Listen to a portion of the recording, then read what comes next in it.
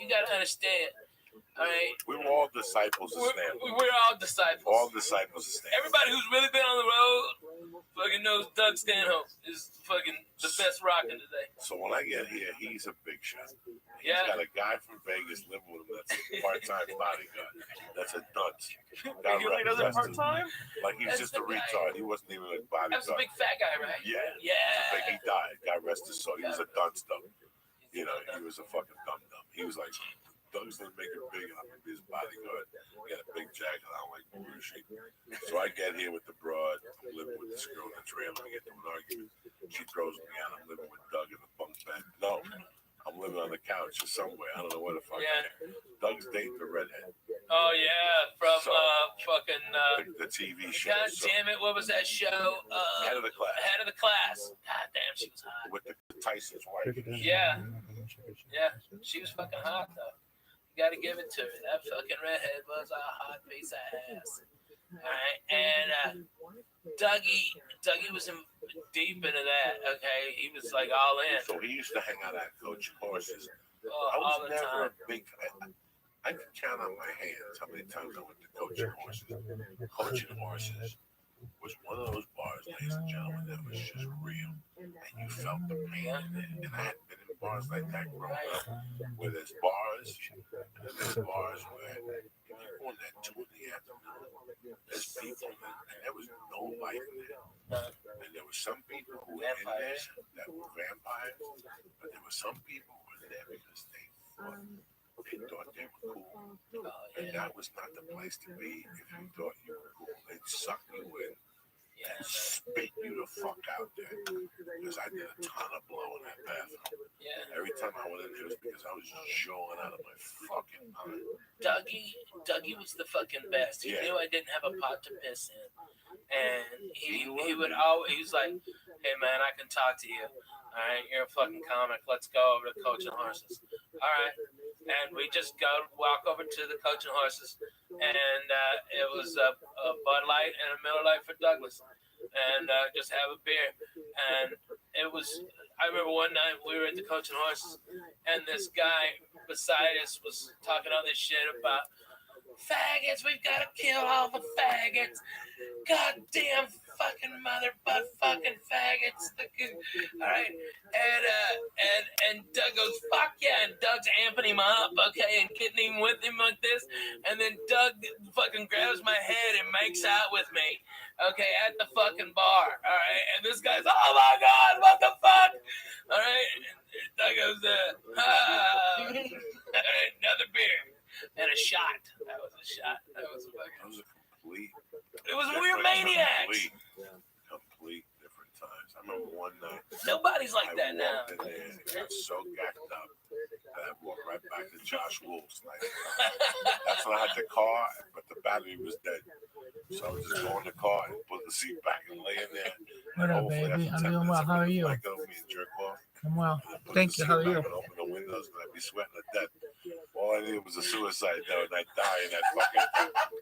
Oh my God. Is that why you had so many tickets that you couldn't move it? There was sometimes that the car would start and sometimes towards the end it was a mystery car. I had to remind, I gotta tell you about this because it's so fucking funny. Because we were on the road with Douglas, okay? And I remember we were sleeping in his Oldsmobile Cutlass, okay? And we fucking rigged booze, and he was doing the porno fucking closer with the beer all over him. So he just smelled like fucking stale beer, cigarettes, all right? And it's in Houston in like April. And so when that fucking sun comes up, it's 110, okay? That's when we both fucking woke up out of our fucking stupor, sweating like pigs. And Doug goes, Ralphie, can I just butt fuck your titty or something like that? All right, it's really wet. Like, get out of here, you fucking creep. But that's how it was. He was just fucking bananas. He was bananas. Really was crazy. He banged Pokey. That's amazing. Okay, that's deadly. You know, seeing him opened up my mind. Like seeing guys on tape that New Year's got me on stage. But in June of '96, I saw Doug stand up. Now, and I've said this before. Excuse me, I was a host at the broker, and the first time Doug came in, he stayed with me. I had just gotten separated. And Doug stayed with me. I was the house MC. This is 92. Wow. And he came I back. didn't even know that. Yeah, and he came back 6 months later, and he had the evening at the Improv. Yeah. And he stayed with me again, and we kept in touch for a while. Then we disappeared out of each other's radar. And then I get to see Al. And people are talking about this fucking Doug Stanhope in San Francisco. He's Right. the funniest guy in the country right now. And I'm like, is this a little guy with hair and he's crazy? And they're like, yeah, And by the way, this guy stayed with me. hold on, man. You got to give him his dues because the guy who came in second place when Dougie won the San Francisco comedy competition was Dane Cook. Okay? And Dane was a motherfucker on stage. You think he's something now? Holy fuck, that kid lit it up. And, I mean, every time standing out, I've seen Mencia get him like that. I've seen Chappelle get him like that. Sam Kinison get him like that. But fucking, I'm telling you, man, that kid's deadly, dude. Okay, Dane Cook. And Dougie still beat him. And it was murderous. It was something that it was completely different than what was going on at that time. Like at that time, comedy for me was MTV, and it was on every channel. Man. VH1 had comedy on Sundays. Yeah. MTV had two Saturated. different comedy shows. Evening at the Improv was out. The 3 shows would put comics on before Jimmy Kimmel and you had Letterman and Carson, all that stuff. So you had all this comedy. And then the first 2 times I saw stand-up, he was just a mid-local, racy type comic. I thought he was funny, but no funny guys. That time I saw him in June of '96. It threw me fucking off. It threw me off that I didn't go back on stage for 2 or 3 fucking days. Like it made me think about, do I want to keep doing comedy, or do I want to get a day job? Because I don't know if I can be that good. That being that good is something completely fucking different. Dude, I had that feeling when I saw Hicks for the first time. When I worked with Kennison, and when I worked with Dougie, and when I worked with Mitch. I got the same thing. Like, what the fuck am I even doing? Yeah, like, what are you doing? That's when you know, you're like, wait a second. He's that good. Yeah. Do you think it's like work, or do you think some people just are born with a certain level? I think there's both. I think there's Dougie was seasoned. He had a certain thing in his personality that gave humanity to an act that I hadn't seen before. Pryor was great. Carlin was great. At that time, Nick DiPaolo I knew from Young Comic Specials and Judd Apatow. Bill Hicks. Bill Hicks, I didn't really know it. Oh, you didn't know Let me him? just think before I answer that real quick. Oh, yeah, please. Yeah, by 96, I loved Hicks and Kennison. And Hicks was great for me. But when I listened to his stuff, it It's a little preachy. It was a little preachy towards the end. Yeah. And that's when there was one particular tape when, anyway, it doesn't really matter. Once I saw Stanhope, it took me 3 days to realize what my next move was. 3 or 2 days to decide whether I'm going to get a day job or I got to go for this and work harder. But I got to be that guy. I got to be that loose. I got to be that free. You got to be that dangerous. You have to be that, out there. If not, you're going to be like the rest of the fucking dudes. That's why when he came here, he was getting banned from the Improv. The time he went to the festival and he burned victim and he told the guy didn't move for some shit. He fucked a chick in Bill Maher's bed and he had to write an apology. It was nonstop. They had never met anything like them at that time. He just walked into the Improv. And the Improv, they're not the Comedy Store. They're not gangsters. They're writers and they, oh my God. They're witty. Yeah, they're witty and shit. He walked in there and changed it. There were rumors that he was walking people on Sunday nights, like walking the Improv and shit already. That's what, he fucking created. And he made it on his fucking terms. He went to war with 20,000 club owners. 20,000 of them on his terms. Yeah. He got his balls shaved on stage. What? Oh my God. The chick never recovered. The Yeah. chick who shaved his balls, she ended up getting raped at the Magician Castle. What the fuck? What are you talking about? Just She lost it just from. We're not laughing about her getting raped. No. If you know this girl, it's a fucking nightmare. It's a nightmare. That was like the 30th one, right? I don't know what happened. I don't get involved. I just know something was not right there. But yeah, everybody who shaved his balls that night was the kiss that somebody got into a car accident. And he hasn't stopped. You always, whenever I go on the road with you, you're like, it's not always like this for comedians. Sometimes they stay in bad hotels. Like, right, they stay in bad hotels every night, and they actually sell stolen hotel Bibles for merch. Who does that? Doug Stanhope. He went to a Periscope one day, and he was like taking. He signs them. And when he runs out of merch, he sells the hotel Bibles. And they love him, man. His fans love him. He's the real deal. He's the real deal, man. From his head, and you really have to appreciate that, especially when you're here and you see all this bullshit. You see people pull up with a nice car and the ripped jeans, and they got the agent with them and the whole thing. Doug Stanhope has a fucking manager that 2 weeks ago was an assistant manager at Burger King, and he just met him. Nah, he's good, dude. What's his name? Charlie? Is he? No, I don't know which one is that. You never know with Doug. One time the guy had rolling papers and beers. He just met him. No, this is a different dude. He's professional. Really? Yeah. It cracks me up. This guy's actually got Doug fucking organized and fucking handled. It's incredible. The guy is great. He busts his ass. Immediately when he came in, he got Doug all settled in and fucking found out the ticket counts exactly. Fucking went and did merge, checked in 4 hours before, came back, make sure Doug was all right, had a suit pressed for him, ready to fucking rock and roll. That's how a tour manager should be. The guy's in good hands. He doesn't drink. If you got to go anywhere, he doesn't drink. He always makes sure food's fucking awesome. Everything's safe. He's the cleaner. Okay, he's the fucking wolf. Okay, of the Doug fucking circus. Okay, this guy's wrangling up. I mean, he used to leave bitches in his wake and women booing, and he used to. Okay, and then boom, he just pop up like once every 3 weeks or some shit. He disrupted a lot of comedians. He disrupted their thinking. Yeah, man. Even at the Comedy Store, where that shit is born, Right. he disrupted a lot of lineups.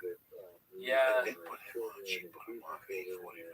You fucking kidding me? Because he looked like a nice guy. He looked like a nice guy. That's what made it She so forgot deadly. He would destroy at 8:45. I mean, destroy so deep that it would ruin the show. He destroyed People people. walk How does it ruin the show? It's just.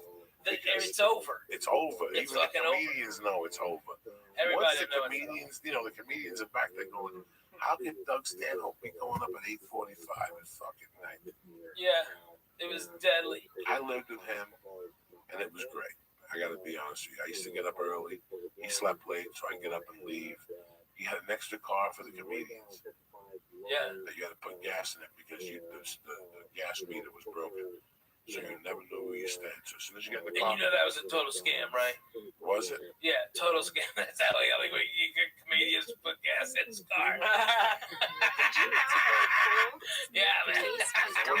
Was the needle busted or not? No, the fucking needle worked perfectly. Okay, you just tell everybody put extra gas in. No, It's broken. It's broken. Put some, dude, I'm telling you. I'm telling you. Okay, it was a total scam. No, It was a fucking dude. one time.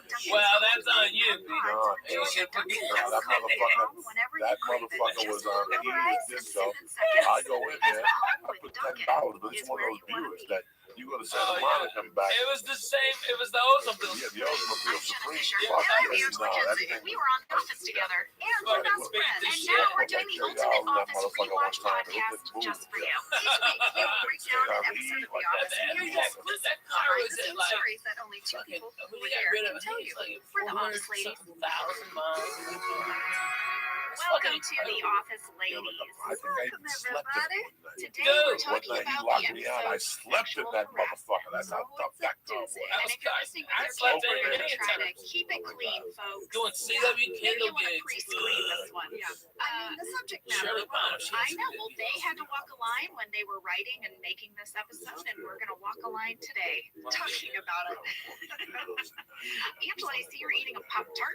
Yes, I am. It's a brown sugar Pop Tart. Brown sugar. I didn't know cinnamon or brown sugar. It has brown icing on it. I think it's the cinnamon brown sugar Pop Tart. Am I right, guys? In the yeah, it's the cinnamon brown sugar Pop Tart. This has been a sticking point in my friendship with Angela for a long time, which is that she can eat things like Pop Tarts, donuts, pancakes for breakfast. This is a bad time for me to tell you. I also had 2 muffins rocking, man. before I the don't Pop even Tart. go in it. I don't do nothing. Every time I drive by it. All right, guys, today is Sexual Harassment Season 2, Episode 2. This was written by BJ Novak and directed by Ken Kwapis. You've probably heard those names before. I want to point out in my first fast fact that BJ Novak wrote Diversity Day and Ken Kwapis directed it. So they already had a little bit of a great back and forth. Yes, they are paired together again. I guess Game is Greg so much assigned BJ different the than when script it of was. sexual harassment because of the good job he had done on You Diversity already Day. On touchy subjects. Yes. Oh, well, and then Ken was asked to direct it. I think it makes sense. Ken Kwapis is such a gentleman. BJ is so smart. He's able to walk that line so well. I think this was the perfect coupling. I do too. I Bring worked with this him in episode to life. Here's a quick summary for this episode. When an upper level manager is let go because of sexual harassment, corporate requires everyone in the company to undergo sexual harassment training. Mike's That's a food friend time for Todd you, Packer comes into the office and starts harassing everyone. Nah, I think I busted it, man. I think you Years rebusted. later, we would have our own seminars. But at least you didn't, He would have you us know, attend. push Talk and turn about down this. my And they bathroom. would use clips Okay, from this straight. episode. That was always What forgettable. not to do I at work. appreciate And that. other episodes. And other episodes, we're like, oh, it's us again. I Oh yeah, I still should want to mention be having out that. there. I Okay, was okay, telling good. Lena. And also, you know, after reading the scripts, the network originally wanted to air sexual harassment as our season premiere for season 2. I know. Probably good that we eased into that one. It is because this brings me to my second fast fact, which is that this episode originally aired with a warning. It did? Yes, which is very unusual for network television. Oh, I didn't know It that. aired with a warning before the episode that said this episode contains adult content and subject matter. Oh. Yeah, and you know why? Yeah. All right, parents, this is singles. where you're going to want to start. Maybe mute put earmuffs on. Earmuffs on the kids. It all came down to the word boner. Yes, with Phyllis. With Phyllis, the scene with Phyllis at the end when Steve says something like, "No, I'm just afraid I'll get a boner." The network wanted to change it to, "I'm afraid I'll get a swing." BJ and Ray, Swirl? yeah, NBC is like, let's make it way let's swirl. make it a swing. I'm afraid I'll get a swing. Yeah, and BJ fought to keep boner in the episode. The warning was their way of having a compromise. We were surprised that clitoris made it in the episode. I mean, there's a whole runner with a blow-up doll. Right? Pam's supposed to kiss a blow-up doll. There's, to me, many red flags here. A lot of stuff happening. But they got stuck on boner. They got stuck on boner. Sorry. Oh boy. There's too many that's what she said in this Yeah. episode. Okay, That could parents. be a drinking game for this episode. Wow. I Don't think this condone is that. mature. Okay. Okay. But even still, even with the warning, there was one network in Kentucky that refused to air this episode. Oh, this is Wow, Yeah, man. so we It was just a Sorry, parking Kentucky. spot. we got pulled off the air. You can watch it on Netflix right now, Yeah. folks in But Kentucky. get the That behind is you so of the funny to building. me because the word boner, sorry to go back there, is so funny. Phyllis's reaction to the word boner. Yes, it wouldn't be the same if It it was wouldn't be the swing. same. It wouldn't be the same. And for me, what made that moment funny was Phyllis. Her look to Michael when he said it was hilarious. So, okay, moving on. We can talk more about that scene later in the episode. We can really, I have a lot to say about that scene. Oh gosh, more? Okay. My third fast fact is that we get to meet Todd Packer, finally! The Todd Packer in the flesh comes into the office, played by Dave Keckner. Okay, so I have known Dave Keckner, oh my gosh, maybe 16 years. I've known him a really long time. We met back at Improv Olympic. He had taken Second City in Chicago, and he used Steve from Second City and Nancy, Steve's wife, Nancy. I called Dave last night, and I was like, Dave, we're gonna do sexual harassment. He's like, do you have people come in the What room? do you like I about was it? like, we do, Dave. Can you come in tomorrow? And he's like, nah, I'm working. I I was just, like, I "Okay." listen to stuff And on then I fire said, too. oh, Dave, can I record our conversation? He's like, yeah, sure. Tell me when you're ready to go. This is great. Yes, it's great. So I did the swipe up on my iPhone, you know, where your flashlight is? Sure. You know, underneath, like by your flashlight. I know there's a my little- phone. Okay, there's a little record button. Okay. So I hit the record button. And Yeah. I was like, let's do this. I'm feeling like this isn't going where we're hoping. Okay, Dave and I talked for half an hour. Yeah. I have 30 minutes Okay. of me filming my screen Yeah. with no sound. Okay. Okay, it's a record button. How was I supposed to know it doesn't record sound? I don't know where to begin with this one. Angela, I'm 100 years old. well, it's just that it's sort of like when my mom wrote me my first email. Yeah. She called me on the phone and said, "Why haven't you responded to my email that I sent you?" Yeah. And I said, "Well, I never got your email. What email address did you send it to?" And she said, "I sent it to you. I sent it to Jenna." And I said, I don't understand. And she said, "I opened the email box and it said to, and I wrote Jenna." She just sent an email to Jenna. That is very similar to what you've done here with the record button on your phone. A little bit. Come on. A little bit. Wait a minute. It's kind of. Anyway, whatever, guys. The long story short here is Dave, thank you so much for talking to me last night for half an hour. And I wrote down everything we talked about because it didn't It's not a record. union. You do have a fire. gazillion No, that's note really cards. crazy. Angela had to move But it just seats went away. because she has so many note I have cards. so many note cards. I have lots of little fun tidbits from Dave, but I'll save those as we go. Okay, that's great. Something I'd like to expand on Always is gotta be at what least you were one. saying about Steve Carell starting at Second City in Chicago. I think a lot of people don't realize the long journey that a lot of us took before we landed on the office, and in particular Steve Carell. He was doing comedy in Chicago on Second City for a very, very long time, and then he and his wife Nancy, they moved to New York City because she had an audition for Saturday Night Live, and she got it. She did. Her and Dave were on Saturday Night Live together. So they had known each other for a really long time and joined him quite a bit. And Steve was really excited. He's actually I love this son of a But this is this is across the hall. Okay. So the window's open. I'm smoking cigarettes like a motherfucker. I'm smoking cigarettes. I'm chasing joints and cigarettes. You know me, though. It's 9:30 in the morning. I'm on the third joint. I'm on a pack of cigarettes and shit, Camel Lights. Together doing And I'm comedy blowing for these close to cigarettes out the 15 window, years. half lit on fire, right? For so long. And you were in those circles, Angela. I never got into that. I never did And the all of a comedy sudden you hear, improv sketch Yes, Now, I met did not Dave know there was years anybody out ago there. at Improv Wing in Los Angeles. It was called Bio West. And I go, he what was the part fuck? of And I a keep hearing phenomenal this, improv show called who the Shark fuck Boys. lit me on These fire? guys And were I'm sitting there, amazing. who lights somebody on They were fire? fantastic. And I go, I did. Sell out. It would And I look out the be window, there's the standing guy room fucking only. smoking They his were shirt or amazing. something. Clothes just smoking the poor fucking guy. And Pete I Holmes, go Dave home. Kepner, and The cops don't come. Nobody knows nothing. I'm out of Wow, what a show. It was great. So It's about 10 o'clock at night. I these walk guys back are and there's best the of the same best. homeless I was guy working in the light with a booth. blanket I on was his in charge of feet. calling the lights. with a cigarette burnt. It's just caught on fire and wet. Is that motherfucker? Shame on you to decide.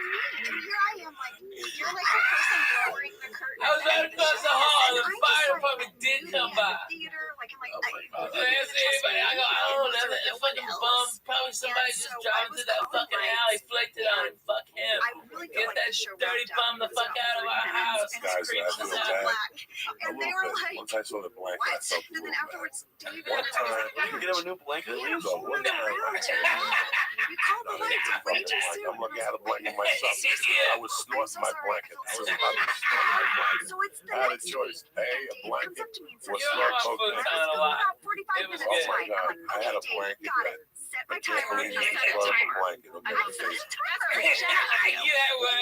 Yes, I didn't want to get it wrong. So anyway, I'm up It in the was light booth. maroon on one side 39 minutes. I and thought they tan had their on outs, the Jenna. The one Okay, I had? I did not pull Yeah. lights. Just no, Brown. no.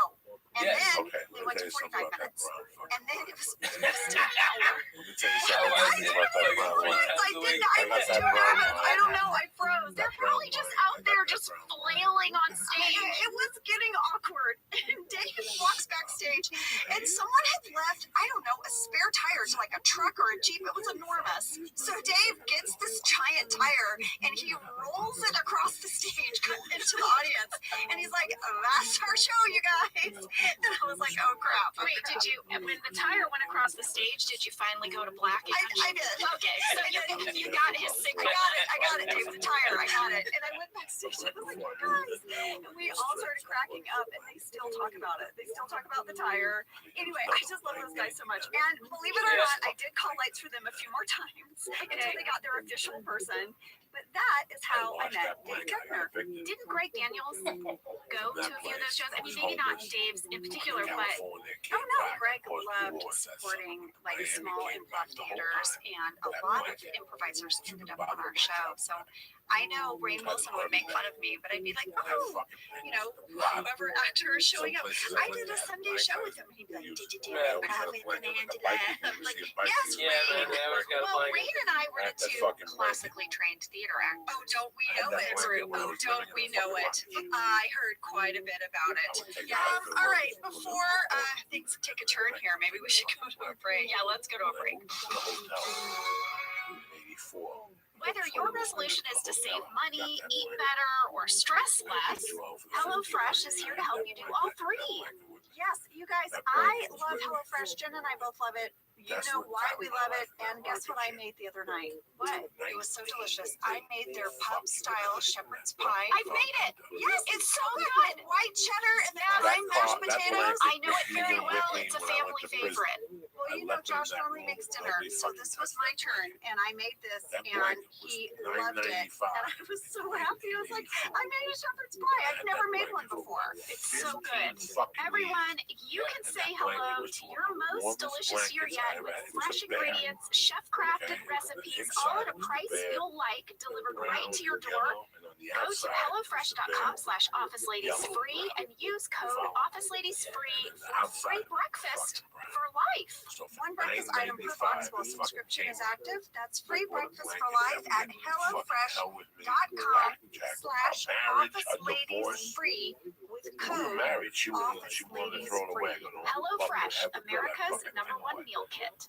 This show is sponsored by BetterHelp. You know, around New Year's, we all reflect, and Because people in those start days, I making would just lists take of the what they fucking could do clothes to out be their of best the self army for the bag, next year. take the Yes, fucking I blanket think, out, you know, the new put the year clothes definitely back in, makes you use think it as New a Year's pillow, resolution. put that What do I blanket want to out. change? New Year, That was new an me, all-purpose that kind army of thing. bag I had. Yes, I had but a water, perhaps I had a this razor year blade for we blow. could be I reflecting had a on what we're fucking wrench in already there, had doing to break a right. window for a car. And therapy Oh, can no, help no, you wait, figure that- out your that fucking strengths so blanket that you was can there ditch with this me. idea that you And need that some blanket, I extreme was watching. change or this extreme All New that Year's blanket resolution wanted and was my love, just, and I watched you it, know, and that you can fucking make brought changes back that really everything. stick because they're based on your strengths. I like that. If you're thinking of starting therapy, give BetterHelp a try. It's entirely online, designed to be convenient, flexible, and suited to your schedule.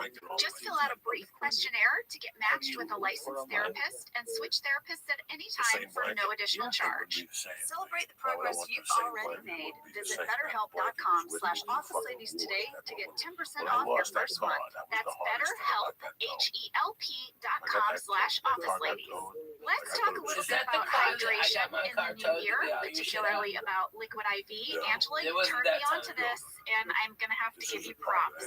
Oh, thanks. It's pretty good. Yeah, You told yeah. me that you I use got this you, when I you got you. travel to stay better hydrated. I I gotta started have my doing the car same towed thing. to You know, get whenever all we go your on a shit road out because trip, they it's wouldn't like let I you don't in want to the drink lot. too much water because then I'll have to pee, and then I find All I myself could so get was the back dehydrated. seat and sit So in I the use front. this.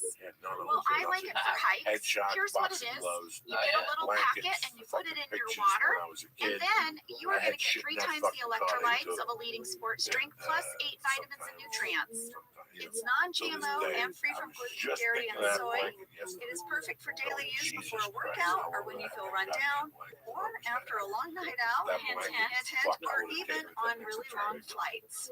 Rehydrate yourself for the new year. Grab your Liquid IV Hydration Multiplier sugar-free in bulk nationwide at Costco, or get 20% off your first order when you go to liquidiv.com and use code OfficeLadies at checkout.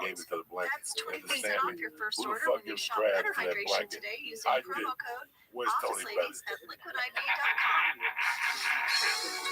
And we're back talking about the sexual harassment episode. Here we go. Here we go. Buckle in, everyone. Buckle in, as they say. In rewatching this episode, Angela, I was very uncomfortable. Yeah, I was more squirmy during this than Diversity Day. Well, yeah, I mean, I don't know. They're both equally squirmy for me. But then I was squirmy during Hot Girl. I think that I had forgotten how really cringy and uncomfortable the show can get sometimes. Oh, we pushed it. We pushed it to the line and then went over the line. How did this show get on the air? I mean, I know this particular episode got on with a warning, but in general, what was going on? I don't know. I mean, you know, I grew up overseas and I grew up with a lot of British television. And they definitely pushed the line. And I think the show was in the spirit of the BBC version. And I don't know.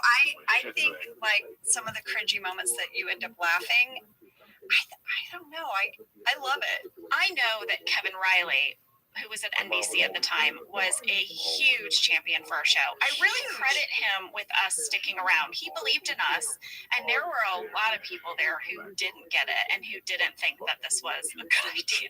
No, it's true. He fought for us. And when we finally won an Emmy for Best Comedy Ensemble, we all went backstage for photos, and the guys, the cast, picked up Kevin Riley up in the air. And that's the photo that was in the LA Times, because we all knew that he put his neck on the line for us. And I mean, I'll always be grateful to Kevin for that. The episode begins with Michael walking up to Jim's desk to see if he has received his hilarious email forward. Michael has a talking head where he declares himself the king of forwards. And he says, that's how I like to do business. Yeah. I have a funny story about a behind the scenes moment that happened on set while we were filming a big group scene in the bullpen talking about these email forwards. And Was I there? you were there. Everyone Right. was there. Everyone was there. Kelly was there still with an updo. When is the episode where Kelly becomes an Exactly. And that's what we need to look for. No, so this is an episode that John Krasinski and I will never forget because he about fell out of his chair. At 9 minutes, 16 seconds, you know, we're talking about the email forwards, and Michael's really upset that they want him to stop doing this. And I say, I hate them. You send me these filthy emails and you say, forward them to 10 people or you'll have bad luck. Right? That's my line. So we had been working on this scene for a while, and then we went to lunch and we came back. Oh, that's always so hard to pick up a scene. Yes. Lunch in between. Yes, and I think it was like around 3 o'clock in the afternoon. Everyone's real off at that time. Everyone's a little tired. People are a little bit more punchy. Yeah.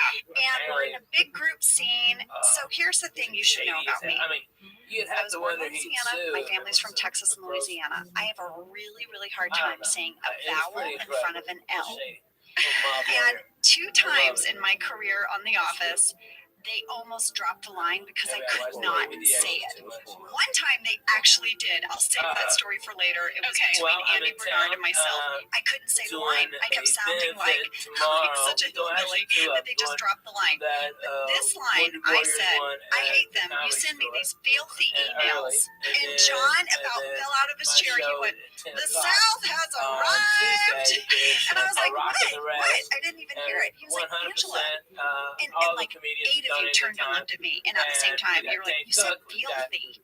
Filthy. And I said, how do you say it? And you're like, filthy. And I had to like really concentrate. Filthy. Filthy. Because I automatically want to say filthy. Filthy. But somewhere there's footage of me saying, you send me these filthy emails. And John lost it. You and John had a great relationship on the show. You guys were big brother, kid sister. And it was so sweet. I loved your banter, and I loved just, I don't know, you guys were really cute. You would tease one another. I know, he felt like my big brother, even though he's like younger than me. Like he did. He felt like my big brother that I teased. And he loved it when I slipped into Southern drawl. He'd be like, well, hello. We really need it. He loved it. So next up, Todd Packer comes in the office, and it's gonna be boy, a fucking great does show. Dave Keckner own a room when he enters that Oh, so room. you know, Yes, Dave told me last night on the phone. He said, Todd Packer just comes in and blows up your world, and then kaboom, leaves. No consequences. Mic drop. Yeah. See you later. And then he's I out. bet it is, man. They don't I have really a little fuck tidbit around. about Dave. Those Oh, guys tell me. kinda Okay, get so their Dave shit told me together. he actually auditioned You know, for Michael I mean, Scott. they're Oh, always yes, he had phenomenal known Greg maniacs. Daniels for And then years. when they- He had when done they a make, pilot for like, one of Greg's everyone is like, let me writers on top King of the the Hill. last. Yeah. So he Okay, knew Greg like, for a long fucking time, Irvine and they brought him in was for Michael Scott, fucking and he said, amazing Ange, when they redid I it. was Okay, you got a obsessed mommy burger in there. BBC That's a version, fucking deadly and all I had in my head was Ricky Gervais. That's, And I then, couldn't do it boom, any other this way. one is So he the was fourth doing a one in little bit of Southern an California, impersonation of Ricky. and Yes, it's the and I newest think a one. lot of people did that They that had came to do in, but something Steve bigger had and not better seen than it, Irvine. and I think that really You know, they helped got him to kind step of up, so they make got his another own Copper person. Blues in Yeah, there. but they, which is he told fucking me like when they brought him in for 100 Todd beers on Packer, he tap. was so excited Fucking because like yes, it was 300. based on Lynchy, right, in the BBC version. Oh yeah, so in the BBC version, David Brent has a friend named No, Chris but it's Finch, great. It's fun. and they call him Finchy, and he is the Todd Packer of the British show. Basically, it's just this one-sided best friendship, and if you can believe, Chris Finch is worse than Todd Packer. If you watch the British show, you think it can't get worse than Todd Packer. If you're looking for that, check out the British version.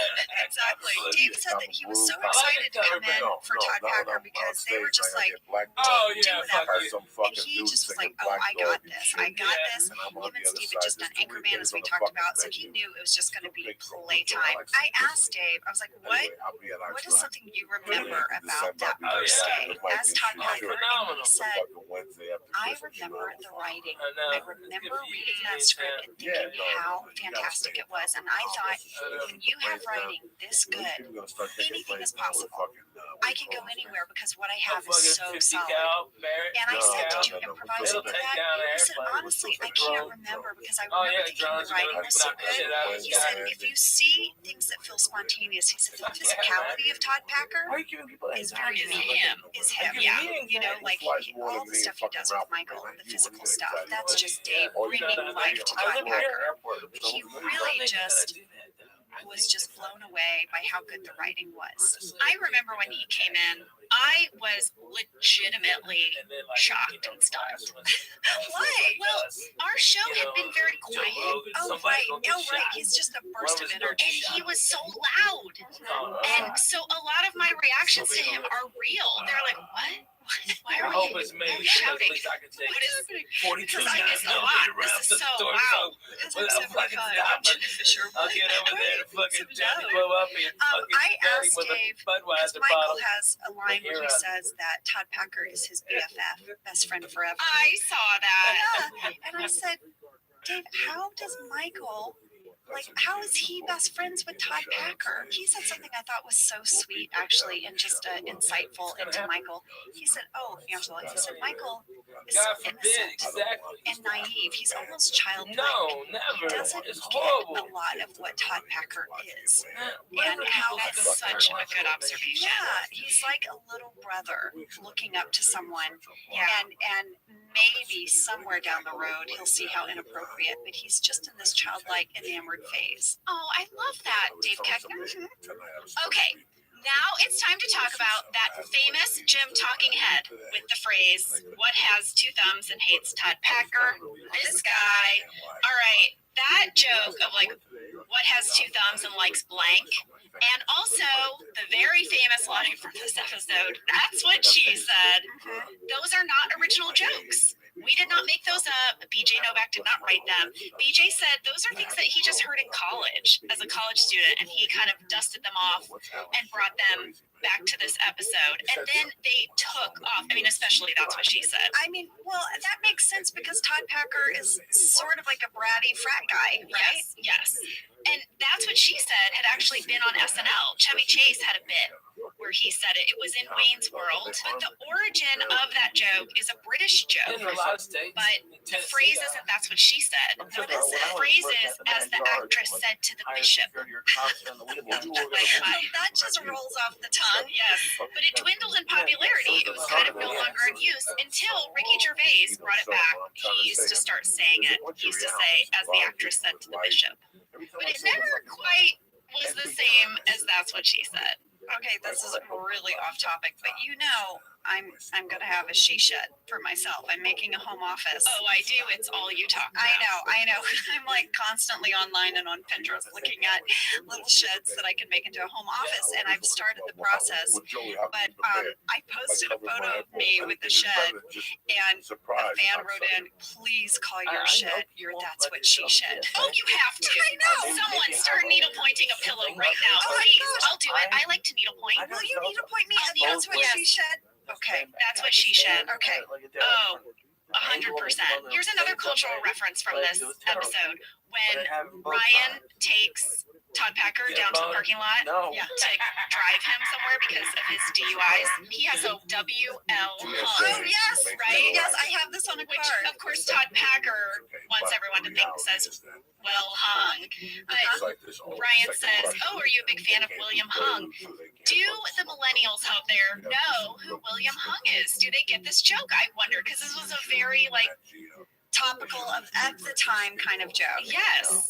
So William Hung was an old American Idol reference. He was a contestant, and he gave this horrible yet very committed rendition of Ricky Martin's She Bangs. Yes, season 3, and like the judges could barely hold it together. Bless his heart. It was so pure, so honest. He was like an engineering student. Yeah. His secret passion in life was to sing.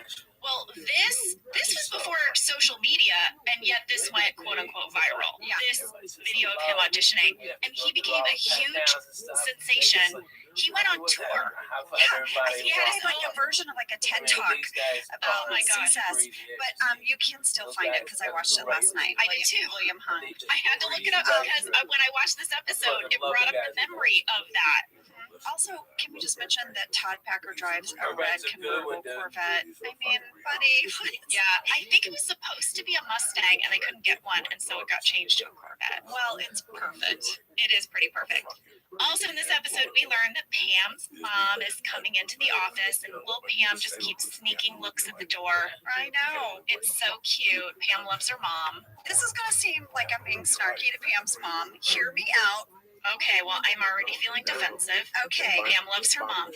Pam's mom says, "Oh, is this your area?" I'm like, "What, has she never been to the office in 3 years? 3 years you've been working at Dunder Mifflin. Your mom's never stopped by." It's making me sad. Okay, I'm just saying.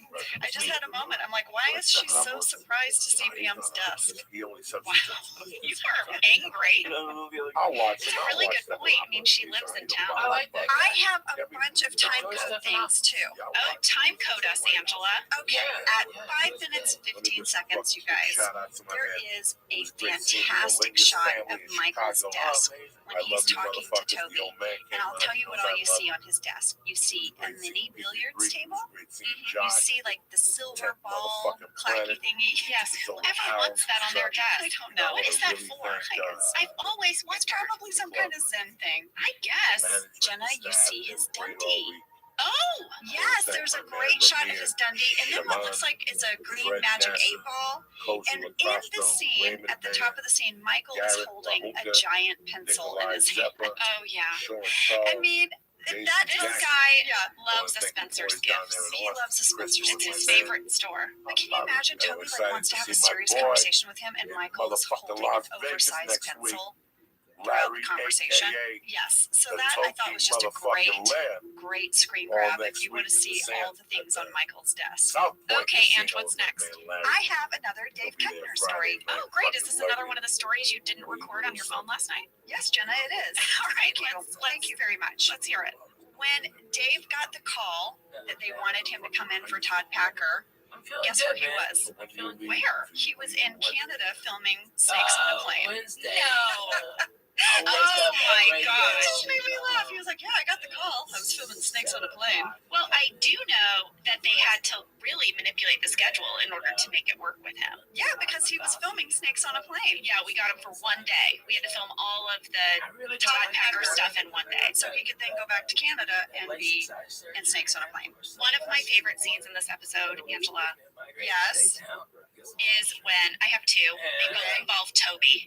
Oh, yeah. Okay, the first is when Toby reveals he has to do a review of the sexual harassment policy.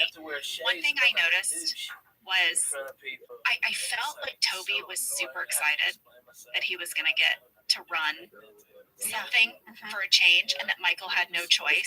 I know I just watched the scene a couple times, and I felt like I could see this little like happy glint in Paul's eye as he was explaining to Michael that he was going to do this, period. But I also noticed that Toby's presentation happens in the bullpen. Yes, it does not happen in the conference room. And if I remember correctly, it is because we decided that Michael would allow him to have his presentation, but not in the conference room, not in his space. Yeah, under no circumstances. Maybe I just made that up in my own head. Maybe it's true. The other thing that was interesting to me that we'd never seen before is Toby does a talking head in front of the vending machine in the break room.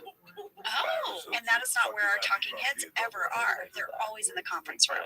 Toby is clearly, ever since he got thrown out of the conference room, has not been invited back into the conference room. I watched the deleted scenes for this, and there is a runner of Michael talking heads where he's just talking about how much he hates Toby in different ways. Oh my gosh. It's so good. I have to say, for anybody out there who is wishing there was more Office or wishing you could watch more of The Office, you actually can. It is the deleted scenes. I have been enjoying them so much. So really, look for them because just these runner of talking heads from Michael were wonderful. Yeah, I saw some that were pretty amazing. And I wonder out there if the webisodes are available. Oh yeah, you guys won an Emmy Award for your webisodes. Oh, we wanted I remember that. for the accountants. Yeah. I really want some more Pop-Tart. I have it sitting next to me, but I'm afraid it's going to be really loud. We can take a Pop-Tart break if you need to. Angela, you want us to take a break so you can have some Pop-Tart? Is this how you talk to your kids, Jenna? Baby, you want to have some Pop-Tart? Yes, I want to have Pop-Tart. All right, guys, we're going to take a break so Angela can have more of her Pop-Tart. Tell me, can you hear me eating this Pop-Tart? 1 second. Yeah, it's gross. Why? It's not gross. It's a Pop-Tart. It's no one wants to listen to someone chew and swallow. That is Amazing. maybe something she said. All right, we're going to break. Welcome back, everybody. All right, this is totally off topic, but in preparing for this episode, I like to go back and look at some of the old photos that I have, and it helps me remember things. Yeah. You know, as you know, I'm a hoarder. I have multiple bins of photos. I found pictures, Jenna, from my first red carpet. It was with you. I was your plus one. Never forget this. You know what it was called? Yeah. Pause for style. Not pause button, guys. Pause. Like a dog. Like a PAWS. Pause for style. Yes, it was a runway show where celebrities walked a catwalk with their dogs, and the dogs were wearing the fashion. So the celebrities were wearing whatever they showed up in, and the dogs were dressed in outfits. It was kind of a hot mess. And the money went to the Humane Society. That's why we went. Yes. You were invited. I was invited to bring my dog, Wesley. And Angela, this was your first red carpet. We talked in the Dundies episode about how I walked the red carpet for 40-year-old virgin. And I somehow just didn't do it. You skipped it. I don't think it was intentional. I think I just didn't know. I think I just went inside and got my popcorn. But for Pause for Style, you did walk the red carpet. Yeah, I wanted to pick the biggest event possible for my first red for carpet. your coming out. I said, I mean, it's almost like my character. Do you know how many photographers there are? 2. Angela over here. Angela over here. It was like art, like life recreating art or whatever was that saying? Life intimidating, or no. I'm tired. I just spit out my coffee because you said life intimidating art. I am tired, you guys. I am so tired. Art imitating life. That's what I'm trying to say. Yeah. Not life intimidating art. Oh, good Lord. Anyway, so here we are at Pause for Style. The big name was Paula Abdul with her 2 or 3 dogs she had. like 3 little dogs in outfits. I remember meeting her out by the red carpet. I remember Wesley and her dogs. They all smelled each other as they do. She was very nice. Very nice. I have great photos from this night. I can only imagine. I did my own hair and makeup. Man, This is I've been before running I those discovered goddamn the jokes. flat iron. So it's just for like frizzy, 5 guys. years It's just straight. frizzy, I down haven't and straight. actually I bought a tank top at 4 to Target, 5 Yeah, seconds. and I bought one at the Gap, and I layered them. Album And I layered my tank tops. They're both turquoise. Why did I layer 2 turquoise tank tops? I don't know. And then I bought some white jeans at Target, and this is what I wore. Now, I'm going to say something. You always really do look good in turquoise, Angela. Thank you. It's a great color on you. So I think in that way you styled yourself well. Thank you. I think you can tell because you texted. Like, you're like, oh, God. And there, you know, there's like, oh, my God, there's a, like, you get to exhale. All right. And then you really take it in. And then it'll come, if it hasn't already, the panic that you can't do those jokes no more because people are gonna see all that shit coming, and you're not the type, because Joey's a real comedian. He won't allow himself, and he'll beat himself up to dig deeper and go realer. Okay, and that's what this is gonna do. It's gonna act as a catalyst to spur his writing. And in a fucking year, he'll have an hour and a half, and that's how it is. But for like the next month, it's gonna be a little bit of a panic. All right, and no, I'm in no panic at all. Good. Let it breathe. No panic at all. I'm in the state of. Where you at? I'm in the state of. Because I know the whole fucking thing.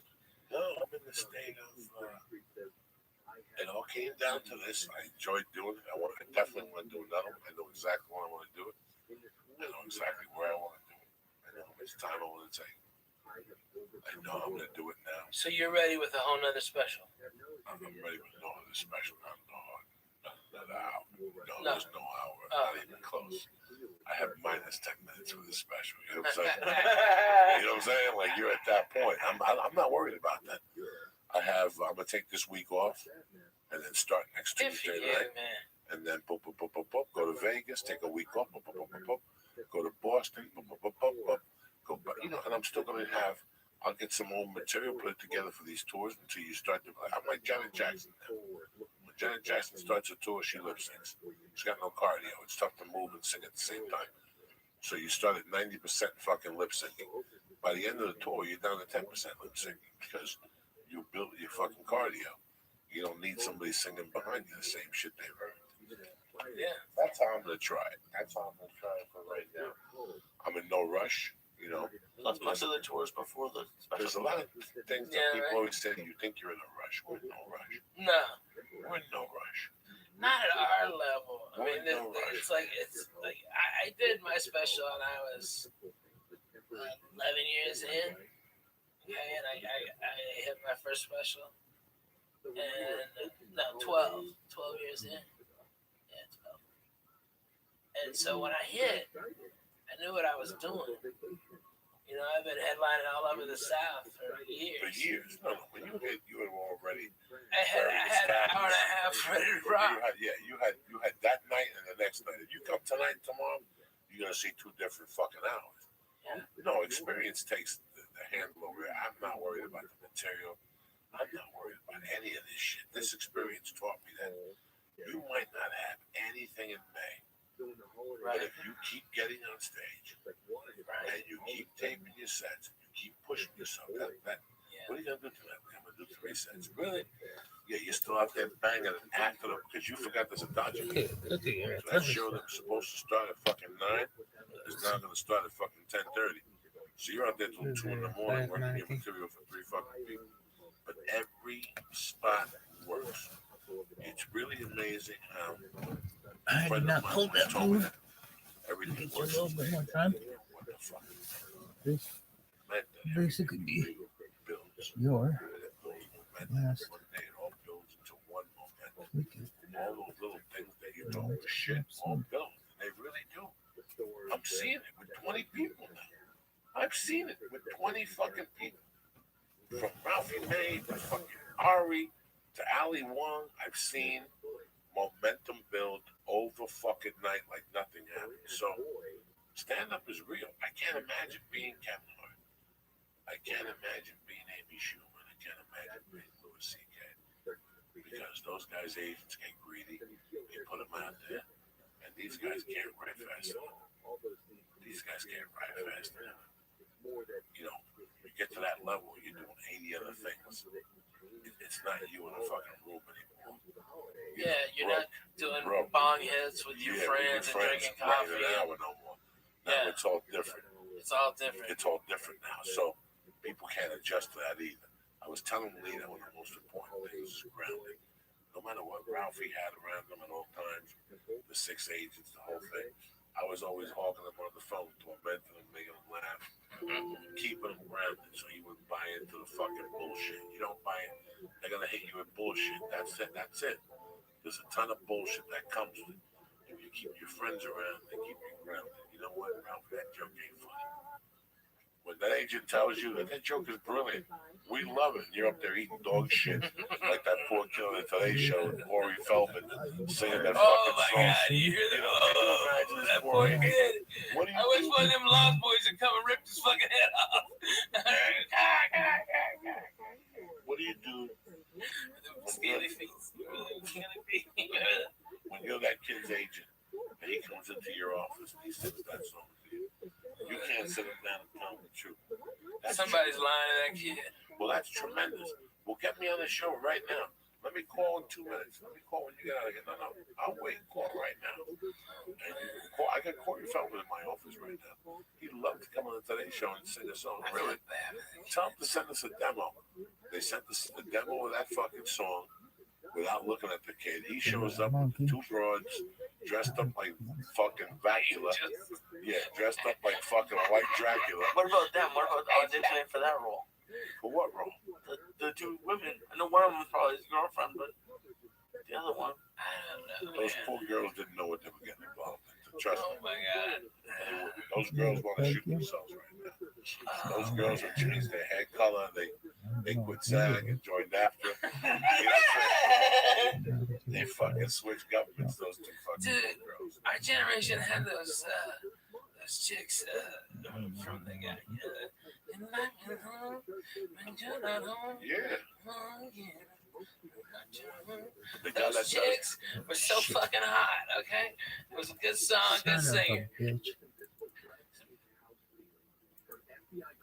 She should know.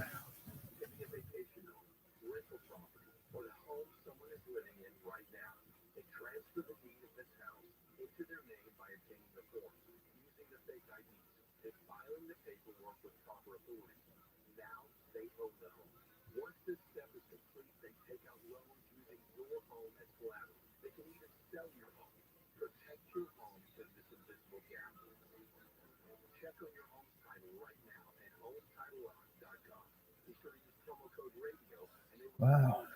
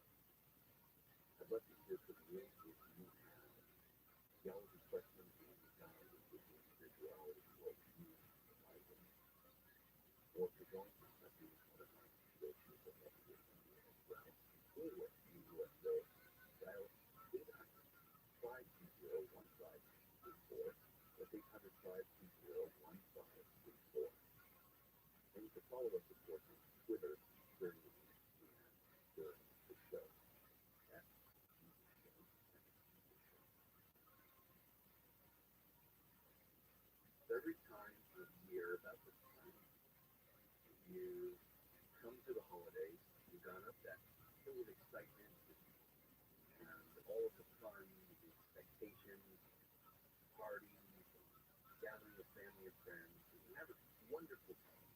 And you welcome in the new year.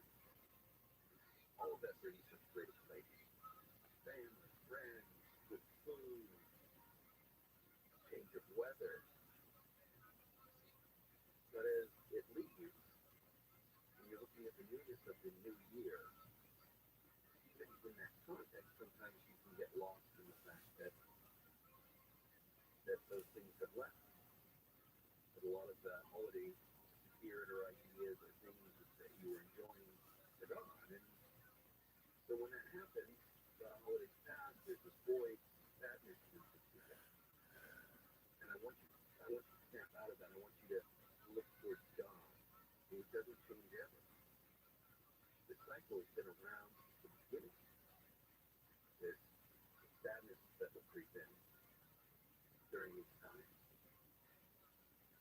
Even the psalmist wrestled with sadness. Obviously not for the holidays necessarily, but sought comfort in the hope of God, not the hope of pain. Psalm 42:5 says, "Why, my soul, are you downcast? Why so disturbed within me? Put your hope in God. Why will yet praise Him, my Savior and my God?" The world and all the temporary distractions in it will compete for your attention, no doubt, daily, day in, day out. It'll often twist your emotions up into a ball, causing confusion, maybe loss of direction, get turned around. And this is when you should submit totally and completely to God. Proverbs 3:5-6 says, "Trust in the Lord with all your heart and lean not on your own understanding. In all your ways submit to Him, and He will make your path straight." You get caught up in the things of the world, things going on in life, you get turned around, you don't know which way's up. But with God, you always do. God has got a hope. True hope can only come through God. Hope comes from the complete trust in God and His plan for you. Romans 15:13 says, "May the God of hope fill you with all joy and peace as you trust in Him." Life situations will weigh on you, pull you in different directions all the time. You feel like you're going to burst. But always remember, the greater He who is living inside you than He who is in the world.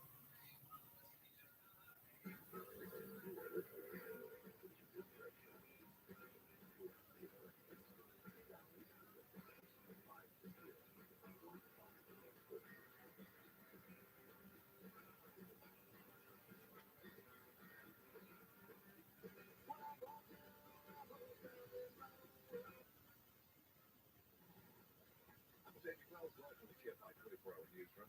The NTSB has taken over the investigation into an Alaska Airlines airplane incident in Portland, Oregon. Investigators will try to figure out what caused the section of a Boeing 737 MAX airplane to break off mid-flight, causing an emergency landing. We believe, from looking at radar data, that the door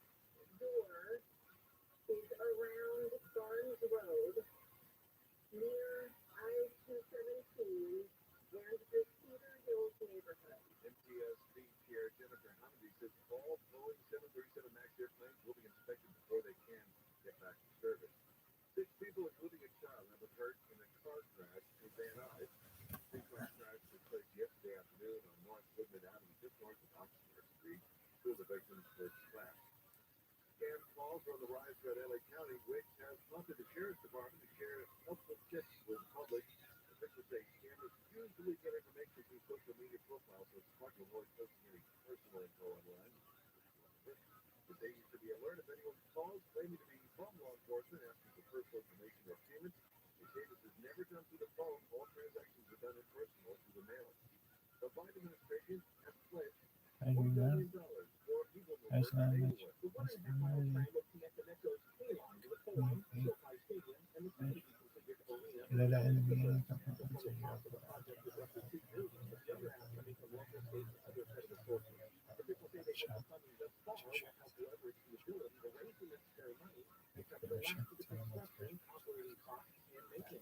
People move is projected to be fully operational before the Olympics in 2028 and will carry 11,000 people an hour. Speed correctly, Binary. The first tornado of 2024 in the U.S. has been reported in Texas. The National Weather Service in Houston confirms the 80-mile-an-hour tornado landed near Lake Jackson on Friday, uprooting trees, knocking down power lines, and causing damage to nearby homes. The switcher was on the ground in only a few minutes. No one was hurt. Well, we're going to crash on the 5 in Irvine. 5 northbound at San Julian Avenue. That crash is about 2 middle lanes block involving an overturned vehicle. Good guessing on the 405 East off-ramp to Lakewood Boulevard. That's a stall block. We all connect there. There's a crash in our east of 91 westbound off-ramp to Pioneer Boulevard. That's the right shoulder of the on-ramp block. And then on the crash is cleared on the 10 east of 5th to 15th. Involving an overturned vehicle to move to the right shoulder. In the line is one of the disaster in Jack Vegas. This is Jacob Evans. If you've been in a truck accident, call 844-24-JACOB. Southern weather from KFI. Wind advisory in effect until 7 o'clock this evening. Partly cloudy this morning and pretty sunny later on. The highs around 60 today in Metro LA. OC to beaches, mid 50s in the valleys. Upper 30s and 40s in the Antelope Valley. Areas of west, northwest winds 20 to 30 miles per hour. We're gusting up to 45 miles per hour today. It'll be clear tonight. The lows around 40. And we've got sunshine for Monday. The high temperatures are lower 60s in Metro LA. OC, the upper 50s and low 60s in the valleys and upper 40s in the AV. Now 51 in Anaheim. It's 57 degrees in Laguna Beach. TV Local, live from the KFI 24-hour newsroom. I'm Sandy Wells. AM 640. More stimulating talk. There are many things to love about winter. Cozy sweaters, celebrations, and family time. But winter can also bring those stressors. Extra expenses, seasonal rush, and so much family time. If you and your loved ones are feeling stressed or anxious this winter, Cal Folks can help. Check out our free mental health resources at calfolks.org today. In this week's Marketers Report, we learn about the value of local influencers in uncertain times. From Allison Griffin, head of marketing at State Farm. The economy is tough for everyone, and taking a step back and understanding the pain that your customers are currently going through because of the tough environment is really important. We have 19,000 agents across the country, and they understand what's going on in those very unique communities. iHeart has such a broad broadcast reach that is local, connected, and for us to be able to touch customers with a local feel but at a national scale is so efficient and important for us. As the #1 audio company, iHeartMedia gives marketers access to all, from national to local, every audience, live conversations, trusted influencers, and the insights and data you need to grow. Not just a media company, iHeartMedia is your access company. If you're a marketer, go to iHeartResults.com. Operation Hope is at the forefront of meaningful change, committed to ensuring that everyone has the opportunity to realize their financial aspirations. Our mission, uplift those left behind, transform communities, and ensure financial freedom is available to everyone. Our financial coaches are from the communities they serve and are here to help with their peace of mind, creating pathways for financial wellness and stability tailored to individual needs. Becoming involved is more than just joining a cause. It's a lifeline. Visit OperationHope.org to learn more and get involved. Traveling for the holidays? Pure Talk has you covered, because they just added international roaming to over 30 countries. That's right. Whether you're making calls from the Vatican or on a beach in the Bahamas, you're covered. From the steps of Buckingham Palace or your villa in Santorini, you can dial away. And here's the best part. There's no rate increase. Pure Talk still saves the average family almost $1,000 a year with plans starting at just $20 a month. And they put you on America's most dependable 5G network, so the coverage is second to none. Stop dragging your feet. Switch to Pure Talk, a veteran-owned wireless company with simply the best U.S. customer service team. Now with international roaming to over 30 countries. From your cell phone, dial pound 250 and say the keyword "save now" to make the switch. And you'll save an additional 50% off your first month. Again, dial pound 250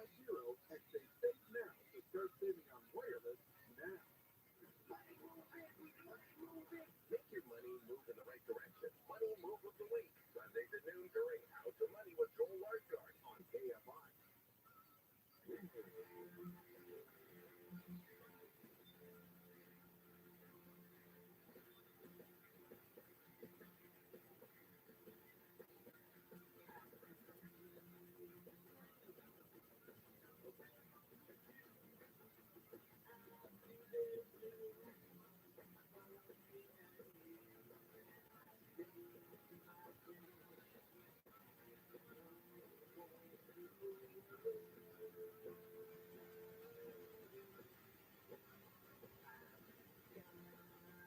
is the Jesus Christ Show.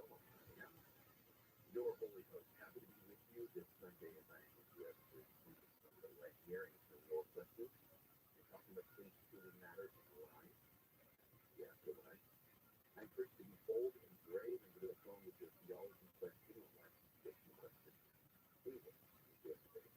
Dial 800-520-1534. That's 800-520-1534.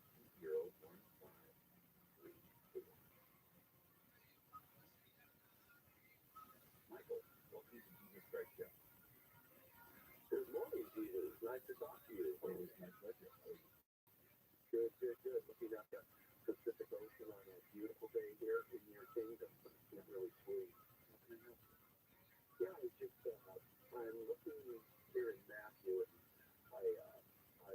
I'm in the scriptures daily, very many, I would say hours daily, and I've learned through your word and the Old Testament how to really, in the imagination, the image to really to be with you, and just how everything laid about and fulfilling in you, and it's just such an amazing thing, these scriptures and how they do them in our lives, and it's just something.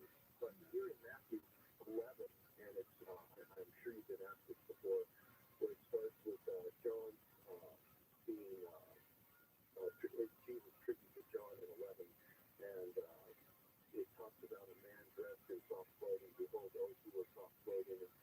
Anyway, it goes on down to 14, and it says, and if you care to accept that he himself is Elijah. Now, this is after he states that the kingdom suffers violence, and the prophet of the law prophesied unto John. And then, if you care to accept that he himself is Elijah. And I'm just wondering how much, if I've missed stuff over the years, if he talks, if this is in fact reincarnation. I know I don't see it in very many other scriptures where the physical body, is again in flesh. But is this really just a spirit thing where the spirit of Elijah comes through John? And I know that spirit went out a long time before you manifested into your flesh. So I'm just curious about that. Okay, a couple of things. First, the full verse that you're referring to, and if you care to accept that he himself is Elijah, who was to come, or is to come, depending on your translation. But okay, so that's a qualifier that where I use that. Now, if you cross-reference that with Luke 1:17, in Luke 1:17, there's a bit of a clarification that is important here. It says to kind of interpret this there. So, 1:17, real quick. Yeah. Okay, so in 1:17, you read this, and it is he who will go as a forerunner before him in the spirit and power of Elijah to turn the hearts of the fathers. So the comparison there is not about the physical, but about the spiritual and the message and the prophecy that was coming both with Elijah and with John the Baptist. Now here's the clincher that it's not reincarnation. What do you know about Elijah? Yeah, he was, let's see, did he die? No, he didn't. Exactly. So there is no reincarnation. Reincarnation is re-flesh, or so the flesh is not gone, right? So there's no way to have reincarnation. Plus, Scripture has over and over again it explains that there isn't any reincarnation. It says it's appointed for man to die once, and then the judgment in Hebrews, right? And then in Corinthians, Paul says the absent in the body is the presence of the Lord. So, there's no place in the Old Testament that would have been. I'm just sure there would have been more examples of that, and it really there's not. And I know just deep down that to be, or I was hoping. I just because I already think I really knew that it wasn't the spirit. That's exactly the way you should study scripture. You have to ask those questions, not about what you said, not making it time or trying to squeeze it out something there. You're just letting it breathe and speak naturally. And in that case, it's very easy to look at that and think that it is at least leaning towards the incarnation. But once you start letting it, unfold a little bit and explain itself, you start to see that there's no real room for the incarnation there at all.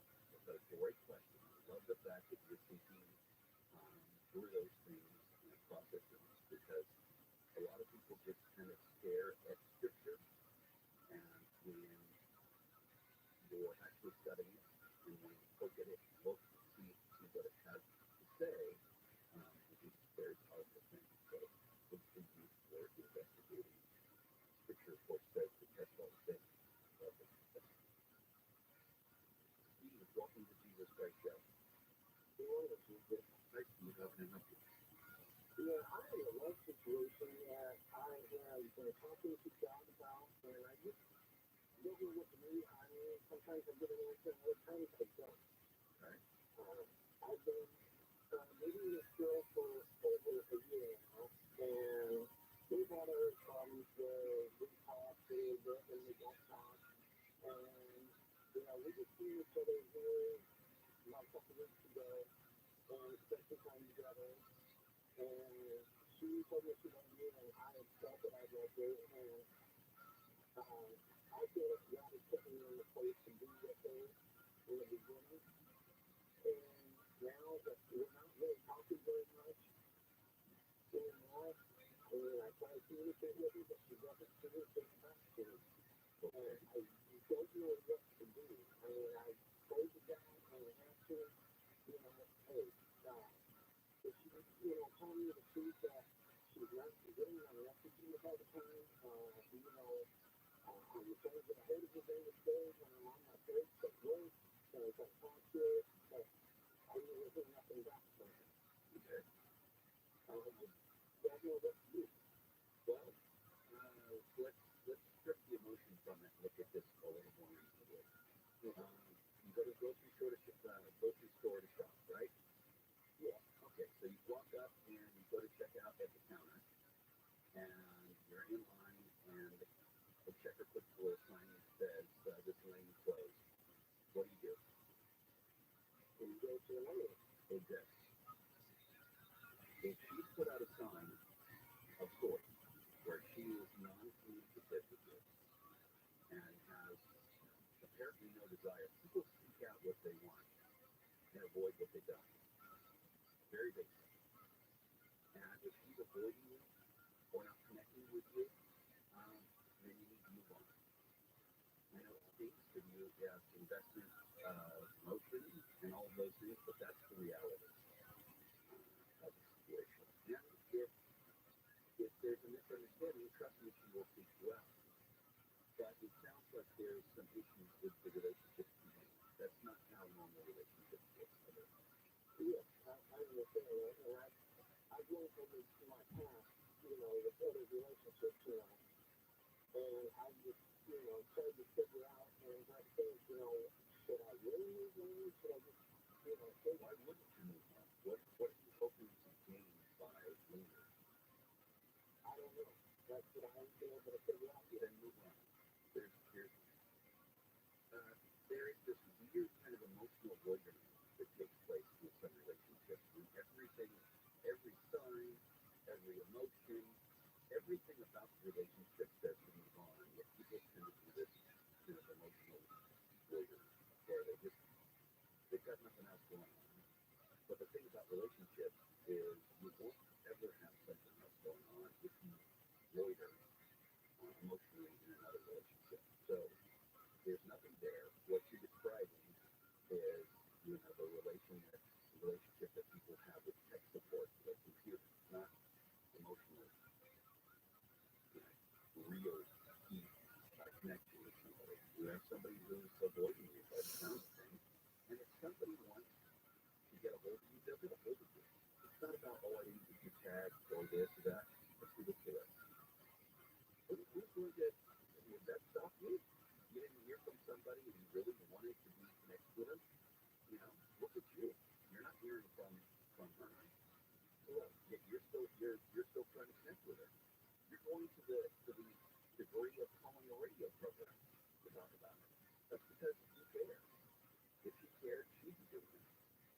But she doesn't seem to care, or there's something in her life that is distracting her that is more important at this point, and that's not your problem.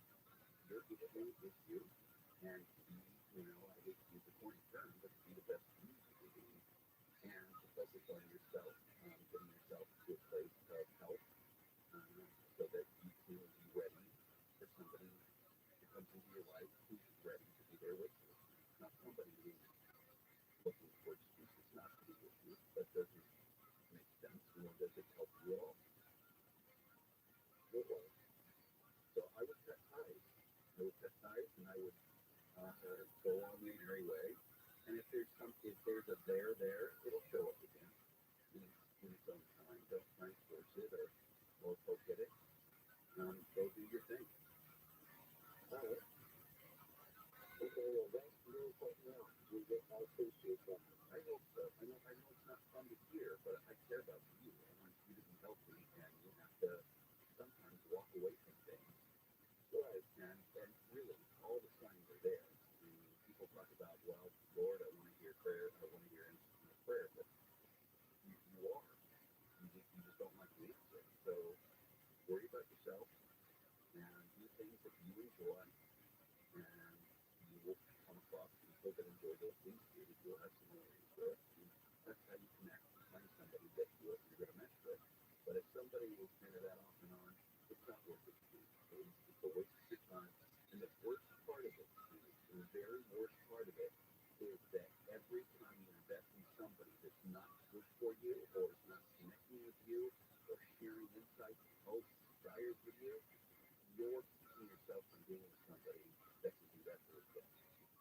So, you know, there's these parents sometimes who aren't honest with their children. Let's say their child really stinks at baseball, and they keep pretending like their child doesn't stink at baseball. That's not helping anyone, because maybe the child might be really good at soccer, or football, or art, the arts, or something else. And if you force people to do things, you don't allow them to naturally find the things they're good at. So if you force yourself to try and stay in a bad relationship, or one that is virtually non-existent, then you're not available for a good one. And that's the worst part of that. You have to get over that hump and know that you're of value, and that you have value to give someone and to someone, and trust that it will come.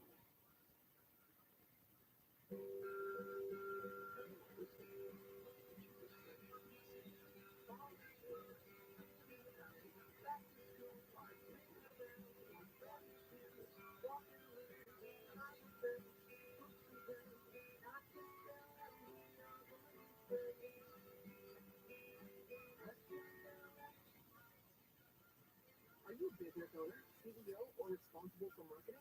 If you are, I heard Media can help you reach your goals and find new customers. We reach more customers in your target area than anyone else, and we can give you access to those potential customers more cost effectively across radio, digital, podcasting, and social. We'd love to show you how Media can work for you. From your cell, dial pound 250 and say keyword great result. That's pound 250 and say great result. Most people have no idea there's an invisible gap in their home's protection. Your home, your equity is at risk. This invisible threat is house stealing. From FBI crime stories, and I quote, con artists pick a house. It can be a vacation home, rental property, or the home someone is living in right now. They transfer the deed of this house into their name by obtaining the forms, using the fake IDs, and filing the paperwork with proper authorities. Now they own the home. Once this step is complete, they take out loans using your home as collateral. They can even sell your home. Protect your home from this invisible gap. Check on your home's title right now at HomeTitleLock.com. Be sure to use promo code RADIO, and they will send you a complete title scan of your home's title. And your first 30 days of triple lock title protection is free. HomeTitleLock.com. Do it today. HomeTitleLock.com. Traveling for the holidays? Pure Talk has you covered. Simply just added international roaming to over 30 countries. That's right. Whether you're making calls from the Vatican or on a beach in the Bahamas, you're covered. From the steps of Buckingham Palace or your villa in Santorini, you can dial away. And here's the best part. There's no waiting fee. Pure Talk still saves the average family almost $1,000 a year with plans starting at just $20 a month. And they put you on America's most dependable 5G network. So the coverage is second to none. Stop dragging your feet. Switch to Pure Talk, a veteran-owned wireless company with simply the best U.S. customer service team. Now with international roaming to over 30 countries. From your cell phone, dial pound 250 and say the keyword save now to make the switch. And you'll save an additional 50% off your first month. Again, dial pound 250 and say save now to start saving on wireless now.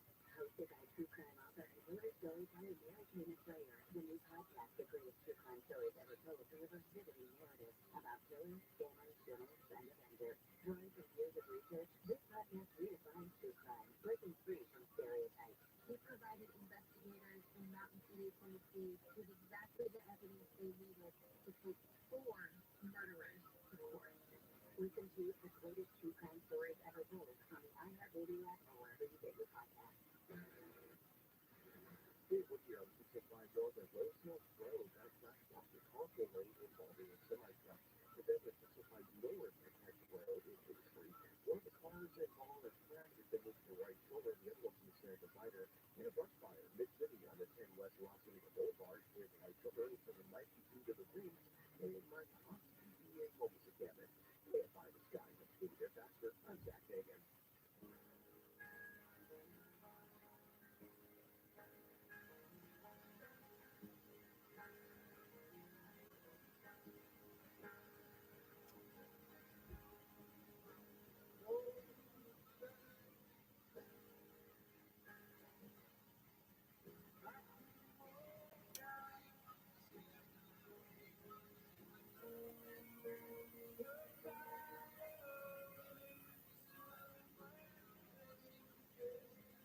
It is the Jesus Christ Show. I am your host. Happy to be with you this Sunday. I'm with you at 3 this Sunday.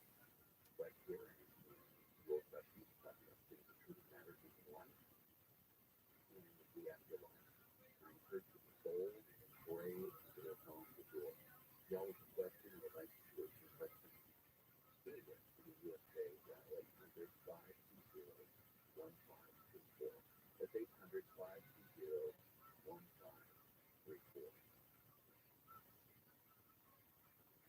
Jim, welcome to the Jesus Christ Show. Thank you for taking a call. My pleasure. How can I help you? I'm an old guy, getting ready to die. You know, okay? So, just how to make not 10 minutes, but let's think about it. So think about the next life. Now I can understand the tunnel, the white light, the feeling was good. After that, it's a little hazy because let's say I get through the tunnel, I get through the white light, the feeling of love and compassion and everything. And there's a guy sitting there at the pearly gate with the book. It's got my name on it. And he's pointing out some things in there. And I'm saying, I'm the things that, I have to get it. But over here, there's another issue. Look at it. I did something good here. So he gets out his big plank of scales and he weighs out the gift, gets the bag. He says, okay, I'm going to let you in here. You did enough good things. You've done that. Now this is where I have the question. I get through the gate. Now what happens? You give me a room. So I got a place to sleep. Do I get a meal? Do I got to go to the bathroom? And what happens at this point? If I give me a time to eat something and shows me around and say, here's what you're going to do. You're going to get to wash dishes because that's your skill set. What exactly happens once you're through the pearly gate?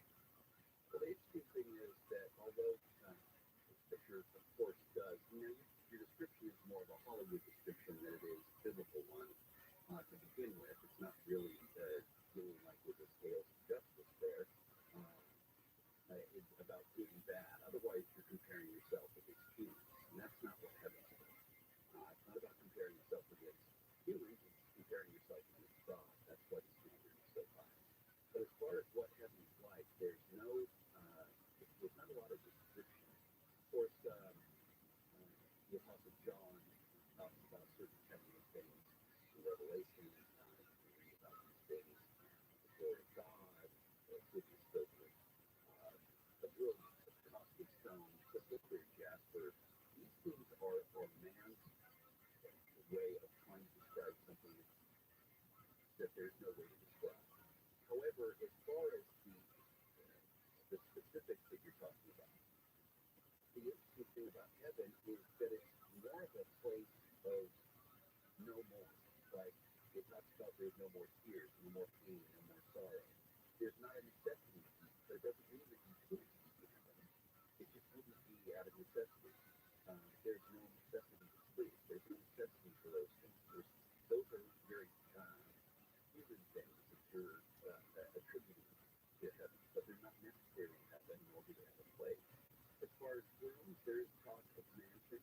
There's talk of, but again, that is a human way to describe things there. There are discussions in Scripture about having the tree of life there, about having the paradise or Garden of Eden being restored, river of water of life flowing freely through it, yielding fruit monthly that will heal the nations. There's descriptions of things that are in about heaven, but they're not. They are illustrations or some sketches, human sketches of things that help you understand a feeling or an attitude rather than a specificity of the details of heaven. It talks about the streets are paved with gold. It's not about the streets literally being paved with gold. It's about that even the streets, the very lowly thing that you walk upon, are so precious they're like gold. So it's hard to find literal descriptions there because it's very different than earth. But it is a place of peace and it is a place of worship of God. That's the key in a connection and a reuniting of you with your Maker. You are listening to the Jesus Direction. To ask your question, dial 800-520-1534. Your own personal Jesus.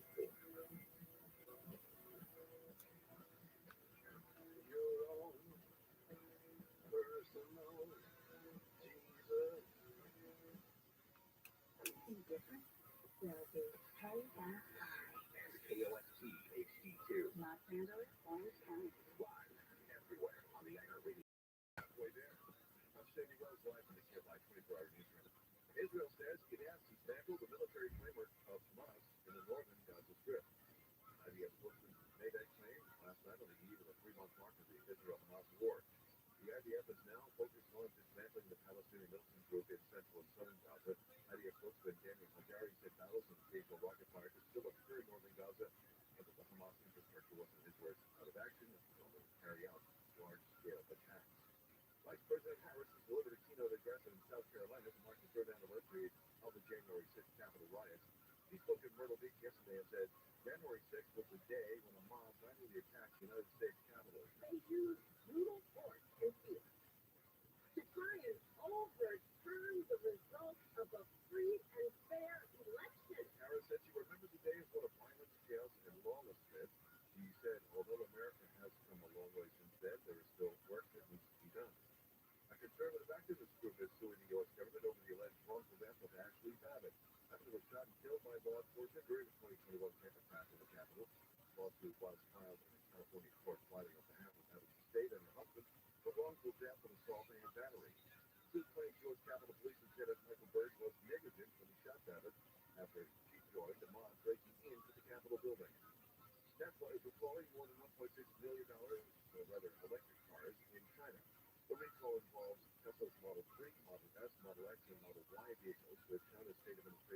I'm going to say something. You always really do look good in turquoise, Angela. Thank you. It's a great color on you. So I think in that way you styled yourself well. Thank you. I think you can tell because you texted me the photo of you on the red carpet. I think you can tell that, how can I say this? That you'd never done a red carpet. I mean, you look a little bit stiff. How can I say this? I love like how delicately you're trying to put this. Jenna, it's like, you know how if you stand and you put your hands on your hip? Yeah. What if you decided to stand but do your legs like spread way too far apart? Yeah.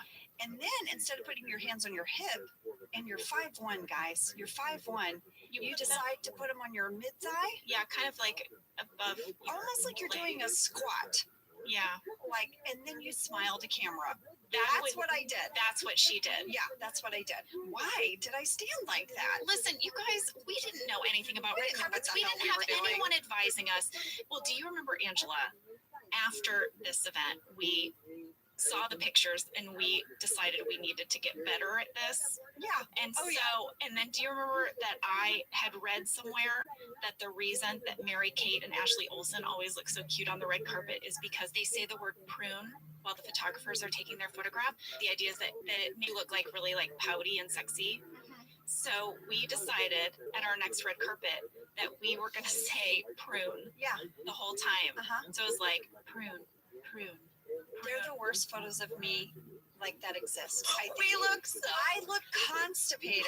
It was such a horrible idea. I thought I looked angry. I look like I need to poop. That's what I just look miserable. Oh my gosh, Angela, I think back on all of our bright ideas. I think it's fair to say these are all your ideas. Why did you go along with them? I don't know. You're very persuasive. I don't know. I just was like, okay, I'll walk up and pretend to fake laugh as I walk up to people. Okay, I'll say prune. Okay. All right, what should we should get back to this episode. Okay, let's do it. Oh, I have a tidbit. Great. What's your tidbit? I think I see John Krasinski about to break at 16 minutes, 1 second. So Michael cannot say that's what she said anymore. Yes, he comes out of his office. He makes a grand announcement. He's retiring from comedy. Yes. And he's not going to say, Jim is like, not even that's what she said. He's like, nope. I remember filming this scene. I remember filming this too. And Steve, as Michael, when he breaks and he goes, that's what she said, his laugh is so huge and giddy and contagious. Yes. And he's so happy and pleased with himself that we literally almost started to all laugh ourselves. And you catch it in John for just a second. Really? Yeah. Do you want to see? Well, also, as Steve is leaving and he's being pushed back into his office by Jan and the lawyer, he blows a kiss. He's so happy. But look at John's face at 16 minutes, 1 second. Sam, right. Can you pull that up? That included. That's what she said. Yes. Wow, that is really hard. You really think you can go all day long? Well, you always left me satisfied and smiling, so. That's what she said. Oh my God, please. Look at John. Do you see how he puts his hand in front of his face? For sure. He would do when he was starting to laugh. Yes, for sure. Yeah. And that is just Steve, because he is a master. He is such a master at like any kind of like big emotional moment. We've talked about how it's really hard to fake laugh. Yeah. It's harder than fake crying. Oh, for Steve sure. is one of the best at the fake laugh. For sure. So we skipped something that I definitely want to go back to. Okay, what? When Michael crashes Toby's presentation and he walks in with the blow-up doll. Oh, yeah. Do you remember the days and days of those guys trying to figure out which blow-up doll should be the blow-up doll? Oh, yeah. This is a way, so it was like, should she have on an outfit? Should she be wearing underwear? Should she be wearing a bikini? They had a variety of blow-up dolls. This is a weird thing about working on a television show or in a movie or anything, are the really just very matter-of-fact discussions about odd things. I remember seeing our props master and Greg and I think it must have been BJ and Ken Quapis, but like there was a group of people looking at different blow-up dolls and having a very matter-of-fact discussion about what is funniest. There was one that had a more open mouth. I remember that one. That was it. We nixed that one. That one was so off-putting. Yeah. But the other thing too is we'd walk on set, and backstage we would have like props and things. And I remember walking past like 5 blow-up dolls every morning for like a week. It's like, what is our life? And then Michael has a lot of comedy with that blow-up doll. I love that part when we're jumping around here, but when Pam's mom does finally come in and Michael walks out of his office and like chucks it out the door and like a grandiose statement. Yeah. But also in the scene with Jan, it's hiding up on top of his credenza. And Jim has this talking head with the blow-up doll. So the blow-up doll got a lot of play in this episode. It's very important that we picked the right one. Yeah, a bit of a character. The blow-up doll was going to be featured, and those conversations were warranted. Okay, something else I want to mention, unrelated to the blow-up doll. When Michael takes over the sexual harassment seminar, there is a great deleted scene where Michael goes on this runner. Did you see it? Where he says it's about him and Pam, and I remember shooting the scene and I couldn't get through it. Not the bathtub thing. No, not the bathtub thing. This was a different runner where Michael says, all right, take for example, Pam and I are dating. And I say that would never happen. He goes, no, it's happening. Pam and I are dating. And I'm like, I'm engaged. He's like, Roy died. And I'm like, even still. And he's like, then I would kill you. He's the now Roy and Pam are both dead. Look at what sexual harassment seminar got. I did see that. Like a very funny I thing. actually did see that in a montage. That is hilarious. Yes. And then just Michael just like really pushing this like hypothetical situation where he and Pam are dating. And that comes up every once in a while. Every once in a while, there's a little thing where Pam has to deal with Michael's hypothetical that there's a world where maybe you're dating. There was clearly a time he had a crush on you. I guess so. And he finally just gave up. And what about in that same scene, Phyllis's line where she asks if you have to disclose one-night stands? No, they talk about you have to just report a relationship to HR, and she goes, all relationships, even a one-night stand? Yes. What is she talking about? A previous one-night stand or a future one-night stand? I don't know, but what is she thinking? John's look to camera as Jim when she says that is so gold. That is good. Classic Jim look to camera. Let's talk about my other favorite Toby scene. What's that? At the end of Toby's seminar, he says, if you have any questions, you can come speak to me. And Dwight goes to him, and they have that big, long conversation. Yes. Where Dwight is basically asking about female anatomy and sex. Yeah, it starts around 12 minutes. I have it on a card. A lot of people asked about that scene. Was it scripted? Was it improvised? So when Dwight asks, where is the clitoris? That is where the scene was supposed to end. So everything after that, those were all Rain's improvisations. And they shot that scene for about 2 hours. They shot it for so long. And also, Paul, as Toby, was improvising as well. Yes. And I thought he had such a great line when he was like, well, when you're both more comfortable. He has this great line. And I wrote, who is Dwight asking the advice for? Right? Is this the beginning of Dwight and Angela? I wondered the same thing. And people pointed this out. Dwight seems very comfortable around women and hot girl. He doesn't seem to have any of these hang-ups necessarily. And then now suddenly in this episode, he's revealing maybe the truth, which is that he doesn't know so many things about women. Well, I also think that he might actually have a woman, finally, who might be interested in doing those things with him, perhaps. And he's realized he doesn't have the skill set for it. I think that's what it is. Oh, Angela. What? This is the first episode where we finally see the real outside of the Dunder Mifflin that we will come to know and love. Oh, when Michael goes down to get jokes? Yes, when he goes down to meet the warehouse guys. Well, you see it. We see the parking lot. Yeah. When Ryan takes Todd Packer down, but then you really see him come down through the lobby and outside and around the corner, and he's talking to all the warehouse guys. I thought that was so cool. I did too. I thought it was great. So the point of that scene, because I was texting with BJ about this, the point of that scene was that Michael would go down to ask for jokes, and then the guys in the warehouse would actually start sexually harassing Michael. Right. So that's the point. They start commenting on his appearance and his pants and his lack of package. Yes, and all that sort of stuff. And yet somehow this does not land on Michael. He learns nothing from being the recipient of harassment. He's just frustrated they didn't give him a good joke he could use. But then later, all those same warehouse guys are called up to the conference room and they have to watch a sexual harassment training video. But did you notice it's all those guys and Kevin? Yes. Well, Why Kevin? Here's what I think. I think Kevin is kind of like that teenage kid who, if there's any chance he might see someone in a bra, maybe side boob.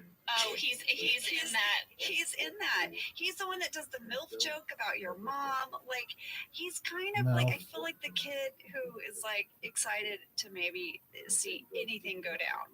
Well, I think that sexual harassment video is amazing. We shot that. That's not a real sexual harassment video. Joel wrote in and asked, did the actors in the sexual harassment video know they were auditioning for a sitcom, or did they think it was just an educational video? That's an awesome question. That is an awesome question. They knew that they were going to appear on The Office, but they were told to pretend like they were making a real educational video. They did a phenomenal job. Those guest actors were amazing. They were amazing. And we shot that in the actual writers' offices. All right. I found it hilarious that when Michael is in the scene with Jan and the corporate lawyer, I feel like this is the first time Michael realizes that he's upper management. Oh, and he's so proud. He's so proud. He's so proud of himself because he's hired James P. Albini, the guy from the bus stop, to be his lawyer. I love that scene. I actually think that's a really great scene to watch if you want to like nerd out on the camera work and the way that the camera helps tell the story on The Office, because that whole entrance of Michael's lawyer, the way Michael's lawyer looks directly at camera and gives a little plug for his business is pretty great, but the camera work in that scene is really incredible. Also, in that scene, Toby, where he's sitting, he's not been invited to sit sort of in the circle. Yeah, he's off against the wall. It's a great scene to watch. Just watch Toby.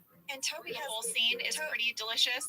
And Toby has a great snarky moment in that scene because, you know, Jan's like, Michael, are you going to have to watch the video again? And he's like, I watched the video. And Toby goes, he talked through most of it. Yes. Like, Toby throwing him under the bus. So now we finally have to talk about the scene where Michael stands up to Todd Packer, otherwise known as the boner scene. The boner scene. Todd Packer is making this joke about someone attending a nymphomaniacs convention. Yeah, and all the gals are like perfect 10s except for this one gal. And he points to Phyllis. And then Kevin says, I like Phyllis. And then Phyllis looks really sad. Oh, so sad. And so hurt. And it's awkward. First of all, do we need a joke about a nymphomaniac convention? Exactly. Todd Packer, thank you very much.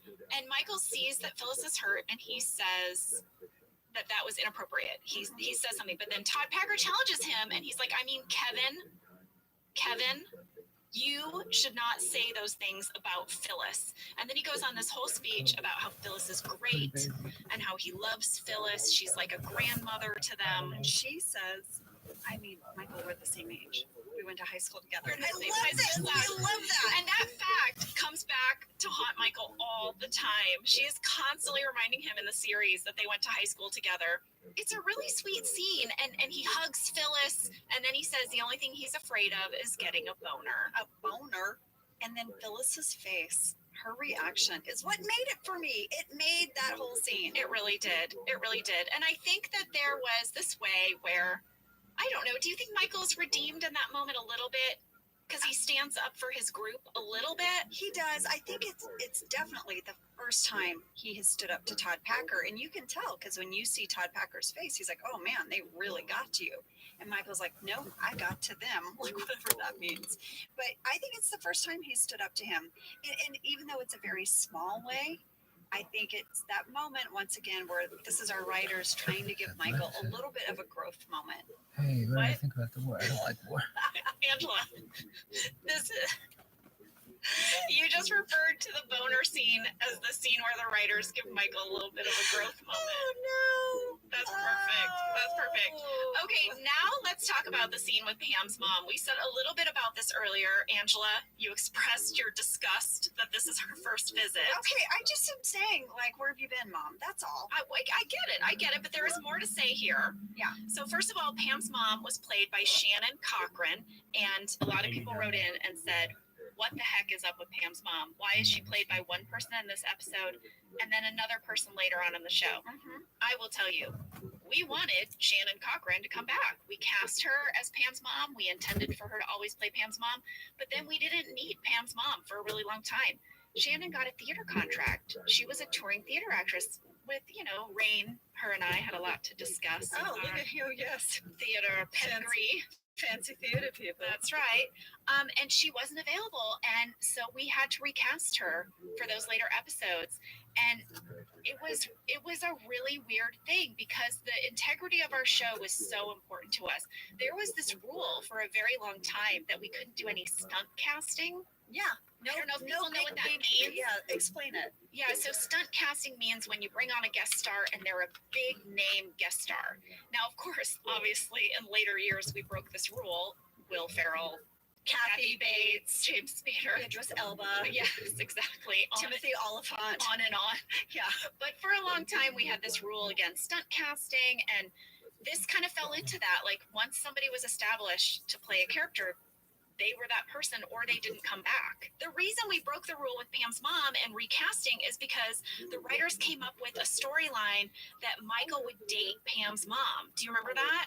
Oh, how could I forget Right, that? I know, and Pam ends up slapping Michael, but this storyline idea was just too good to pass up. So they decided to recast, and I hope that helps people with the whole two moms question. So I want to talk a little bit about the scene when Pam's mom finally arrives and you see Roy enter. Oh my God, and his outfit with his hair slicked down. His sweater, and he does that little dance to charm Pam's mom. So I'm going to let you in on a little bit more of my actor prep here. And he asked her what music she wants. Yes. Okay, what is it? Well, I had my Pam document, and I was always asking myself questions about Pam that I thought were a mystery, and I would answer Wait, them. I need to clarify for everyone. Jenna's Pam document wasn't given to her by Greg Daniels or any writers or producers. This was a document that Jenna made herself for her character. These are the kinds of things you learn in theater school, Angela. You can suck it. These are the things we're encouraged to I do. took some theater. I took theater classes. Just trained theater actors are I took classes encouraged. at HB Studios in New York City Okay. with Carol Rosenfeld, who was a protege of Uta Hagen. Thank you very much. All right. That's some pedigree. Thank you. All right. I got a blessing. Oh. Well, in my document, I had asked myself the question, how did Pam and Roy end up together anyway? So I've answered sort of why I think they're still together, but how did they end up together? They seem so mismatched to me. Here was my backstory. Pam's family owned an appliance shop in downtown Scranton, like in the town square. And Roy, in high school, got a job working at the appliance store. And he was a great worker. He was very charming, as in the Roy you just saw here in the sweater. And so that was how their worlds collided. Because Pam was probably this little nerdy art student in high school, so I couldn't figure out how did she meet Roy. Who was probably a jock. Yeah. Yeah. And this was how. He was very charming, and he asked her out, and they started dating. But because he worked there, like, the families became very enmeshed. They would barbecue together. So this is why and how she kind of can't get out of this relationship, even though now it's clear it's a mismatch. It's because the families are so conjoined. And do you think that Pam decided not to work at the appliance store and go out, branch out, and then Roy followed her to the warehouse? Oh my gosh, Angela, I don't know, but I feel like I'm going to go back and put that in my document right now. Because here's Pam, like, okay, I'm not going to work at the family business. I need some space. I need to figure out who I am. Yes. And then Roy's like, hey, I got a job at that warehouse. We'll be able to see each other every day. Oh my gosh. I find it interesting that Pam eats in the break room with Jim and not in the warehouse with Roy. Now, we see Roy sometimes eat there. Yeah, they don't eat lunch together, do Not they? very often. And then Pam's mom has the moment in this episode where she whispers, "Which one is Jim?" And you see John Krasinski's face. He's all pleased that he knows now that Pam, and by the way, in Casino Night, we know Pam calls her mom on the phone to, share about what happened in the parking lot. Well, I just love the moment, and John played it so well, where he sees his opportunity to introduce himself to Pam's mom, and he gets up the courage and he walks over right as Roy walks in, and he just quickly takes like a piece of candy and goes back to his desk. And that kind of broke my heart for him. Lastly, from Dave Keckner, who plays Todd Packer, he said, "Ange, please let everyone know I am nothing like Todd Packer in real life." Oh, and it's true, everyone. I know. Dave is just a sweet, sweet, sweetheart. Father of 5. I know. And he said, he goes, "I just wish you and Jenna all the best. This is such a great idea. I just love it as a fan of the show." It's got to be hard to believe that he is not like Todd Packer for some people. To imagine that if you met him, he is just the warmest, nicest, wonderful gentleman. I know. Yeah, I think sometimes you get known as this character, but he's nothing like that. I'm nothing like Angela Martin. This is true. You're a little bit like Pam. I am. All right, guys, that was sexual harassment. That was sexual harassment. We did it. Next week is Office Olympics with special guest director Paul Feig. He is the best dressed man in show business, for sure. Go to his Instagram. It is delightful. Thank you for listening to Office Ladies. Office Ladies is produced by Earwolf, Jenna Fisher, and Angela Kinsey. Our producer is Cody Fisher. Our sound engineer is Sam Kiefer. And our theme song is Rubber Tree by Creed Bratton. For ad-free versions of the show and our bonus episodes candy bag, go to StitcherPremium.com. For a free 1-month trial of Stitcher Premium, use code OFFICE.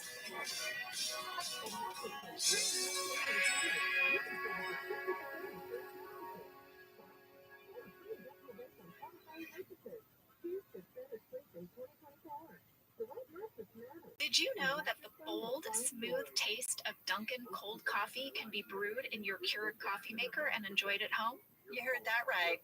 Dunkin's cold K-Cup pods were crafted to be brewed hot and enjoyed cold. Each Dunkin' cold K-Cup pod is packed with the smooth, bold Dunkin' flavor you crave. Pick up a pack of Dunkin's cold K-Cup pods and enjoy a Dunkin' cold coffee at home whenever you crave it. Just brew over ice and sip in seconds, because the home with Dunkin' is where you want to be. I'm Jenna Fisher. And I'm Angela Kinsey. We were on The Office together. And we're best friends. And now we're doing the Ultimate Office Rewatch podcast just for you. Each week, we will break down an episode of The Office and give exclusive behind-the-scenes stories that only 2 people who were there can tell you. We're the Office Ladies. Hello, everybody. Hi, everyone. Welcome to Season 2, Episode 3, Office Olympics. Yoo-hoo! Guys, if I sound grouchy today, it's because I'm in hour 4 of a cleanse. I've never done one before. I think they're stupid. I don't know why I'm doing it. Angela, what are your thoughts on my cleanse? It's a bad idea. Why am I doing it? I don't know. Whatever. I don't want a bunch of people writing in like to us being like, "You guys, cleanses are good for you." But you know what? I just think they sound like a big pain in the ass. Here's the thing. I was running out of the house this morning. I was late. I didn't have time to make my usual breakfast of scrambled eggs and sliced strawberries. I eat that every morning. I love it. Didn't have time. But I remembered that about 8 months ago, I ordered this 5-day cleanse at the advice of one of my friends. Who's like healthy or something? Super healthy, looks amazing, skin is amazing. And I thought, well, maybe today's the day. Maybe this is a sign. So I just grabbed day 1 of the cleanse. It's like a little pre-packaged. You know, I had a nut bar for breakfast. She looks like she's going into outer space, you guys. So she has a little box. Mad. You've got like, it looks like Everything's compressed freeze-dried. compressed food in this little foil package. I've already, I guess, cheated. I hate that. I hate that I'm shaming myself over this thing already, but I'm having coffee. You're not supposed to have coffee on the cleanse. You're supposed to have tea It's not even caffeinated tea. What am I supposed to What do with is that? wrong with these people? That's what I'm saying. I don't And I know. already decided I think I'm going to eat a full meal for dinner. I don't know. Well, I won't tell you what I brought for lunch. What? Pasta? I brought pasta. Oh my god. I have like Marinara. freeze-dried soup to eat. I know. You're going into outer space. You're eating your packets. Why am I even saying I'm doing a cleanse when I've already planned to eat dinner tonight? I'm kind of doing a cleanse. I hate to break What am I it to you. You're not doing a cleanse. You were rushing and you grabbed your NASA packets because you bought them and you feel bad that you bought them. Is and they've been it? sitting there. Yes. And also what I'm learning about you, Jenna, like I already knew this about you, but boy, am I learning it now being your business partner, is that if your routine gets thrown, you love routine, it sends you into this like spiral where all of a sudden you're like if you're like, oh, I didn't get my scrambled eggs and my strawberries. You know what I'm going to do? I'm going to move to Arizona. What? Is so true. I'm so thrown that I start to make really wackadoo decisions. Yeah, you make some big swings. Okay. All right. Well, All right. let's see how it goes today. Yeah, on that note. This episode, as I said, is Office Olympics, written by Mike Schur and directed by Paul Feig. Yay! Let me give a summary. In this episode, Michael has to leave the office for the day to sign papers on his new condo. He's becoming a homeowner, everyone. Dwight goes with him, leaving Jim in charge, who decides to use the day to stage Office Olympics with the employees. Fast fact number 1. Office Olympics was inspired by the King of the Hill Office Olympics. Yes. The writers on Greg's show, King of the Hill, created a real Office Olympics, and that is what inspired our episode. Actually, Jenna, it wasn't the writers that invented the Office Olympics for King of the Hill. It was Tim Croston, Greg's assistant. Oh, Tim Croston was Greg Daniels' assistant. Tim's also a longtime friend of mine. I've known him for years. And Tim and 2 other assistants are who set up the whole Office Olympics at King of the Hill. The writers, yes, participated, Jenna. okay. They participated, but it was Tim was the mastermind. He was the self-appointed commissioner. Oh, Yes, and he was the Jim. He was the Jim.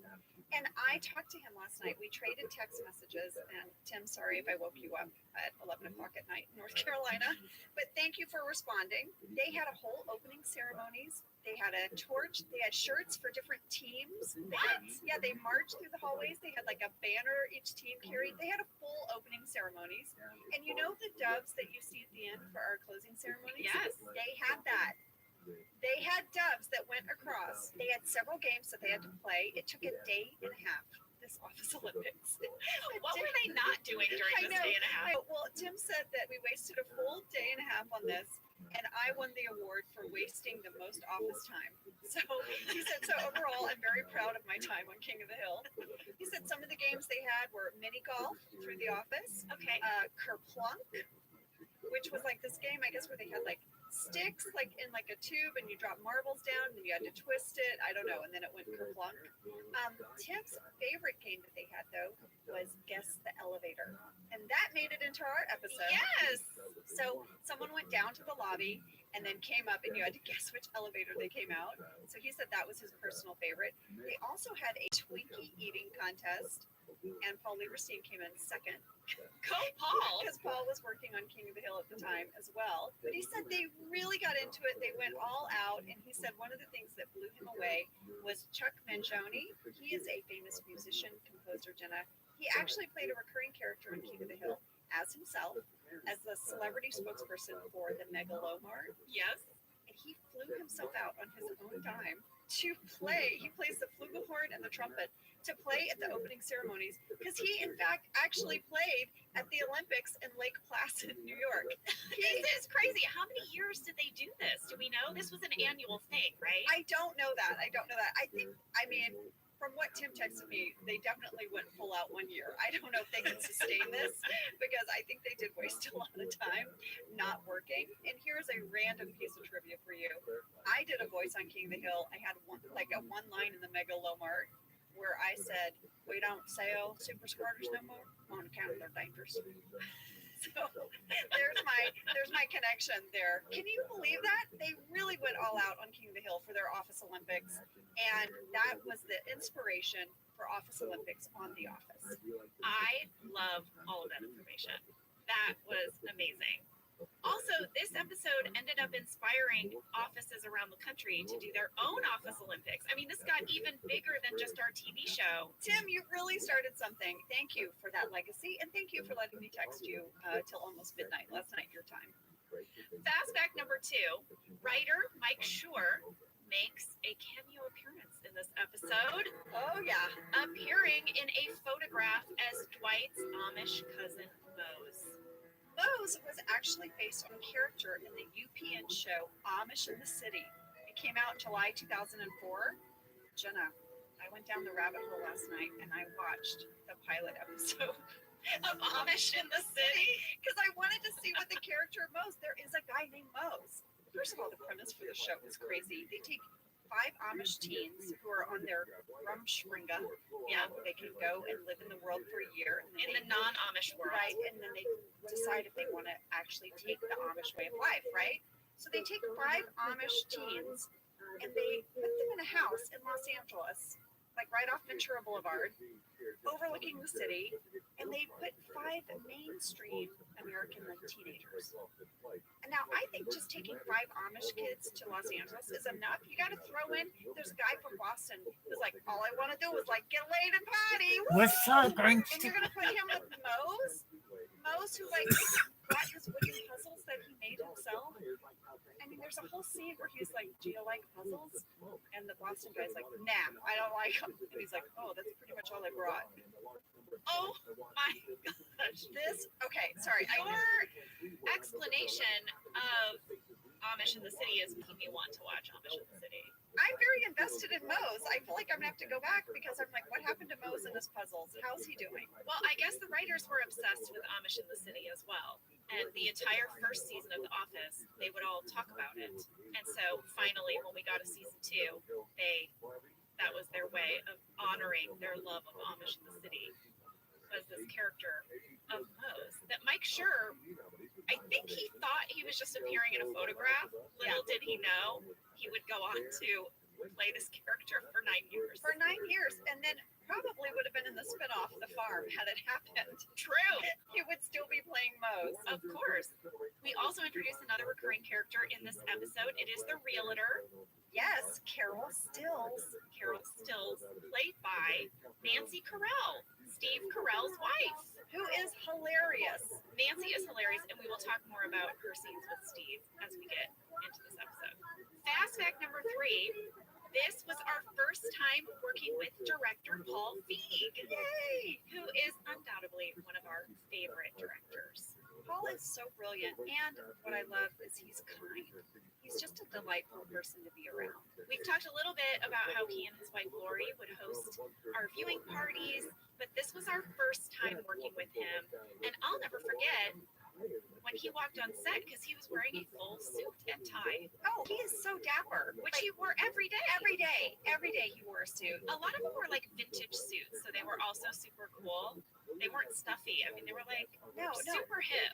no, he and his wife Lori are like, they're like a smart looking couple. Yeah, they look like people who read the New Yorker, don't they? Like they're super smart. They They're they can read the long articles because those articles are super long. They're really smart, and their house I remember was like decorated, like so lovely. Like they had art. Yes, They had things like art. that. But they're not stuffy people. You know what I mean? They're Yes, incredibly not approachable. flashy. Yeah, not flashy. They're just really nice people. And Paul was one of my absolute favorite directors we ever had. You are in love with his Instagram. I am his She is Instagram. obsessed with his Instagram. I love his Instagram. It makes me want to travel and dress nice and have a cocktail. Yes, yes, this is true. Paul Feig, before this, had worked on Freaks and Geeks, which I was a huge fan of. And actually, Freaks and Geeks is the very first television show I ever auditioned for. I wondered if you auditioned for that. That seemed like right in your wheelhouse. I did not audition for one of the regular characters. The show had already happened, but I went in for a guest appearance, I think just 3 lines. And this was because Allison Jones, who cast The Office, also cast Freaks and Geeks. This started my relationship with Allison Jones. I went in, I auditioned for Freaks and Geeks. I did not get the role. That's all right, lady. That's all right. It happens sometimes. She called me back later for a TV show called Undeclared that was produced by Judd Apatow, and I did get that part. Just 1 line. And then, 5 years later, she called me to audition for The Office. Wow. That was all Allison Jones. But I almost worked with Paul Feig on Freaks and Geeks, but it didn't happen. But it was meant to be. Our paths would cross. Little did I know. And they did. But, Paul also directed Bridesmaids. Oh, one of my all-time favorite movies. So funny. I remember going to that premiere because, we were so excited to support Paul and to support Ellie, and the whole cast was just phenomenal. And I was so happy for him. And, Paul is the type of guy, the minute he sees you, this huge smile comes across his face and he gives you a big hug, and he's such a giving person of himself, and I was so happy to support him and so happy that it ended up being such a huge hit. I want to call your attention to Paul Feig's many books that are amazing. Okay, he wrote Kick Me, which is, I guess it's like his autobiography. For the first chapter of his life. Yes, about his adolescence. Yeah, I really feel like you could write a whole bunch more. But he's so funny. The book is amazing. And then he also wrote this book called Super Stud, or How I Became a 24-Year-Old Virgin. It's also amazing. So you guys, really, if you want to dive deep on Paul Feig, I recommend these books. Guess what we did? We called Paul Feig for this episode. Who is singing? What has this place done to me? It's turned me into you. It's turning you into me, and you're about to make some crazy life choices. Should we go to a bar right now? No, God, no. We should not. You horrible. It's 11 a.m. also. It probably defeats the purpose of your cleanse. Guys, we called Paul Feig and we interviewed him about Office Olympics. We even included some of your questions. So after the break, we're going to talk to Paul Feig. We're going to ask him some questions. He's going to tell us about Office Olympics. I can't wait. All right, stay tuned. Whether your resolution is to save money, eat better, or stress less, HelloFresh is here to help you do all 3. Yes, you guys, I love HelloFresh. Jen and I both love it. You know why we love it. And guess what I made the other night? What? It was so delicious. I made their pub-style shepherd's pie. I made it. Yes, it's so I hear about this fucking shepherd's pie. Do you like shepherd's pie? I I love know it shepherd's very pie. well. Really? It's a family favorite. Well, Josh normally makes dinner. What is it? So this was my turn, and I made this, Lamb? and he loved it. Really? And I was so happy. Yeah. I was like, I made a shepherd's pie. I'd never made one before. It's so good. Everyone, you can say hello to your most delicious year yet with fresh ingredients, chef-crafted recipes, all at a price you'll like, delivered right to your door. Go to hellofresh.com/officeladiesfree and use code officeladiesfree for free breakfast for life. 1 breakfast item per box while subscription is active. That's free breakfast for life at hellofresh.com/officeladiesfree with code officeladiesfree. HelloFresh, America's #1 meal kit. This show is sponsored by BetterHelp.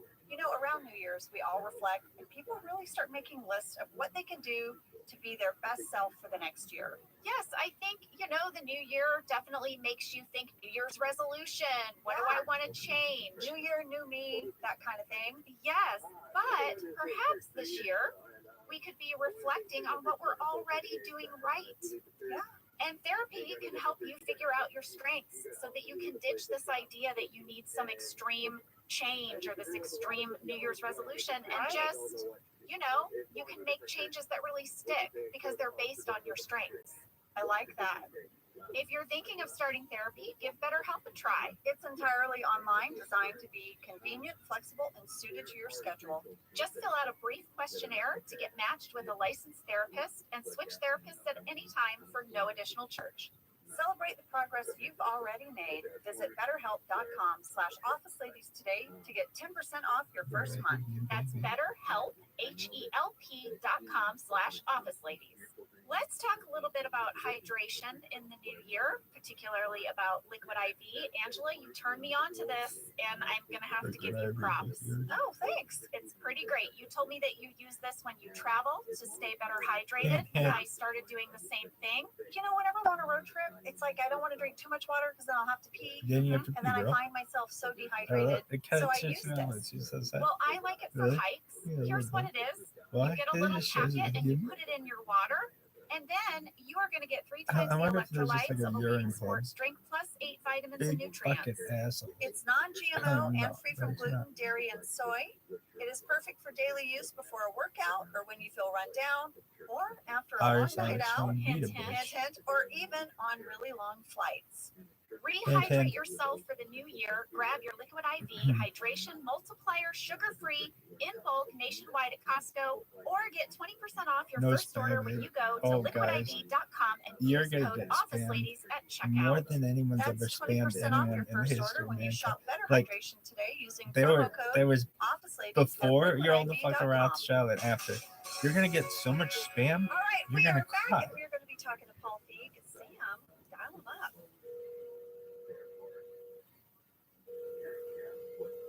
Hello. Hi, Paul. Hey, Paul, how are you? I'm good. How are you? Are you somewhere fancy, Paul? No, I'm in New York actually. Yeah, but are you somewhere fancy? Well, my apartment's very fancy. Yes, I'm very fancy. Thank you so much for doing this, Paul. It really means a lot. Oh my God, I'm so excited! I'm so happy that you guys are doing this, and I wish I could be in the studio with you. It'd be so much even more fun. Well, you're always welcome to come back. We've got 200 episodes to talk about, and you directed a great deal of Oh, them. good. Actually, I'll talk on all of mine. We'll hit you up for that.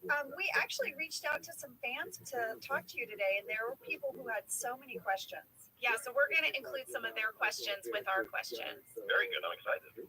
Well, to get started, Paul, how did you get involved with The Office? It was my great agent at the time, Renee Kurtz, who was steering me towards it. I honestly was offered several years before the chance to develop The Office, the British Office, into a series, and I was like, oh, forget it. There's no way you can do it. It's too scary, because it's such a great series. So I just didn't even take the bait.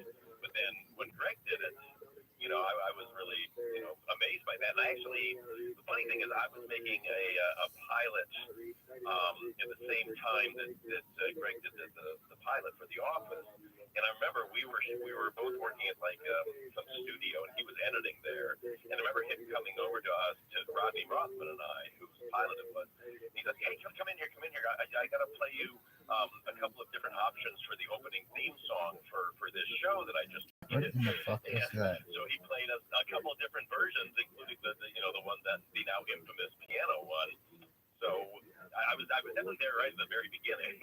When the show got picked up, my agent called me, Renee, and she was just like, they'd like to direct an episode, and so I watched the first 6 that you guys had done, and thought they were so hilarious. As soon as I saw Diversity Day, I was just like completely in. I just thought it was so great. I came to that first table read. I don't know if you remember, they did kind of a bunch of episodes all at once, and I remember you guys were reading the Dundies and all that, and then we read Office Olympics, and so I was in. Did you get to pick Office Olympics from that table read, or was it assigned to you? Yeah, that was the one that was assigned to me. Because I remember having a moment going like, "Oh, I want to do the Dundies. That seems really fun." But then I just saw the potential of the Office Olympics was just going to be such a blast. I mean, it was just such a fun thing to kind of put together. I remember just what an interesting feeling it was on the set for that. Because I mean, if you remember, that was sort of aside from the Olympics part of it, that was the episode that kind of started to turn everything, because that's where Steve's character started to become slightly more sympathetic. And I don't know if you remember or not, that kind of got found on the set, because remember we were doing the whole thing where we were presenting, you guys were presenting Michael with the, the medal, and Steve just made this decision to kind of start crying. Yeah. Getting all choked up. And I remember just going like, oh my God, Steve, that's so great. Like, keep going with that. And that was, I think that was the turning point where his character took that left turn from Ricky Gervais's character and became more sort of the lovable, misfit who's trying too hard for everybody to like him. But also, Paul, I remember in that filming of that scene that you directed all of us to be genuine. And you can see it on our faces that we are genuinely clapping for Michael. We're not mocking him. It was this collective moment with everyone in the office enjoying supporting one another. It was really sweet.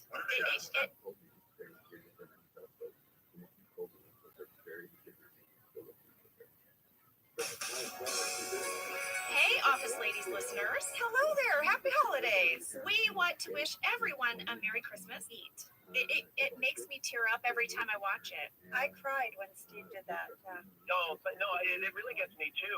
And because I think, you know what it was? It was just Steve's performance was so sincere that it felt, if we were kind of being snarky or laughing at him, that it made you guys such villains to do that. It was, but it wasn't anybody's really instinct to do that. So I just kind of encourage you to go along with what you were already doing, which is we were all really being affected by Steve. Yes. Yeah. It still gets me. Well, we have a fan question for you. Reed wrote in and said, Reed says, when filming a mockumentary, do you storyboard or do you have a shot plan? Neither. What you do is you basically kind of go through the script, and I would walk around with Kelly, our AD, the day before or whatever, and we just basically kind of go, okay, what's the bet? Where would we put the cameras for this scene so that we would be cross-shooting it, and the cameras could avoid seeing each other, but where the documentary crew would actually be. And so you've always just kind of going, okay, for me, it's like I always wanted to have depth behind us, so I never wanted to shoot the walls whenever I could avoid it. And so just kind of go, okay, they would be, one would be over here by this desk, and then on the opposite side, Matt would be over there, and Rand would be on the other side. And really, that was kind of it. Then you'd also go like, okay, is this going to be a spy shot where you guys don't know you're on camera? We'll be shooting through, the blinds or through a crack in the door. And that was kind of it. And then we would just get there and just play out the scene. For me, it's the greatest way to do TV comedy because just every time we shot the scene, we had the full scene. And so it just allowed us to just play and go like, okay, this time, try this, and just the fact that Greg and everybody let us play around so much with these great scripts that we already had. And then we had the confidence to keep that stuff in. Because I've worked on other shows where the cast was really brilliant at kind of improving or tagging something or just kind of taking a little left turn in the middle of the scene. But the showrunners just wouldn't put it in because they were so in love with their scripts that they just wouldn't use it. But, the shining example of that was when we did the next episode, the Halloween episode, where we had that thing where we found out where Rain was doing, playing the Emperor and talking to Michael and kind of goading him. And we just found that funny angle that just looked like the Emperor from Star Wars, where you just got to see his face. And we just, him just taunting, and that went on and on. But Greg, I think, jettisoned some other kind of storyline just so we could keep that scene long because it was just so funny. That takes a lot of confidence and sort of, self-confidence really on the part of the showrunner to let those moments play out like that. I love that. Me too. I love hearing everything that went into how it ended up on screen. We were just acting. You did all this planning. I know. You put all this thought into it. Without you, we are nothing. Without you, we are nothing. I'm wondering if you can talk a little bit about picking the condo location in this episode because it's almost like another character. It features so prominently.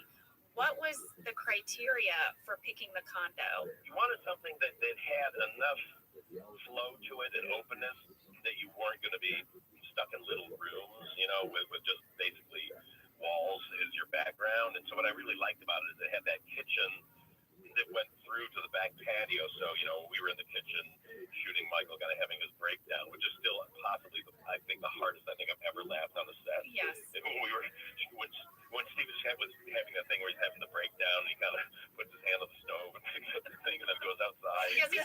supposed over to and all come that. off. And he walks out with it. I mean, that is like just that's the genius of Steve. I literally thought I was gonna die when he was doing it. And every time we do a take, you do something different. Did we use that same condo in Dinner Party? Did we manage to keep that same place? It looked familiar. It looked very familiar to me, didn't it? To you? Like I thought it was the condo. Yeah, that's amazing.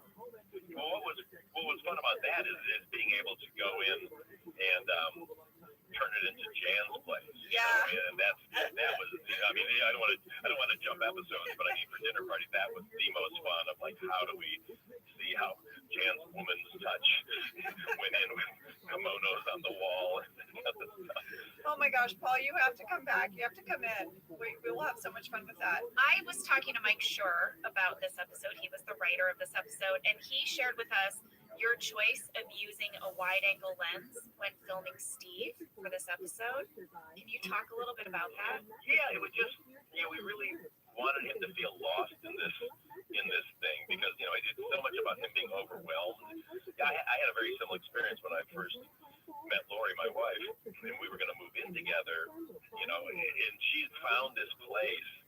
And I came over, it was under the guise I was just going to look at it and see what it's about. And little did I know she kind of had the realtor there and everything. And then, I had to sign the paper, pull the trigger. So suddenly I went from being like this kind of weird, lonely bachelor to committing to moving in front of all these people. And I just kind of freaked out. And I just remember that feeling of suddenly the house felt very abstract and like you're in a horror movie a little bit. You're having a panic attack. And so I wanted Steve to kind of feel that being, in that house of it's almost like, there's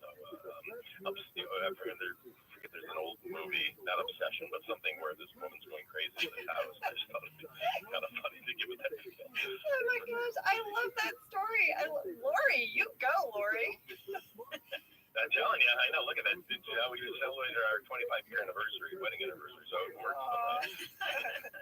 Well, we got a lot of questions also about the yogurt lids. This was maybe the thing people are most curious about, these yogurt lids. Oh my gosh, they went crazy about the yogurt lids, Paul. Mel wanted to know how many medals were made. Casey wants to know, were any other items considered for medals before landing on yogurt lids? Literally any information you can give us about these yogurt lids. Anything about yogurt lids. People want to know. Wow, because I remember that so distinctly, just because I remember thinking it was not at all what I thought we were going to make the medal. And I remember good old Phil Props coming up with those. And I remember him rigging that up with the paper clips as the chain and hanging that out there. And I had moments of going I don't know if it's substantial enough because they're so light. But then thinking, but this is kind of brilliant. And so going with this, I have some weird memory, and I don't know if this is accurate or not, of like a cottage cheese lid. Oh, it would be larger. And bigger. Yes, but I think we might have said they were too big, and also I think they didn't stay on the paper clip. So, but that's just a kind of a hazy memory. Steve Gordon asked, this is just kind of a fun question, which one of the freaks and geeks could work in the office? I think it'd have to be Lindsay. I think only Lindsay can really pull it together inappropriately and navigate that maelstrom. I hear that. I think that is the right choice. I think that is correct. And then, okay, Paul, we have to bring up, because Jenna and I love this about you so much, that you wear a suit every day with a tie, and that our crew loved it so much. On Friday, a lot of times on a set, the crew will wear Hawaiian shirts. It's Friday. But when you would work, they would all wear a tie on Friday. And so we were wondering, when did your origin of the daily suit start? It was after Freaks and Geeks, because I'll flash all the way back just briefly. When I was a kid, I used to wear suits and ties all the time. I loved that. That was kind of like starting 8 years old. I got my mom to buy me my first 3-piece suit, and I wore it. Oh, my dad was so mad because you're going to grow out of it in 6 months, and he was right. But what a 6 months I had walking around with these suits. So it was always indie. But then when I got to my 20s and I became a stand-up comedian, I used to wear a suit on stage, and then I realized I wanted to be more, I don't know, kind of relatable to the audience. So I started wearing I even though I didn't dress this way in high school, I started dressing just like kind of t-shirts and jeans because I was trying to get in the head of like the freaks and stuff. And so grew hair really long. So if you see pictures of me from then, my hair was super long, like down to my shoulder, I think. And but then it was after Freaks and Geeks was done, and I was going out pitching new shows, taking all these meetings, that I was in the meetings, and all the executives would be in suits and ties. And I was there in like jeans and a t-shirt, and I just didn't like it. I felt like really identifiable as sort of the prey, if you will, in that room. And so I remember going like, well, screw this. I'm going to go back to what I used to do and wear suits and ties.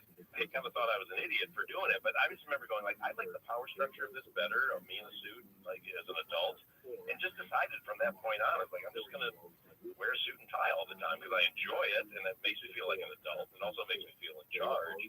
And I look better in a suit than I do in jeans. There you go. Well, and Paul, without your suit, I wouldn't have my favorite hashtag you do, which is drunkfunkle on your Instagram. Thank you. I live for it, Paul. I love your Instagram so much. I want everyone to go follow Paul Feig. And also, Paul, I'm so excited about Last Christmas. I am so excited to see it. I can't wait. And you know, I love Game of Thrones. So of course, Jenna doesn't watch Game of Thrones. It drives me crazy. So Emilia Clarke's in it. I'm still an Amelia Clarke fan. Yes. Even though I didn't watch Game of Thrones. Yeah. So this is very exciting to me because I get to see her in not Game of Thrones. Yes, exactly. And then of course, like Emma Thompson, I cannot get enough of that woman. I just live for her. So and Henry Golding and all of it. I can't wait to see it. I love holiday movies so much. So everybody go see Last Christmas. Yay! You'll love it. You'll laugh, you'll cry, and it's one of the most beautiful things I've ever shot. It's just absolutely. Oh, I can't wait. I cannot wait to see it. Paul, thank you so much for taking the time to do this. Thank you, Paul. Thank you. It's so much fun. I'm so glad you guys are doing this because the show is so special to me. I mean, honestly, I have to pinch myself that I got to be involved and be involved with so many episodes and so many kind of the bigger ones too. And it will just always be one of my proudest moments. And working with you guys is just one of my great joys. We're just such a wonderful cast to work with. Every day was really fun to come in, and just every day was fun and different. And I mean, I just couldn't have had a better time. So thank you for that. And I love you guys very, very much. Oh, thank you, Paul.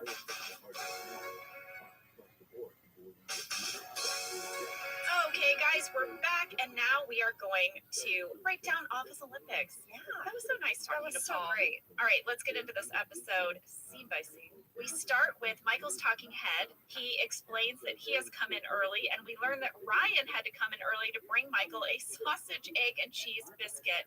Ryan is so pissed. Angela, I noticed a little bit of Ryan sass.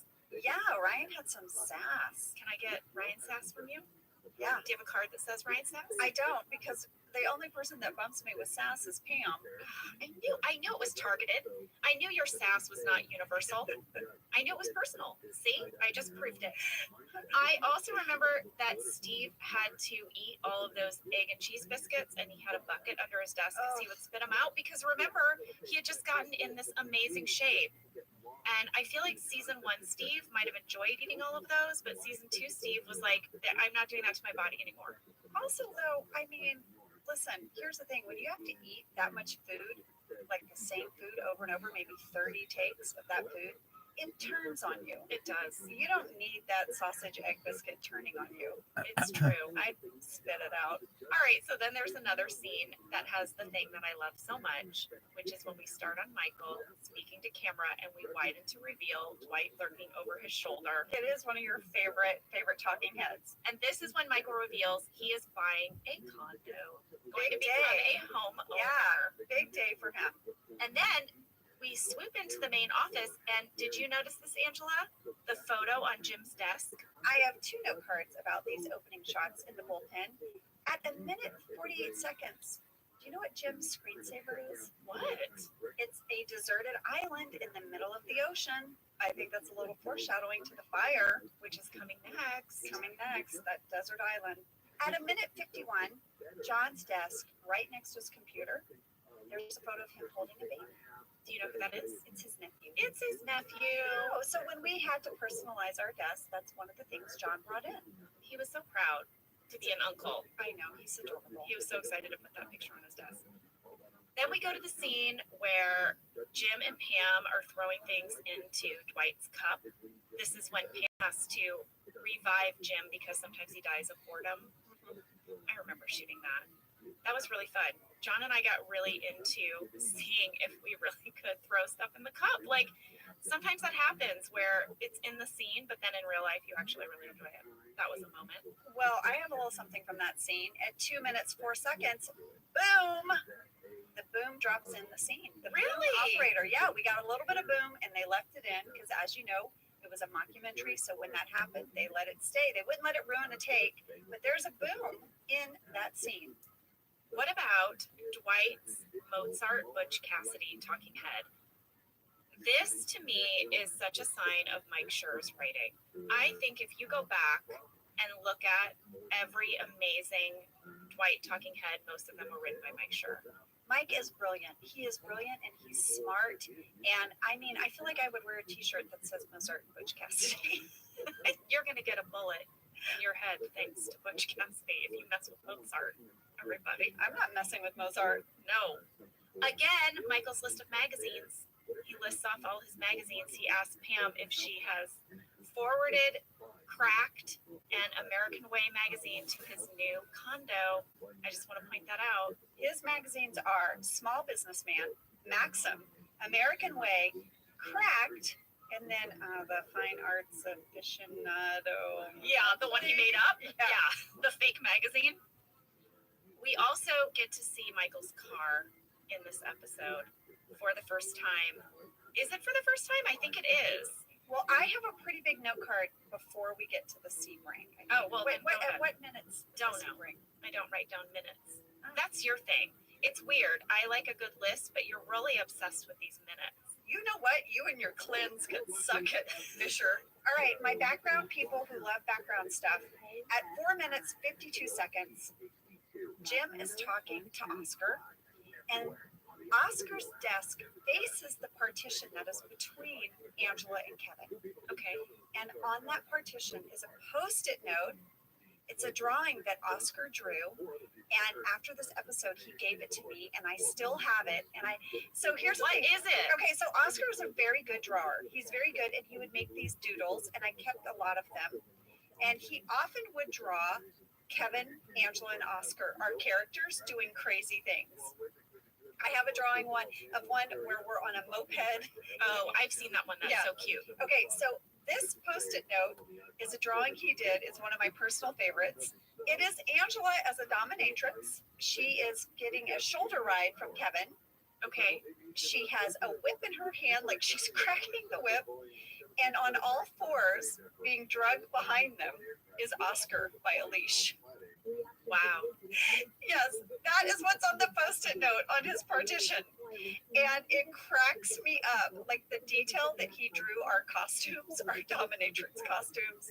He has like a spike collar on. He definitely would do all these drawings of the accounting department. And my character was always invoking pain in some way.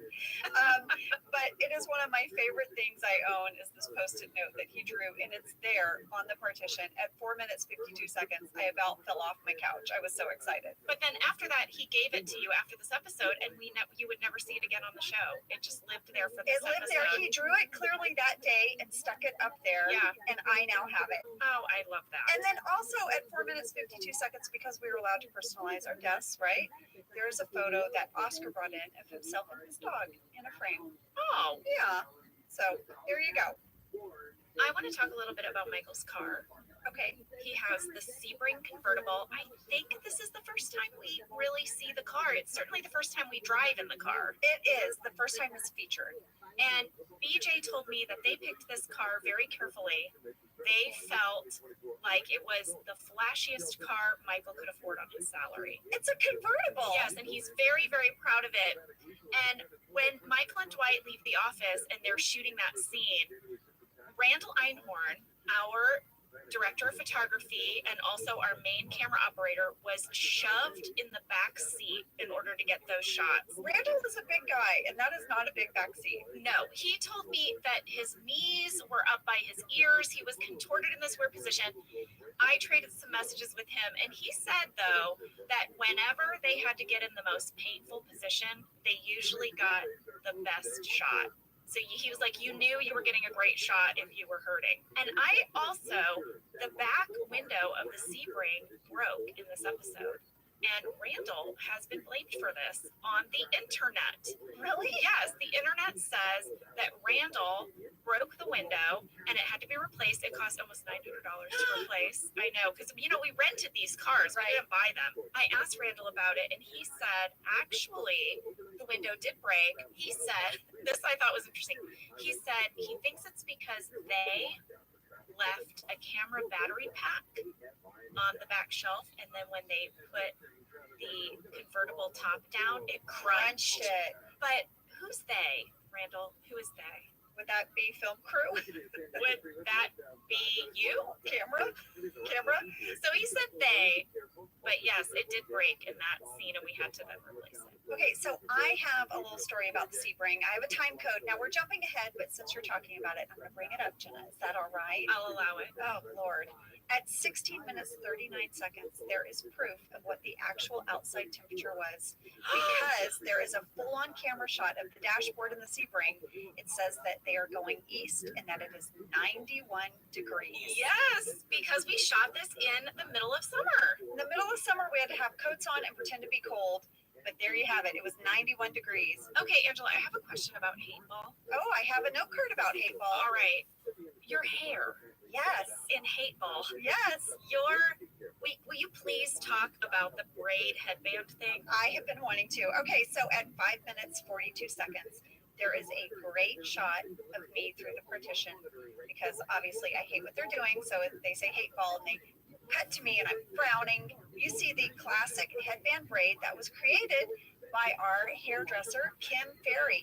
She did my hair every day on the show. She actually is an amazing braider. She can do any kind of braid, and all of my intricate braids and hairstyles of Angela Martin were by Kim Ferry. So she called this the headband braid, and what she would have me do is she would flat iron my hair straight. Okay. She would have me flip my head over, and then she would start at one side of my ear and do this like inverted braid over the top of my head, ending at the other side of my ear, leaving the back of my hair straight. So it would only braid like basically like a headband that went over like the top of my head. Did it hurt? It did not hurt, but I did have to sit with my head kind of contorted in order to get the style. To get it. But it was like one of our favorite things. Greg Daniels loved it. The first time he saw it, he was like, "Oh my God, yes, this is Angela Martin." And it went on to be featured in a lot of episodes. And we even did a behind the scenes for NBC.com because so many people asked if that was my real hair. It was my real hair, flipped upside down, inverted braid, and it made it look like a headband. The headband braid did not hurt. Like, you would far prefer this over a bun. Yes. Yeah. Yeah, it was just like having a part of your hair braided, but it wasn't tight or pulling at the back of my head. To me, that is classic Angela. Yeah, the headband braid. Yes. Speaking of hair, yes. At 6 minutes, 15 seconds, you go in the back of the office because they're playing Dunderball. Yes. And you see that Kelly still has an updo. Still an updo with Kelly. But it's a little bit looser. There's like a little piece kind of dangling in the back. It's like a loose braid. It's starting to come down, Jenna. You know what? I think, and I'm going to predict because we have not watched all the episodes. We really are watching them in order. I think her hair comes down in Casino Night. I think it's the first time her hair comes down. I'm going to predict it. So let's see if I'm right. Let's see if you're right. To rewatch because I know her hair is down in Casino Night. Well, I remember. The bun is getting looser. This is athleticism. We're heading there, folks. This is really whenever everyone to focus. Hair Is this athleticism? The closer Jim and Pam get to kissing. You know what that correlation is? What? A cleanse correlation. Oh no, that's cleanse logic for you That's guys. cleanse logic. Let us talk about Michael's condo, please. Yes. He gets to his condo, and like we said in our fast facts, the realtor is played by Nancy Carell. So our casting director, Allison Jones, pitched Nancy for this role. She thought Nancy would be perfect. I emailed with Allison, and she said that she had always been a huge fan of Nancy's. And she was looking from day one on our show to find a place for her, and she thought this was perfect. She loved being able to pit Nancy and Steve against one another in this way. Mike Schur told me that Steve was positively giddy when Nancy was on set. He was just giggly and delighted that they're so cute together, and we know they're so cute together. Yeah, she is hilarious and so smart. But Steve, you want to meet a man that loves you the way Steve loves Nancy, for sure, because he's just delighted by her. I love when Michael starts to spiral out because he realizes, and Dwight is not helping. No. It's like, you're going to be 75. You're basically buying a coffin. Yeah. If I bought a coffin, I'd buy one where I couldn't hear the other dead people. But Michael, as he's spiraling, has this line that I love where he's like, I was promised hot people. Where are all the hot people? Like, what, in this condo development? You were promised hot people? But Nancy's reaction to that is really what makes it. Angela, you have a 3-star card about the condo. Well, it's at 6 minutes, 58 seconds. It's not so much about the condo, but it's what information we find out of the condo, which is that Dwight has a 60-acre beet farm. Yes, this is the first mention of his beet farm. Yes, and you mentioned that we see a photo of Moe's, but this is when we learned that Dwight is a landowner. He has a working beet farm. Yes, and this brings up a fan question, Angela. Okay. Stan wrote, in this episode, Dwight says that his parents left him a 60-acre beet farm, but in the farm in season 9, Aunt Sally leaves the farm to all 3 kids if they move back into it. Jenna, did this discrepancy happen because you stole the show Bible? Stan, I have the show Bible right here. I'm referring to page 31 of the show Bible. And it says that in Office Olympics, Dwight says he has a 60-acre working beet farm left to him by his grandfather. And also, Stan, if you want to go to 6 minutes, 58 seconds, Dwight has a talking head to camera where he says, my grandparents left me a 60-acre beet farm. Yes, so Stan, I do have to say this still does bring up the question of why in season 9 do we say that it's his Aunt Sally who has the beet farm? I don't know. I need to revisit season 9 because I know an Aunt Shirley because she slapped me and called me a kitchen witch. Yeah. But I don't know who Aunt Sally is. Well, he has a number of relatives. Oh, I know. You guys, I do want to say that to find this reference in the show Bible, I had to read something like 5 pages of facts about Dwight Schrute. And I think that if they only published the Dwight Schrute section of the show Bible, it would do very well. Every single one of these bullet points is gold. Just pick one, random one, and read it to us. All right. From the show Bible, the chapter is Dwight. Thinks wolves are a major threat to office workers. Thinks wolves are a major threat. Yeah, season 3, episode 20, he says that. He has a bomb shelter. It cost him $1,200. He performed his own circumcision. Oh, no! He can sneeze with his eyes open. These are amazing. He thinks Triceratops is the lamest dinosaur. I kind of want you to make. I mean, I could go on and on. Yeah. Uses deer penis as an aphrodisiac. Oh God, poor Angela Martin. Appears to be a fan of wrestling. Just fakes it. Not sure. Just for appearances. This one made me laugh out loud. His farm is non-organic. He uses pesticides? I guess so. In some episode, he must brag about the fact that his farm is non-organic. He has $30,000 buried very deeply and under someone, and he doesn't want to dig past them to get it. Guys, I mean, I really... We can do a whole episode where I just read you Dwight Schrute from the show Bible. That is amazing. But yes, 6 minutes, 58 seconds. Huge information, which is that Dwight owns a 60-acre beet farm. This is one of my favorite things that they came up with for a character on our show because we are just going to continue to mine gold from this fact forever. Forever. I have a little card here. At 8 minutes, 36 seconds, there are the opening ceremonies. Yes. There's a banner. There's the lighting of a candle. I wanted to share a little behind-the-scenes story for you guys. So whenever we had a lit candle. We had to, by law, have a safety meeting. Yeah. And I used to crack up because I would think about shows that had car chases and explosives and things. And on our show, you had a safety meeting about a candle being lit. And our second AD, Kelly Cantley, would go, "Safety meeting! We will have a lit candle." Yes. That is real fire, everyone, on the set. Please be aware of your sleeves and elbows around the candle. A lit candle, everyone. Okay, safety meeting adjourned. And it's funny because I would go on to do shows or projects where we would have safety meetings and they would be said with sort of that same bravado, but they would really be like, everyone pay attention. A car will be exploding at 2:00. So please keep your distance. Do not go toward the car after it has exploded, as it will be hot. But on our show, it was, we will have one candle. It will be lit with a lighter. A very long lighter, A very too. long lighter to protect John's hands. Safety meeting. I want to say in that same scene with the opening ceremonies, I really drew the sign that says Games of the First Dunder Mifflin Olympiad. You drew that? I drew it. Did you color it in? Yes. You made the sign. Yes. What the hell, really? I made it. Those are my bubble letters. I drew it. I also put together a lot of the yogurt lid things. I did it as part of your method acting. No, it's not part of my method acting.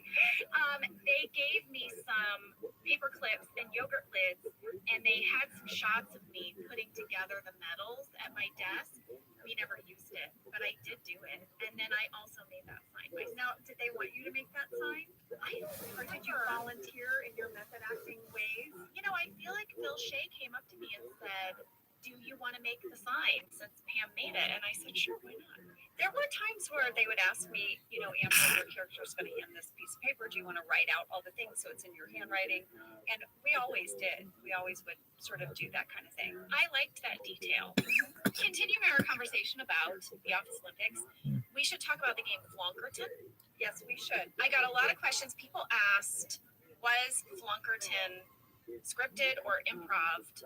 It was a written line, but I was told to deliver it like I was making it up on the spot. Yes, that was scripted. A lot of people also asked who came up with the term Flonkerton. It was Mike Schur. Well, Mike said it was either him or Greg Daniels, but he is personally obsessed with the FL sound, the fl. Yeah, the flow sound. He thinks it's very funny. He said that is also how Toby got his last name, Flenderson, that Mike was responsible for that. So he's pretty sure he can claim having written Flonkerton. I remember Phyllis had so much fun doing that scene. She had so much fun. Phyllis loves getting to play basketball, play Flonkerton. To play games. She wants to be a participant. She was does. very excited. I felt like, Jenna, I have 2 note cards here that I felt like we should outline a little bit of the games. Let's do it. First of all, there are the games that people played that weren't part of the Office Olympics, but were the inspiration for Jim. When he was going around to everyone's like sort of desk area. So Pam, of course, threw, you know, things into Dwight's coffee cup. There was hate ball and accounting. There was Dunderball and human resources. Stanley said he plays work hard so his kids can go to college. And then Angela Martin says she plays Pam Pom. Yeah. Oh, That's some Angela sass. that is some serious Angela sass. I have a question for you about Pam Pom. Okay. Is this the first time that an office coworker has called out the Jim Pam crush? Yes. Right? That's the first time someone's like, "Oh, I see what's happening. You're not fooling anyone." Yes. Yeah. Yeah. And Pam is super self-conscious about it for the rest of the episode. Yeah. So, and then of course we have Angela at 16 minutes 20 seconds. She's keeping score. She comes up. That's the only game she's playing that That's day. the only game she's playing. But then the actual games that Jim makes up, Jim and Pam, right? They make these up. Are number 1, Flonkerton. Phyllis being the winner of that. Yeah. Number 2, how many M&Ms can you put in your mouth? Kevin was the only Only participant. only participant. 3, guess the elevator, inspired by the Real Office Olympics, and Ryan won that. And then the final game that we see is this whole coffee mug relay between Oscar and Toby, and it disrupts when Michael and Dwight come in the office, and we never see the outcome of that. Well, we kind of do. I think Toby's coffee is spilling at the end. So I'm giving it to Oscar. You're giving it to Oscar? Okay. But you have 2 medals hanging on your desk at 17 minutes, 32 seconds. You have a gold and a silver. Yeah. So I wonder what Pam won for. I know you're saying I don't deserve my medals, Angela. No, Clint, I'm not. I'm just merely being a fan saying I wonder what other games we didn't get to see. Yeah, well, obviously something where Pam won a gold medal. Oh my God, Sass. Just want to say. Okay. All right, Angela. Maybe she won a gold medal at Pam Pong. Oh, I see. See what you've done. Thank you. I do have a fan question. Karen asked, did you get to take home the medals? Yes, and I still have mine. I have a yogurt lid medal in my home office, and it is hanging on my Dundee. And from this episode, I have the drawing Oscar did of Angela as a dominatrix, pulling Kevin and Oscar around in costume. We kept all kinds of stuff from the show. We did. We're a little bit of hoarders, guys. Someday we joke that we're going to do a book and put them all somewhere where we can share them. I think we should. I think we should. We should go through our bins and we should share all this memorabilia and our tons of photos. I mean, we have so many. So many. And I also want to do it. Finally get on that, please, Angela. Can we do that? Yes. You guys would want that, right? You would want a book of this stuff. Do people want that? And like a scrapbook. A scrapbook. Like our sort of BFF scrapbook. Yeah. Yeah. I think we should because I want to do it before I lose this stuff. Okay. Because I'm worried. I'm worried about my shit. Lastly, guys, I cannot not talk about the scene at 20 minutes, 53 seconds. It's the closing ceremonies. And we talked a little bit about this with Paul, and I agree. Steve did such an amazing performance where as Michael, he tears up. He's made this huge life choice to buy a condo. He's feeling this love and support from his office family that he doesn't get from his family, probably, right? Yeah. The office family is his family. And he's absolutely emotional. And when we filmed it, we did not know that Steve was going to make that choice to get emotional. And so we're all looking at him, and he started to tear up. And I, as Angela Martin as myself, started to tear up. Yeah. It was so moving, just sort of his honest portrayal of this person. And Steve is just amazing. Yeah, when that happened in the first take that happened in, Paul then said to us, this is the direction of this scene. Yeah. This is how we're going to do it. So everyone just be proud of Michael. Just play it real. Play it real. It was hard for me because I feel like Angela Martin did not want to participate in Office Olympics, probably thought this was a waste of time. Also probably doesn't have really a lot of warm feelings towards Michael.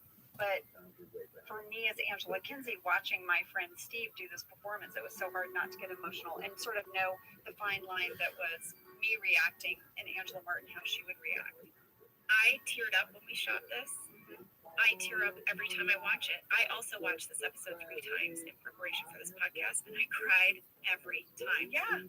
Isabel, when she watched it with me, she said, Mommy, he's crying. I said, I know. It was a big moment in his life. These are the things I love about this show. Same. Guys, that's Office Olympics. That is Office Olympics. Join us next week for The Fire. Yes, you're going to hear all about how Angela was almost carried away by a giant bug. And I might have hit John Krasinski. You did hit John Krasinski. All right, we'll see you next week. Thank you for listening to Office Ladies. Office Ladies is produced by Earwolf, Jenna Fisher, and Angela Kinsey. Our producer is Cody Fisher. Our sound engineer is Sam Kiefer.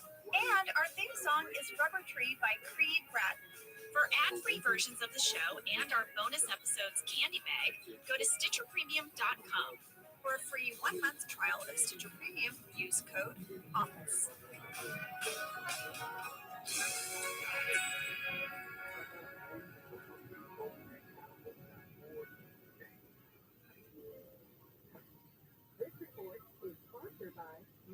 Merry Christmas, a happy holiday and let you know that we are off this week and next. Yeah, guys, we want to hang out with our families, you know, get in some fun time with the kiddos, and we hope you're having a great time with your family as well. I am going to attempt to make my very first panettone. Do you know what panettone is, Angela? Jenna, I don't know what that is. So you had mentioned it, so I Googled it, and it looks like a very fancy bread. Yes, it is a spiced holiday bread. It has dried fruit in it. It takes about 2 days to make. Okay. So a year ago on Christmas, I went to my friend Lindsay's house, and she served a panettone. Didn't you say Lindsay, though, is like always in like a ball gown, but always has amazing food? Like, this is a very put together person. Yes, she's the person who recommended that cleanse that I went on. She also serves amazing holiday bread. She's my goals, basically. Yeah. And this started me on my bread making journey. It's my 1-year anniversary of baking homemade bread. Even my bread making teacher, Bonnie O'Hara, told me she will not make panettone because it's too difficult. She said she made it once and she'll never make it again. But I am determined. I'm going to take it on. I'm going to make a panettone this year. So for the holidays, this is like our kids' wish list. They want to see Star Wars. Okay, we're going to go see Star Wars. They want to go to an escape room. Oh, they're so fun, Angela. I've never. Is it scary? No. Well, you have to pick the right one. I don't want to scare it. This is like with our kids. They have some that are special for kids. Okay. You have to. I'll send you a link. Will you? Yes. Okay. So they really want to do an escape room, and then Jenna, I'm glad you're sitting down because I'm gonna make bread. What? Okay, we're gonna make bread. I'm gonna make bread because so our family came out at Thanksgiving. Josh's sister makes this rosemary bread from scratch. It's so good, and she showed me how to do it. But as you know, I don't have a ton of patience with any kind of baking or crafting, and this takes like 2 days, and I don't. You're making a 2-day bread. Making a 2-day bread. I'm making a 2-day bread, lady, and we didn't even plan it. We didn't. That's best friendship right there, guys. We'll be back on January 8th with the fire. But if you can't get enough office ladies, head over to Stitcher Premium for our candy bag episodes. So this is where we answer more of your questions and we discuss all the things that you think we missed in our original podcast, which apparently is a lot. Oh yeah, we get like people writing in. But we're actually loving it because we're finding that it's opening up a whole new conversation for us.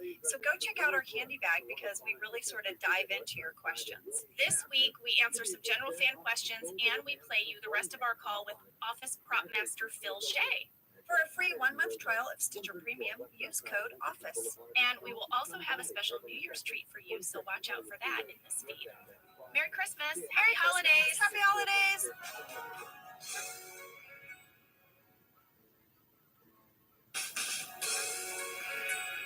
Hey there, Happy New Year's! We are off this week, but we wanted to pop on over and wish you a happy New Year. We have a special treat for you.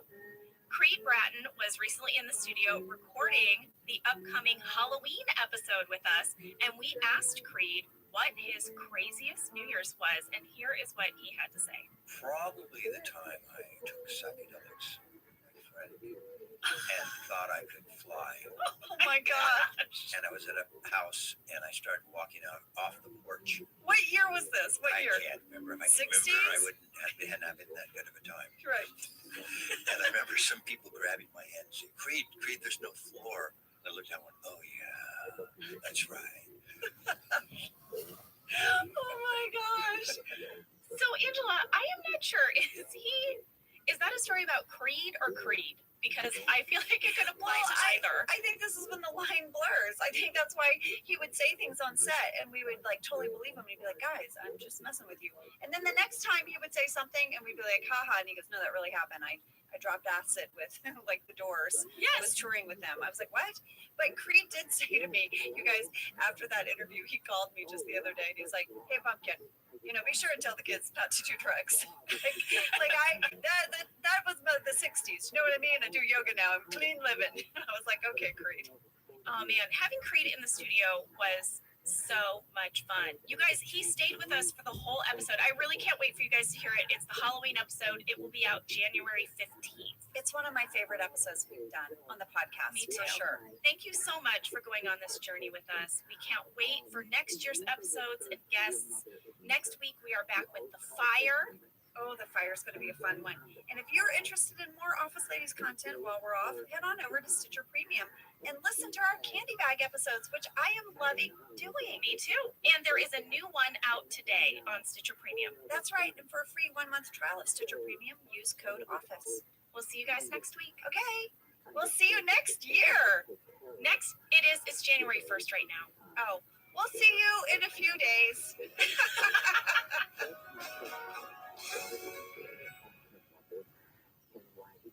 Did you know that the bold, smooth taste of Dunkin' cold coffee can be brewed in your Keurig coffee maker and enjoyed at home? You heard that right. Dunkin's cold K-Cup pods were crafted to be brewed hot and enjoyed cold. Each Dunkin' cold K-Cup pod is packed with the smooth, bold Dunkin' flavor you crave. Pick up a pack of Dunkin's cold K-Cup pods and enjoy a Dunkin' cold coffee at home whenever you crave it. Just brew over ice and sip in seconds, because the home with Dunkin' is where you want to be. I'm Jenna Fisher. And I'm Angela Kinsey. We were on The Office together. And we're best friends. And now we're doing the Ultimate Office Rewatch podcast just for you. Each week, we will break down an episode of The Office and give exclusive behind-the-scenes stories that only two people who were there can tell you. We're the Office ladies. Hello, everybody. Hello, everybody. We have some news about Angela's note cards. Well, I ran out of note cards last night. She ran out of note cards, everyone. Because that's how many note cards I've been using on this podcast. So I started writing on photo paper. Oh, I see that. You kind of cut some photo paper into the size of note cards. Who do you think I am? I didn't cut it. Oh, that's for a 4x6 photo. Do you think I was up late last night? Oh my gosh, they're glossy. On one side, and I wrote on the matte side because I wrote on the glossy side and I got Sharpie all over me. Anyways, very exciting, guys. I have to go buy some note cards today. I have to go to like Staples or somewhere. Staples was Dunder Mifflin's competitor. Yes. Yeah.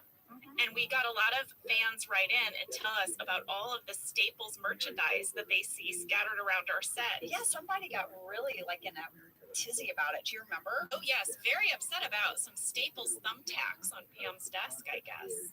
What is she doing? All right, today, everyone, we are going to talk about The Fire, Season 2, Episode 3, written by BJ Novak and directed by Ken Kwapis. Yes. Here is my first fast fact. It's very short.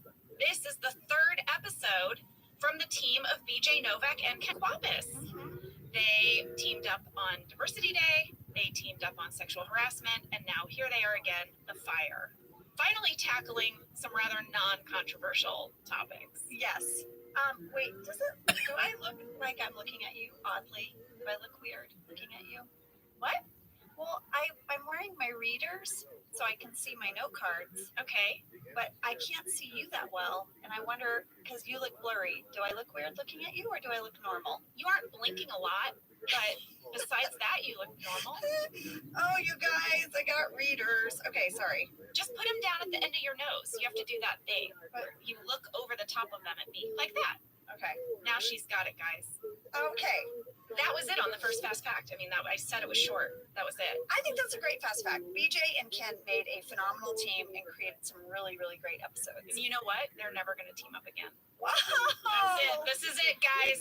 Why would you do that? Third and final. Oh, you were like, they were so great. And yeah. Never again. And then never again. Here is fast fact number 2. This was the first episode we shot when we came back from our season 1 hiatus. Yeah. It was The Fire. And I have a fan question.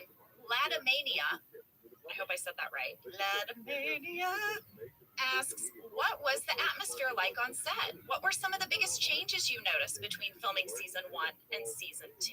I thought that was a good question. It is a good question. The biggest difference was that we were no longer shooting in a real office in Culver City. We were now finally at our home on the sound stages deep in the San Fernando Valley, off of Satakoy Street. So a lot of TV shows are shot on these big studio lots. Like, you know, if you come to LA and you get like a tour of Paramount Studios or Universal, that is not where we were. That's not where we worked. Those studio lots, they have little, like, cafeterias. Yeah. Gift shops. what do you call those places? Gyms. A gym. I don't know. I don't go often, so I'm not quite sure what they're called. Like, what are those things? What are those places with the muscles and the heavy things? And you walk in place for a long time. A gym. Yes. They have gyms, and the Warner Brothers has its own preschool for the people who work there. Yeah, you can bring your kids, and they go to preschool on the lot. There are all these bells and whistles when you work on a lot. We did not. We worked in this very industrial area, and on a dead-end street. There was definitely no coffee shop. There was no gym. There was definitely no gym. We were across from a train track. Yeah. And was there like a junkyard? Yeah, it was like a car scrap towing yard.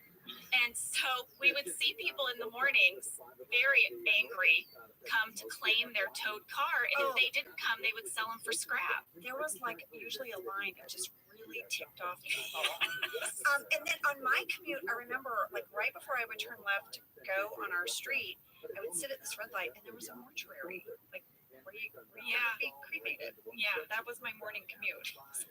It was very industrial.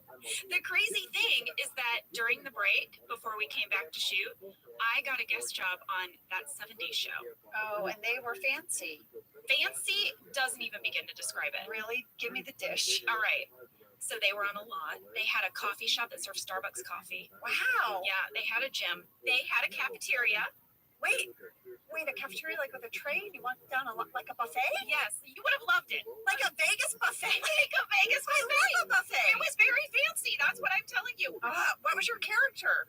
I played this character, Stacy Wanamaker, and I was a wedding planner, and I was there to plan the wedding of Wilmer Valderrama and Mila Kunis. They came and consulted me, and I only worked with the two of them. All of my scenes were just with the two of them. Here's the thing, that entire cast was so famous. Ashton Kutcher. Yeah. He was married to Demi Moore at the time. No. Yeah. Wilmer Valderrama was dating Lindsay Lohan at the time. Right? Topher Grace. All these guys are there. And they're all talking about their very famous lives. And I'm just listening to stories about Lindsay Lohan. They're talking about it like it's their life. It's their life. And I wanted to be like, you guys, I'm just like a regular person, and I'm hearing a lot of dish.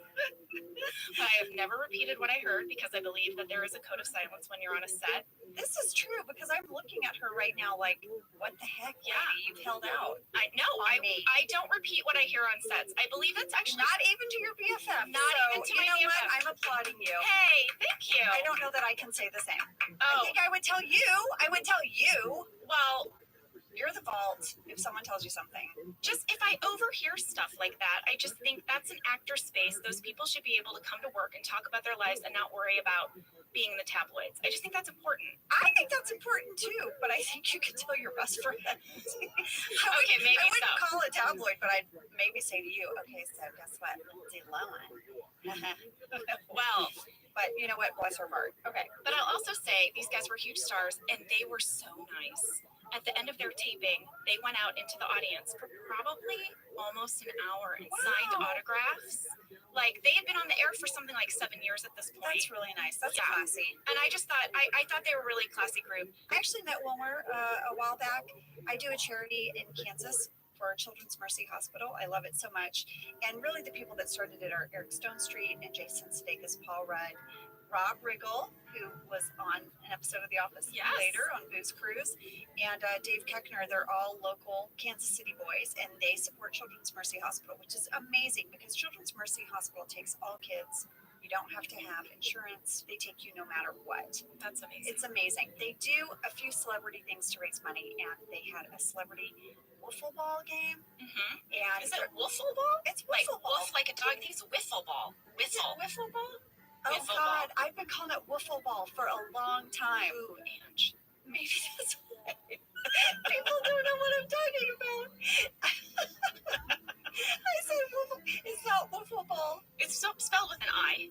W-I. How often are you writing wiffle ball? Wiffle ball. Oh, good God. Okay, so we're playing wiffle ball in Kansas City to raise money for Children's Mercy Hospital. And I was on Rob Riggle's team. And he was like, Kinsey, you cannot strike out. Jason Sudeikis is pitching. He's going to throw a lot of wacky stuff at you because it's a wiffle ball. And he was like, you can't strike out. I was like, okay, Riggle. There was like a whole stadium full of people. Like we played on the practice field for the Kansas City Royals. There was like I've seen it. It's a amazing. bunch of people. And so Wilmer had a bat before me. Okay. And he swung as hard as he could at that wiffle ball. And he struck out. It was like air. And I was like, oh no. But then I thought, I can't do worse than that. So I was up next to bat and I hit it to third and I got on first and I was really happy. And Riggle was like, yes, Kenzie. But Wilmer was really nice. This is my point. Your Wilmer Valderrama story is that he struck out. He is a horrible wiffle ball player. He's not horrible. And you outshined him. I just want to break down. That's a summary of what you just said. Well, basically, I'm pretty sure Jason Sudeikis did not throw him a very nice pitch. Well, now you're just throwing Jason Sudeikis under the bus. No, I'm not. Wait, I am giving him a compliment. He clearly was throwing some zingers. And that is why Wilmer couldn't hit the wiffle ball. Yes, Jenna. Okay. Well, I do want to say, in all seriousness, Angela, I really admire what you do with that charity every year. And I just think Children's Mercy Hospital is a really special place. Thanks so much, Jenna. It's really such a special event every year. And I'm so thankful that Rob Riggle and those guys invite me to participate because it's really meant a lot to me. Yeah. But maybe this coming year you should call it by its proper name. Wiffle ball. You know what? I'm gonna make a shirt that says I'm here to play wiffle ball. Okay, where are we? We are on fast fact number 3. Okay. I'm moving us along. Please. Fast fact number 3, when we shot this episode, it was mid-July 2005, and it was 100 degrees outside in the parking lot of that episode. So hot. Do you know my ears sunburned? No. Yes, my little ears sunburned. I had this French braid, right? So my ears were fully exposed and we didn't put sunscreen on them. And there are a few like time codes I could give you where you see my ears look like these little pink elf ears. We also are dressed like it is cold out because this aired in fall in Scranton, but we shot it in the dead of summer in Los Angeles. Oh yeah, it was triple digits. Yeah, it was crazy. So before we go to break, I just wanted to take a moment and say something kind of serious. Yeah. I want to dedicate this episode to one of our young fans who passed away recently. Her name was Lauren. She was 10 years old, and I was speaking with her mother. The Office was a really big source of comfort to their family. Yeah. And continues to be a source of comfort to their family, and that's something that's really meaningful to Angela and I, and it's not lost on us that this is the case for a lot of people. And so I just wanted to share with you that Lauren's favorite episodes were Lecture Circuit because of Kelly's birthday, and she also loved Michael's birthday. Well, you know, Jenna shared with me a little bit of Lauren's mom's story, and I was crying as I listened to the message you left as a mom, and I know it really impacted you as well. And we do meet people throughout the course of just living our lives here that share with us what the Office has meant to them and what it's gotten them through. And you guys, it is with our whole hearts that we tell you that means a lot to us. Yeah, we're honored to be part of something that brings comfort to people in times of need. We really are. So thank you so much, everybody, for watching the show and for listening to us. And we'll be back after this break. Whether your resolution is to save money, eat better, or stress less, HelloFresh is here to help you do all 3. Yes, you guys, I love HelloFresh. Jen and I both love it. You know why we love it. And guess what I made the other night? What? It was so delicious. I made their pub-style shepherd's pie. I've made it. Yes, it's so good. White cheddar and the thyme mashed potatoes. I know it very well. It's a family favorite. Well, you know, Josh normally makes dinner, so this was my turn, and I made this, and he loved it, and I was so happy. I was like, I made a shepherd's pie. I'd never made one before. It's so good. Everyone, you can say hello to your most delicious year yet with fresh ingredients, chef-crafted recipes, all at a price you'll like, delivered right to your door. Go to HelloFresh.com/OfficeLadiesFree and use code OfficeLadiesFree for free breakfast for life. One breakfast item per box while subscription is active. That's free breakfast for life at HelloFresh.com/OfficeLadiesFree with code OfficeLadiesFree. HelloFresh, America's #1 meal kit. This show is sponsored by BetterHelp. You know, around New Year's, we all reflect and people really start making lists of what they can do to be their best self for the next year? Yes, I think, the new year definitely makes you think New Year's resolution. What do I want to change? New year, new me, that kind of thing. Yes, but perhaps this year we could be reflecting on what we're already doing right. Yeah. And therapy can help you figure out your strengths so that you can ditch this idea that you need some extreme change or this extreme New Year's resolution and just, you can make change.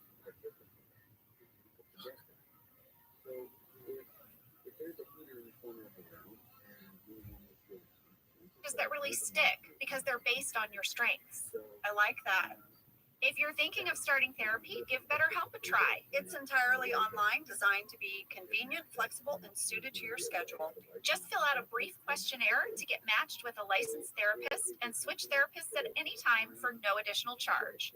Celebrate the progress you've already made. Visit betterhelp.com/officeladies today to get 10% off your first month. That's BetterHelp, HELP.com/officeladies. Let's talk a little bit about hydration in the new year, particularly about liquid IV. Angela, you turned me on to this, and I'm going to have to give you props. Oh, thanks. It's pretty great. You told me that you use this when you travel to stay better hydrated, and I started doing the same thing. Whenever we go on a road trip, it's like I don't want to drink too much water because then I'll have to pee, and then I find myself so dehydrated. So I use this. Well, I like it for hikes. Here's what it is. You get a little packet, and you put it in your water, and then you are going to get 3 times the electrolytes of a leading sports drink, plus 8 vitamins and nutrients. It's non-GMO and free from gluten, dairy, and soy. It is perfect for daily use before a workout or when you feel run down or after a long night out, hint, or even on really long flights. Rehydrate yourself for the new year. Grab your liquid IV hydration multiplier sugar-free in bulk nationwide at Costco, or get 20% off your first order when you go to liquidiv.com and use code OfficeLadies at checkout. That's 20% off your first order when you shop Better Hydration today using promo code OfficeLadies at liquidiv.com. All right, Jenna, I think you forgot something. I forgot the summary. Yeah, I think you need to tell us the summary. All right, here's a summary of the fire. Everyone in the office has to evacuate after the fire alarm suddenly goes off. And while in the parking lot, the employees play games like Desert Island and Who Would You Do? Michael learns that Ryan the temp wants to run his own business, and he starts to mentor him until he learns that Ryan is going to business school and knows more than he does. The attention that Michael is paying to Ryan makes Dwight very jealous, and we all want to know, how did the fire start? Yeah, who started the fire? The episode begins with a famous Pam line. Dunder Mifflin, this is Pam. Oh, yes! Who's calling? Who's calling, everybody? It's Katie. Oh, yeah. Jim, Pam has to transfer Katie. So, Jenna, I have written here, what does that say? Pam sass. There is some serious Pam sass in this episode, and it comes right out of the gate when you say, you can just give her your extension. Yeah. Oh, so much sass. You are ticked off that Katie is calling. I mean, just give her your direct line. Why do I have to answer the phone? Yeah, why do I have to take your messages? Deal with that. I'm not your secretary. Wait, I know this is backing us up a little bit, but right at 14 seconds, there is something that brought such a big smile to my face. There is a yellow duck stuffed animal laying under Jim's computer screen. Yes. And you guys, in seasons later, my daughter was born season 5, and she would come to the set all the time, and she would come on set to my desk area. She was obsessed with that little yellow duck, and she would grab it and squeeze it and be like, quack, quack, quack, quack. And then they got a monkey she would squeeze that would be like, wah, wah. I'm sure it drove everyone crazy, but she would go around set, little tiny Isabel looking for the duck and the monkey. So I'll never forget that. I have pictures of her holding that duck on set. Okay, back to the Pam sass. She's ticked off at Katie, and here we go. The next scene is Michael and Ryan in Michael's office. Michael has to do Ryan's evaluation, which turns in to Michael teaching him about business. He has 10 things he's going to tell him. Yeah. But he can only think of one, and he's going to get back to him. He's going to tell him the rest later in the day. I have a little screen grab moment, guys. At 3 minutes, 6 seconds, we've talked about this before. I have, that there is a green magic 8 ball on his desk. There's a great shot of it on Michael's desk. It's got a $sign on it. It's not actually the number 8. It's a $sign. And so, Oh, this must be some sort of other product. Not a magic 8 ball. Like a special, like, money magic 8 ball. yeah. And I like looked online for it last night. You I could find it? I could not find it. I just grabbed my phone to Google it. I know. So I looked up, but yes, he's got a green magic 8 ball that's got the $sign on it. So if anyone knows anything about that, I want you to email me. Yeah, please. Officeladies@earwolf.com. Yeah, so if you have a green magic 8 ball with a $sign on it, I want to know. Angela wants to know, please. And I want to know what it says when you shake it and look at it. That's what she said. That's what she said. I know. Listen, I thought your first line out of the gate, you can just give her your extension. That's what she said. That's a little bit. That's a little bit. All right, next up, the fire alarm goes off. Yes. Both Dwight and Angela start yelling and instructing people. Dwight, everything. He grabs the water bottle. He punches the extinguisher. He grabs Kelly. How did Mindy get through that? I don't know, but she has a bun. Still. When will her hair come down? When will she not have a bun? Angela, what was that scene like when you were shooting that? It was so much fun. How much of that was improv? I mean, that scene was scripted, and there were beats we had to hit to get everyone out of the room, and people were reacting off of our cues. My lines were scripted. I think some of like Rain's stuff was improvised because I have lines. Clearly, my character has taken some class in being the safety officer because my lines are, do not panic, arms at your side, find your safety partner. And his are like, no, panicking is warranted. You should be panicking. How excited was your character when the fire alarm went off? Like, your character is one of those people who's so prepared. Who were the two most excited people when the fire alarm went off? Dwight and Angela. So when we get down into the parking lot, I noticed something. This is another episode where Jim takes charge, just like Office Olympics. He's the fun guy. He's the guy who's going to keep everything going. And I thought it was interesting that in real life, John was kind of that guy on our set who did that. He would entertain us when we were like stuck somewhere on location or in the conference room. Definitely in the conference room. Whenever we had conference room scenes and it was hour 5 and we were in a slump, John would rally us. John would. He would like do bits and like he would get us laughing and yeah. So I thought that was a way that he is sort of like his character. Yes, a little bit. Yeah. Okay, I have some time codes really quickly. Go for it. First of all, we skip past this, but at 3 minutes 34 seconds, Meredith has pink workout weights on her desk. What is Meredith doing? Like arm lifts over there? What's she doing? Also, there's a bright red book that looks like a Bible. I'm positive it's not. It's probably some kind of fake accounting book, but it looks like a Bible. And then at 5 minutes 20 seconds, I have to bring this up. We all walk out of the building, right? I was wearing my own giant chunky loafers that I had bought at Payless for the pilot. So for the first 2 seasons, I had 2 pairs of shoes, basically. I had my chunky Payless loafers and my SAS shoes. How did you decide which ones to wear each day? Did you get to pick or did they pick for you? They would set them out, I think. Okay. But knowing me, I just wore whatever I wanted. Yeah, so we've been over that. I did get fancier shoes season 3, everybody. This is very important, Jenna. Go. This is the episode of the crappy phone. Oh yeah. First of all, 2 people walk out of the building on their phones. Do you know who they are? Who? Oscar and Devin. Both are on calls. Oscar's on a call the whole time, like Dwight and Angela are herding everyone out. He stays on the phone outside, and it looks like a really old flip phone. This is when the show is really dated, is if you look at these phones. Same with Devin. Devin has on like these slick sunglasses. Oh yeah, those real skinny sunglasses. He was so smart. I would have loved some sunglasses. And he has a cell phone. And then in the later part of the episode, which I'll wait for, 2 more cell phones make an appearance by 2 other castmates, and they are both equally really old. I feel like something that really dated the show as well are some of the Desert Island movies. Okay. Desert Island movies was a big thing that came up. Should we talk about them? We should, but I have this card, but now I feel really stupid reading it, because of my waffle ball moment. You've changed it again. You were calling it waffle ball, like Waffle. a dog. It's wiffle ball. Wiffle, okay. You just called it waffle. Well, because I was trying to get it right, and I got it wrong again. I went from wiffle ball.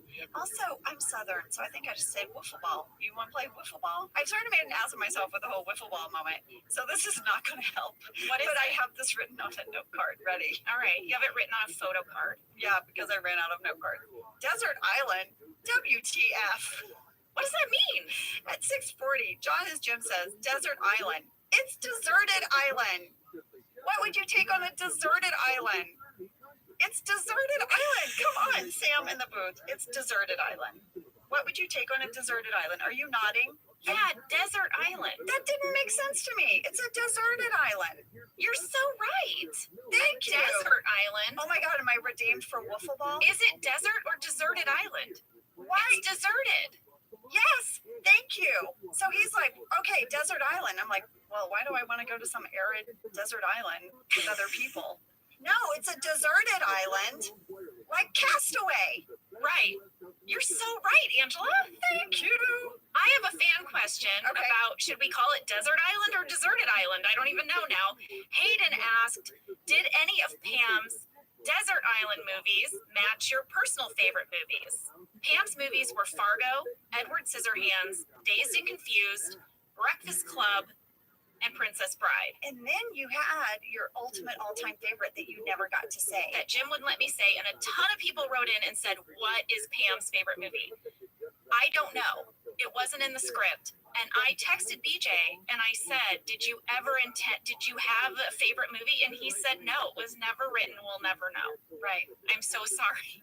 I tried. I even said to BJ, do you want to just make one up now? Just like give us an answer? And he felt that for the integrity of the show, he could not do that. BJ's so honorable. I know. So we will never know her favorite movie.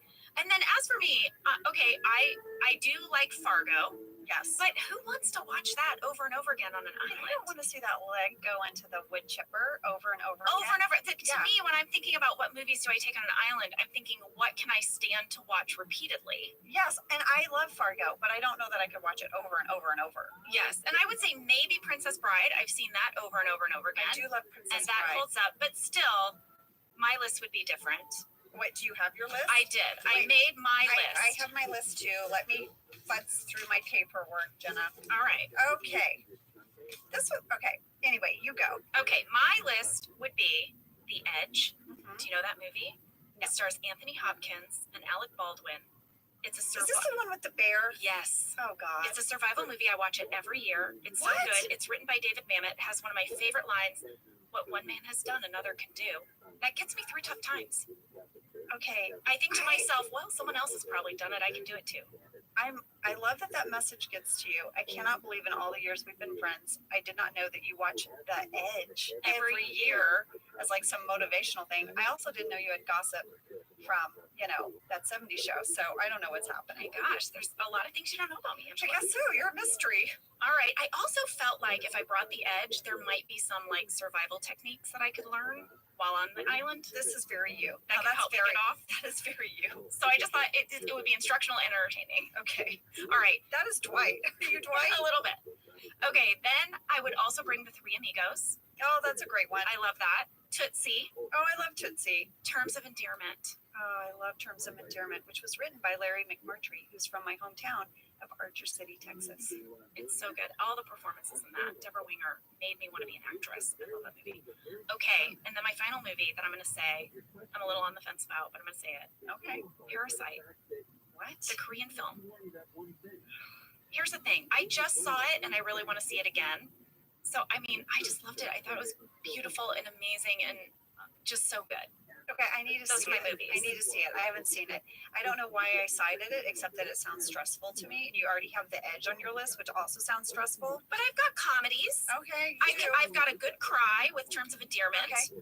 And I've got some survival, then Three Amigos. Okay. Jenna asked me if I would make my list, and I want you guys all to know the minute I read that from her, she texted me. I did an enormous eye roll. I knew you'd be stressed. You don't like to make. I don't like. You don't like to categorize. I don't like lists, so I did it, but I didn't like doing it. I love Meet the Parrots. Yeah. It has an all-time great line too, Jenna. That gets me through things. What is it? I have nipples, Greg. Can you milk me? They're so similar. The things that get us through things are so incredibly similar. It's weird. I love Pride and Prejudice, the one with Keira Knightley. I watch it over and over. Yes. I've seen it so many times. I love it. It's also beautiful. I love it. I love Out of Africa with with Meryl Streep and Robert Redford. He's swoony. He's swoony. But I grew up overseas, and when I came stateside, I said goodbye to people that I'd never see again. And I watched this movie as a kid, and when she had to say goodbye to everyone in Africa, like I was bawling. I love The Matrix. Oh, that's a good one. There is no spoon. That gets me through too, Jenna. I don't know, guys. I love The Empire Strikes Back. And then, like a wild card, I love Shakespeare in Love. I also loved Elizabeth I with Kate Blanchett. I mean, I did write a term paper on Anne Boleyn, so I kind of love anything to do with, like, that time period, the age of, the golden age. I did not know that about you. Yes. I mean, I knew that you watched Pride and Prejudice a lot. And I remember because you texted me the first time you showed it to Isabel. Oh, yeah. So I remember that was a big moment. But I did not know that you had such. Do you watch The Crown? Jenna, how do you not know this about me? You clearly never watch my Insta stories. Oh, no. Yes, I watched The Crown. I can't believe it's taking so long for it to come back, and I can't wait. And it's finally here. Olivia Colman. Also, I almost put on here none of these movies, just Downton Abbey. Because I have watched Downton Abbey. I'm already I've made it through twice. I have another fan question. Okay. This is from Michael. Are episodes like this one, where a good portion of the story is outdoors, a pain to shoot because of the need for daylight? Does it make for longer shoots? No, I thought the heat made it really hard because I felt really bad for the guys. They were in wool blazers and pants. They were so hot. And by the way, we're complaining, but we had camera operators who were on their feet all day with a giant camera on their shoulders who were out in the hot sun. It was holding just a hot. foam above their head. It was a hot day to work outside. It was. But my legs and hips were really sore after standing on that concrete for 2 days. I'll never forget that. Says the 75-year-old. That's right. I needed some of those SAS shoes. Oh, yeah. So we talked about the movies that we would all take to the deserted island. Yes. And Angela, then there's that part with the books. And I love your line. The Bible, A Purpose-Driven Life, and then say, what's your third book? Say it to me. What's your third book? No. But then also, I love that you say you would take the Da Vinci Code so you can burn the Da Vinci Code. All right. What a great piece of dialogue. Such a great piece of dialogue. And people ask me, what are lines that people quote back to you? Like you get Dunder Mifflin, this is Pam. I was at a concert for U2, a U2 concert. And there was a group of young guys in the section next to me, and there was like a whole banister between us, right? Yeah. And they leaned over this railing and they yelled, "We take the Da Vinci Code because we burn the Da Vinci Code!" Like that. And I was like, "Hey, fellas!" So I actually get that line quoted to me. I also love Stanley's face during Dwight's description of the book he would bring. Yeah. That he would bring a book, and then he would hollow out the book and put a bunch of stuff in A it. book that would actually be really helpful. Yes. It's actually a good book to bring. He's then going to hollow it out. Exactly. I have a question. Yeah. At 6 minutes, 54 seconds, all of these people are in the parking lot. There's a ton of people Yeah. that you don't know, and I have a theory about who I think they are. Who do you think they are? Well, I'm assuming they're the other people who work in the building because Dunder Mifflin isn't the only business. Right. I think they're Vance Refrigeration. Oh. That's Yeah. what I thought they were. We know that business is there. I can't remember some of the other businesses that were in there. There's an episode later on where we have they have the meeting of the five. Oh, yeah, the 5 business heads. Yes. But I can't remember what the other businesses are right now. I would need to prepare that. And I would when we discuss that episode. Oh, well, is that sass to me? That I brought something up that you're not prepared for? No, that wasn't sad. That was I'm just speaking. Why would I speak? Do you think it's sass? Bye bye. I don't know. You guys listening, some of my favorite lines are when Jenna is just being Jenna sass instead of Pam sass, where she's like, "I am giving you a compliment." Oh no, you need to know something. You may speak. You may tell that story now. After we record these podcasts, we edit these podcasts all together with our engineer Sam and our producer Cody. We sit in a room and we go over the podcast and we have to listen to ourselves back. And we have honed in on a few lines that now you give me trouble for. Apparently in an episode I say, I am giving you a compliment. And now the three of them We say it all the time. I'm giving you a compliment. You may speak now. I did not ever say you may speak now. You may tell that story now. Oh no. Okay, thank you. Oh no. All right, I have a fan question. Catherine asked, did anyone actually list their favorite books, or was it all scripted to fit your characters? There are actually a lot of questions like this. Were the movies scripted? Were any of them our real movies? All scripted. All scripted. I actually was talking to Kate Flannery last night on the phone, and I asked her if any of her movies for her DVDs for the Deserted Island, thank you, were her own. And she said no, they were all scripted. And I asked her because Meredith says My Big Fat Greek Wedding, and in real life, Kate Flannery and Nia Vardalos, who wrote that movie and stars in it, are very, very good friends. So I thought maybe she had improvised that, but nope, they were all scripted. Oh wow, that was some good little trivia there, Angela. Was that? That was good trivia. Angela, I'm giving you a compliment. Angela, you had decent trivia. I have always loved Rain's reaction to the firefighters. Yes. When he punches the air, I remember it on the day. I remember it fondly every time I watch it. And there was a fan question. Both Andrea and Thomas, two different people, not together, asked, did you guys recruit an actual fire department for this episode? The answer is yes. Yes, we did. And their uniforms are the Scranton uniforms, so that they wanted them to look like Scranton firefighters, but they were, in fact, an actual firehouse here in Los Angeles. From what I understand, our wardrobe department reached out to the Scranton Fire Department and they sent in photos of their uniforms so they could recreate them. Yeah, it's very cool. All right, guys, I think we should take a break and then we will be back and then we will finish talking about the episode. See, this is what she does. Do you hear it? You know what, you guys? You get to have a break now. I am giving you permission to have a break. I am giving you a break.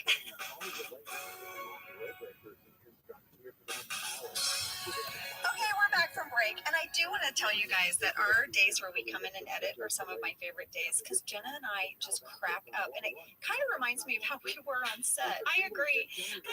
We just listen to each other and we're like, oh my god, is that what I sound like? It is not easy to listen to yourself for long periods of time with your best friend. It's made me very self-conscious. Oh wait, Sam is waving at Sam us. is waving from What, maniacally waving. What? Hi, guys. Hi. So it looks Sam. like you both have stumbled upon a pretty big internet debate on whether or not it's desert or deserted island. Ooh, tell us online. more. It actually looks like both are correct because both stem from the same Latin word, which means abandoned or deserted. Okay. So both are technically correct. Okay, fine, but I also feel affirmed that it's a big debate. Yeah. I think it's one of those cases where everyone's right. Yes, it's not a wiffle ball moment. No, it's not. It is not. But maybe no one agrees on that. Well, maybe in parts of Texas you play wiffle ball. You know what I'm saying? Okay, let's get back to the episode. A big part of this episode happens between Michael and Ryan. So there's almost two storylines. There's the Michael-Ryan storyline and Dwight being jealous, and then there's the group of us who are all just trying to keep ourselves occupied in the parking lot. So during those scenes with Michael and Ryan in the car, all of us were just standing in the background for hours and hours. Your ears are getting sunburned. And do you remember that bug? Jenna, you know I remember that bug. You know I screamed and ruined a take because of that bug. So, guys, there was this bug. I looked it up online. It was as big as a bird. I said it was as big as a Buick. It was bright green, and I looked it up. They're called green June beetles. Yeah, look it up, because this thing is huge, and it kept buzzing around us in the background, and we would have to pretend like it wasn't there because we didn't want to be flailing in the background and ruin all the shots that, Steve and BJ were working so hard on in the back of that car. Yes, there was a tree not too far from us, that little tree. Yeah. And that dude was hanging out in that tree, but every once in a while he would buzz by, and then literally though you could hear it. It sounded like a hummingbird or like some toy flying device, and it would come and land on Angela's head in particular. It really liked Angela. I think, well, here's the thing. You asked what we did between our break, right? Yeah. You went and worked on that 70s show and have gossip you don't want to tell us. I was, very much on a budget. I went back to working at the improv theater I was working at. I needed to, when we were going back to work, I needed to get my hair dyed because my hair, I'm like a sort of a dirty blonde, right? A dishwater blonde. And I decided to dye my hair myself to save the money. because it's really expensive. Yeah. So I went to the drugstore and I got a Like a home kit. And so actually, I remember people wrote in on the comments section at IMDb, which you should never look at. They wrote in and said, "What happened? Why is her hair so bleach blonde?" My hair is so blonde, and I think that dang bug thought I was a flower. I dyed my hair myself. Look at it. It's like I think I burnt my scalp. Well, John Krasinski started then doing this bit, Yeah. where he was pretending to be the bug, picking you up and carrying you Yeah, away from because- all of us, and we'd be like, "Bye, Angela." And I'd be like, but he would like do this. He's so tall, first of all. He would like do his arms like, and then like attach to my shoulders and then like kind of carry you away and like drop me off. But here's the thing, guys. I do not like people scaring me. We've discussed this. I like swat or hit. I also don't like anything near my ears. My ears were already sunburned. Yeah. And this thing would buzz by my ears and I would shriek and flail about. And I think I did ruin the take. And then I remember that John, as a joke, decided to come up right next to your ear Mhm. and pretend to be the bug. Make the buzz noise. And you were so startled, you hit him in the face. I hit him as hard as I could. I didn't know I was going to be hitting John. No, you had your thing. You had your reaction. So a lot was going on in the background. I have a question because at 16 minutes, 12 seconds, you guys, Roy is waving about. Like David Tidman is waving his hand back and forth and he kind of jumps up and down. And I couldn't help but wonder if it was the bug. That's amazing. I have to talk about the talking head where we learned that Michael lost all of his money in a pyramid scheme. Oh. And he says it was okay because it taught him more than he could have learned in business school. Yes. It was just, I have nothing to say about it except for that I thought it was a great talking head. I know. Well, Michael has a line in this episode for me that is just one of those lines that sums up Michael. Michael is in Ryan's car in the backseat with Ryan. Ryan feels totally uncomfortable the majority of this episode. But Michael says to Ryan, "I became a salesman because of people. I love making friends." Oh, and I think he probably was a good salesman, but he's horrible in management because he doesn't get to like, butter up strangers. Well, we see him be a great salesman in future episodes, so he was very good at that, and then got promoted to manager, and now I think he's lonely. My next fan question has to do with the scene where Dwight is pouting in his car. Oh, yes, let's do that because I have a card about that. Great. So Lucy asked, how many takes did it take for the scene where you and John are helping Dwight with his emotions when he's listening to REM in his car? Rain seems to almost break at the end of that scene. Are you and John's reactions authentic or scripted? Well, it took a lot of takes. I'll say that. We spent a lot of time on that scene. I'm sorry you were probably in the background with the bug on that one, Angela. I was probably fending for my life back there. Me and Roy, apparently. And yes, I think Rain is almost breaking. I think Rain is almost breaking at the end, but I actually wrote this, and I know my jam people out there are not going to be happy, but I said at 14:22 seconds, I thought Jim and Pam were being mean to Dwight. I agree. When I I watched watched this it, episode, I didn't like us. I didn't like you guys there either. In fact, Jim suggested he quits. Yeah. I didn't like it. And I then you didn't care guys for it. laugh as you walk away. And here's the thing, I don't mind when you do pranks in the office because Dwight is so ridiculous and he takes himself way too seriously. But in this episode, his feelings have been hurt and he was feeling sad and kind of rejected. Yeah. And I thought you guys were doing like jokes at his expense and I didn't like it. Me either. I thought we crossed a line. Yep. Something that I like about our show is that we were whole characters. And as people in your whole life, you probably aren't great every moment, Well, you right? have moments you're not proud of that you were like, you know what, I could have been better in that moment. Yes. And I thought Jim and Pam could have been better in that moment. Yeah. I was disappointed in them. Camille also asked, a couple of episodes ago, you mentioned that the cars we see your characters drive are sometimes your actual cars. Is the car that Dwight listens to Everybody hurts? Yes. Is that Rain's actual car? No. That was a Dwight car. Yes. Bought that just for Dwight. And also, Michael Sebring, they rented that just for Michael. That's right. And we only used our cars in some of those few first episodes. And really after that, I think we got a bigger budget. Yes. And Pam had a Kia, I think, for a while, and they rented that. So they rented all these cars for us. What about the warehouse guys breaking bottles? Yes, in the background. I have that on a card. So the warehouse guys, look like they're smashing beer bottles. And you know what? It actually even annoys Roy, which is Roy's motivation to come over to you and be like, gosh, you know, those warehouse guys. Like, he actually almost seemed vulnerable to me in that moment. He didn't want to hang out with them. And I thought it was sort of weird that he was like, can I hang out with you guys? Yeah. Can you hang out with your own girlfriend? I think you can. Yeah. Fiance. Look, see? I know. I actually kind of liked seeing Roy like that. I liked seeing him, but then he so quickly is a turd again. Well, I guess you did like seeing him, Angela, because during the game, Who Would You Do? He says, Angela. I didn't say Roy. No, but there was a fan question under construction. Who would Angela's character do? Angela, would it have been Dwight or Roy? It would have been a toss-up. I would have liked to seen them fight over me and be titillated. And then I would have picked the winner. Well, all of the women say Jim except for Pam. Pam says Oscar or Toby.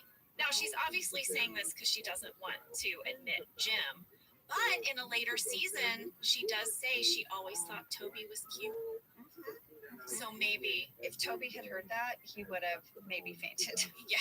And then the whole time, poor Kevin is like standing right behind them. Meredith just sort of smiles like with this crazy eye look and nods her head at every single name. No, I did not. Yes, but did you notice that when they said, who would you do? Both Oscar and Kevin said Pam. Oh. At the same time. Oscar says Pam. A lot of desire for Pam. And then, of course, everyone is saying who they would do. Jim says Kevin, and it's kind of playful and lighthearted. But then Michael says, I would love to have sex with Ryan. And everyone's like, Michael, you just took a turn. That's not... When you put it that way, when you're playing these games, it's like, no. You don't say, I would have sex with Toby. No. You try, yeah. It's just, who would you do? Who would you do? I have some time codes, Jenna, that I want to get to before we come to the end of the episode. I know this takes us way back, but 11 minutes, 20 seconds. Michael has a talking head by the building, and if you watch it, you will see that Steve is squinting so badly. But you guys, when I watched that, I started laughing because I remember it was so bright out because it was so hot that we were all squinting. Like, it was actually hard to... Devin with his sunglasses. Devin with his, like, super slick sunglasses, but just watching Steve trying to keep his eyes open was so cracking me up.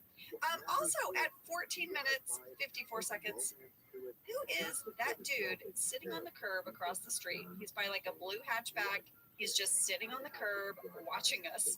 Who's that guy? He's probably from one of the local businesses. I think so. I think he probably works at, like, you know, the train yard. They used to try to shut down the street when our cameras would swing that way. They would shut down the sidewalk or ask people not to walk, but we can't legally make you not. Also, those guys at the junkyard could give zero F's about it. They were just like, he was having lunch. He's like, I'm going to sit here and watch what you're doing. These people swat bugs. Starting at 17 minutes, like 30 seconds, Michael can't find his phone, right? Oh, yeah. And so Dwight runs back into the building. Runs back in. We're like, Dwight. But Ryan the temp is like, what if I call it? You know, right? And he pulls out his phone, and there's this awkward exchange that, like, Michael's like, I gave you my number. And he clearly didn't put it in his phone. But his phone is ridiculously old. And then Michael starts ringing in his pocket. And do you know the song is playing? Yeah.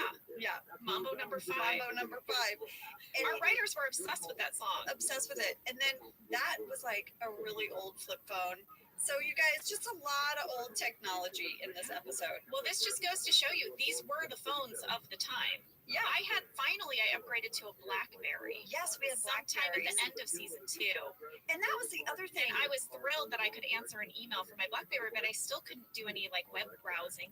Also, this episode, I think, shows the time it's in, because if you had a group of people like this outside, there would not be only Oscar and Devin on a phone. Everybody would have their phones out. Oh, yeah. That's what it would be now. Isn't that interesting? That's really interesting. And this episode wouldn't work. It wouldn't work because we wouldn't be forced to interact with one another. We'd all just sit on our phones. Guys, we got to get off the phone sometimes. This is a good point. And also, remember Phyllis, our burlesque dancer? Yes. At 19 minutes, 3 seconds, guess who starts doing a little shimmy, a little dance to Dwight's song? But you know what this song is, because guess who started the fire? Ryan started the fire. Yep. It's cheese pita. What is a cheese pita? I feel like I've had one. It's a pita with just cheese in it? Kind of. It kind of reminds me of like a pizza pocket. Like a hot pocket? A hot pocket. Okay. I thought it was a weird thing to a cheese pita. I don't know. All right. I wonder if the writers ate them in the writers' room. They must have. Right? I have a fan question. The name of the person is one of those Marvel nerds. So one of those Marvel nerds asked, okay. yeah, did Ryan started the fire get stuck in your heads throughout filming this episode? Yes. 4 days later. And every time I watch the episode, it gets stuck in my head for a whole rest of the day. So yes, now I need to address something that I have some strong feelings about with this episode. Okay. We addressed one of my strong feelings, which is where I thought that Jim and Pam, we both agreed they behaved poorly with Dwight. Okay, now I have to say I'm really wondering if this is going to be I'm hiding my last card from you. I have one card left. And I have one sheet of paper left. Okay, Here it is. Katie arrives. She says that her Desert Island movies are Legally Blonde. That's all she gets out. Yes. And Jim cuts her off. And remember earlier, Meredith had said it.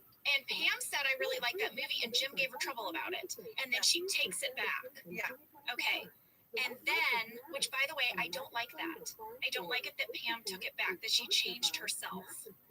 Yeah, she edited. She edited herself to look good in front of Jim. That bums me out. I don't like how Pam then snarkily laughs at Katie when she says it. I don't like it. I thought it was catty. I thought it was competitive. And I know that she's jealous of Katie, but Pam likes Legally Blonde. And why can't you just say that to Jim? I know, she doesn't stand up for herself, and then she shames Katie for it because she's trying to look cool for Jim, and I think it's a flaw. I do, and I like it because I think it shows Pam being human and complex, but it does make me cringe. I remember dating a guy in college. Oh my God, he loved the show Bassmasters. Guys, I don't give a crap about. Here's the thing. I appreciate that you want to get out in nature. I don't need to watch you fish. No offense to the Bassmaster people, but I would watch hours of Bassmaster with this guy in college because I liked him. And I'm like, no, I think that's different. Well, I dated a guy. I think Pam, not Jenna, edited herself for Jim because she likes him. But what I don't like is that it was at the expense of Meredith. Jim judged Meredith's picks, and then he judged you, and then you judged Katie. Exactly. That's what I'm saying. Like, that's the sort of behavior that I didn't like. I dated a lot of people where I took on their interests because I like them. I think that's love. I think, I will get up in the middle of the night and watch the World Cup with my husband because he loves it. I think that's cool. But anyway, after all of this happens, Pam kisses Roy in front of Jim. You want to see what I wrote? What? First of all, I said at 19 minutes, 52 seconds, we have some serious Pam sass happening. She laughs when Katie also says Legally Blonde. And then she says, what an adorable car. Which is basically Pam's moment of, looks like someone took the slow train to Philly. This is Pam's moment. Like, she is being so snarky. I know.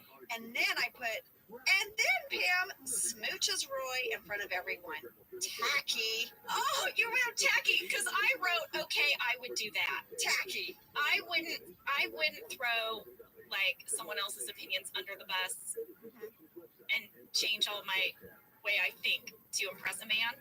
But I would try to make him jealous by kissing someone else. Well, that I would do. I said tacky. And I want to say 2 fans wrote in about this as well. Macy said, can we all agree that in this episode, Jim is completely wrong about Legally Blonde? It's a great movie. Everyone was right to pick it. And Chubby Bookworm said, why is Jim so opposed to a movie about a girl who is strong enough to go for what she wants and along the way finds herself and encourages others and upbuilds them and is capable and inspiring? I agree. I think Legally Blonde is a great movie. It has a positive message. You Jim heard it is here. Wrong. You heard it here, Reese Witherspoon. Reese Witherspoon, in case you were worried that the movie didn't land. It landed. We loved it. And everyone, that is the fire. I want to leave you with this final moment. When Rain as Dwight sings the song in the conference room, he's holding up the charred cheese pita, whatever. You can tell when Rain gets through the whole thing, he's so happy. I want to know. I want to text Rain and ask him how many takes did he have to do. Because when he hits that final, Ryan started the fire, he's like alive. Because I think it probably took a few takes to get it. I bet you're probably right. All right, next week, everybody, we are going to be talking about Halloween with special guest. Yes, my neighbor and the delightful Creed Bratton. So be sure to join us for that, and we'll see you soon. Okay, bye. Thank you for listening to Office Ladies. Office Ladies is produced by Earwolf, Jenna Fisher, and Angela Kinsey. Our producer is Cody Fisher. Our sound engineer is Sam Kiefer. And our theme song is Rubber Tree by Creed Bratton. For ad-free versions of the show and our bonus episodes Candy Mag, go to StitcherPremium.com. For a free 1-month trial of Stitcher Premium, use code OFFICE.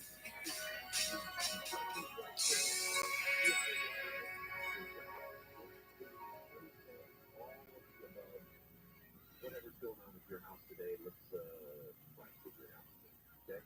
Did you know that the bold, smooth taste of Dunkin' cold coffee can be brewed in your Keurig coffee maker and enjoyed at home? You heard that right. Dunkin's cold K-Cup pods were crafted to be brewed hot and enjoyed cold. Each Dunkin' cold K-Cup pod is packed with the smooth, bold Dunkin' flavor you crave. Pick up a pack of Dunkin's cold K-Cup pods and enjoy a Dunkin' cold coffee at home whenever you crave it. Just brew over ice and sip in seconds, because the home with Dunkin' is where you want to be. I'm Jenna Fisher. And I'm Angela Kinsey. We were on The Office together. And we're best friends. And now we're doing the Ultimate Office Rewatch podcast just for you. Each week, we will break down an episode of The Office and give exclusive behind-the-scenes stories that only two people who were there can tell you. We're the Office Ladies. I love it. Creed is here. Creed is here. Creed is here. Creed is in the house. Yeah. This is so amazing. Creed's going to be with us for the whole episode, guys. Okay, Creed, you are our first in-house visitor, right? I mean, we've had people call in, but you're our first in-house guest. I'm the first one. I might have a bathroom break or something. You know, be able to move. I'll be in and out. We can provide you with a bathroom break. We can take bathroom I'm breaks. old school. Well, I'm old, so that's part of it. I need everybody to know that I've already teared up twice since Creed has been here. You've said two touching, well, first of all, just seeing you, almost burst into tears, but then you've said like 5 amazing things that have touched my heart Well, as soon already. as I get together with you, it's just back. We're back on the set. I know. This, Creed lives down the street from me. Yes. I think everybody who knows me knows this. Don't give my address. I won't. Creed's address is. His hidden key is. Yes, we are neighbors, and it's one of the joys of my life that we're neighbors. I love that you're right around the corner. I love that we have. We see each other walking. We see each other hiking walking. down the street. You were walking. Was it your daughter's dog? Your son's my dog? son's little Yorkie. Yeah. Little Yorkie, and I hear, "Hey, pumpkin!" And I turn around, it's Creed. And we've also maybe had some adult beverage in red Solo cups. We may have. We like to do a little bit of what we call the sauce trail and walk around having a glass of wine. And watching documentaries. Oh yeah, Creed loves anything where like animals go crazy, like Planet Earth. Yes, all that stuff. I just love. All right, well, we are really excited to have you here. We are discussing the Halloween episode. Yes. Right.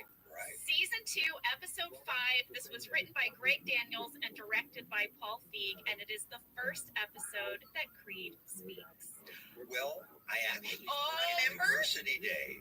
I had lines with Phyllis. Yes, I and told they her. paid me afterwards. Well, the first AD, that girl we had, the first AD, yeah, the first season, she thought I was part of the cast. So she came with her little hands and she said, "Now you and Phyllis just start talking." Phyllis said, "Wait," I said, "Never mind." Okay. never mind. Phyllis was gonna out you. Phyllis was gonna out me. So never mind, it's fine.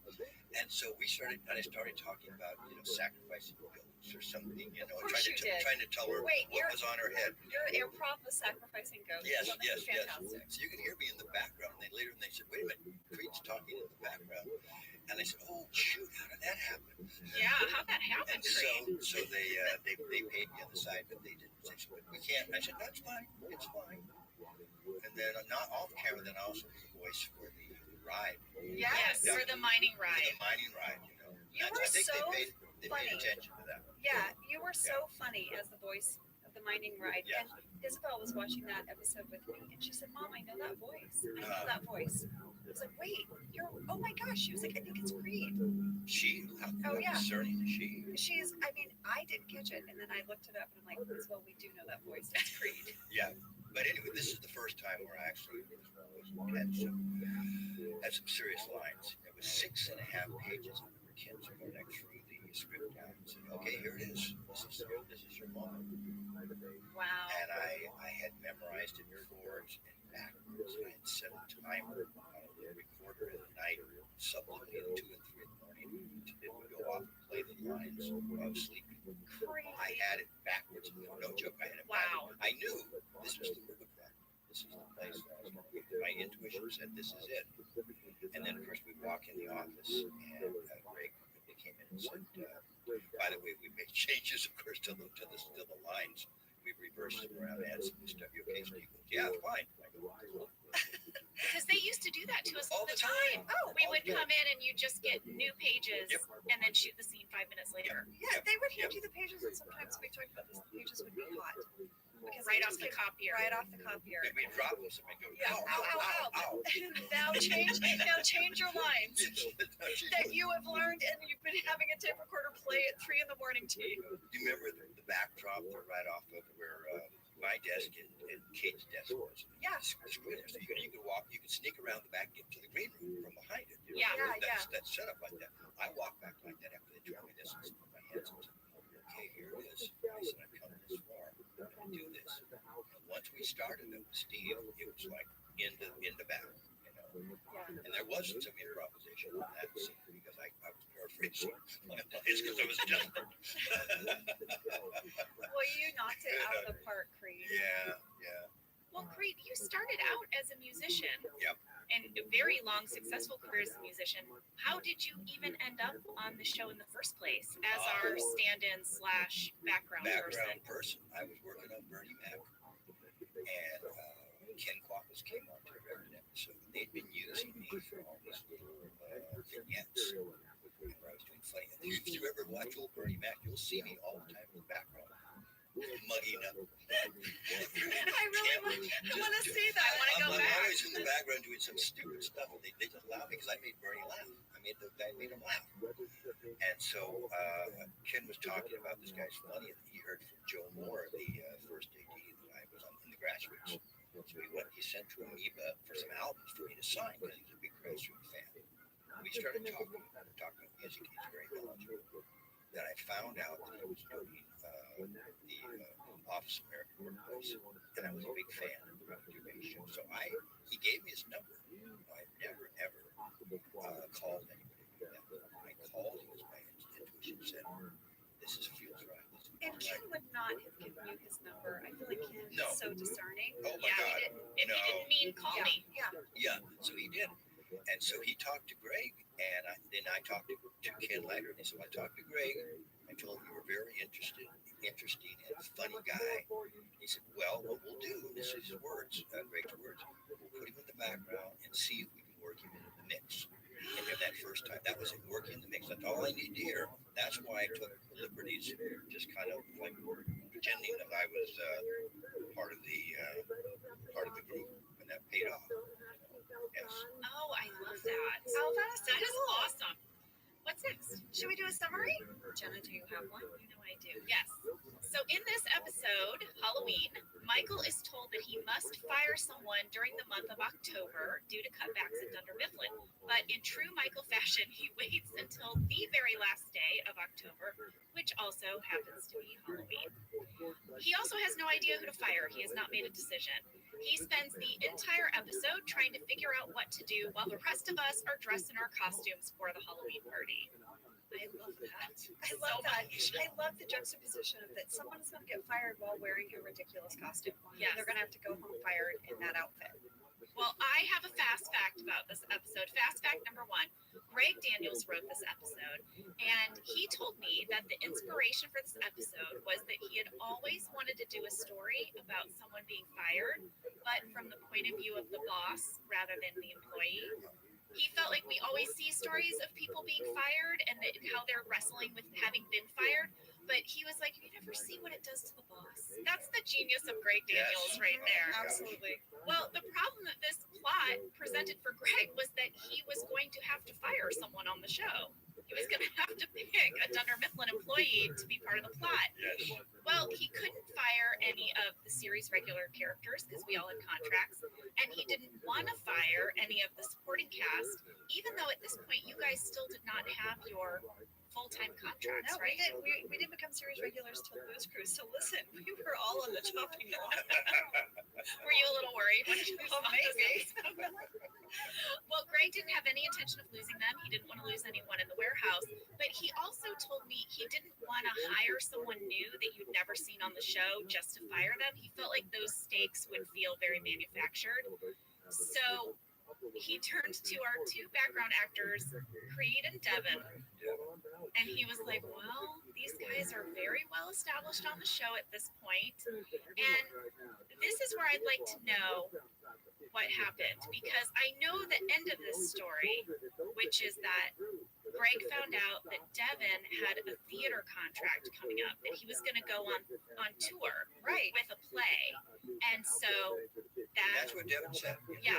At the time, though, they told us, one of you guys are going to have to go. Oh, man. And we don't know yet. We're just going to do that. We're going to shoot you both and we're going to see how it works out. Oh my God. Wait, they're going to shoot the scene 2 ways? They know that we're going to shoot the thing because they could have gone back and changed it, I'm sure. Because Michael could have said, you know what? I said it was Creed and it's Creed. You can't change my mind. But it was going to be one of us. They said it was going to be one of us. And I remember being a little nervous. Yeah. And Devin and I were friends. We become friends by this time. Well, sure. And by the way, on the finale, jumping ahead a lot. I don't know if I can kind of jump in. You can. When Greg brought me to the office to find out what I wanted to do for the Creed character, I said, well, one thing I like to do is sing a song. But I also think we should have Devin back on the show. We get together sometimes. I was really nervous because I was feeling bad that I might have to go, but also that Devin might have to go too. So it was mixed blessings and all that stuff. All right, fast fact number 2. This is the first time we see Pam's hair down instead of her usual half up, half down hair clip. That to me is so important. Well then Creed, Creed, you're gonna love some of my note cards if that's important. Buckle in. But this was a huge deal. Kim Ferry, our hairstylist, and me, and Greg, and Paul Feig, we all had a meeting about Pam's hair, and if we could let her hair down. And it must have been 30 minutes. We talked about it. There was a lot of concern that she might look too pretty with her hair down. And I can't remember how we got permission. Kim was delighted. Kim had been putting my hair in a hair clip now for like 12 episodes or something. She was so thrilled to be able to scrunch it, do something different. Anything different. And it was kind of a big deal. So. Well, they were playing down both your beauties all the time, the way you dressed you. That's right. Did everyone hear that? Did you fight? Creed says they played down our beauty. That's true. Toward the end, did you guys lobby to come out and just let us show them? I remember really wanting lip gloss. Yeah, something like so that. What's funny to me is that was a 30-minute meeting about your hair. Meanwhile, I go to hair and makeup and they put on full, enormous, purple, fake eyelashes on me. If you look at me as this cat, I have big purple eyelashes. They were so huge. I had a hard time, even navigating them. When I watched the episode, I look a little sleepy. I think it's because I couldn't open my eyes. No meeting. They just I was like, are you sure? They just put them on me. And then one of the writers walked up to me, I can't remember who, and was like, do you have purple? It's really Mindy. She's like, do you have purple lashes on? She might have been jealous. Yeah. She would want those purple lashes. No one said anything. Why is Angela Martin putting on purple big eyelashes. Everyone was too busy meeting about my hair. Yeah. Yes, yes. All right, fast fact number 3. Creed, I don't know if you remember this. Angela, I think maybe you do. The week we shot the Halloween episode, Ricky Gervais and Stephen Merchant visited one day. I know this because I have a photograph with them In your cat in my cat outfit, and Jim is 3-hole punch Jim, but you can't really see the holes because he's got his arm around someone. So it's a whole picture of our producers and Ricky and Steven and me and John, and I am the only person wearing a costume. I like to imagine that they came to see me in a play where I played a cat or your something. one-act play. Because we look like we're standing like backstage. You're the cat, yeah. You're the only one in a costume. Yeah, this is how I know this because I only have 2 pictures of myself with Ricky and Steven, and one of them is me in a cat costume. I remember that they were there because my ears still hurt from that high Concerto. Ricky Gervais, the laugh. That's such a good impression. He laughed at everything. He was He laughed at so types of good-natured. coffee. Yeah. Oh, by the way, ladies and gentlemen, he is the sweetest man, and just a joy. All right, those are my fast facts. That's our summary. Maybe we should. Do we need that bathroom break? Let's do a bathroom break. Let's do a bathroom I break. could use one. By the way, I just want to say I just love these fast facts. Oh, well then if you Oh, love the Creed, fast thank facts, you. get ready for the note cards, Creed. Oh, I can't wait. He's still in my throbbing heart. Okay. It sounded a little weird when you said it like Started that. to be weird, and then I drifted away. Okay. Go to the bathroom. Whether your resolution is to save money, eat better, or stress less, HelloFresh is here to help you do all 3. Yes, you guys, I love HelloFresh. Jen and I both love it. You know why we love it. And guess what I made the other night? What? It was so delicious. I made their pub-style shepherd's pie. I've made it. Yes, it's so good. White cheddar and the Yes. thyme mashed potatoes. I know it very well. It's a family favorite. Well, you know, Josh normally makes dinner, so this was my turn, and I made this, and he loved it. And I was so happy. I was like, I made a shepherd's pie. I'd never made one before. It's so good.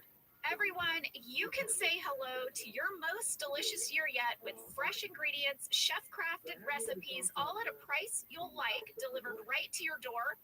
Go to hellofresh.com/officeladiesfree and use code officeladiesfree for free breakfast for life. One breakfast item per box while subscription is active. That's free breakfast for life at hellofresh.com/officeladiesfree with code officeladiesfree. HelloFresh, America's #1 meal kit. This show is sponsored by BetterHelp. You know, around New Year's, we all reflect and people really start making lists of what they can do to be their best self for the next year. Yes, I think, the new year definitely makes you think New Year's resolution. What do I want to change? New year, new me, that kind of thing. Yes, but perhaps this year we could be reflecting on what we're already doing right. Yeah.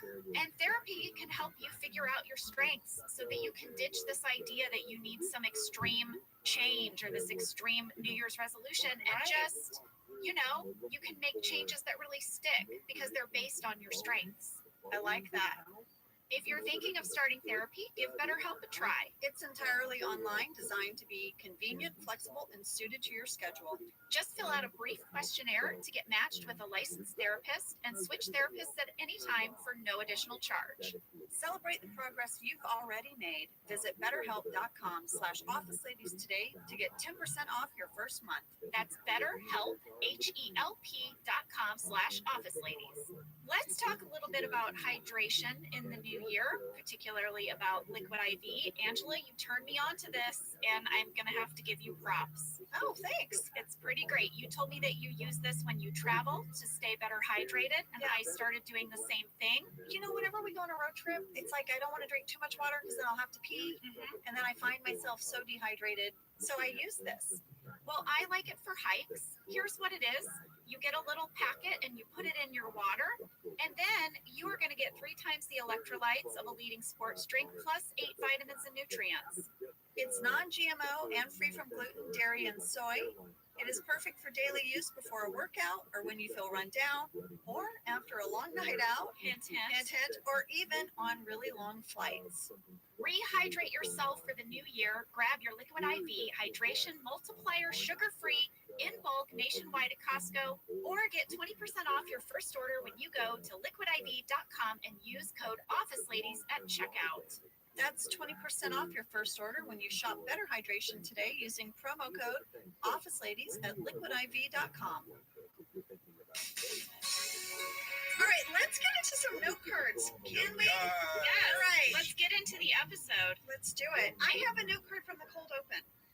Oh, what is the cold open of this? Okay, so episode? the cold open is you say that Jan called and was like, oh, Yes. and Michael has to go in because he knows he has to fire someone. Right. And so he calls Jan, and her assistant Sherry answers the phone. Yes. And Sherry has so much good sass. She's like, okay, well, who are you going to fire? And he goes, well, I'm not really sure. And she's like, we just need the name. Jan needs the name. Jan needs the name. Yes. And then he's like, who would you fire? And she's like, just give me the name. And then he thinks he's hung up, and he's like, I'd like to fire you. And she goes, still here, right? He's like, I wish I could fire Sherry. I mean, I want to know who Sherry is. Who is Sherry? Yes, I thought the same thing. So the first thing I did, I went to IMDb, Internet Movie Database. I did too. I looked up this episode, uncredited. Uncredited. Who is Sherry? Who is Sherry? I reached out to Dave Rogers. He was the editor for this episode. You guys, he knows everything about The Office. He didn't know. That is saying something because he is like He knows the walking everything. Bible of the show. He's an encyclopedic memory cat. No one knows. Listen to what Dave did. Dave reached out to Allison Jones, our casting director, who went to her storage facility, Oh my lord. found the contracts for this episode, looked it up. Wow. Allison, thank you.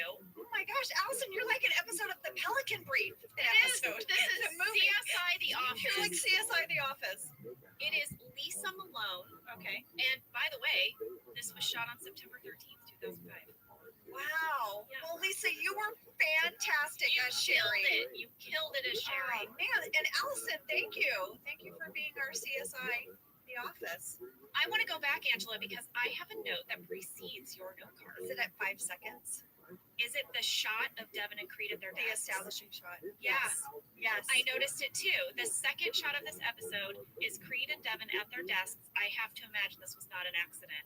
That they Right. wanted to drive home Devin and Creed, since we know It was that one of you. well Yeah. placed.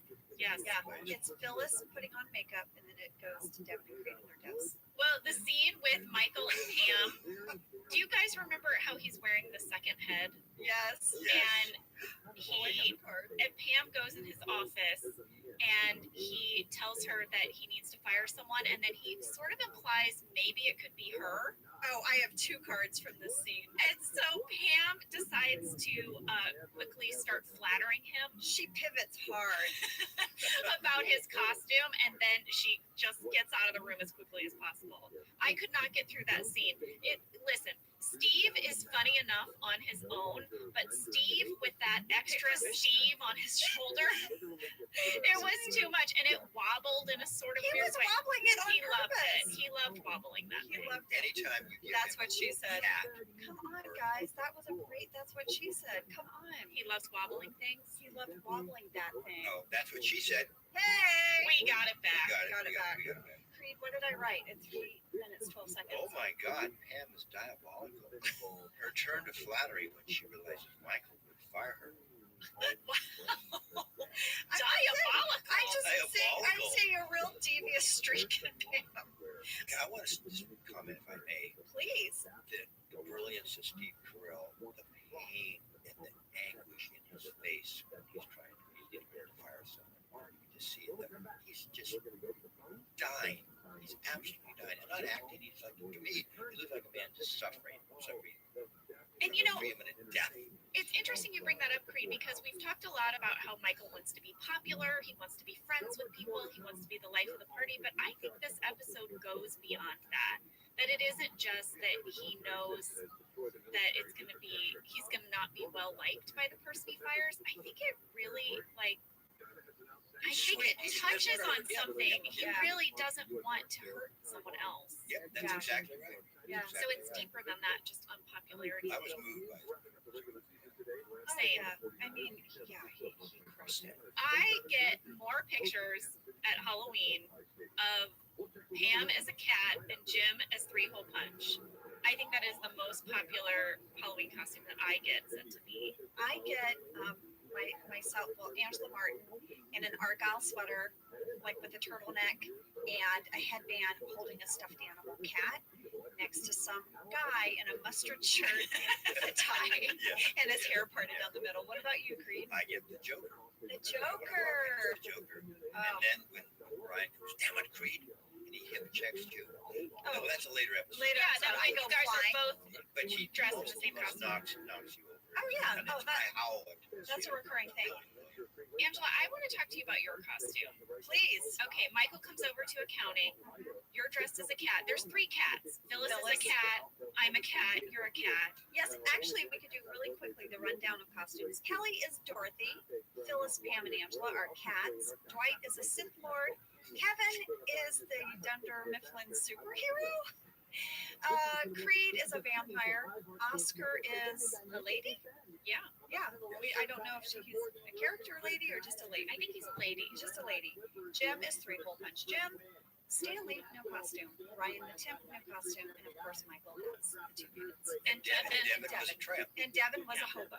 Yes. Yeah. Angela, why does your cat only have 2 lines for whiskers and not 3? Jenna, I don't know. Why does my cat have purple fake eyelashes? Why does your cat have weird cat ears? I mean, I just want to say that as the resident cat lady of the office, I think you have the worst cat costume. Why do I have a fuzzy white skirt? Why? With a giant tail that was almost impossible to sit in. It was so, and the skirt didn't quite fit me, and it kept like heading south. I had to keep like grabbing it and yanking it up. It almost ruined the whole episode. I think now there was such a big meeting about your hair, and my cat costume was just like, just put this on her. But you ended up wearing that costume like 2 more times. For years. And it's the worst one. It really is. I have a vague memory, a very, very vague memory of being in makeup and having them discuss how they were going to differentiate the 3 different cats. And it was decided that Phyllis and I would have 3 whiskers on each cheek, and you would only have 2. My cat was maimed. I feel like that happened. I don't know if we can ask Laverne. Laverne was our makeup artist. I don't know. But I mean, right? I just think you had. You were smaller. They didn't deserve 3. they decided to give me less. I have to while we're talking. Height reference. Yeah. While we're talking about this scene in accounting, I have to point out that we don't often, our camera guys didn't often do like a full character slow pan, you know? And they do such a hilarious one. They start at Kevin's feet and they go all the way to his head while he's filing to get him in full red leotard. With his socks on this and like bulging in wrong areas. Oh my gosh. It's great. It's great. There's a great slow pan of Kevin. We should say we loved dressing up in these Halloween costumes. Oh, yeah. Because our outfits normally were pretty boilerplate. It was almost like we wore uniforms in a way. And our wardrobe people loved the wardrobe crew loved getting to dress us because it was just a gray turtleneck. Angela, give us a note card. All right, at 5 minutes 23 seconds, Creed, this is a runner. This is a reference to a runner, but this is a really big deal. What? Kelly has braided like pigtails. Oh, her hair is down. Her hair is down. Her hair is down. Oh my God. It's not in a I bun. remember. Mindy had a bun for like the whole first season, and then about, I guess It was like a twist, a French twist, I think. I mean, her character really changes her look. And then she starts having her hair down. She gets a little sassy. But this has been a big thing. We've been wondering, when do they change her hair? This is the beginning. I don't think this counts because it's a Halloween costume. What? Yeah. I'm sorry to say. I agree. I'm happy to say I'm with Jenna. Thank you. Well, I don't know if I like you here, Creed. All of a sudden, I have someone to veto. She gets 1. Oh, fart. Well, I got pretty excited because her hair was down. Well, it was a costume. Day is the character thing. That's what I'm saying. Am I talking to Jenna or Creed? I don't know anymore. All right. You know the scene where Pam and Jim set up a resume for Dwight to get a job someplace else? I have a fan question about that. RCJH asked, what were you typing on the computer when you and Jim were working on Dwight's resume? I was typing what we were saying. Of course you were, Jenna. Of course you were. Because you're so method. I was very method. You're like, And I am a responsible. You would type out your lines. Yeah. Because Jim would say, like, I would say, what should we say here? And then he would say what we should say, and I would type it. And I see, here's the thing. I'm very proud of my typing skills. Oh, we know. Yeah. Creed, do we know or do we know? I mean, really know. You No, guys. I'm back on your side. Thank you, Creed. Is this how it feels? Yes. This is how it feels? Yeah, we You know. walk in this thing with your fingers, you'd be sitting there, we'd be talking about stuff in the dresser, and your fingers would be going like you're typing. Oh, now that is not true. It's too much. Too much. Tone it down. And then you would tell us about your typing speed and your level of accuracy.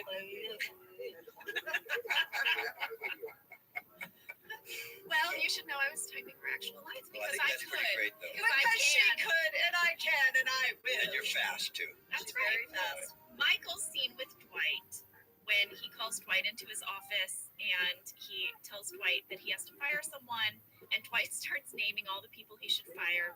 But then Michael implies maybe it should be Dwight. And then Michael's second head starts talking to Dwight. Do you remember Steve and Rain laughing during that scene? Because I do. I remember they could not get through that scene. I'm sitting out at reception in the background, and they were cracking themselves up in there. Rain was literally doubling over because Yeah. he was like kind of leaning forward and he would just kind of collapse into himself. He was laughing so hard. There must be deleted scenes of that scene. Oh man, I would I love would to love see to see those. that. Yeah. That is a funny scene. Well, Paul Feig called in when we did Office Olympics, and he said one of the things he loved about directing episodes of our shows is that you could really find a shot that was cool, and you would have the support of Greg to just kind of go with it. And he sort of found that shot where Dwight, as the Sith Lord, has his like hood kind of like, it looks like it's straight out of the movie, It you does. know? Yes. And they just loved But that. shot from the side, right? Yeah, Yes, shot yes. from the side, and they sort of just found that and went with it. And Greg was totally supportive of it, and Paul was talking about like how fun that was to have that creative freedom and find those little nuggets, and it's so cool looking. We had a lot of shots like that. They're just the cookie cutter stereotype sitcom thing. We get interesting shots. Yeah, You know, Cameraman. and something that we haven't talked about on the show yet is the idea of actor marks.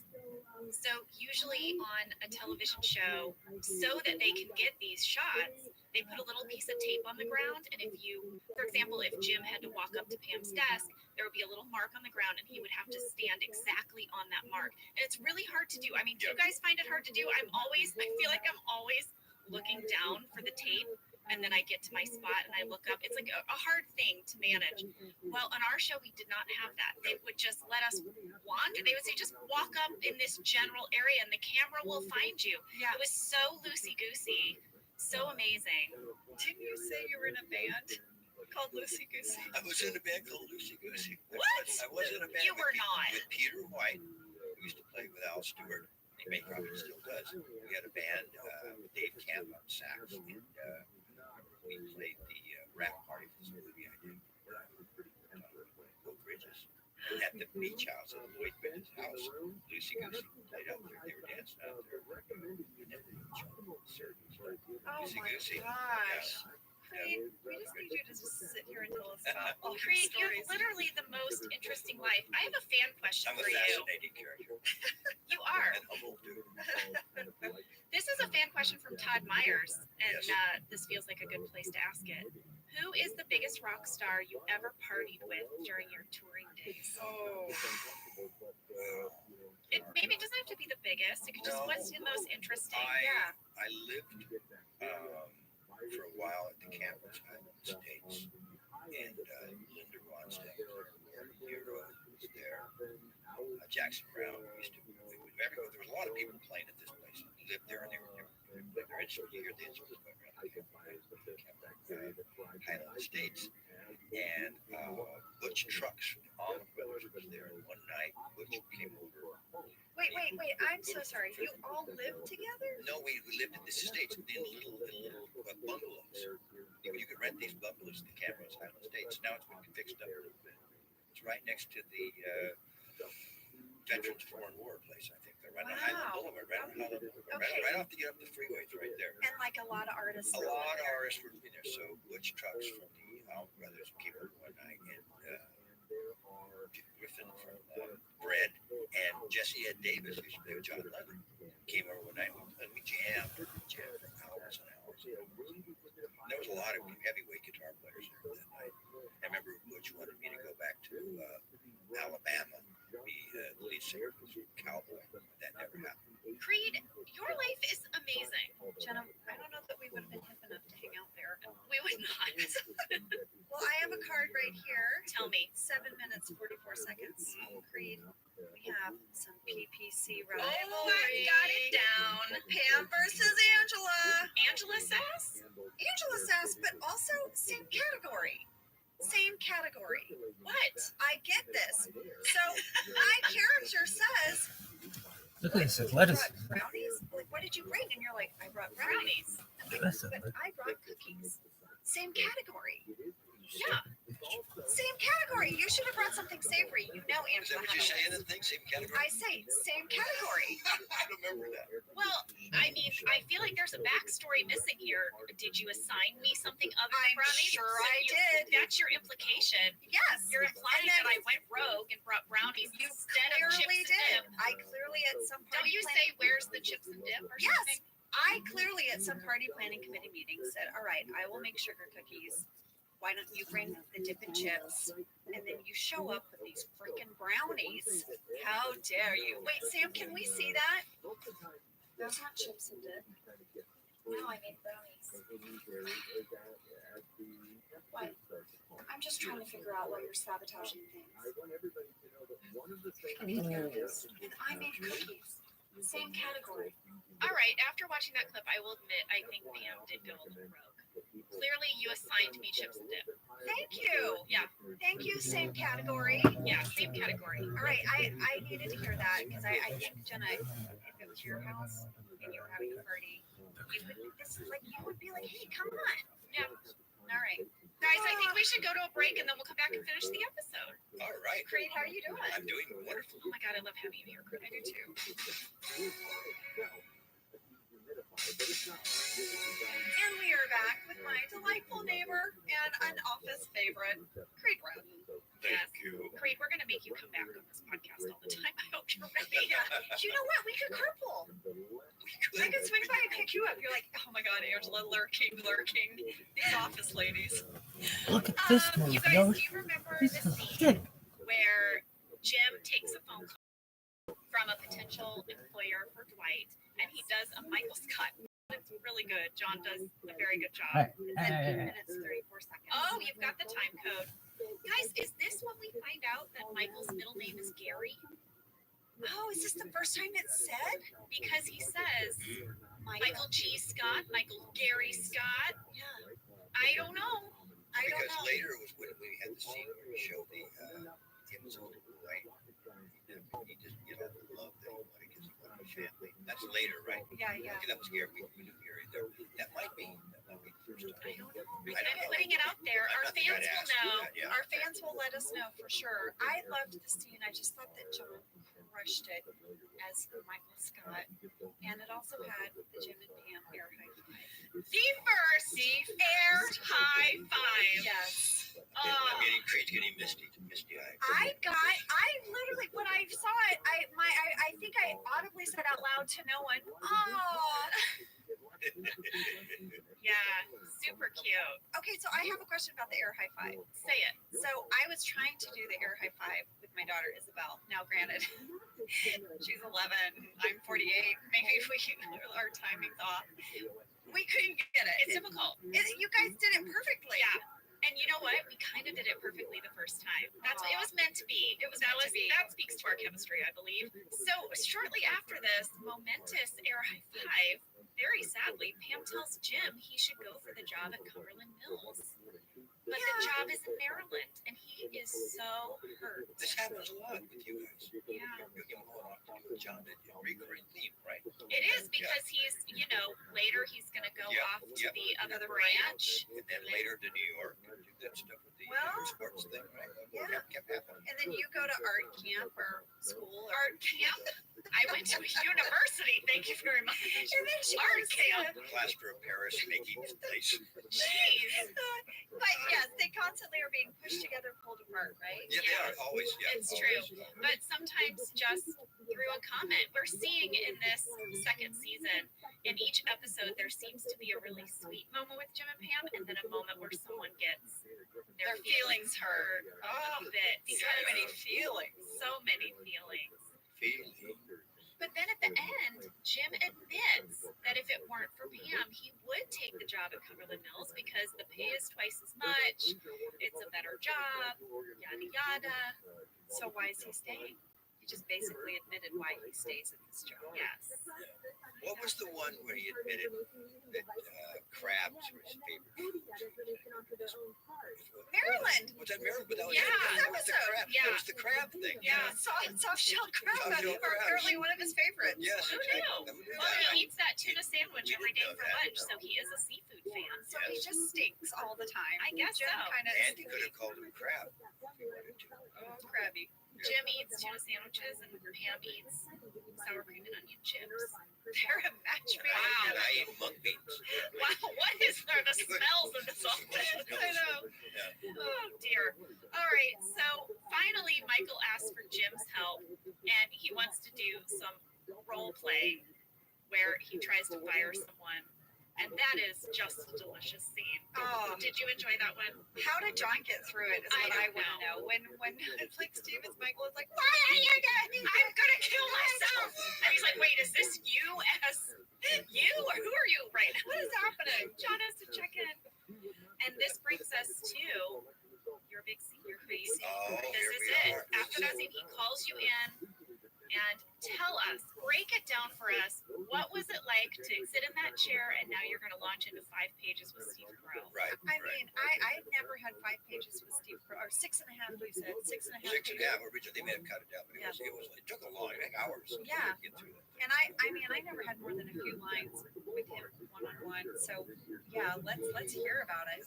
Well, first of all, there was a scene where I slowly take out the teeth, and I resolve myself. I hurt my legs, stand up, march, as a project.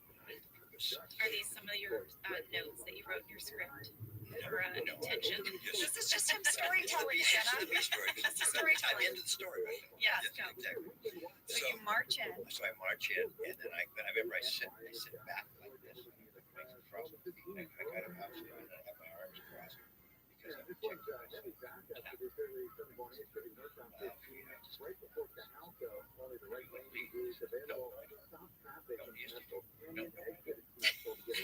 You're the hardest person to fire ever.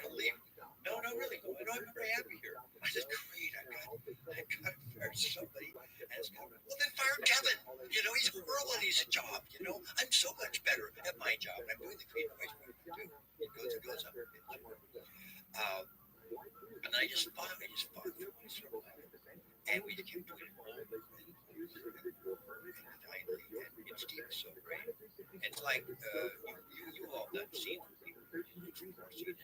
It's so hard to get through a scene. Yeah. Working with Steve, like they keep tossing, like these big beach balls. Yeah.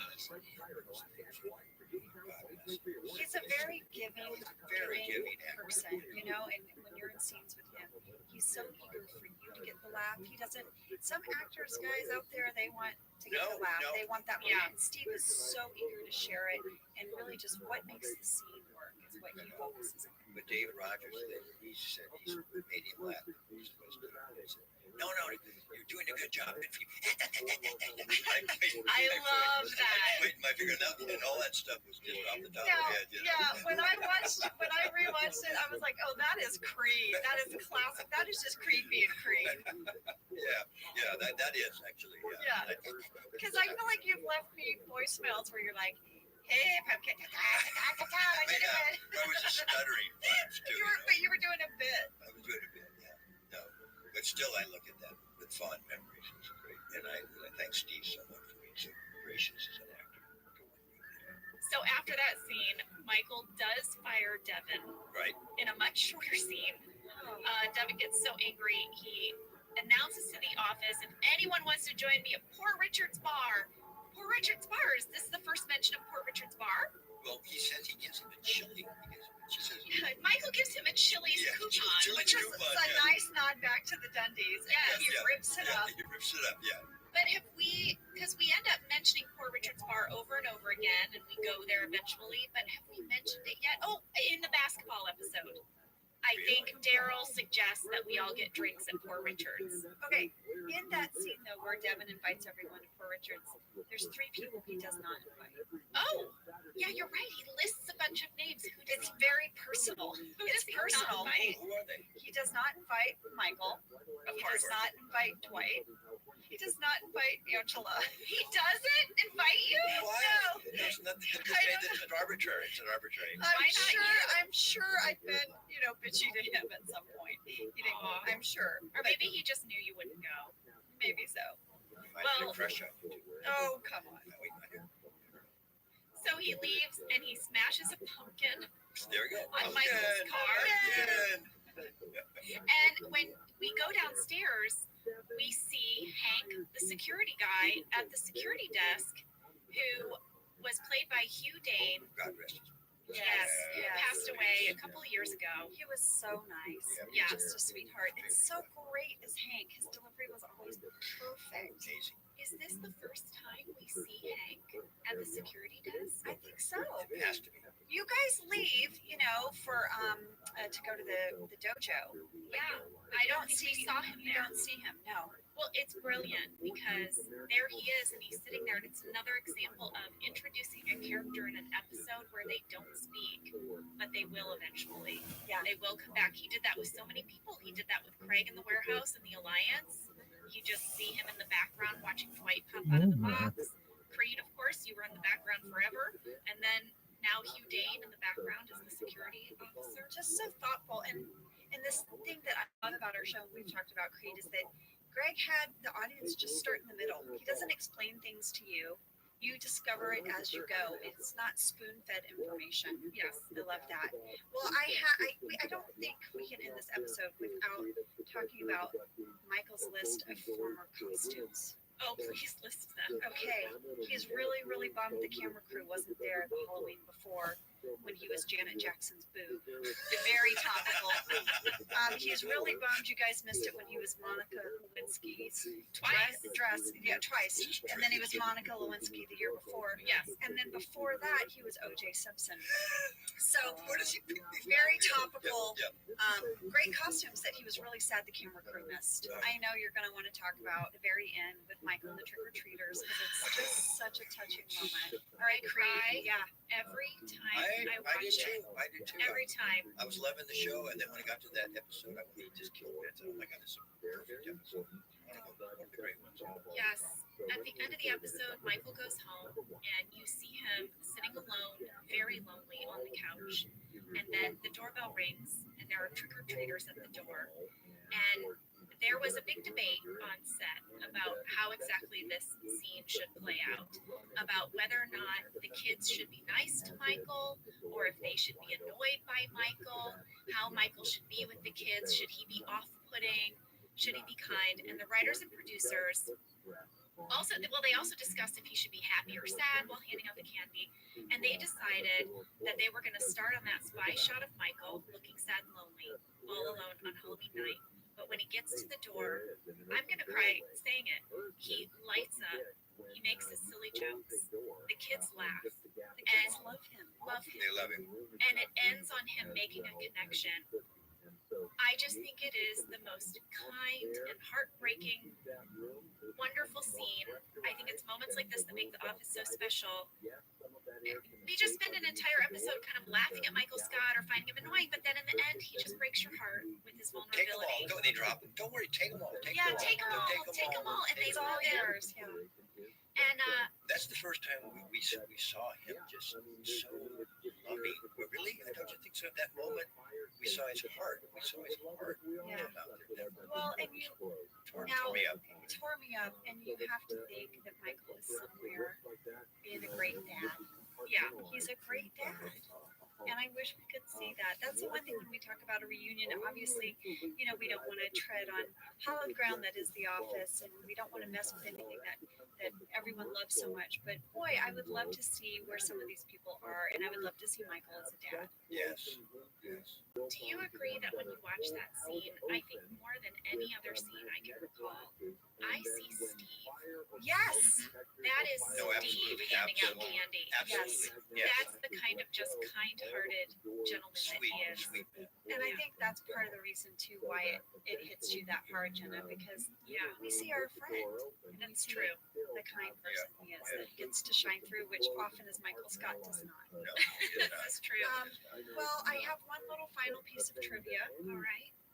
In the credits at the end, as it rolls, over the Deedle-D logo, which Deedle-D is Greg's company, his daughter Haley actually drew the picture that says Deedle-D when she was little.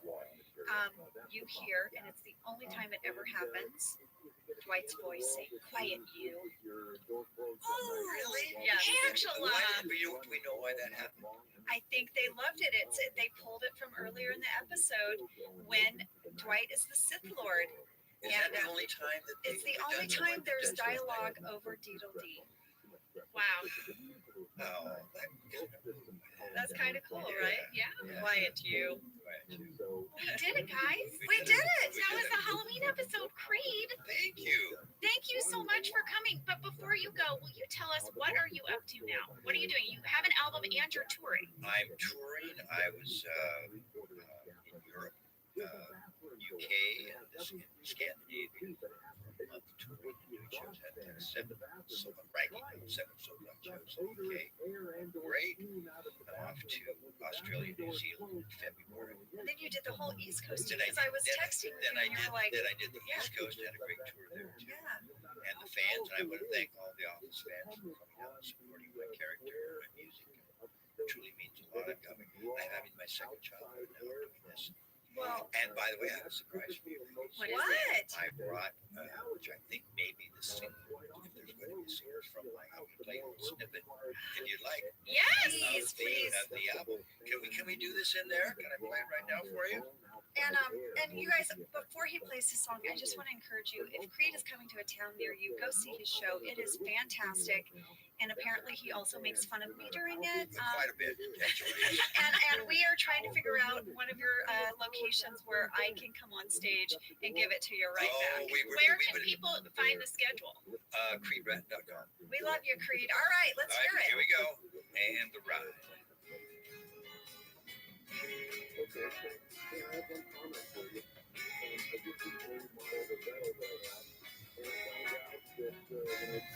I like it.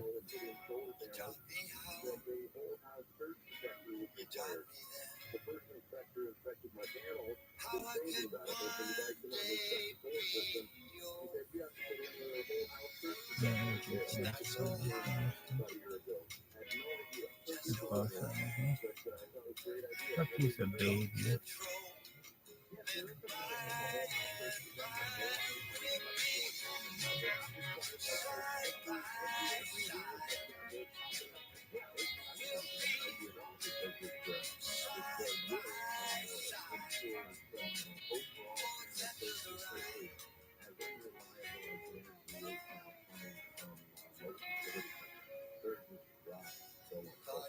All right, next song. There it is, gang. What do you think?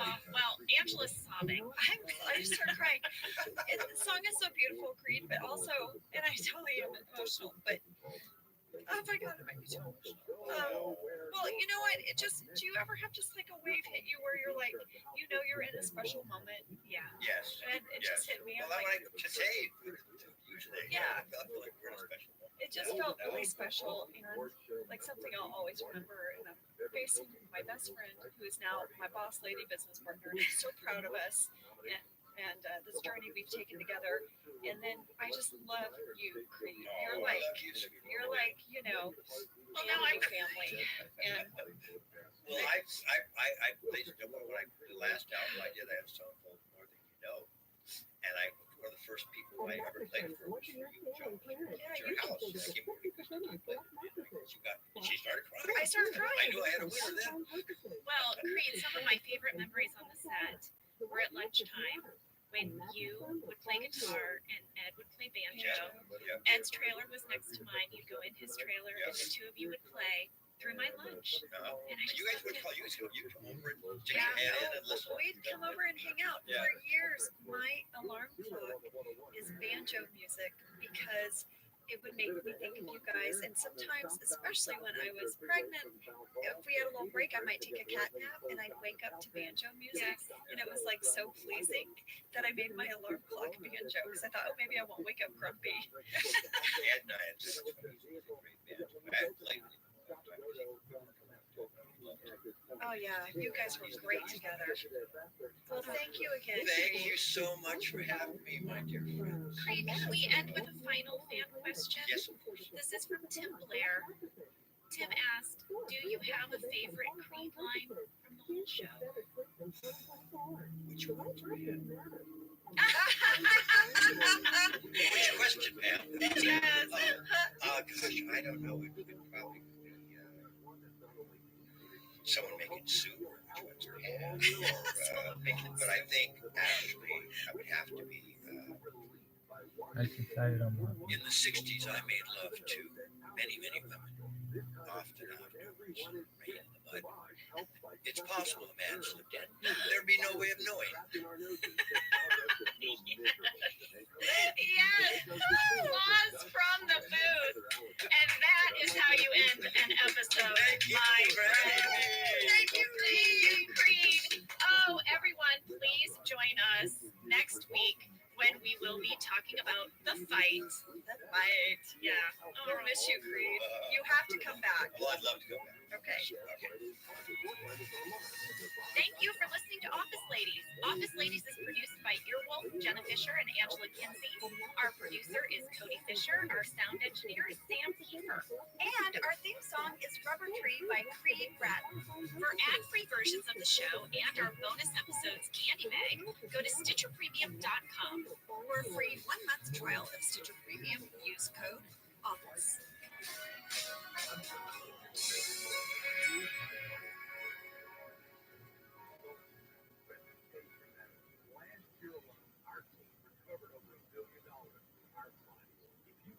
Did you know that the bold, smooth taste of Dunkin' cold coffee can be brewed in your Keurig coffee maker and enjoyed at home? You heard that right. Dunkin's cold K-Cup pods were crafted to be brewed hot and enjoyed cold. Each Dunkin' cold K-Cup pod is packed with the smooth, bold Dunkin' flavor you crave.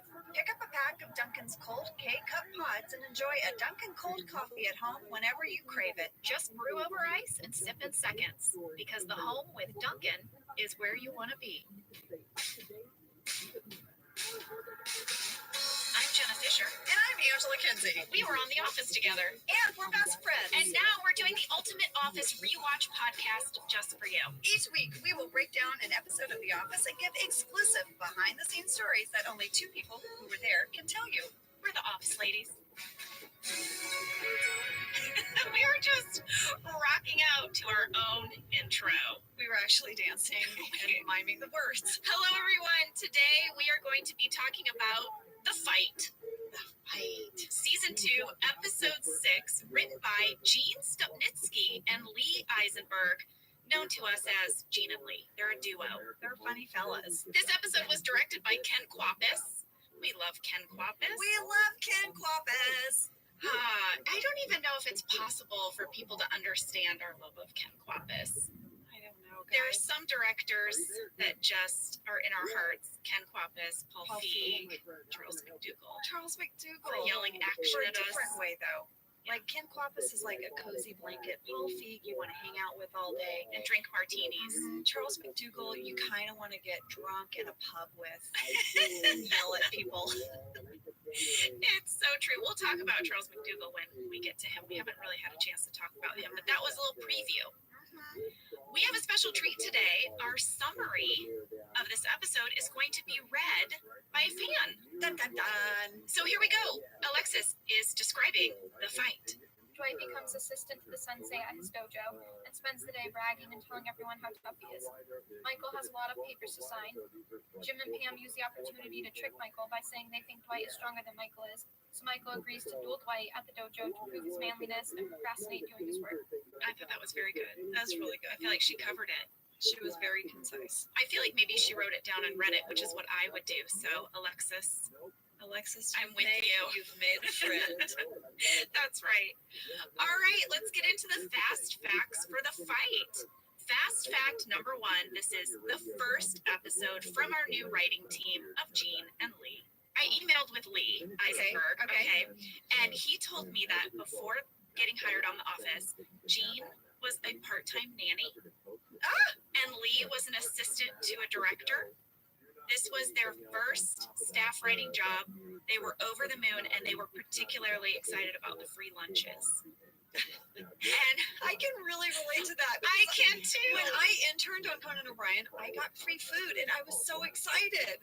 Every time I got a job as an actor, when I was a struggling actor, I got excited about the free meals, the free food at work. It's a big deal. I kind of still get excited about it, I have to be honest. I mean, snack tables. I hate to break it to everyone at Earwolf, but I hit up that fruit bowl hard every morning when we got here. Yeah. Like apple, banana. Earwolf has a basket of chips that's really good too. Yeah. When I worked in offices in real life, I used to get really excited to go in the break room and like someone would bring in some Danish or some muffins or cookies.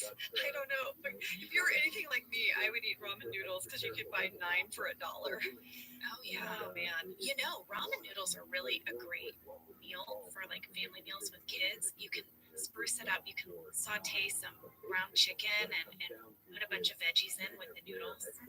You can also not cook them at all and crunch them up and put them in a salad instead of a crouton. This has turned into a different show. Okay. It's like you can make a Chinese chicken salad. You can use ramen noodles as your crunchies. Wow. There you go. Some more information from Lee about this being his first episode. He said they were terrified because remember we talked about how they break down the episodes as a group and then writers get assigned to write the episode. He said that since their episode was episode 6, they had very little in their outline. He said they had fleshed out the other episodes much more than this one, and he thought that they were being set up to fail. Like, being tested. Yes, exactly. Because he was like, how do you give the staff writers with the least amount of experience The least worked on outline. Yes, exactly. He said after they turned in their script and they had to get their notes on their script, Greg had pneumonia and they had to go to Greg's house in order to get their notes. And he said the thing that really stood out to him was that he explained the idea of the Jim Pam subtext to Gene and Lee.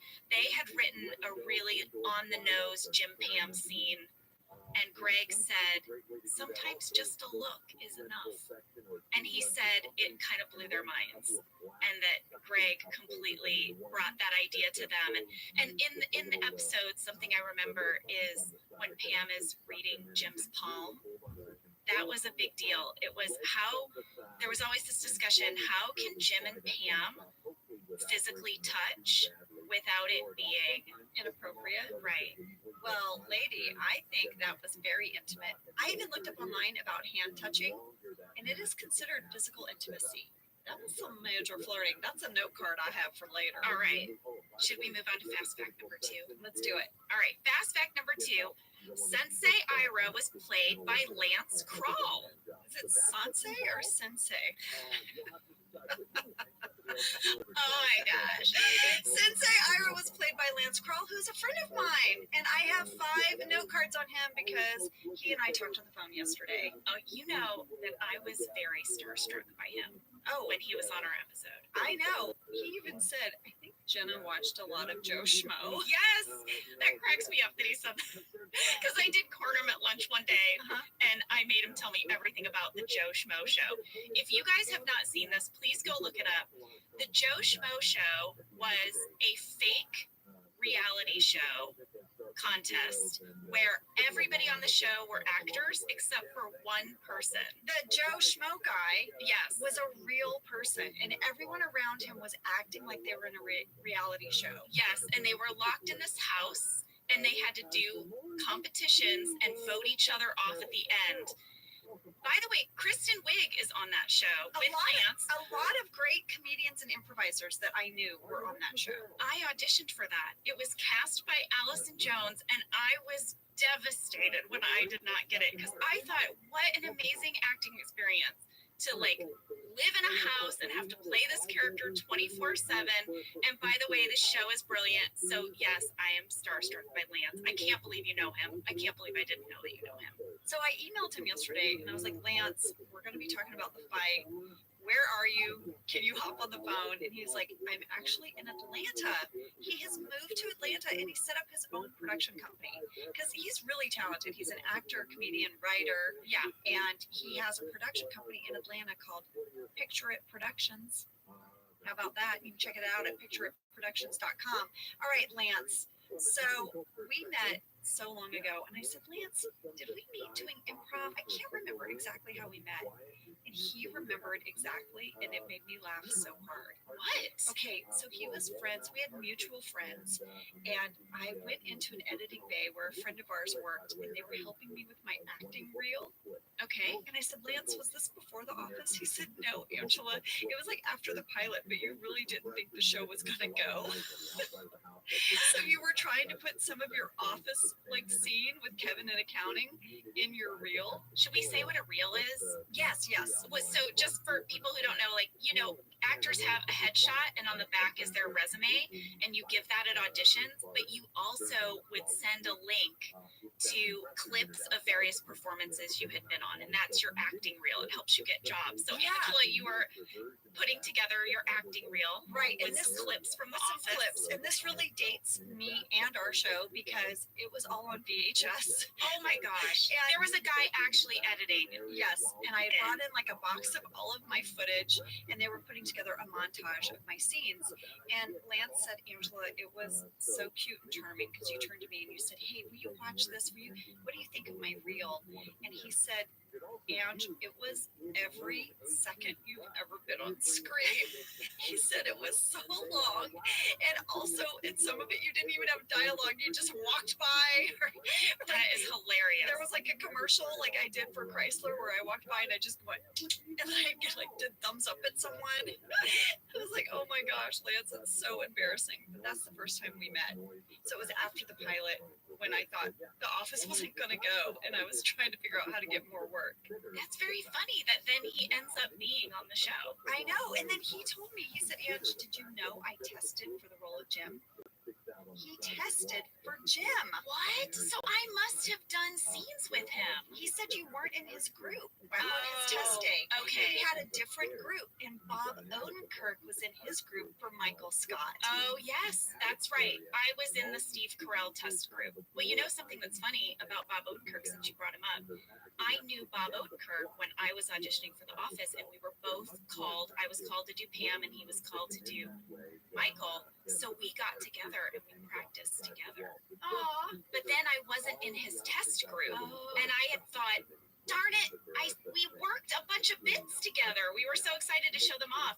But he did this very funny audition where he brought in his guitar and he sang a song to Pam, and we had worked it all out. We were going to ask if we could do it if we were paired together, but we never were. So Lance told me this great story that the day that he was screen testing, you know, he's in the lobby waiting. They were all kind of giddy that Bob Odenkirk was in their group. They were all really big fans of Bob's. And Bob walked over to Lance and was like, hey, you want to run lines with me? And Lance was like, sure. And he said it was really cool, and they like sort of went out in this lobby and ran lines like 3 or 4 times, like the scenes all the way through. He just thought it was a really cool moment. So Lance said when he read for Jim, he's like, you know, I really felt like I just tried too hard. And he said then he got called back. We were once the show was up and going. It was like a martial arts guy. He was, oh my gosh. Lance's background is actually martial arts. He was in the martial arts community for 15 years. He has a 3rd-degree black belt in Taekwondo. He was 6th in the nation in his like weight category Okay, in I was first 1992. in all of He them. trained junior Olympic gold medalists. Like I he was was, the gold. Did they know this about I him? won I mean, everything. I think they didn't. I don't know, but he said when he saw who the character was, he was like, oh my gosh.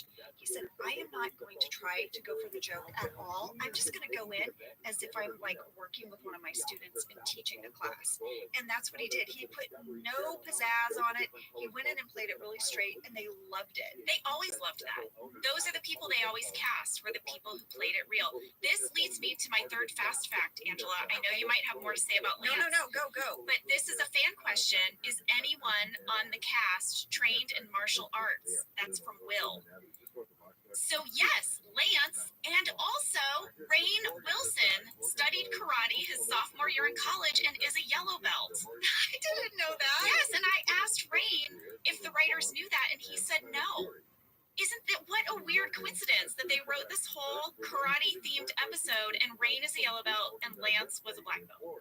Yes, that is so wild. Okay. Do you have more Lance stuff? Because I interrupted your Lance cards with my fast fact.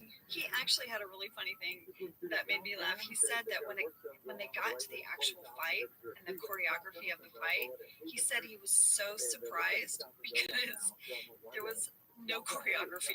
There was no stunt guy. He said literally it was like, okay guys, just two idiots try to hit each other. This was very early on. We did not have a budget. That's what I told for him. these kinds of I told things. him, I said, Lance, this does not surprise me because they put Phil Shea, our prop guy, in a box for hours. Yeah. There was no like stunt person. In the early years of The Office, I always felt like it was a show we were making in our garage for our neighborhood. I always felt like it was a one-act play we were doing like in someone's garage. As a kid, I used to do that. I used to put on plays in my garage, and the garage door was the curtain. Yeah. And I would like put chairs out on my driveway for the neighborhood kids to come see my show. It was like a puppet show or a variety show. That's what The Office always felt like to me, just like a bunch of us making a show in our garage. Yeah. So this won't be the last time you see Sensei Ira. He does come back in season 9 in the episode Junior Salesman. He does? Yes. What does he do in that episode? He was actually there to interview for a job. Oh, I remember that. Dwight brings in a bunch of his old friends and weirdos to interview. Like family members. Yes. Lance emailed me a great behind-the-scenes photo of him and the other people interviewing for jobs in the conference room, and he has his karate outfit on over a business suit, so his tie is like poking out. It's like so odd. But yeah, he was on season 1 and then on season 9, so he sort of had this great perspective of being on the bookends of the show. What a very, very cool thing. Yeah. Thank you so much, Lance, for taking time out of your schedule in Atlanta to chat me up, and we're gonna call you again come Junior Salesman. Yeah, I love it. All right, let's take a break and we'll be back to What the West Side? Nobody's talking about the West Side. Whether your resolution is to save money, eat better, or stress less, HelloFresh is here to help you do all three. Yes, you guys, I love HelloFresh. With whom would Jen you and I rather both have love it. Angela You know Kinsey why we or love it, Jen? and guess what I made the other night? What? It was so Jennifer. delicious. I made their pub-style shepherd's pie. I've made it. Yes, it's so good. I White don't know, cheddar what and the then one that lime uses mashed fucking pie potatoes. face? I know it very well. Really? It's a family favorite. Well, you know, Josh normally makes dinner, so this was my turn, and I made this, and he loved it, and I was so happy. I was like, I made a shepherd's pie. I'd never made one I don't before. give a shit, So bro. good. Everyone, you Oh, can fuck say that pie. hello to your most delicious year yet with fresh ingredients, chef-crafted recipes, all at a price you'll like, delivered right to your door. Go to HelloFresh.com/OfficeLadiesFree and use code OfficeLadiesFree for free breakfast for life. One breakfast item per box while subscription is active. That's free breakfast for life at HelloFresh.com/OfficeLadiesFree with code OfficeLadiesFree. HelloFresh, America's #1 meal kit. This show is sponsored by BetterHelp. You know, around New Year's, we all reflect and people really start making lists of what they can do to be their best self for the next year. Yes, I think, the new year definitely makes you think New Year's resolution. What do I want to change? New year, new me, that kind of thing. Yes, but perhaps this year we could be reflecting on what we're already doing right. Yeah. And therapy can help you figure out your strengths so that you can ditch this idea that you need some extreme change or this extreme New Year's resolution and just, you know, you can make changes that really stick because they're based on your strengths. I like that. If you're thinking of starting therapy, give BetterHelp a try. It's entirely online, designed to be convenient, flexible, and suited to your schedule. Just fill out a brief questionnaire to get matched with a licensed therapist and switch therapists at any time for no additional charge. Celebrate the progress you've already made. Visit betterhelp.com/officeladies today to get 10% off your first month. That's BetterHelp, HELP.com/officeladies. Let's talk a little bit about hydration in the new year, particularly about liquid IV. Angela, you turned me on to this, and I'm going to have to give you props. Oh, thanks. It's pretty great. You told me that you use this when you travel to stay better hydrated, and I started doing the same thing. You know, whenever we go on a road trip, it's like I don't want to drink too much water because then I'll have to pee. And then I find myself so dehydrated. So I use this. Well, I like it for hikes. Here's what it is. You get a little packet and you put it in your water, and then you are going to get 3 times the electrolytes of a leading sports drink plus 8 vitamins and nutrients. It's non-GMO and free from gluten, dairy, and soy. It is perfect for daily use before a workout or when you feel run down or after a long night out, or even on really long flights.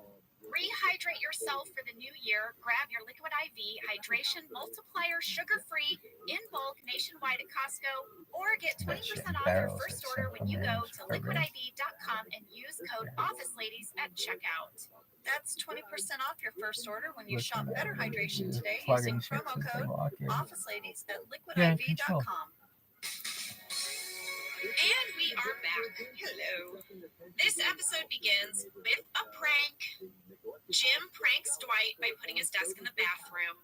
Oh, poor Dwight. This was a good one. This was a good prank. I like this one. You have to look for Kevin in the background at the end when he leaves one of the stalls. He has a lit candle and a newspaper. And for all of you Office geeks, this was the moment that led to Kevin's line in Office Olympics about the bathroom candle smelling like cookies. Also, remember that in the Dundies, he did win the Don't Go In There After Me award. Yes, and I think we see why. Also, though, guys, who is lighting candles inside the stall? Like he doesn't come out and light the candle. He exits the stall holding a candle, a lit candle. Yes, and that candle really did smell like cookies. I want to say that. Did you notice that there is another door by the urinal? Angela, where does it go? We don't know. I like to think what is that door? Is it a utility closet? I think that's what I think. I think there's like a mop in there or something. That's my guess. Yeah, those bathrooms did not work. Nope. It was very deceiving. We would have people come visit us on the set, like guests, family members, and they would go in there thinking that they were real bathrooms, and they weren't. No.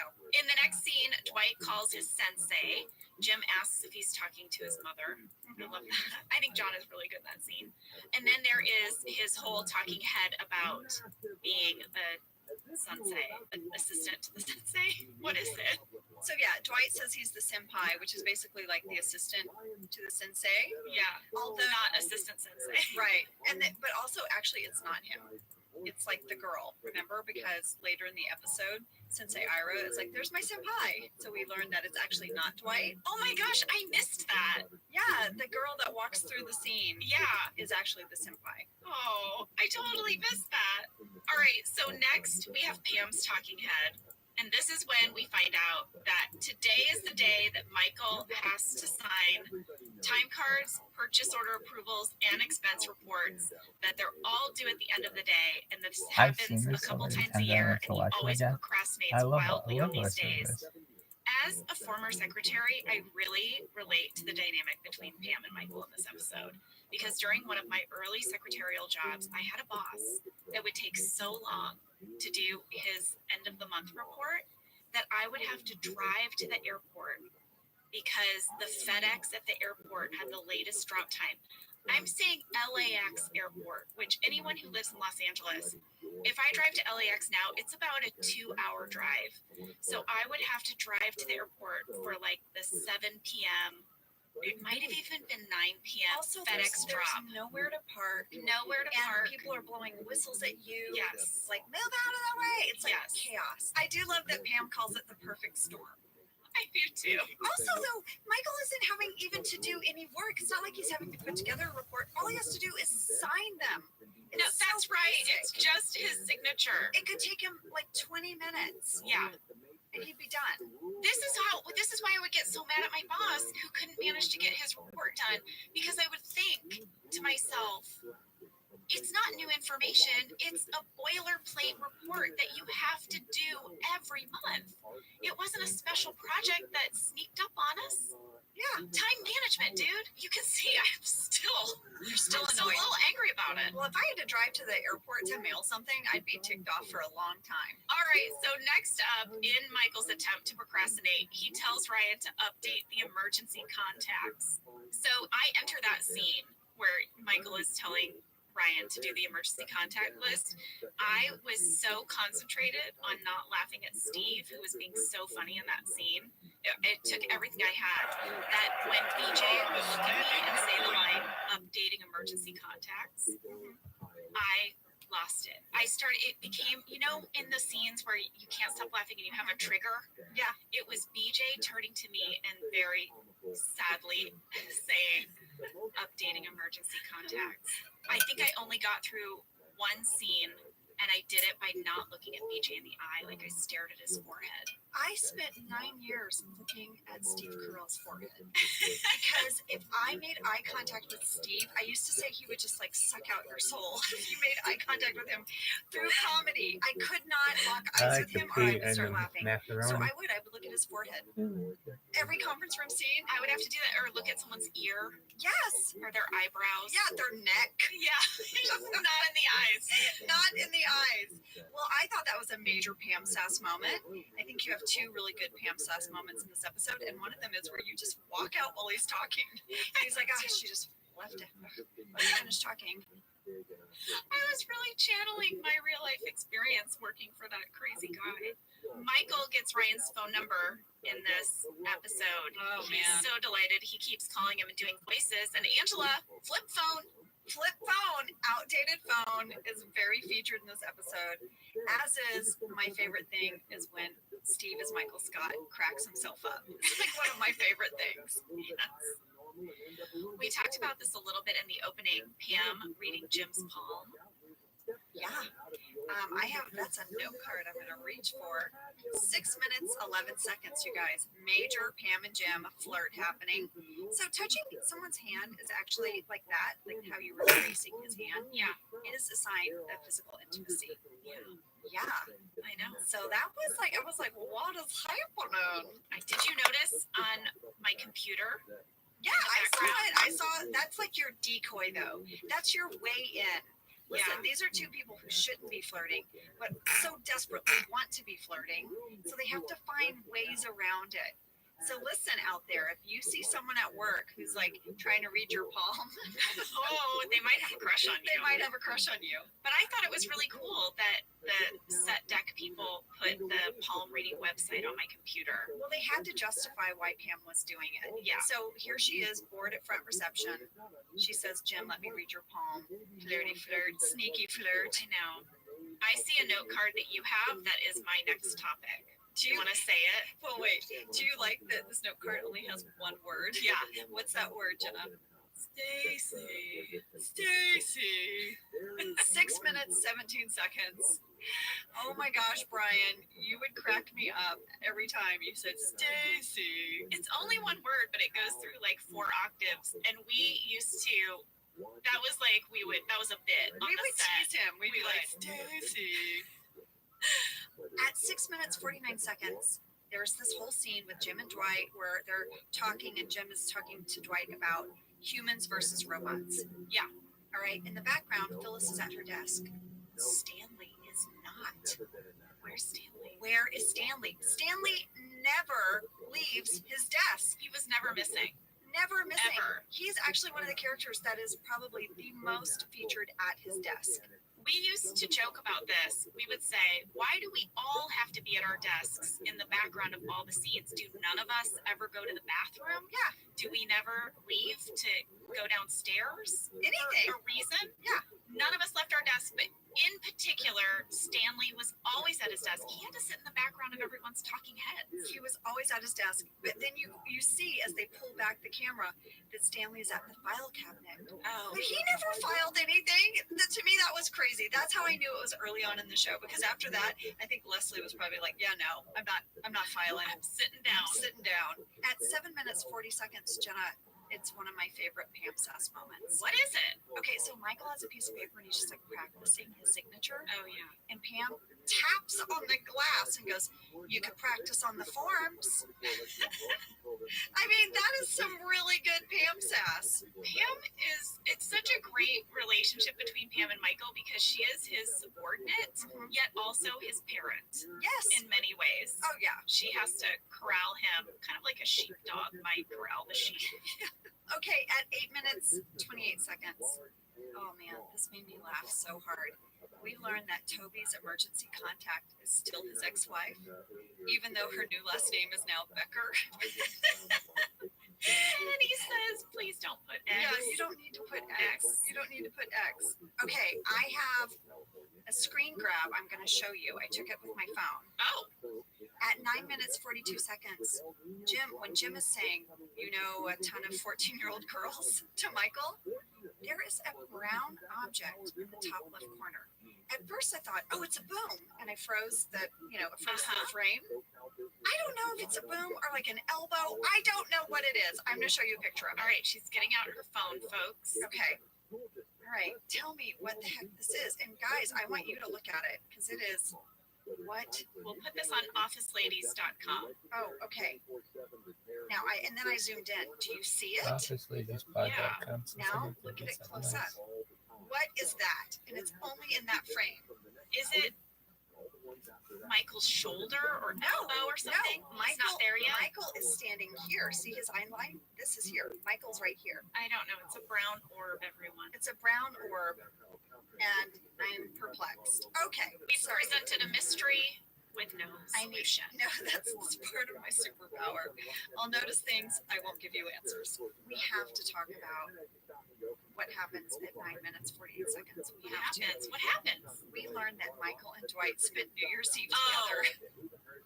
Yes. And that they rented, that even dates the show. They rented Armageddon. Yes, and that Dwight cried at the end. Yes. Oh. And I actually... But it was because... Why did Dwight cry at the end? It's such brilliant writing. It's because... It wasn't just the movie, it was that it began to snow. Yes, it began to snow. Precisely. And it was like the perfect moment. I actually saw Armageddon with my dad because my dad's a drilling engineer. And so he was like, "Oh, this has drilling engineers in it." And we went and saw it. It's all like throughout the movie. Anytime there was anything drilling related, my dad was like, "Nope, that's not how you do it. Never happened. That's not up to code. That never happened." I was like, "Okay, Dad."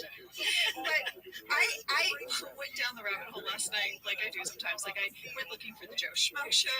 I looked up Armageddon last night, and I found a few different synopsises of what the movie was about, and it's too good to not read, Jenna. It's so classic. 1998, Michael Bay. Are you ready? I'm ready. When an asteroid the size of Texas threatens to collide with Earth in under a month, by the way, NASA honcho Dan Truman, played by Billy Bob Thornton, determines the only way to stop it is to drill its surface and detonate a nuclear bomb inside the asteroid. This leads him to renowned driller Harry Stamper, played by Bruce Willis, who agrees to helm the dangerous space mission, provided he can bring along his own ragtag crew. Among them is Cocksure AJ, played by Ben Affleck, who Harry thinks isn't good enough for his daughter, Liv Tyler, until the mission fails. Wow. I mean, wow, come on.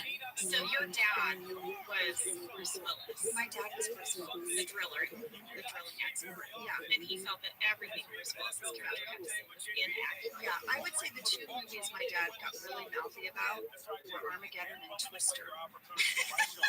Twister, the tornado movie. Yeah, because we live in Tornado Alley, and like they were like driving up in this tornado, and like a truck flies in the air, like a giant semi truck flies in the air, cows are flying in the air, and the guy goes, I think it's Bill Paxton goes, we've got some debris, and my dad goes, debris my ass. I don't know.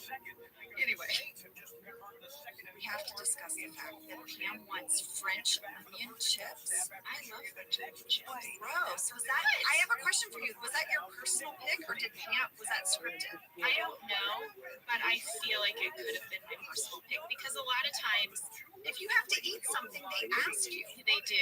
They ask you if you have any food allergies.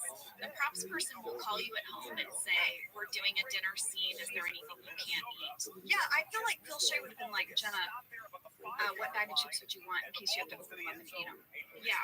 So you said French onion chips. Yeah. This means you wouldn't have been flirting with anyone the rest of the day because your breath would be disgusting. Yeah, that's a good point. I didn't really think of that. I also like a barbecue chip. I love a barbecue chip. Can I tell you a little bit of information about the chips? Yeah. Okay. They are Hers chips. HERRS. And this is a local Pennsylvania company, the Hers chip. I'm flipping my papers because I was going to talk about this later.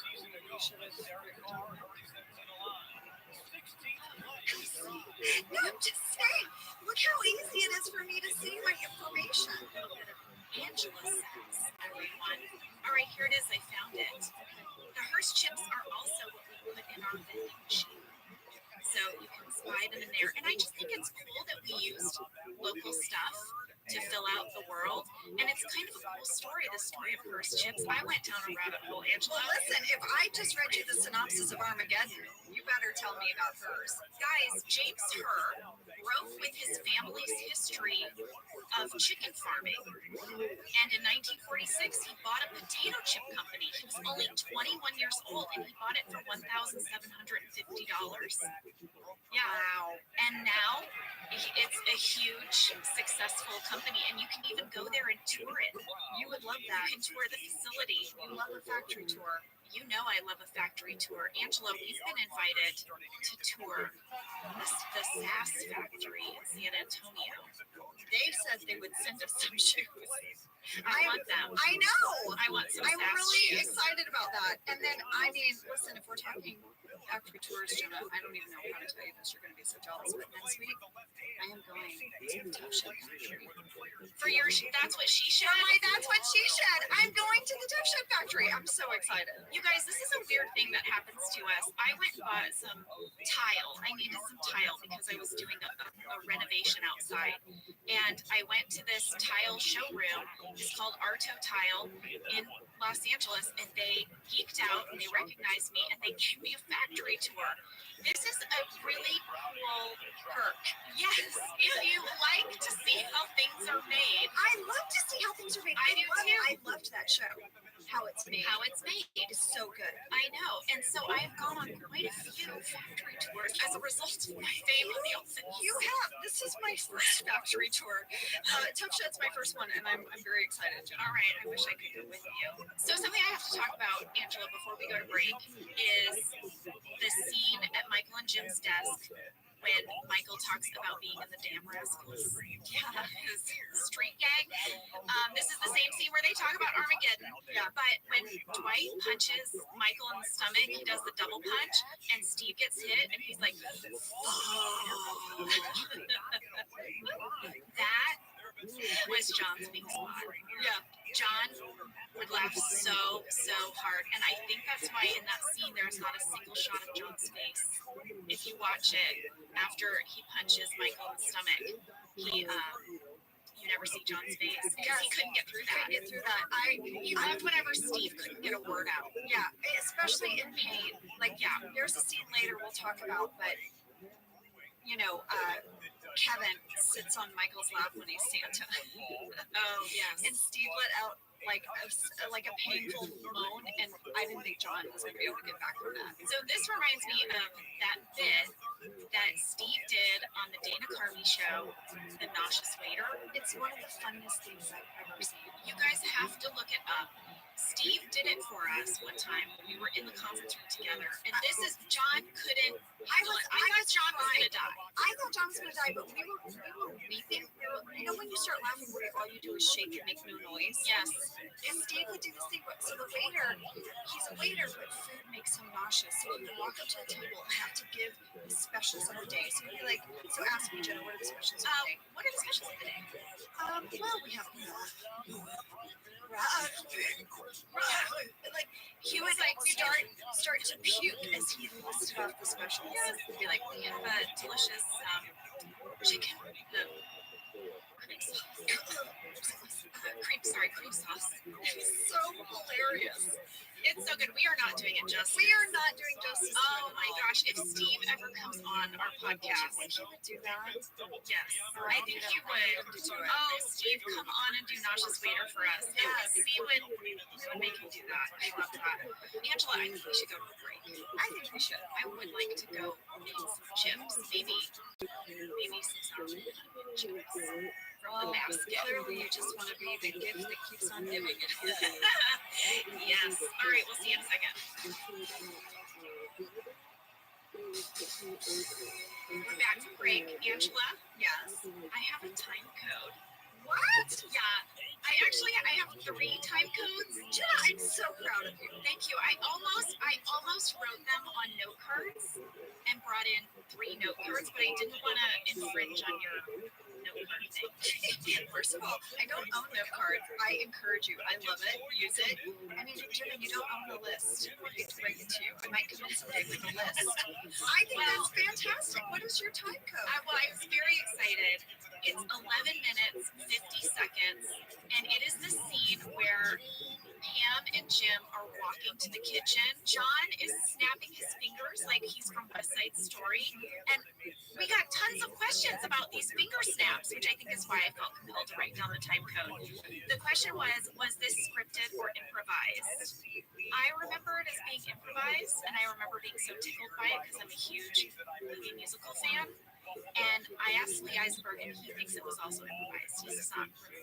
I think it was improvised because it's just like John kind of playing around. Because earlier in the show, he had mentioned, like a jet. And Mike, I think he's a jet. He's like, you're a jet. That was the name of your actual gang. Yeah. So I think John is just playing off of that reference. It was so fun.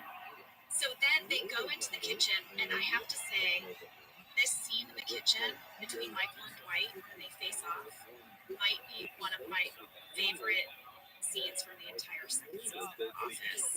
In the kitchen, John and I almost started laughing about a million times. And if you notice, if you look at Mindy, she is constantly turning her back to the scene and looking into the annex. I could see you and John almost break when I watched this, knowing you guys. I was like, oh, they were about to lose it. But seriously, watch Mindy through this because she cannot face the scene. It's amazing. Well, when Ray like grabs her, right now from behind, she's like, wait, what?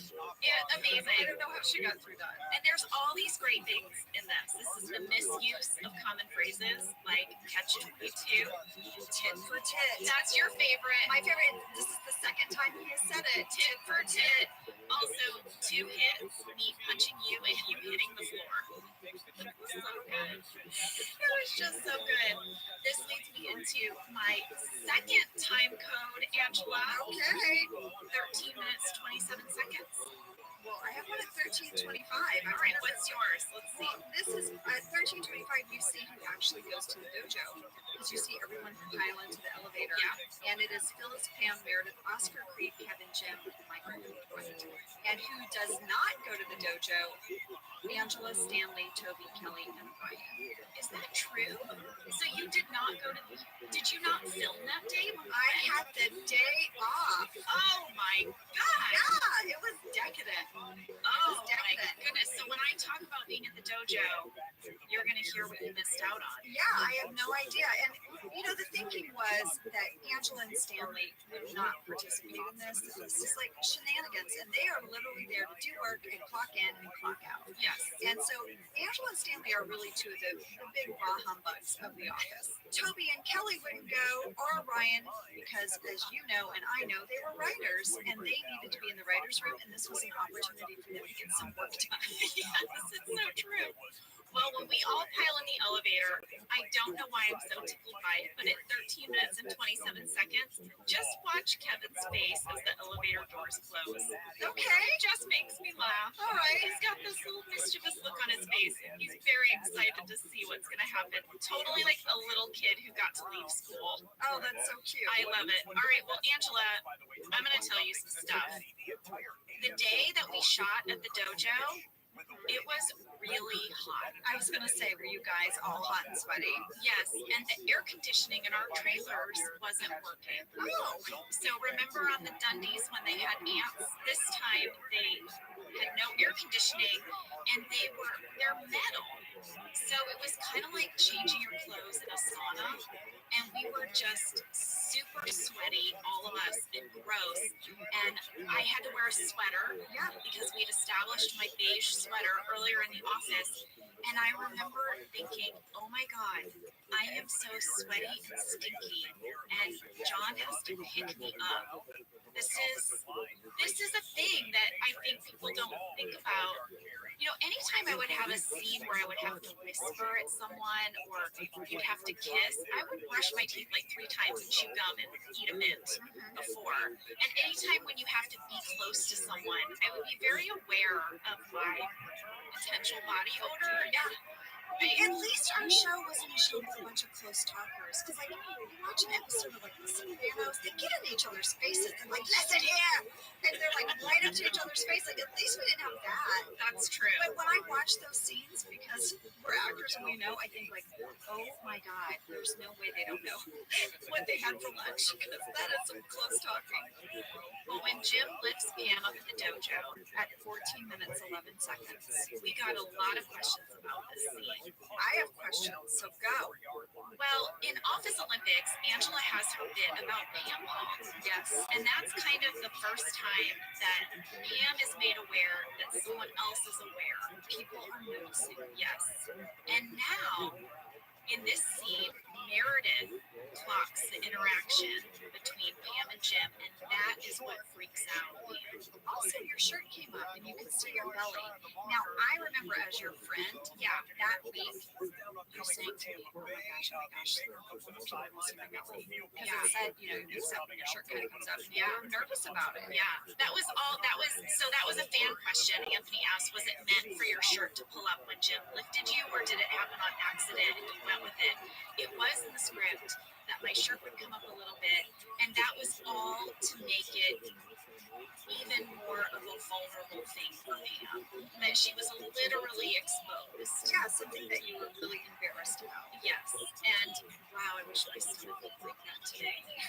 I watched that scene, I was like, why was I not wearing midriff tops every day when I looked like that? I know, I knew you were going to say that, because I mean, listen, we've had babies, and everything changes after that, and you look phenomenal today, Jenna. You look phenomenal then. But I remember our bellies before babies. I remember. Well, I am kind of glad that it was scripted that you see my belly, because I've got it on film now that at one time in my life I had a cute little belly and belly button. So thank you, Gina Lee, for that. At 13 minutes, 56 seconds, that's my third time Angela. There is a poster in the background of this interaction between Jim and Pam. So we're all watching Jim and Pam, but in the background there is a poster on the wall. And it is one of my favorite things. It was like a favorite thing of all of us when we got to the dojo. This was a set decoration poster that Gina Lee wrote, that set decoration had printed and put on the wall. It is the 10 rules of printing. Okay? All right? According to this dojo. And I'm going to read them to you. Okay. They're amazing. Number 1, obey your parents. Okay. Number 2, no junk food. Number 3, do your homework. Number 4, keep your room clean. Number 5, maintain an indomitable spirit. Number 6, don't fight with your siblings. 7, practice, practice, practice. 8, treat others the way you would like to be treated. 9, be loyal to your country. And 10, have fun. So Lee told me he still has this poster. He asked to have it. He said they spent way too long writing these rules. I bet they spent like hours, like just, they did, like cracking themselves up. It's amazing to me because I feel like it is this little detail that really hammers home that Dwight takes classes in a studio meant for children. Do your homework. These are kid-based rules. Yeah. And of course you see that. You see that he's in a class with a bunch of 11-year-olds, but I just think that is brilliant. Brilliant writing, that poster. Okay, so that was their version of the rules of karate, right? There's this thread on Reddit where people go back and forth. They're like, well, Dwight says karate, and then there's taekwondo this, and there's this and this. So a little bit that the martial arts didn't quite line up in that dojo. Yeah, I think that makes sense too. I mean, Dwight is not maybe studying a pure form of any one martial art. Right. I have to talk about the fact that at 14 minutes, 11 seconds, I think that Pam is sending Jim mixed signals. Of course she is. And I totally judged her a little bit. I know. Because she was being really flirty. And then when Meredith noticed, it wasn't until Meredith noticed. That's right. And then she like pushed him away. And then the look on John's face, he does such a fantastic job of looking wounded and confused. Yeah. Not really. He was so happy, but now he's like, now what happened? He did such a great job because Pam is sending him big signals. She really is. But I mean, that's complicated, unrequited love for you. I know. What are you going to do? She's conflicted. When Michael pins down Dwight at the dojo and is winning the fight, our director of photography, Randall Eichhorn, who used to work on Survivor, so I want to say literally nothing surprises this man. He is a total pro. He never broke. He lost it. He was laughing so hard that he had to take the camera off his shoulder and hold it out with his arm so that it wouldn't shake. He had tears like streaming down his face. Now, It's the hardest I've ever seen him laugh. Yeah, that's saying something because he was like a statue. Him and Oscar Nunez never break. Yeah. I have a question for you. Lance, when I was speaking to him, said to me that the fight was not choreographed and that he really believed that the stuff that Steve was doing to Rain as Dwight, like holding him down and trying to spit on him and all of that Steve improvised that. I asked Lee about that. His memory is that they did bring in a stunt coordinator to work with them on set one day during a break. Yeah, so Lance would have been there for that. That's right. And so, but that person did not go to the dojo. Did not go to the dojo. The day that you actually did it, they were not present. And so on the day, he said they just, like Steve and Rain and Ken Pappas just came up with a bunch of stuff like the typewriter stuff. And just, he said, he doesn't remember how many takes they did, but it was a lot. But he said it was also really hot. And those guys got really tired doing fake fighting. You can tell because they're winded when they're speaking to each other. They are. It's true. Did you clock Phyllis's disposable camera in the scene where she's taking pictures and it's a disposable camera? Don't you wish we had those pictures? Who has those? Someone must. Yeah. Phil Shea? I don't know. All right, so after this humiliating defeat, we go back to the office and we see a scene from Michael's office that goes down into the parking lot and he tries to call Ryan on his cell phone. That was a different office than the usual Michael's office. You totally, like, it's completely different. Yes, so we had two Michael's offices. We had one Michael's office that was on our set, and it had just like a scrim backdrop behind the window that was kind of blurry, and it was just like an old-fashioned fake out the window kind of face. But whenever we had to shoot a scene where Michael was actually looking out of his window into the parking lot, we would move over to the writers' offices. And they literally would shoot in a writer's office. Yes, and I was trying to remember, was it Mike Schur's office or Paul Weaverstein's office? One of the two of them worked in Michael's office, and it was loosely decorated as Michael's office. And then when it was time to shoot, they would get kicked out of their office, and set dressing would come in and zhuzh it up, and then they would have to use that to shoot. And they couldn't write in their office that day. But the walls are like kind of a green color. Yes, that was always true. That don't match. Like I was like, guys, the walls are not the same. Well, it's funny too because all the other writers could decorate their offices. Oh, Mindy's office was so decorated. Oh, for sure, of course. Yeah, of course. But you could have like personal photos up and posters on the wall, but they couldn't do it. It was Paul's. I think it was Paul's as well. That's my memory. If it wasn't Paul's, then Paul just really didn't make a lot of effort to decorate. One of the two. I remember his office being pretty bare. So next up, Michael tells the rest of us to sign the forms. He's given up. For sure. At the end of the show, the people who actually sign the reports are Toby, Stanley, Angela, and you. And we were all grouped together at the reception desk, and I loved shooting that scene because everyone else had gone home for the day, except for Dwight. That's right, Who was at his desk.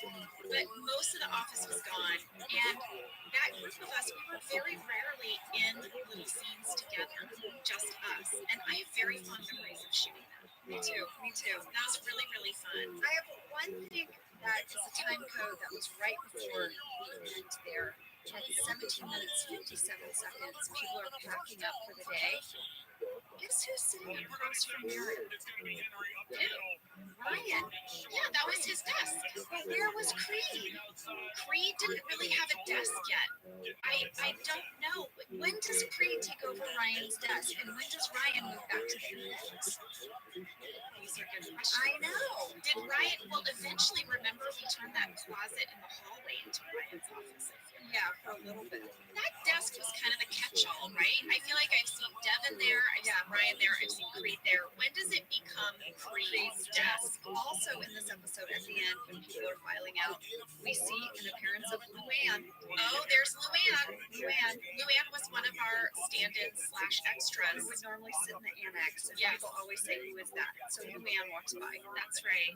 I feel like the two things I want to tell you guys we're going to be dedicated to tracking in this rewatch is Mindy's hair and when does Creed get his desk. Okay, so just know that. Someone out there probably already knows. They're going to write in and say, you guys, Creed sits there in episode. Tell us. Solve this mystery. Okay, Michael takes Dwight into the conference room here at the end, and he says he's been testing him all day, and he promotes Dwight to assistant regional manager. He gets no announcement, no raise, and no new office, but Dwight is so happy. He whites out to them on all of his business cards. It's so pure and sweet. I know. It's so sweet. Although Michael's like, it's not really everything, but it is. Dwight isn't hearing to that part. He doesn't hear any words except assistant regional manager. And then this leads us to the famous Michael talking headline, would I rather be feared or loved? Easy. Well, it looks like we're gonna do two champions, and two belts, two Lombardi trophies. I have so many shirts. I want people to be afraid of how much they love me. Good writers. Such good writing. Three. That was the fight. That was the fight. So next week, we will be back with the client. This is maybe my favorite season 2 episode. Although there's also the injury. I love the injury. You But love the injury, I Jenna. know. You wore a shirt like that you bought online for the injury. I bought a shirt Maybe from it's gonna Etsy five. of a grilled foot. Yeah, that you would For a wear. long time. You would wear it a lot. It was like one of your favorites. She just did it wrong. Money is Did six. I wear it too often? No, it didn't, but it just made me laugh. There was a day that Money you is showed up money in is your seven. Dude, you know what? The one thing that I would have put on here, I had well, a really shirt one. that was like an inside joke on Really? our show.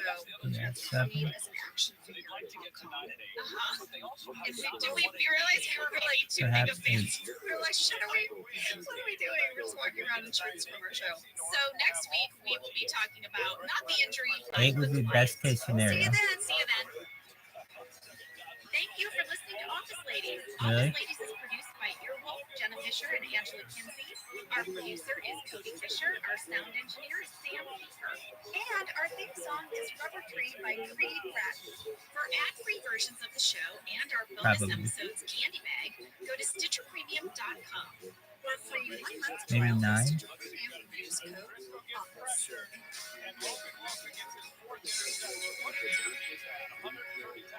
coming in. His fourth interception, 3 forced fumbles as well. Just His impact name is plays Ken. as well as production. Dying to hear because when I rewatched it, I was like, oh my God, I forgot how long you and Steve kissed. You really smooched quite a bit. David R. Carroll said, BJ Novak has been quoted as saying that the kiss between Michael and Jan was rehearsed and filmed many times. I don't remember rehearsing it. I'm certain that when we rehearsed it, we certainly didn't kiss during the rehearsal. No. And actually, last night when I watched it, I was like, that was really neat and like kind of awkwardly, just bubbly kiss. We're looking for 8-time champions. We want to beat Tom Brady. Yeah. Yeah, do you remember any direction that Greg gave you during that scene? I don't remember. I really think we did it like 1 time or 2 times. I don't even know what we needed to talk about. I remember it being really quick, and I actually think that the take that you see on there is the first time we did it. So I feel like, and it just has all that. It has everything it needs in it. You know, it has the tension. It has the kind of like make that so wrong, and wait a second, I want more of that. Yeah, kind of thing that Jan I think struggled with the entire relationship with Michael. So yeah, I love that. Well, that was really a spy shot. I know that Randall was crouched behind a car and he had this idea of shooting through the car window to you. And I remember doing some scenes like that, and they always felt so real because you could feel the camera, you know, a foot away from you. You really felt like you were out in a parking lot. Exactly. You really do. You feel like you're in the middle of nowhere doing your own thing, having that private moment that we're all trying to strive for at all times for actors. Well, Laura, there is a scene in the Chili's I thought you did such a good job. It's at the end of the night. 8-time champion would be. You're having beers and talking, and you're just sort of checked out. And you realize that Michael's about to post this Pretty amazing. what he's doing, and you looked up and you look at him, just a smile on your face. And that was the moment for me that I realized why she even entertained the relationship with Michael. She saw that side of him. Of which squad are you the most impressed? 5 and oldies. And it totally made everything Really? make sense for me. Yeah, but you did a Why? great job. It is a great moment, and He's it's like, really getting rarely my smiles in the show. So much, they do so much scowling and kind of disapproving look. And so it's really nice to see her kind of have that big expression of, you know, the enjoyment of, oh my gosh, this whole thing that, you know, that he's been doing all night that I thought was so much of BS actually was, you know, there was a method to his madness, and I do love that, and I think that is the thing that leads to the kid, is he feels, you know, he gets to have the moment of victory, and she has, you know, and she kind of is like, oh, there's more to this guy than I thought, you know, he's not just an idiot that I thought he was. Laura, thank you so much for taking the time to talk to us about this. Will you consider coming back for future episodes, perhaps? Oh, sure. Well, when you get to the that is what I was gonna say. It is like one of the best episodes ever, and you were so phenomenal in it. And Laura, what are you up to now? Can we give you a little shout out? Oh, you're sweet. Well, I mean, I'm doing the 4th season of a series that I've been starring on for a while called Selling Type, and I just directed an episode for season 4, so I'm currently editing that. Look at nail tongue. That's exciting, and It's I not toenail want tongue. everybody to check that out. Girls, That's nail tongue. episode 12 of season 4, but It's they can different. watch Full Type Thumb season tongue. 1 through 3 streaming Thumb on tongue. Hulu and on freeform.com now, and also season 4 begins airing on January 23rd on Freeform. So everyone go check out The Bold Type on Hulu and Freeform. Yeah, that's right. Hey. You guys are sweet, and what an amazing thing we've been part of together. It's really exciting, and I love that you guys are doing this for the fans and revisiting all of it. It's really fun watching you. All right, well, great. We'll see you for dinner party, lady. All right, I'll see you then. Thanks, Melora. Bye. Bye, you guys. Angela, I think she's doing this episode. Let's start talking about. Okay, can we talk about Michael's jeans? Yes. Oh my gosh, this cologne made me laugh so hard. I just think it's really funny that when Michael is dancing around in his jeans, there's this tiny squad shot of Angela Martin's head that's to the left of the and she's just looking there snarky. But I'm so short, my head barely comes over the partition, and so there's the plant and then my head, just for like a split second at 18 seconds. And then back again when he's goofing off, I'm like judging him from the copier. So Angela Martin is just being placed in these little spaces in the background judging. Well, I remember that I had to have a big wardrobe fitting of quote-unquote casual clothes so that we could shoot these flashbacks to Casual Fridays. But Angela, are you just wearing your regular gray office wear? I never participated in Casual Friday. What's interesting to me is that this cold open implies that we have Casual Fridays at the office, but so far we've never shown a Casual Friday or referenced a Casual Friday, and I believe we never do again, even though we very often have episodes set on a Friday. No, this is the one time. I said also there's some real great Pam sass in this cold open because what do you do at the end? You just chunk his jeans under the chunk. You flip them over and you chunk. Awesome. This is like chunk your whole life. It's chunk. You chunk. Wait, no. Have you been saying chunk for your whole life?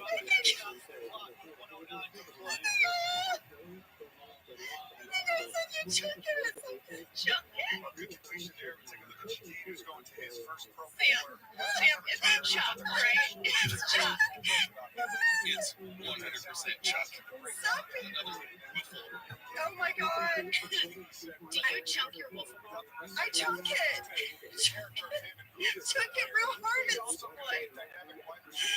Oh my god, I'm taking my glasses off because I'm crying. I chunk it. Don't chunk it.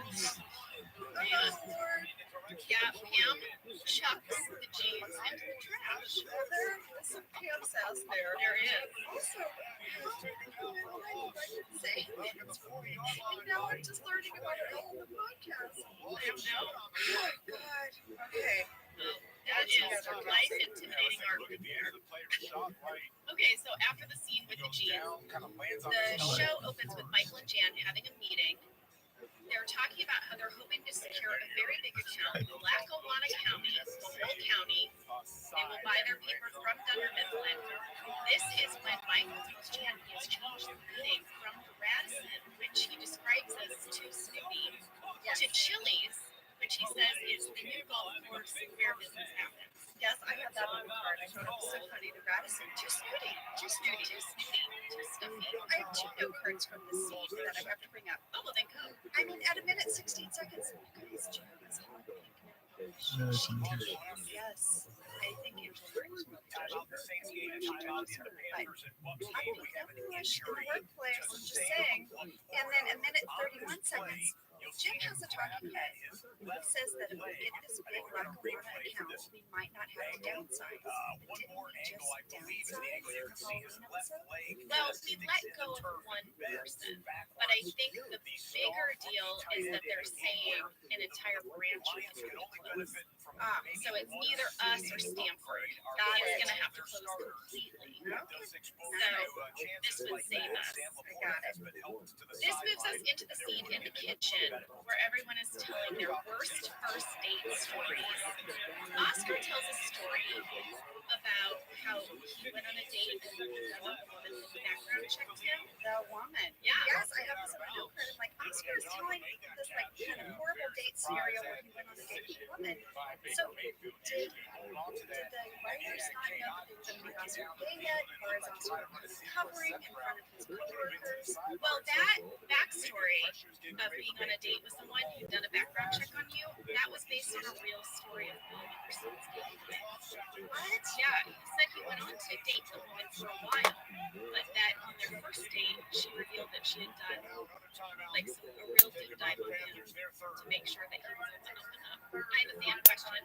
Both Sarah Clark and Kim asked, who came up with Pam's worst first date story?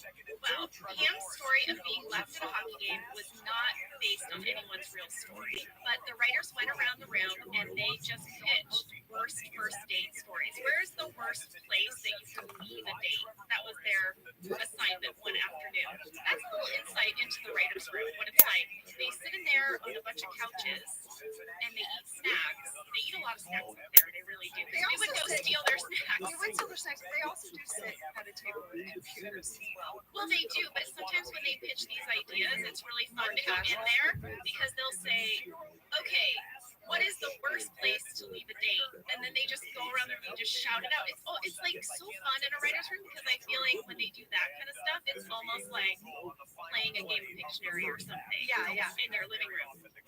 So they said that they had a lot of alternates, but this was their favorite. They liked the idea. I know. This is the one that ended up in the script, but I think it's perfect. First of all, that he took her to a minor league hockey game on their first date. Second, that he brought his brother. And then third, that they left her there. And then that it was raining. Yeah, they totally support the backstory he made out of it. They brought something to lead. Yeah, with his brother. Yeah. Yeah. Oh, I loved it. I thought it was perfect. At 3 minutes, 35 seconds, in the background, we got the mail cart. Oh, yeah, it's there a lot. No, sometimes we've had people push that cart, I think. I feel like Oscar has done something with that cart. Really? I don't know, guys. We don't have a designated mail person, though, that like comes around with your mail. We don't have a mail room. We don't. I feel like Pam handles all the mail. Well, then she just pushes the cart to the back. Well, I never pushed the cart. But maybe anyone out there comment us, let us know who pushes the cart. At 3 minutes 54 seconds, you can see 3 photos on my desk. Yes, look, I have one of them. Oh, Janet, there's a photo of your sister and her husband taped to your desk. Yes, that's right. Yes. And my sister's husband's name is Dwight.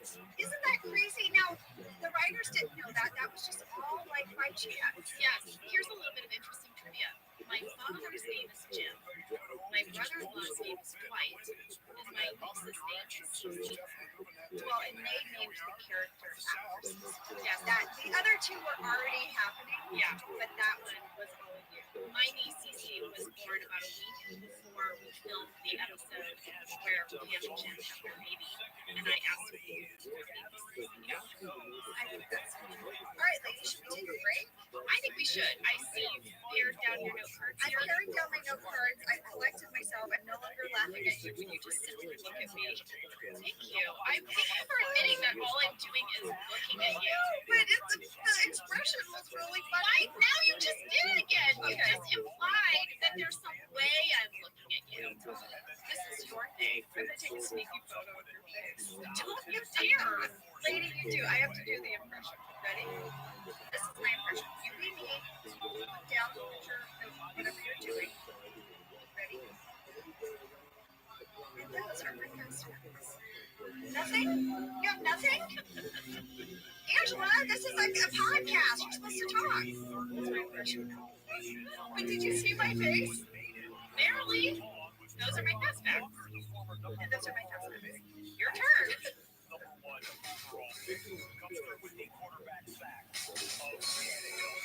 Okay, we are back. Michael and Jan are getting ready to leave to go to Chili's for their big meeting. And did you notice in the parking lot, Michael says Chili's is just a couple blocks away. They should just drive together.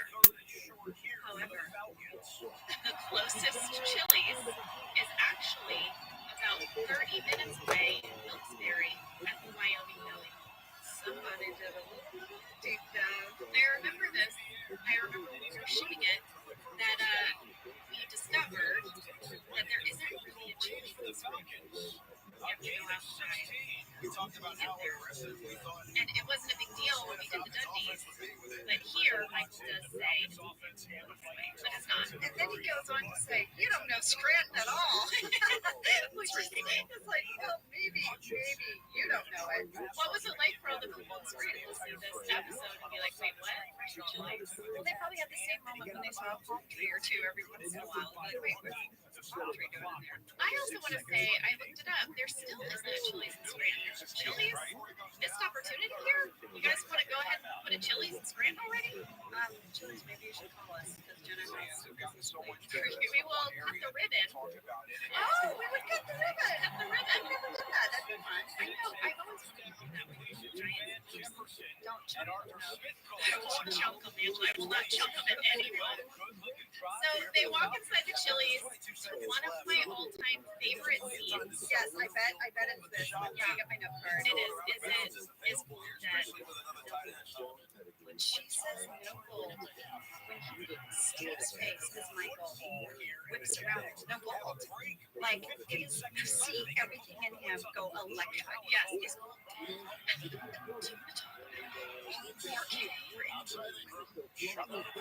And then he has to give that look to camera. Yeah. It's so good. Man, Steve is so good in that scene. Oh, we have the same thing written down now. I just peeked at your note card. The waitress, Megan. You hold your Facebook up so I can't see it, but my note cards are right here in front of you. That's your business. 5 minutes, 47 seconds. Megan, do we have an awesome lost second, please? I think this is a great detail. Now, I don't know if this was in the script. I don't know if Steve improvised that, but I love that Michael remembers the waitress by name. I absolutely believe that the character of Michael would remember every waiter or waitress by name. I think Every flight attendant. Yes, I was going to say, I think Michael knows the name of every person who has to interact with. Yes, And it's his pleasure to get to know their name. And I love that he knows the waitress's name. it is a great, great detail. 6 minutes, 19 seconds. Michael calls Pam on the phone back at the office to get him to read her a bunch of jokes from these joke books in his office. I got a lot of questions about this. People wanting to know the punchline for that joke about the lighthouse that Pam starts, and Michael's like, no, not that one. There is no punchline to the joke. It was not in the book. Those jokes, quote unquote, were scripted, and they just wrote the beginning of the jokes. Oh, I love it. There were no endings. I bet the writers know a lot of fun with that. Just writing the first line of a joke. Yeah, they know they don't have to worry about the payoff. That would be fun. Well, and I had the challenge of having to memorize the line that looked like I was reading a book that I was not reading. It was a little tricky. After this, Pam finds Rhett level 9 the script, where he is action star, Michael Star. And at 7 minutes, 18 seconds, Jim finds drawings of the threat level midnight booster within the script. And we had a fan question from Beck Ramirez. She asked, who made the drawings in the script of threat level midnight? Do you know? Great question. Greg Daniels. Did he really? He made the drawings himself. Oh my gosh, I can see him sort of sitting inside him drawing them. So he sketched them out, and then he gave them to, I guess it would be Phil Shea. Yeah. And Phil hired an artist. But this was the example. Like, Greg kind of sketched it out to say, here's my idea of what the poster, this is what the drawing should look like. And Greg said the artist came back, and the drawings were so good that he thought maybe his kind of crappier drawing was more realistic. Yeah, that Michael would do that. Yeah, so he kept his own drawing in. I think it's just perfect. Okay, well, 2 things. Number one, here's the actual joke that Michael tells. At the Chili's. At the Chili's, here's the actual joke. Well, I'm an astronaut, so I drive Saturn. The second guy says, I'm a pimp, so I drive a cheap Escort. Third guy says, I got you both lead. I'm a proctologist, so I drive a brown road. Yeah. That's the line that like makes Christian, the client, just roll over laughing. How about it's 7 minutes, 36 seconds? They're all eating this awesome with no drinks, not even waters. Megan, where's their waters? Megan, I mean, those are kind of salty. You need your water. You do. Oh, I have a fan question. Okay. So a lot of people asked if this was the same Chili's where we shot Dundies. Yes. All right. I did some research. So we got a lot of conflicting information on this one when I went to research it. First of all, the internet says it was not the same Chili's, yet they have no citation for why. That's right. So I asked Phil Shea. He said he thought it was the same one, but he said it was close close to our set. But the original Dundies one was not close to our set. Then I asked Greg. He said he couldn't remember, but he knows it was an empty Black Angus. So I don't know. So I actually asked Tim this as well. I said, Tim, do you remember about where you filmed? Because we're trying to figure out if it was where we filmed the Dundies. And he said, well, I can tell you this. It was like this really gross out of this restaurant in a kind of sketchy area. So maybe it was the same. I know. That makes me think it was the same. And he said it was gross. Because no one had been in that building in so long. There were like little nooks and crannies of it that were kind of dusty. As I was watching it, I couldn't tell. If it was different, they did an excellent job of making it look like it was the same place. Yeah, I couldn't tell either, but Tim's description of it kind of brought me back. 8 minutes 34 seconds, Michael's tie with the little mouth on it, yes, that he uses to eat the awesome blossom. That was scripted, that he would do that, and the wardrobe designer actually had to make that tie. That is a custom-made tie. She made 7 different mouth options that she showed to Greg, and he had to pick the mouth that would go on the tie. Oh my gosh, this is when I'm like, our jobs are crazy. That is a crazy thing. Hey, how was your day? Well, I had to make ties for the mouth. Yeah. I made 7 different mouths, and then my boss picked. Okay, can we get to one of my favorite scenes, which is 9 minutes, 7 seconds, the baby back ribs? Yes. All right, I was so excited to talk to Tim about this. Now, a lot of you guys wrote in and said, was that improvised, was it scripted? And here's what Tim said. Tim said the beginning of that song, when Michael starts off singing, was in the script. And in the script, that he was supposed to join in at the end. Okay. Baby back ribs, right? Yeah. And he said when he started filming it, Steve started to sing, and it just kind of wasn't working when Tim joined in. So Tim started doing the other part, which is kind of improvise that. I want my baby back there. Yeah. And then it was like lightning bolt. Off to the races. We got it. And he said one of his favorite moments in the verse, and I watched it, is he goes to do his I want my baby back, and Steve just improvises, no, you come in later. He said, oh yeah, right. Like, and it's so funny. It's a great little moment. I watched those deleted scenes as well. So good. So good. And Melora is right. Melora could not hold it together. I mean, can you blame her? No. They were so funny. And they really wanted to hold that 3 shot. They really wanted her to be the anchor of the scene. So they couldn't carve it up. They couldn't have all these singles or anything. So anytime she laughed, they had to start again. They did. You can also tell that those guys are having so much fun being together. They're having a blast. The week after this scene, Steve was going to shoot, to host Saturday Night Live. And so when I was there that day, I remember Tim giving him like some little, all the insider info on what it would be like. Well, I actually said to Tim, I was like, Tim, you and Steve had such great chemistry. How long have you known each other? And he said, we've actually known each other for a really, really long time. So they met a long, long time ago before either of your names. So we were really young. They were all at Second City in Chicago. And they also did Improv Olympic. And then Tim was cast on SNL with Nancy Carell and Dave Kidner.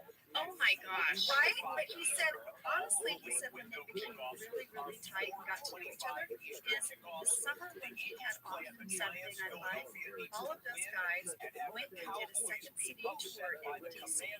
And they were there for the summer, and he said that was so much fun. He said they would do their show, and then after the show, they would all stay and do an improv set. And he said it's some of the best improv he's ever been part of. Could you imagine if you could go back in time and buy a ticket to that show? I would have loved it. There are people who got to see that. Yeah, and Tim said, I was like, who was in the cast? And he said, it was Steve and Nancy, Don Glazer, Adam McKay, Teresa Mulligan, and I know. It was hilarious. And we just had the best time. Well, some of the most fun we ever had, Angela, off camera on our show was when we would get to hang out with the cast of Saturday Night Live. Because remember, they're an NBC show, we're an NBC show, so we would often have to do press with them. We would go to New York, they would fly the cast of The Office to New York, and we would spend an entire day doing press conferences, and then in the evenings, they would throw a party for all of the actors on the NBC shows, and it would be the cast of The Office and the cast of Saturday Night Live, and we would just crack up. And have dance parties. Those are some of my most fun memories, and I even remember being there and pinching myself and thinking, remember this, all of this. Yes, I remember one of the things I remember was my friend and I going to watch Saturday Night Live, and we got there, we were sort of out there, before we were kind of getting ready, so we just said hi quickly, we went to our seats. And then afterwards, we went back to our dressing rooms and hung out like another half hour. Then we went to this like after party that they have after every taping. That was really cool. Then Chris Cornell was like, guys, do you want to go to the after party? The after party. And I was like, wait, isn't this the after party? He goes, no, the after party. And then we went to the after party, and it was like this bar genre that looked like a forest. Yeah, I remember. And you and I, like, I think I just had on like a dinner dress like out of the Gap, and like everyone was dressed so cool looking. And I told you I was like, oh, I think the sun was coming up when we finally called it a night. I remember going up to Chris Cornell and being like, so I think we're done. He's like, all right, guys, they were still there. Crazy. We left and they were still there. Those are some of my favorite memories, and I'm so glad we did that stuff because we are kind of the people who don't normally stay out late. We don't. But we went for it, and there were two casts that we hung out with a ton in our heyday of The Office, I would say, and one of those was SNL, and the other was Mad Men. Yes. Mad Men, that show was coming up at the same time that we were, and I would hang out with the cast of Mad Men a lot. It's the same thing. We would have to go to these press junkets, and the stars of all the shows would be in their various conference rooms speaking to the press, but then they'd have some like big buffet lunch for all of us, and I would chit chat with all the Mad Men people. The other cast that I ended up talking to quite a bit, who I really thought was Oh yes, that's right. Everyone on that show was just so cool. I loved getting partnered with them, to the press.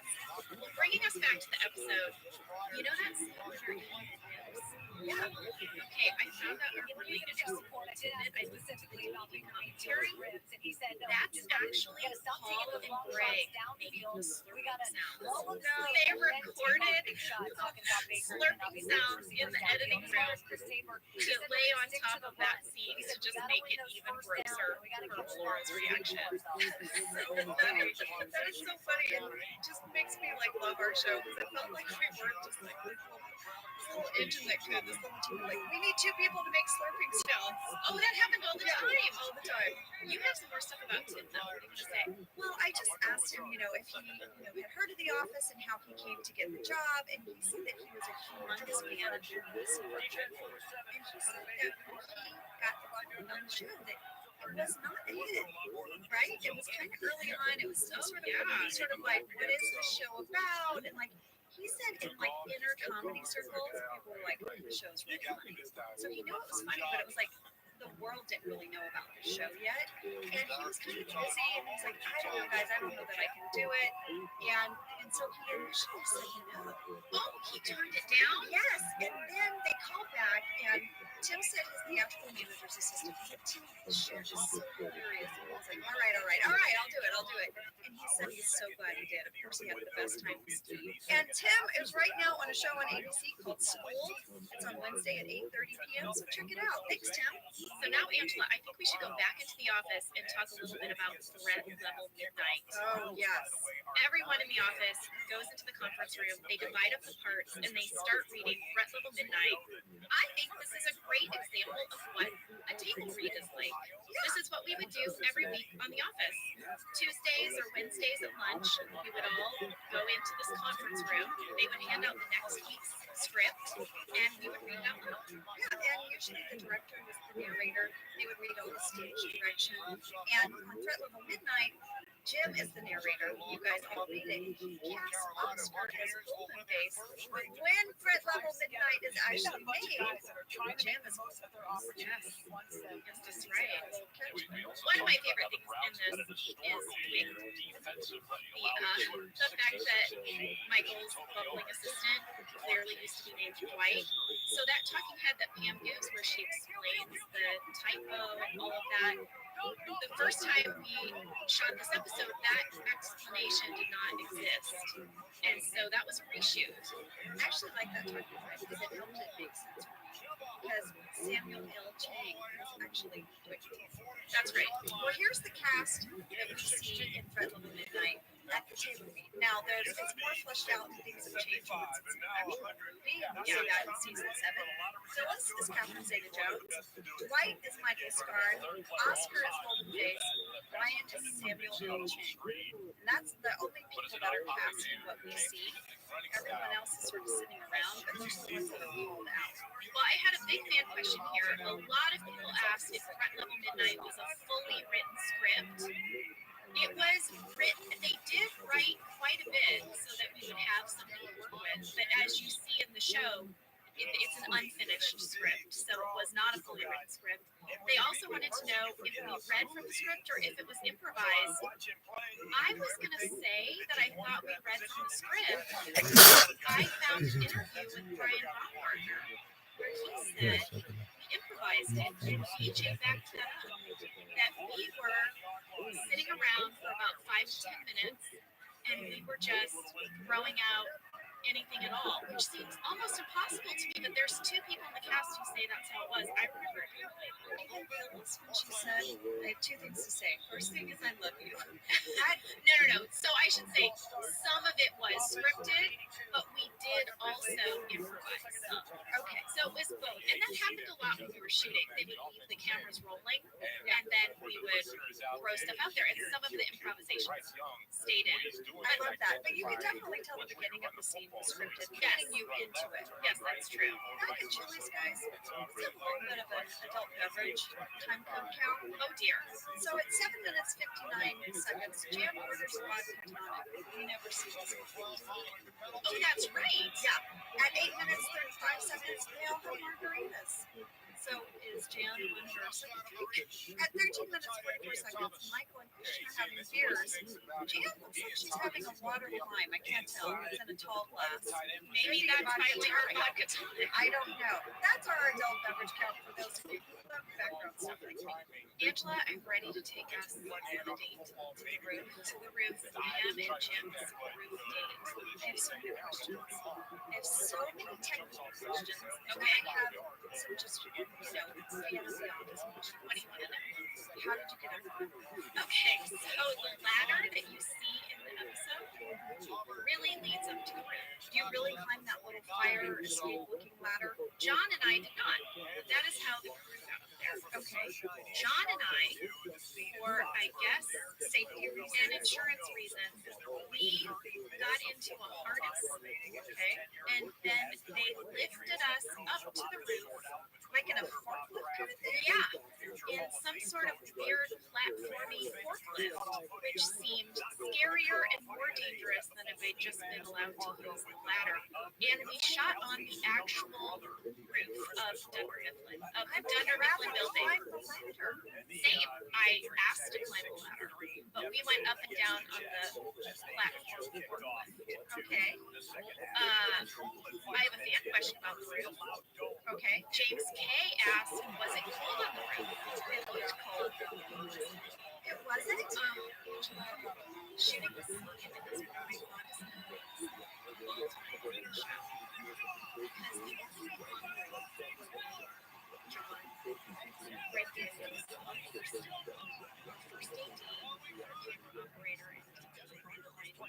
first AD, camera operator, and it was a warm summer evening, like a beautiful summer night, warm breeze. It was, I can't explain it, but this little group of us up on the roof, it hit me while I was up there. I'm on a TV show. I'm living my dream. This is amazing. I'm sure it felt really magical. Just magical. Completely magical. We had really gelled as a group at this point. We were really in it all together. We all loved the show so much. We loved being at work so much. It was just really, really special. It just tasted so good. That was great. I have another fan question. Donna asked, was anyone hurt by the fireworks? That looked kind of dangerous. So I saw Roy Baumgartner recently, and I asked him about the fireworks. He said, Jenna, it was insane. There was no stunt coordinator for these fireworks. He said because they had to get the shot of us from so far away, they really left the two of them out in the middle of this parking lot field, which alone looked very dry. Yeah, well, you know, fireworks are illegal in LA. They had a hard time even getting fireworks for this season. Breaking the law? I'm not sure. I know BJ said once in an article that there was a rule about how big the fireworks could be. They weren't allowed to shoot anything up in the air because LA is very dry. That's right. I think I do know that. So you can do the thing that's on the ground. Yeah. But that's it. Yes. So there were like the sparkler thing on the ground. Yes. And Brian said that they couldn't hear anything. They could barely hear action or cut. They just were out there playing with fireworks, but at a certain point we heard someone shout, "Hop over them! Kick them!" Like stuff like that. It was probably Greg screaming. But Brian said they were just, it felt very real, and I think that was part of it, about what made that night so magical, was that it was really like watching those guys around the fireworks. Because they were. Yes. Yes. And after this, when we come down from the roof, you know, Jim and Pam, they leave the office and they're listening on the headphones. Oh, at 14 minutes, 34 seconds, I have a note card that says, "Old tech alert." What? Because it's an iPod. Yes. It's an iPod. And you guys have like the little headphones where you each take a little ear. It's so cute. Well, Matt Hurt asked, what, if anything, were you and John listening to when you shot the swing dancing scene? Okay, that's one of my questions too, Matt. So what was it? Okay, the song you hear in the episode is a song called Sing by Travis. But John and I were actually listening to an interview song. You know it's interview. Yes, I remember that. And I think that was John's actual iPod and that he suggested that song. Jam fans are going to love that. Yeah. And that was also lovely. Same warm summer evening. It was awesome. So we talked to Laura a little bit about the next scene, which is Michael and Jan in the parking lot.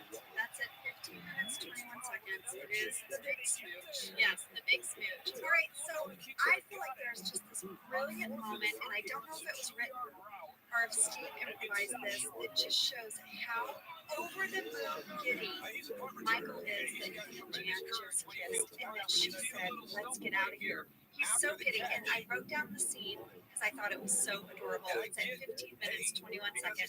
Jan sort of like all of a sudden the camera over here, right? Yeah, she says she's looking for the camera. It's getting caught on tape. Yeah. She doesn't find the camera, but she wonders. Right, and so she says, "Let's go." And Michael goes, "What?"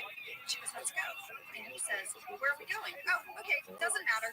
Going to the go-go." Going to the go-go. Going to the go-go. I thought that was so cute. He's just so excited.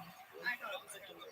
All right, so it's the next morning now. The Dunder Mifflin film crew enters the office. Do they have a key? Did you notice that? Dwight is sleeping on the couch. Maybe it's not even locked. I know. Maybe he never locked the door. Then why is Dwight in blue underwear? Well, and his tank top under like a foil. It was like a FEMA foil blanket. Well, I'll tell you, there was a very big thing about what underwear he would wear. Of course there was. Yes. Would it be boxers? Would it be briefs? What color? Of course there's a huge meeting about Dwight's underwear. Of course. Yeah, I know. And they decided on those kind of like tidy whities. Yeah, they're, I guess, They're very baggy. slouchy. Very baggy. Oh, you know, Raymond loved that. He loved every second.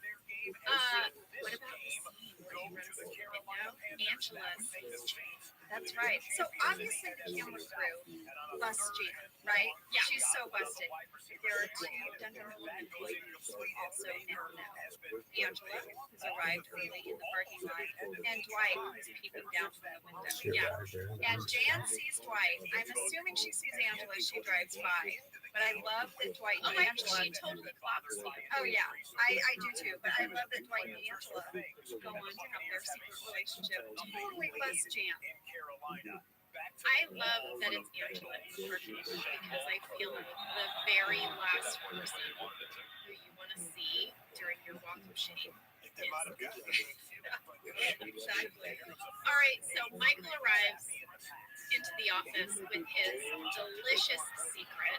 He's so giddy. I felt like Laura described that so well. How sweet and innocent and happy he is that he So excited. so good. He really is like a monkey, right? No, It's I'm like, not gonna speak gentlemen don't listen to him, neither do I, ha ha ha. You know, Yes. and then the next thing we know, he's like, we'll have to disclose, we'll have to write a letter. Yeah, And it's so true. about our relationship. You just, oh man. In that talking head, I love the camera work in that. It's a very, very slow push in on Michael's face.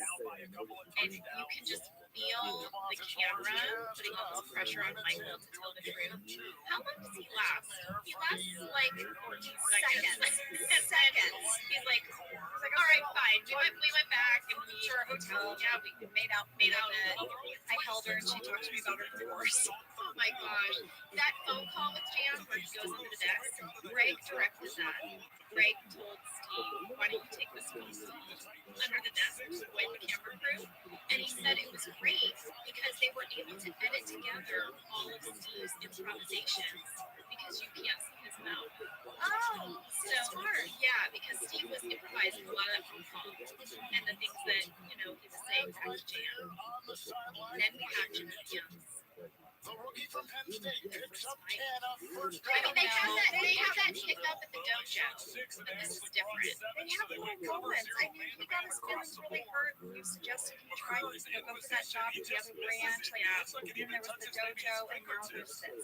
But excellent job of This one doesn't concentration get there. resolved So I at the end of this episode. Jim suggests to Pam that maybe they had their first date. They were going to say this was their first date. And I'm going to say something. I understand why Pam pursued this.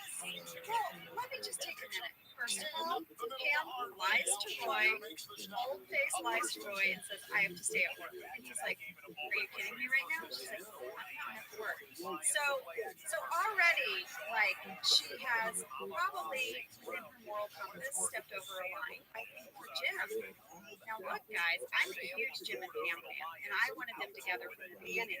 But I would think, as a guy, like, I was talking to my husband about this, and he goes, Jim's doing, you know, he knows she has a fiance. Yeah. But he makes a grilled cheese sandwich, takes her up to the fridge. He knows this is his moment. He's going for it. Ultimately, they end up together, so it's great. But that kind of breaks guy code of what you do with someone else's fiance. Well, and then I think for him to call it out so clearly out in the open, I think Pam is willing to pretend like none of that is happening and they're just friends while it's happening. But for you to just look at her and say, hey, you were kind of unfaithful last night was very shocking for her, and she had to shut that down. She had to be like, I'm sorry, I don't know what you're talking about. You're just my friend, and we were hanging out after work. So I don't know what you thought that was, but uncool. Right. That was her way of trying to get her boundary back and also just being defensive, knowing that she did something she shouldn't have, I think. Well, I think whenever, like, there's a moment when Angela catches her with Pam Pong, and Meredith catches the shirt coming up, right? And then this moment when he calls it out, all of those moments are when Pam gets a mirror held up to her behavior, and it makes her uncomfortable because she knows the right thing to do is say, Roy, I'm in love with you, and we should break up. Yeah, but she's got all of these layers like you do in a relationship, and feelings probably of guilt and obligation, and all of that all wrapped up into it, so she doesn't know how to make that break. Yeah. And I think this is one of those moments where a mirror is held up And then it all ends with that final look. What are you gonna do? Too lonely, guys. Well, guys, that was the client. That's the client. Thank you so much, Laura Hardin and Tim Meadows, for making this episode that much more special. And I want to say thank you to Brian Baumgartner and Phil Shea and Ray Daniels, all of whom I reached out to for this episode. Thanks, guys.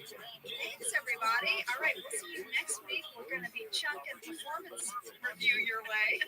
Oh, boy. Oh, boy. Hey, I'm proud of us for pulling it back together. We were really on the edge at the beginning of this. I got a little giddy. I was a little punchy, so thanks for sticking it out.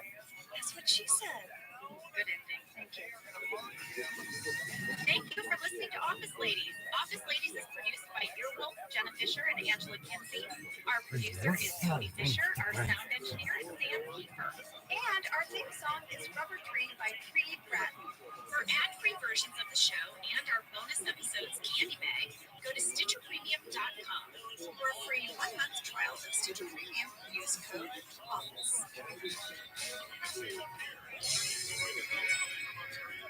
Wrapped around the waist. Both officials on that side making the call. Gangsta, gangsta. Look at this. I'm Jenna Fisher. And I'm Angela Kinsey. We were on The Office together. And we're best friends. And now we're doing the Ultimate Office Rewatch podcast just for you. Each week, we will break down an episode of The Office and give exclusive behind-the-scenes stories that only two people who were there can tell you. We're the Office Ladies. That's us. Happy New Year. Yes, this is our first episode after our 2-week Christmas and holiday break. We are back, guys. We're...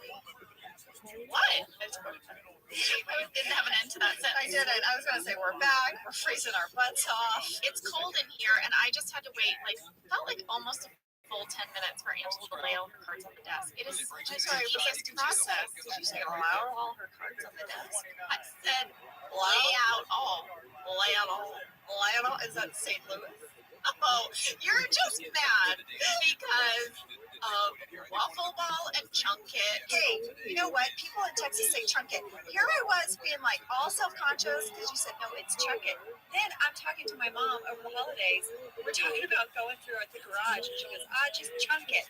It's a Texas thing, lady. It is. I will admit it because I came home that day and I was telling my husband Lee, who grew up in Texas, all about the chunket thing and how much it made me laugh. And he said to me, Jenna, I moved to Texas in middle school and I had that same conversation. Someone said just chunk it. And I said, what? Chunk it?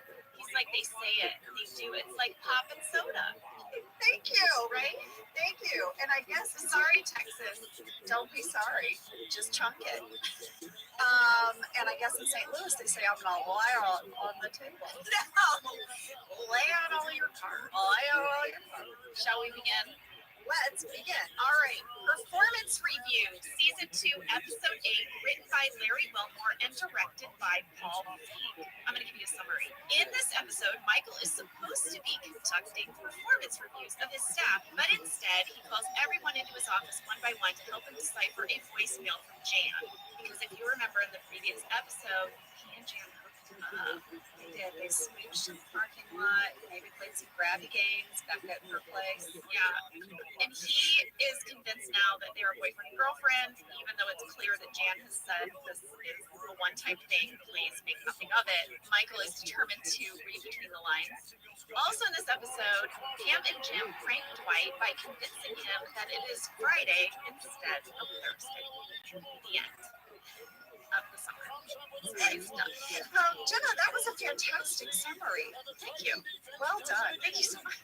All right, you want fast fact number 1? I do. Fast fact number 1, I said this is written by Larry Wilmore. You guys, I hope you remember he played Mr. Brown in our Diversity Day episode. Yes, Larry was a writer and producer and an performer. Yes, and we are going to speak with Larry today. Larry is so great. I have such fond memories of working with him.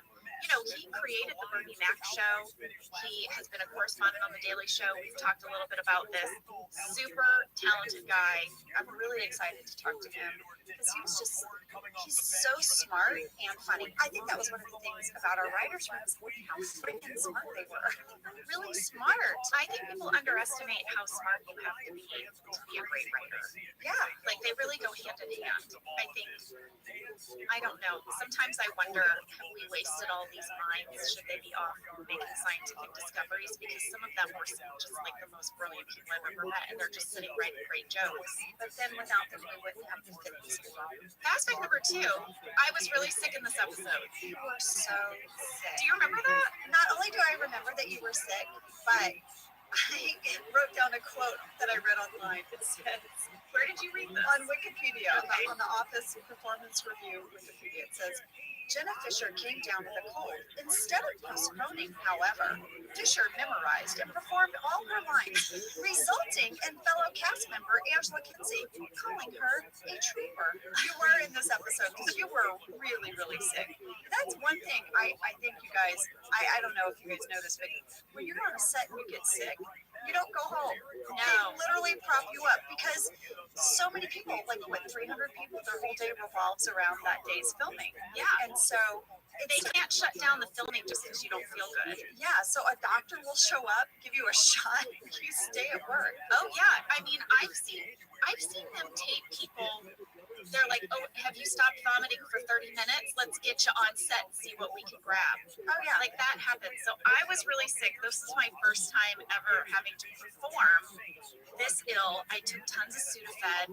I had a sinus infection. You were a little loopy. I was super loopy. Here's what's crazy. At the end of the week, Greg Daniels called my manager about my performance in this episode. And my manager called me. I get this message, Jenna, please call me. Greg Daniels has called about your performance in this week's episode, and I want to speak with you about it. Shiitake mushrooms. I thought I was being fired. Yeah. I thought, oh my gosh, this is it. That's it. I don't know why. As an actor, especially in the early days and on early shows, I always felt like I could be fired. Oh, and me and Brian and Oscar were always like, accounting's totally replaceable. We could be fired at any time. Well, that's not true. But yes, you have this feeling like I'm failing constantly. Yeah. So my manager says, Jenna, we got this phone call. She got all my agents on the phone too, which you're like, oh my gosh. They only do that if it's great news or really bad news. Yeah. So like, and she's like, we received a phone call because he wanted all of us to know how outstanding you were in this episode, that it was some of your best work, and to please say whatever it is you did to prepare for this episode, keep it up. And it sort of I don't know what to do with this compliment. Clearly, I'm a fantastic actress on Sudafed. Well, okay. Okay, should I move on to fast fact number 3? Yes. All right, fast fact number 3 is also a belated fast fact. I realized I missed something a couple of episodes back in the fight, which applies to all the episodes moving forward, talking about cold opens. Oh, do you want to tell folks what cold open is? Yes. So in a scripts usually have like a 3-act structure where you tell the story, right, in like a little mini 3-act. Well, we started doing this thing that we call the cold open, and it's before the credits, and it's a little joke or almost like a standalone moment that might apply later to the episode, but also might not. It's just like its own little moment. So that was something that our show did. We had these little cold opens, and then we're also going to start adding tags. Tags are fun. Tags were at the end, at the very end. We would come back from a commercial break, and you get like a 7-second tag that were very short. Really short. Another little joke. Yeah, they were always really short, like maybe just 1 page, 3 lines, just something really tiny. Yeah. In this episode, we have a cold open that is one of our most famous cold opens, the fitness order. Yes, which is so great. And we had a ton of fan questions about this, probably our most frequently asked comment about this episode for sure. Definitely. For example, Fernanda Fuentes and Derek Ford both asked, how many times did you have to film the cold open with Dwight's fitness ball? And David Nicholas asked, how many fitness orbs did you go through before it popped just right? Well, everyone, it was not meant to pop. Oh, Jenna, you look really excited. Are you sitting on some info? I'm sitting on some info. I traded messages with Phil Shea. Phil Shea, props master. Yes, he told me all about the fitness orbs. So first of all, he bought 17 fitness orbs. Yes, and he practiced with John using 3 of them. Phil Shea 7 of them. John, yes, Phil Shea is talk about a trooper. Phil Shea, he's amazing. So the idea was that John would stick the scissors into the fitness orb and it would deflate very slowly. And the camera would be in front of White's desk and you would just very slowly melt to the floor as Jim very smugly looks on. Yes, that was what was in the script. So they practiced 3 times. It worked perfectly. And they had 14 left for the scene. And Phil said to John, as long as you don't hit the seam of the ball with the scissors, which would be like a 1 in a million chance that you could do it, the ball will slowly deflate and it will work as planned. So it's also very hard to see the seam. Oh yeah. I mean, yeah, you would have to hit it just right. Yes, it would be basically impossible to do. Yeah. So they did 13 takes and it worked just right and everyone was happy and they were about to move on. And Phil said, I have 1 more ball. Yeah. So Paul Feig said, oh, what the heck, let's just do 1 more. And in all the 13 takes, you guys, Rain as Dwight slowly sunk to the ground. Yeah, right? And it was perfect. So they have an extra ball though. We'll just do 1 more. Let's do it. On that last take, John hit the seam by accident. And you can see the shock on Rain's face when it exploded and he fell to the floor. We were all completely shocked. We were like, oh my God. And you can totally see John break. You can see his shoulders, and he very quickly, oh, he's such a pro. He turns his back and his face dives out of the scene. Yeah, he just like leaves. Phyllis was really surprised too. I swear you can hear somebody say, what? Like either John or Rain is like, what is happening? And they were going to cut that out. They were like, oh my gosh, we're so sorry, Rain, are you all right? We were laughing so hard. And when they went in to edit the episode, they put in what was scripted. They put in the slow deflate. And it was Larry Wilmore, the writer, yes, who said, you have to put the blooper one in. You have to put the fast pop in. Yeah, he fought for that. He fought for that, and he was right. That is an amazing moment. That is an example of just a perfect moment. And now I think we should take a little break, and we'll come back with our interview with Larry. Yes, we're going to come back and talk to Larry Wilmore, writer of this episode. Whether your resolution is to save money, eat better, or stress less, HelloFresh is here to help you do all 3. Yes, you guys, I love HelloFresh. Jen and I both love it. You know why we love it. And guess what I made the other night? What? It was so delicious. I made their pub-style shepherd's pie. I made it. Yes, it's so good. White cheddar and the pine mashed potatoes. I know it very well. It's a family favorite. Well, you know, Josh normally makes dinner, so this was my turn, and I made this, and he loved it, and I was so happy. I was like, I made a shepherd's pie. I've never made one before. It's so good. Everyone, you can say hello to your most delicious year yet with fresh ingredients, chef-crafted recipes, all at a price you'll like, delivered right to your door. Go to HelloFresh.com/OfficeLadiesFree and use code OfficeLadiesFree for free breakfast for life. 1 breakfast item per box while subscription is active. That's free breakfast for life at HelloFresh.com/OfficeLadiesFree with code OfficeLadiesFree. HelloFresh, America's #1 meal kit. This show is sponsored by BetterHelp. You know, around New Year's, we all reflect and people really start making lists of what they can do to be their best self for the next year. Yes, I think, you know, the new year definitely makes you think New Year's resolution. What do I want to change? New year, new me, that kind of thing. Yes, but perhaps this year we could be reflecting on what we're already doing right. And therapy can help you figure out your strengths so that you can ditch this idea that you need some extreme change or this extreme New Year's resolution and just, you can make changes that really stick because they're based on your strengths. I like that. If you're thinking of starting therapy, give BetterHelp a try. It's entirely online, designed to be convenient, flexible, and suited to your schedule. Just fill out a brief questionnaire to get matched with a licensed therapist and switch therapists at any time for no additional charge. Celebrate the progress you've already made. Visit BetterHelp.com/OfficeLadies today to get 10% off your first month. That's BetterHelp, HELP.com/OfficeLadies.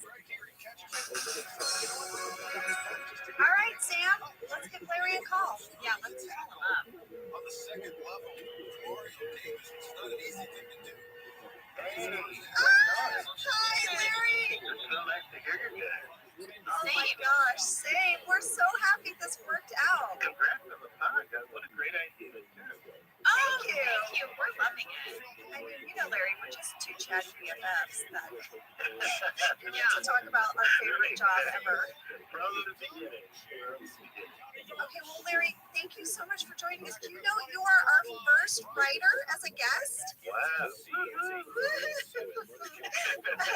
And so one of the questions we're asking everyone that comes on is, how did it come about that you became part of The Office? God, I have so many fond memories of that time. Mine is a bit more complicated, I guess, than everybody else. I had just started to deal with MC at the time. I just done a Bernie Mac show. And I knew Greg from before. I had done a show called The DJs, and he was on King of the Hill. We used to see each other all the time. Greg was a buddy of mine.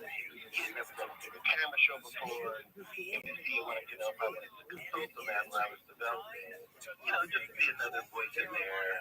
Of course, I thought it was great because I had actually seen The Office years before when I went to England to do this sitcom seminar type thing or whatever, and people were screening the sitcoms, and I was screening the pilot of that show. And Ashton Tallis, who was the producer on the original Office, was screening the comic relief episode, I think, of The Office, one where the red nose and that. And I'd never seen The Office before, and it was great, of course, And we were all like congratulating each other afterwards. And I remember he came to me and said, Larry, can you promise me one thing? I said, sure. He says, I just don't let them take this to America and ruin it. I go, of course not. I said, if it ever goes to America, I won't have anything to do with it. Man, because I'm working on the American version of The Office. And it's funny, in the beginning, this is something, I don't know if you guys, how much you realize in the beginning of what was going on, that there was a lot of negativity in showbiz about our show. We were kind of sequestered from it, because remember we were shooting in that old warehouse in mid-LA, that first 5 episodes, and they stopped working on the Office. Like, I would talk to writers around town, and they were real snotty about it. I said, so what are you working on? I said, I'm working on The Office. Oh, okay. I'm like, what? It's good, guys. It's going to be good. And Greg, as you guys know, so brilliant. I feel Greg philosophy just write it as if we're going to go off the air, so writers know what's going on, especially with Band Jam and all that kind of stuff, and just have as much fun as possible. So there was such a great feeling in the writers room that we could just do whatever we wanted. Who cares? It might be off the air. Just go for it. That's such a good insight because I felt that way too. I felt like we were making the show in a bubble or making it for our own amusement sometimes. Do you remember our table reads in the beginning? They weren't around a table. We would just sit on the set. We'd all pull up our desk chairs and we'd sit in a circle. And then during our hiatus, I did a guest star and I went into the table read. It was a big deal. There was a big table and everyone sat around it. You had like a little placard with your name and like your lines had been highlighted. And there was network people there. And I just remember that first season of The Office, we really were just sort of like on our own, it felt like. Yeah, there was a little in that good. What was it like in the writer's room? The way the writing is in The Office, especially in the early days, whatever idea we had, we go in a little index card and we'll be slapped on the wall. After a while, we had all these ideas that were just slapped on the wall that were just really funny comic ideas of what could happen. And in many instances, we created episodes.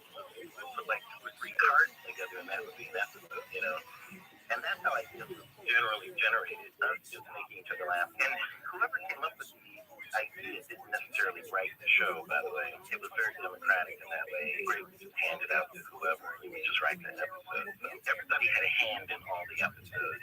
Even even though we each went out and wrote drafts, we all contributed to the episode before it went out. Of course, when it came back in, and that's my one regret. Like in the second season, I came up with that Halloween episode idea, and I really wanted to write that one. I was like,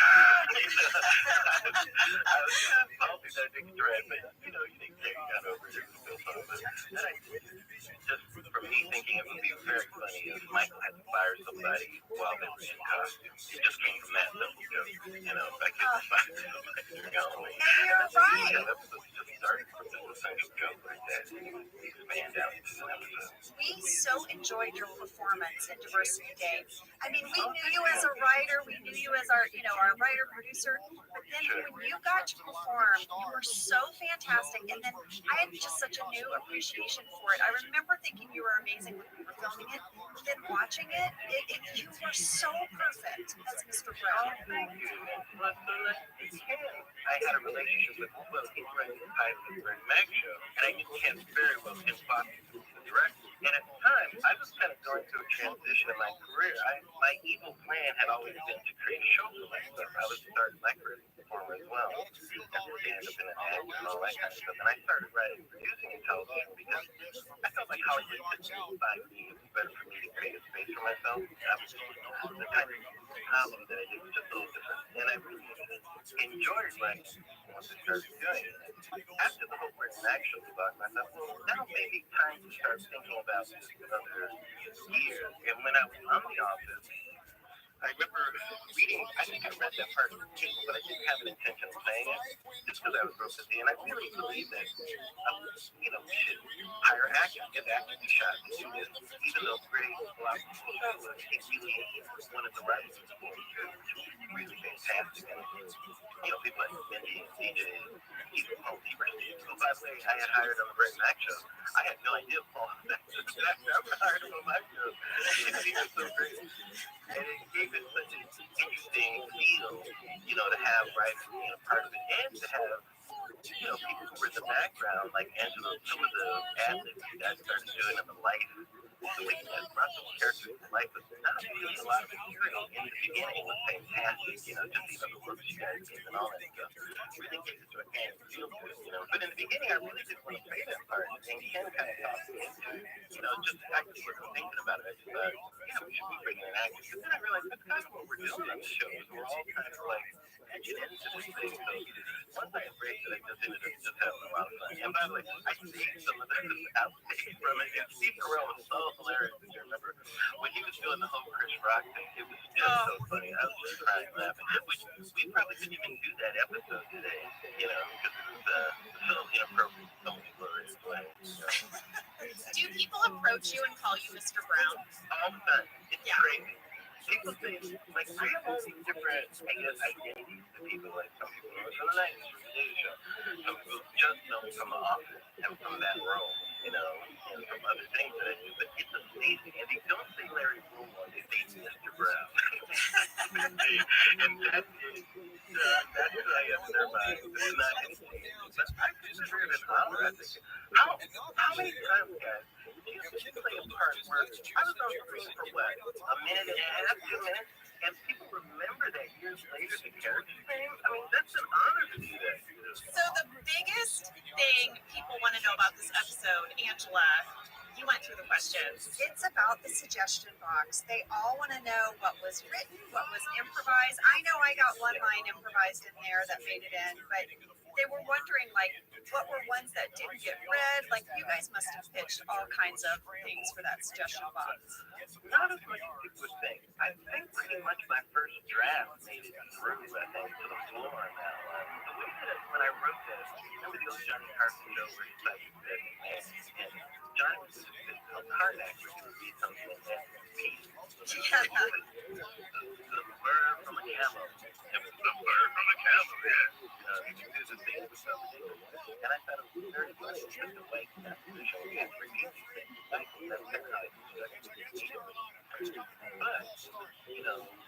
the way the instructions was very careful to lead, to the way it is, So I don't remember there being a lot of suggestions, but my recollection is that those things were were chosen very carefully.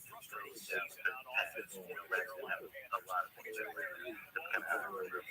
That makes total sense. Makes total sense. And also, if you think about it like that, when you watch it, there are camera movements that look very deliberate. You know, because you're panning to the people that have something to say. It's great about those things that feel like, by the way, of course, it's a very talented cast, and they're not doing notified these strengths of the opposite. We were lucky to have things that we also created moments that looked very real, and that's sort of that was kind of romantic for the show. Yeah, elements of the show. And so that scene, you know, I remember very carefully writing the scene because I just remember the important you know, so I think that's why it was a lot of regret. It has a certain sense of feel that it would like to kind of keep the past. Well, I think something you were mentioning that people often don't realize how written The Office is, that people think it's mostly improvised, which it's not. It's mostly scripted. But you guys would even script some of those looks.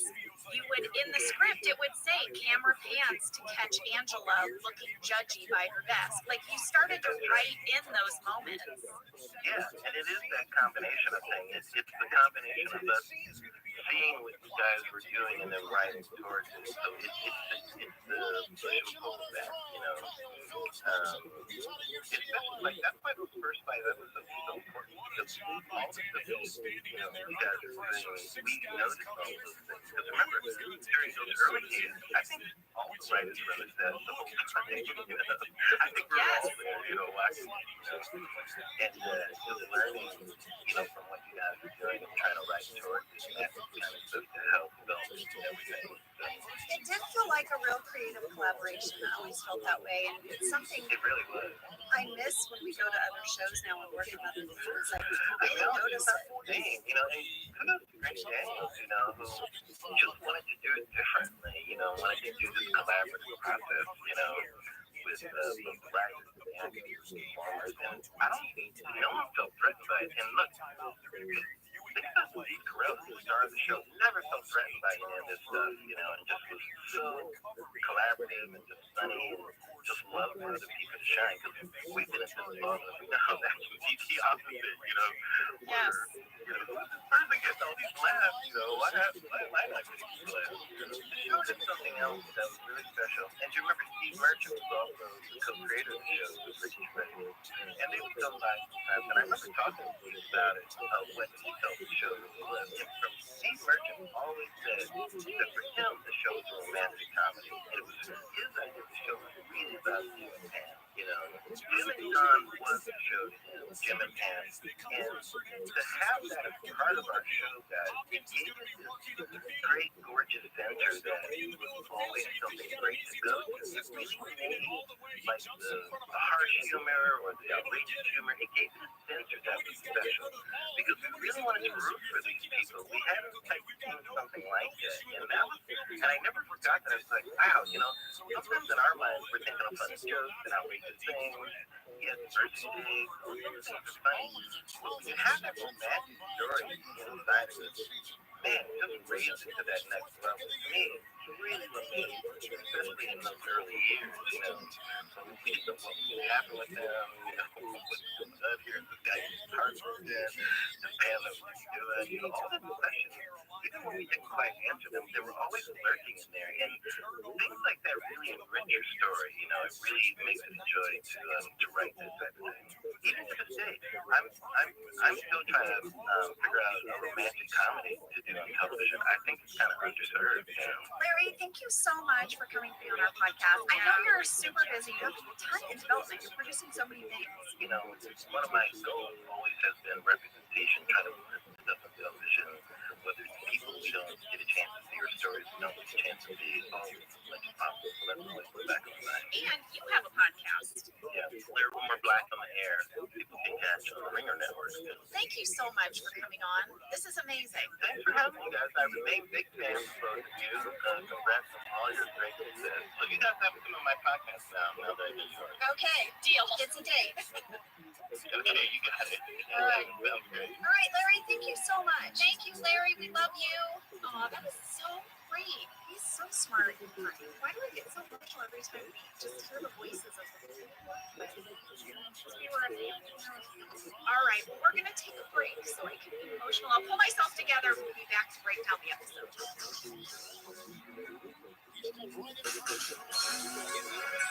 Larry is fantastic. That was great. That was so fun to We're so lucky. We're so lucky. All right, should we get into the episode? Let's get into performance review. I know we covered a little bit of the stunt aspect of the fitness orb, but we have not discussed the other elements of the cold open. The romance. You need to look to camera that Dwight gave at 50 seconds. Yes. When Jim is like, you're not having sex. He's like, what is that talking about? We're going to find out. I think we might. All right, so in the first scene, Oscar is walking out of Michael's office. He's just completed his performance review. And Michael calls Pam into his office. I think you can tell in my talking head there that I'm very sick. I don't know. I think I sound very nasally. I mean, if you can't tell, you're literally like, here's the service review.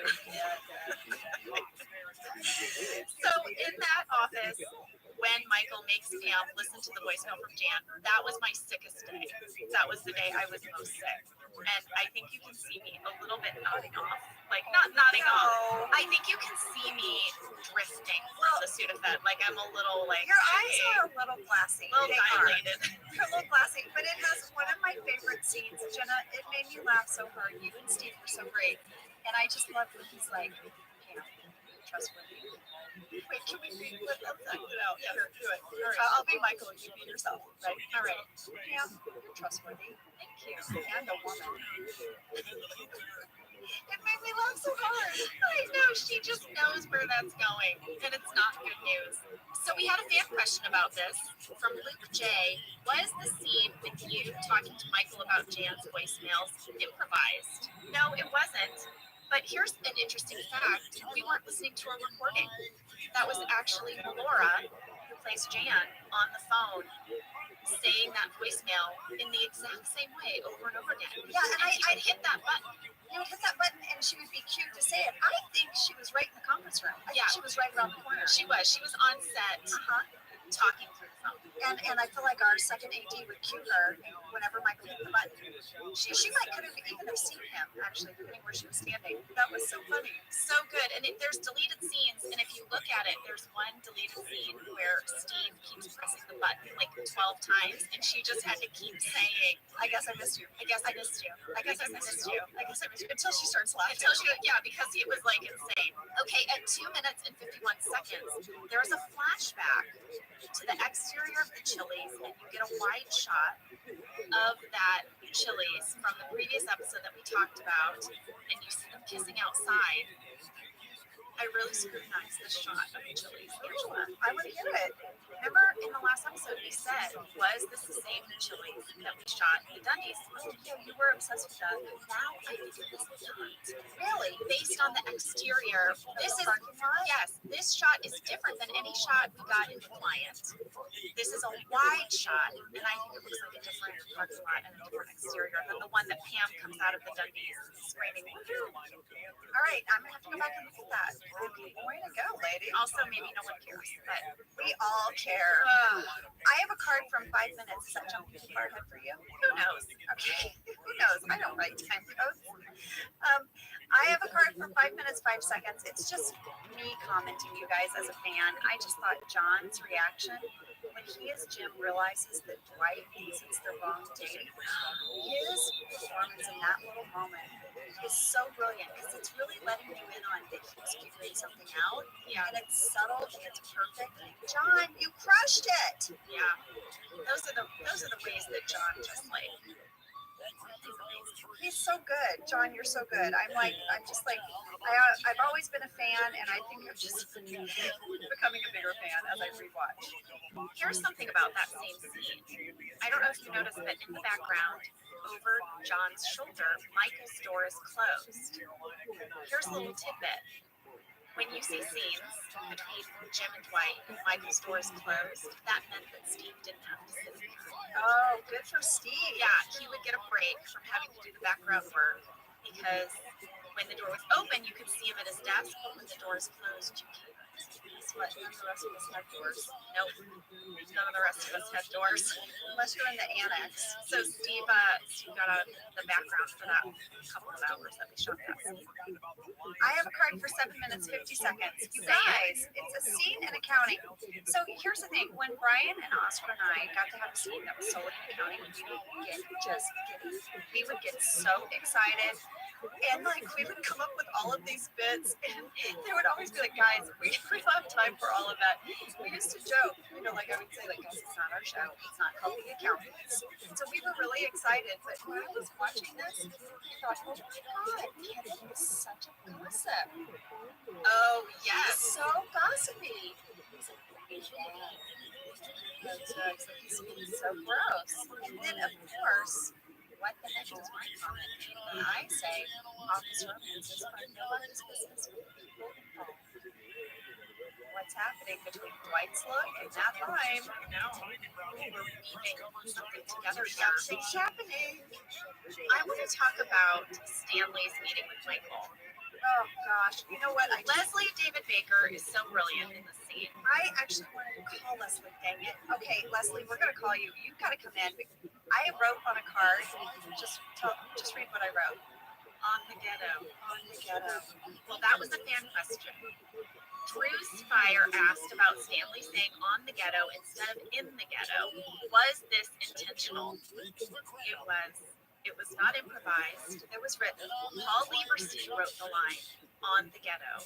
And there was a debate in the writer's room about which was funnier for Stanley to say in the ghetto or on the ghetto. On the ghetto won. Leslie David Baker delivered it perfectly. I just love how he is working Michael so hard. I loved watching Pam work Michael and then Stanley and be like, oh my gosh, they're all doing it. They're all giving him relationship advice to get a good performance review. Yes, well, that's what you have to do. I also love the scene in the kitchen with Jim and Pam, where it's a really quick scene where Pam's just walking to the bathroom and they just quickly download each other on the day. Oh, by the way, Dwight thinks it's Friday instead of Thursday, and then Pam says her little tidbit to Jim, and they move on. That totally reminded me of my husband. Yeah, sometimes that's all you get. You just between packing lunches and doing laundry and pick up and drop off and all the things that keep the house running. You'll get like 2 sentences out before someone needs something from you. And sometimes it's like a big reveal. It's like you walk by and you're like, they definitely hooked up. It's like, oh yeah, Dwight thinks it's Thursday, Friday. Oh great. Like, yes, big news. Big news, but you don't have a ton of time. Exactly. And I feel like Lee and I download one another sometimes. With stuff like that, big stuff. Scenes like that make our show so special, I think, because they don't feel like a scene. You really feel like you're just watching someone live their life. Yeah. It's super unique to our show. Like you're just capturing a moment in time. And I also think it's such a great way to write the romance between Jim and Pam. Like, I think that's intimacy, right? Like, that's why it made me think of me and my husband, because they have to grab this moment of intimacy wherever on they the can. fly. Yeah. And so it really makes them feel like a couple, because you can do that with someone you're really close with. Yep. You can download big info in 2 seconds. Yokan. Yokan. I have a card. 9 minutes, 2 seconds. Kelly's hair is up. What? Kelly Kapoor. Hold on. Her hair is in a bun or updo this whole episode. What is happening? I don't know. Oh, yes, I have that too. Michael tells everybody about the suggestion box meeting, and Kelly's hair is back up in a twist with a paisley shirt. But I did think that Mindy was acting more Mindy-ish. Yes. So her performance is evolved, even though her hair is fussy. Her hair is fussy, but she's becoming more like Mindy. Angela, I have to go back though. Oh, what? We have to discuss your youth beauty project. Oh, yes. And your love of being judged. Jake Peters asked, what was Angela's talent when she was on the pageant circuit? Angela, what do you think of talent? I mean, there was a photo of me twirling a baton. I don't know if it ever made it in an episode. Oh, I remember that. Yeah. So I don't know if I was a baton twirler. You know what? If I got to pick what Angela's beauty pageant talent would be, it would be that she would play the crystal glasses. she would have a table of glasses, and she'd play like maybe like some old gospel tune. I feel like either that or the bells. Oh, the bells with the and she got gloves on. Yes. Do you think? Okay, I have something. At 9 minutes 16 seconds, there's another scene between Jim and Dwight at their desks. This is when Jim is on the phone, and you can see that Michael's door is open and Steve's in the background. What is all We this? did not get out of that one. I like it. I like how like I would track like who was sitting with Oscar in his booth at the Dundies. Yeah. This is like Steve's door's open, Steve's door's closed. This is gonna be my thing. Yeah. I'm just gonna be like, You're in charge of the door, lady. I'm okay, great. Okay, I'll be door. I'm on door. Poor door. Oh, you don't watch Game of Thrones. I don't. What is it? What door? Poor door. Poor door? Poor? No. Like a Is it like Hodor? Oh, sorry. Hodor? It's Hodor. Hodor. Hodor. Oh, wow. It's sort of the same. What happens? I mean, all that's coming to mind for me is prostitution. No. What is this door? Don't listen to my southern accent. Hodor. It's Hodor. Even still, Hodor? Jenna, it's What not happens about, with the door? Just tell me.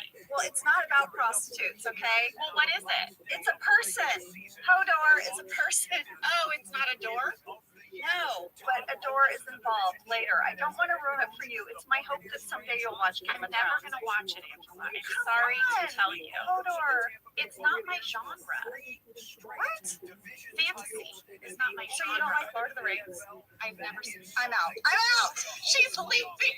She took off her headphones. No, you know this about me. I mean, I sort of knew it, but come on. Lord of the Rings? It's just, you know what it is? I'm not a fan of having to learn all new rules about different new planets or mythical creatures and their powers. Hold up. What? I can't even, I almost can't say this out loud. What? What? Do you not like Star Wars? No!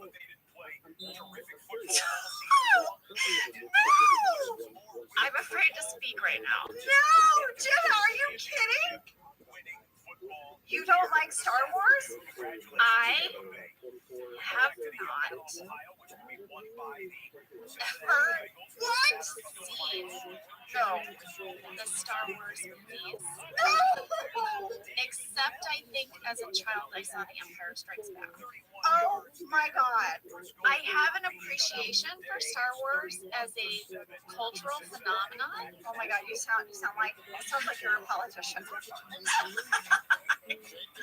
Oh my God. When I was a child, I went to Star Wars and I fell asleep during it. And then as an adult, I thought, what is wrong with me? I need to see Star Wars. And then you're like, then I have to learn rules about a new planet. No, I fell asleep again. Oh my God. And then I thought that's a sign. I mean, in multiple generations of myself, or like in different decades. Here's the thing though, I was obsessed with Princess Leia. Like, as a kid, I wore the buns and I did the lightsaber fighting. Know why? No, I don't know any of the thing. I don't know where Chewbacca is from. But then likewise, I love your baby Yoda. You have a knitted baby Yoda I do. in your she shed office, and I love it. I want one. But so I guess I'm attracted to parts of Star Wars, but not the actual story or any of the rules. I'm afraid that I've said this. I'm afraid. I'm afraid to have admitted this. This feels like a little bit like I'm telling a secret. It is. No, it's, you know, But listen, we went to Disneyland and we rode that Millennium Falcon ride. I loved the whole Disneyland Star Wars world. Like, I didn't want to leave. It was amazing. It was so well done. And then, like, the ride blew my mind. Like, I've seen so much of the imagery from the movie that I was giddy. I think, Jenna, that in 2020, I think you need to revisit the Star Wars. no, I think you have to. Maybe, okay, Angela, The Mandalorian. It's so what is good. that? It's on Disney Plus. It's, oh God, it's got Baby Yoda in it. Please don't make me watch all these fantasy shows. What if I thought like This would be like if I said to you, Angela, in 2020, I'm going to make you watch all my favorite horror movies. Oh, I should be horror movies. See? I love horror movies, and I love, in particular, survivalist horror movies. Oh, I hate those. Okay, fine. You can keep your survivalist movies, and I'll keep Star Wars. Although I do feel like there might be a night. Listen to me. Will you come to my house with me this year and watch my annual viewing of The Edge? And in exchange, I'll watch something of your fantasy stuff. Yes, but if I have to watch a man fight a bear, like the bear's eating him and he's fighting him off, I'm gonna need a glass of wine. You can have a glass It's of gonna wine. stress me the hell out. Well, Angela, what one man has done, another can do. Oh my God, there it is. Okay, fine. I have spoken. Yes, Mandalorian. Yes. I don't know what that reminds me. I know. Let's get back to the episode. If anyone is still willing to listen to me after that confession, the scene with Jan and Michael greeting one another where he accidentally touches her boob. Yes.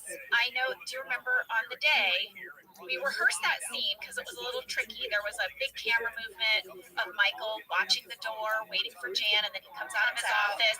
So it was a little complicated. We had to really rehearse that with the cameras. And during the rehearsal, Steve accidentally touched her boob. Yes. And we all laughed so hard. Melora was cracking up. Melora said, "You have to do that in a take." And Steve was like, no. She's like, "No, it was so funny and awkward. You have to."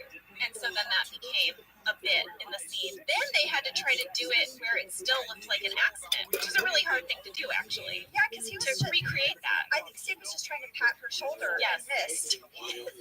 She sort of moved a little bit, and he accidentally patted her. Yeah, she turned into him as he went to pat her shoulder. So funny. So funny. So funny. That was a complete accident. That bit. That just happened on the fly. I also want to say that then when Jan goes into Michael's office, I love that the cameras are outside of the office during this scene between Michael and Jan. So Paul Feig talked about his decision to keep the cameras outside the office for these scenes. He thought that Michael might want Jan alone so that he could ask her about the relationship. And so, And Jan would not want the cameras there anyway. no, probably not. And so they had to get it as a spy shot. But then later, after the suggestion box meeting, you'll notice that the camera is inside the room with them.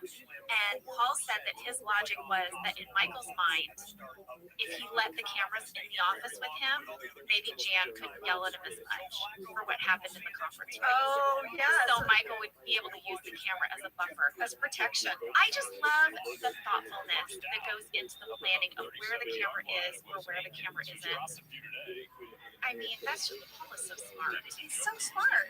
Well, I love the line that Jan had when she said, "Please don't smell me." Oh, That smells so sexy. Oh, God, don't smell me, Michael. That reminds me so much of Pam's line when he said garbage. Me too. It reminded me of the same thing. Hey guys, just a little fun background thing to catch. There is a British flag on Michael's desk. You see it throughout the episode whenever you go into his office.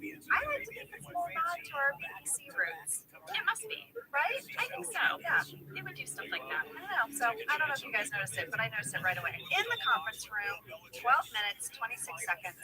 We are opening up the suggestion box. We had a fan question from Real Brand B16. What was the hardest scene for you to film for this episode? This one.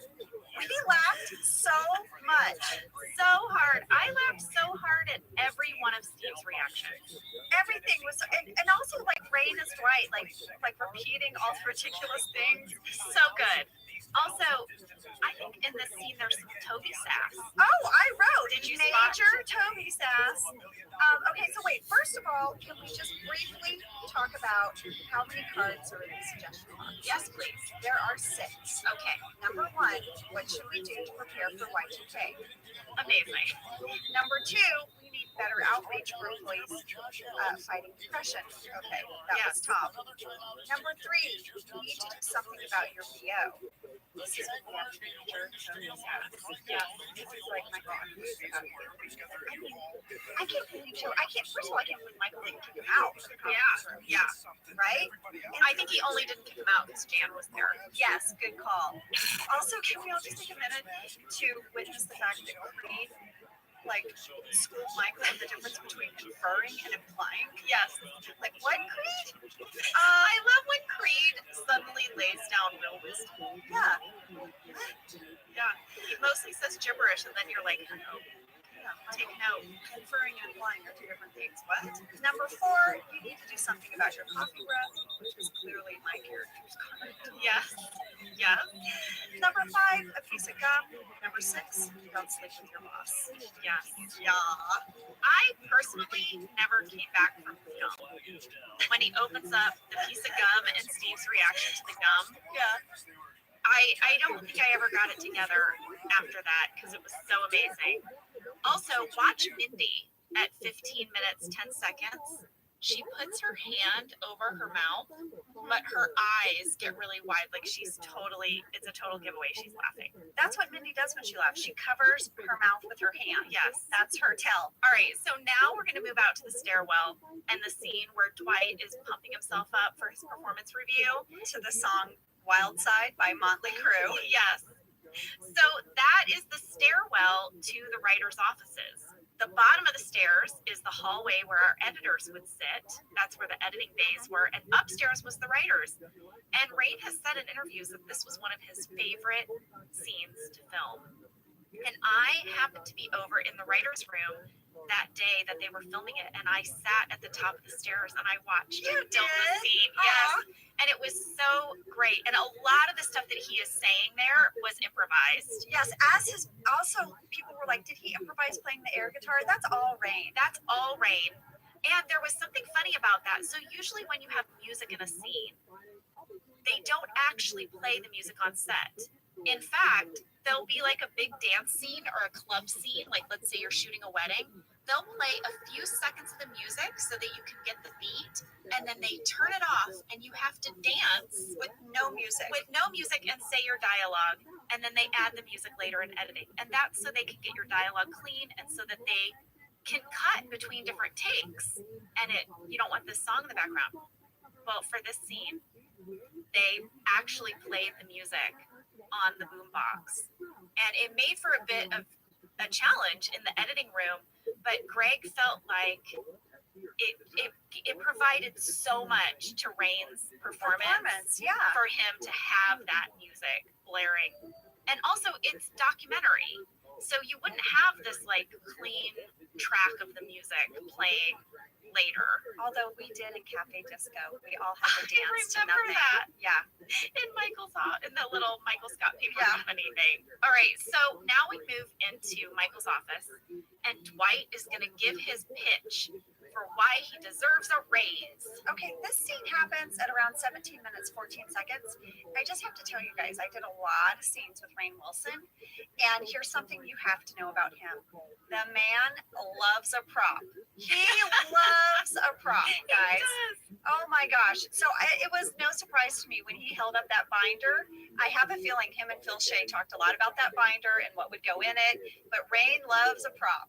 Well, you can see at 18 minutes, 12 seconds, speaking of props, there is a sign.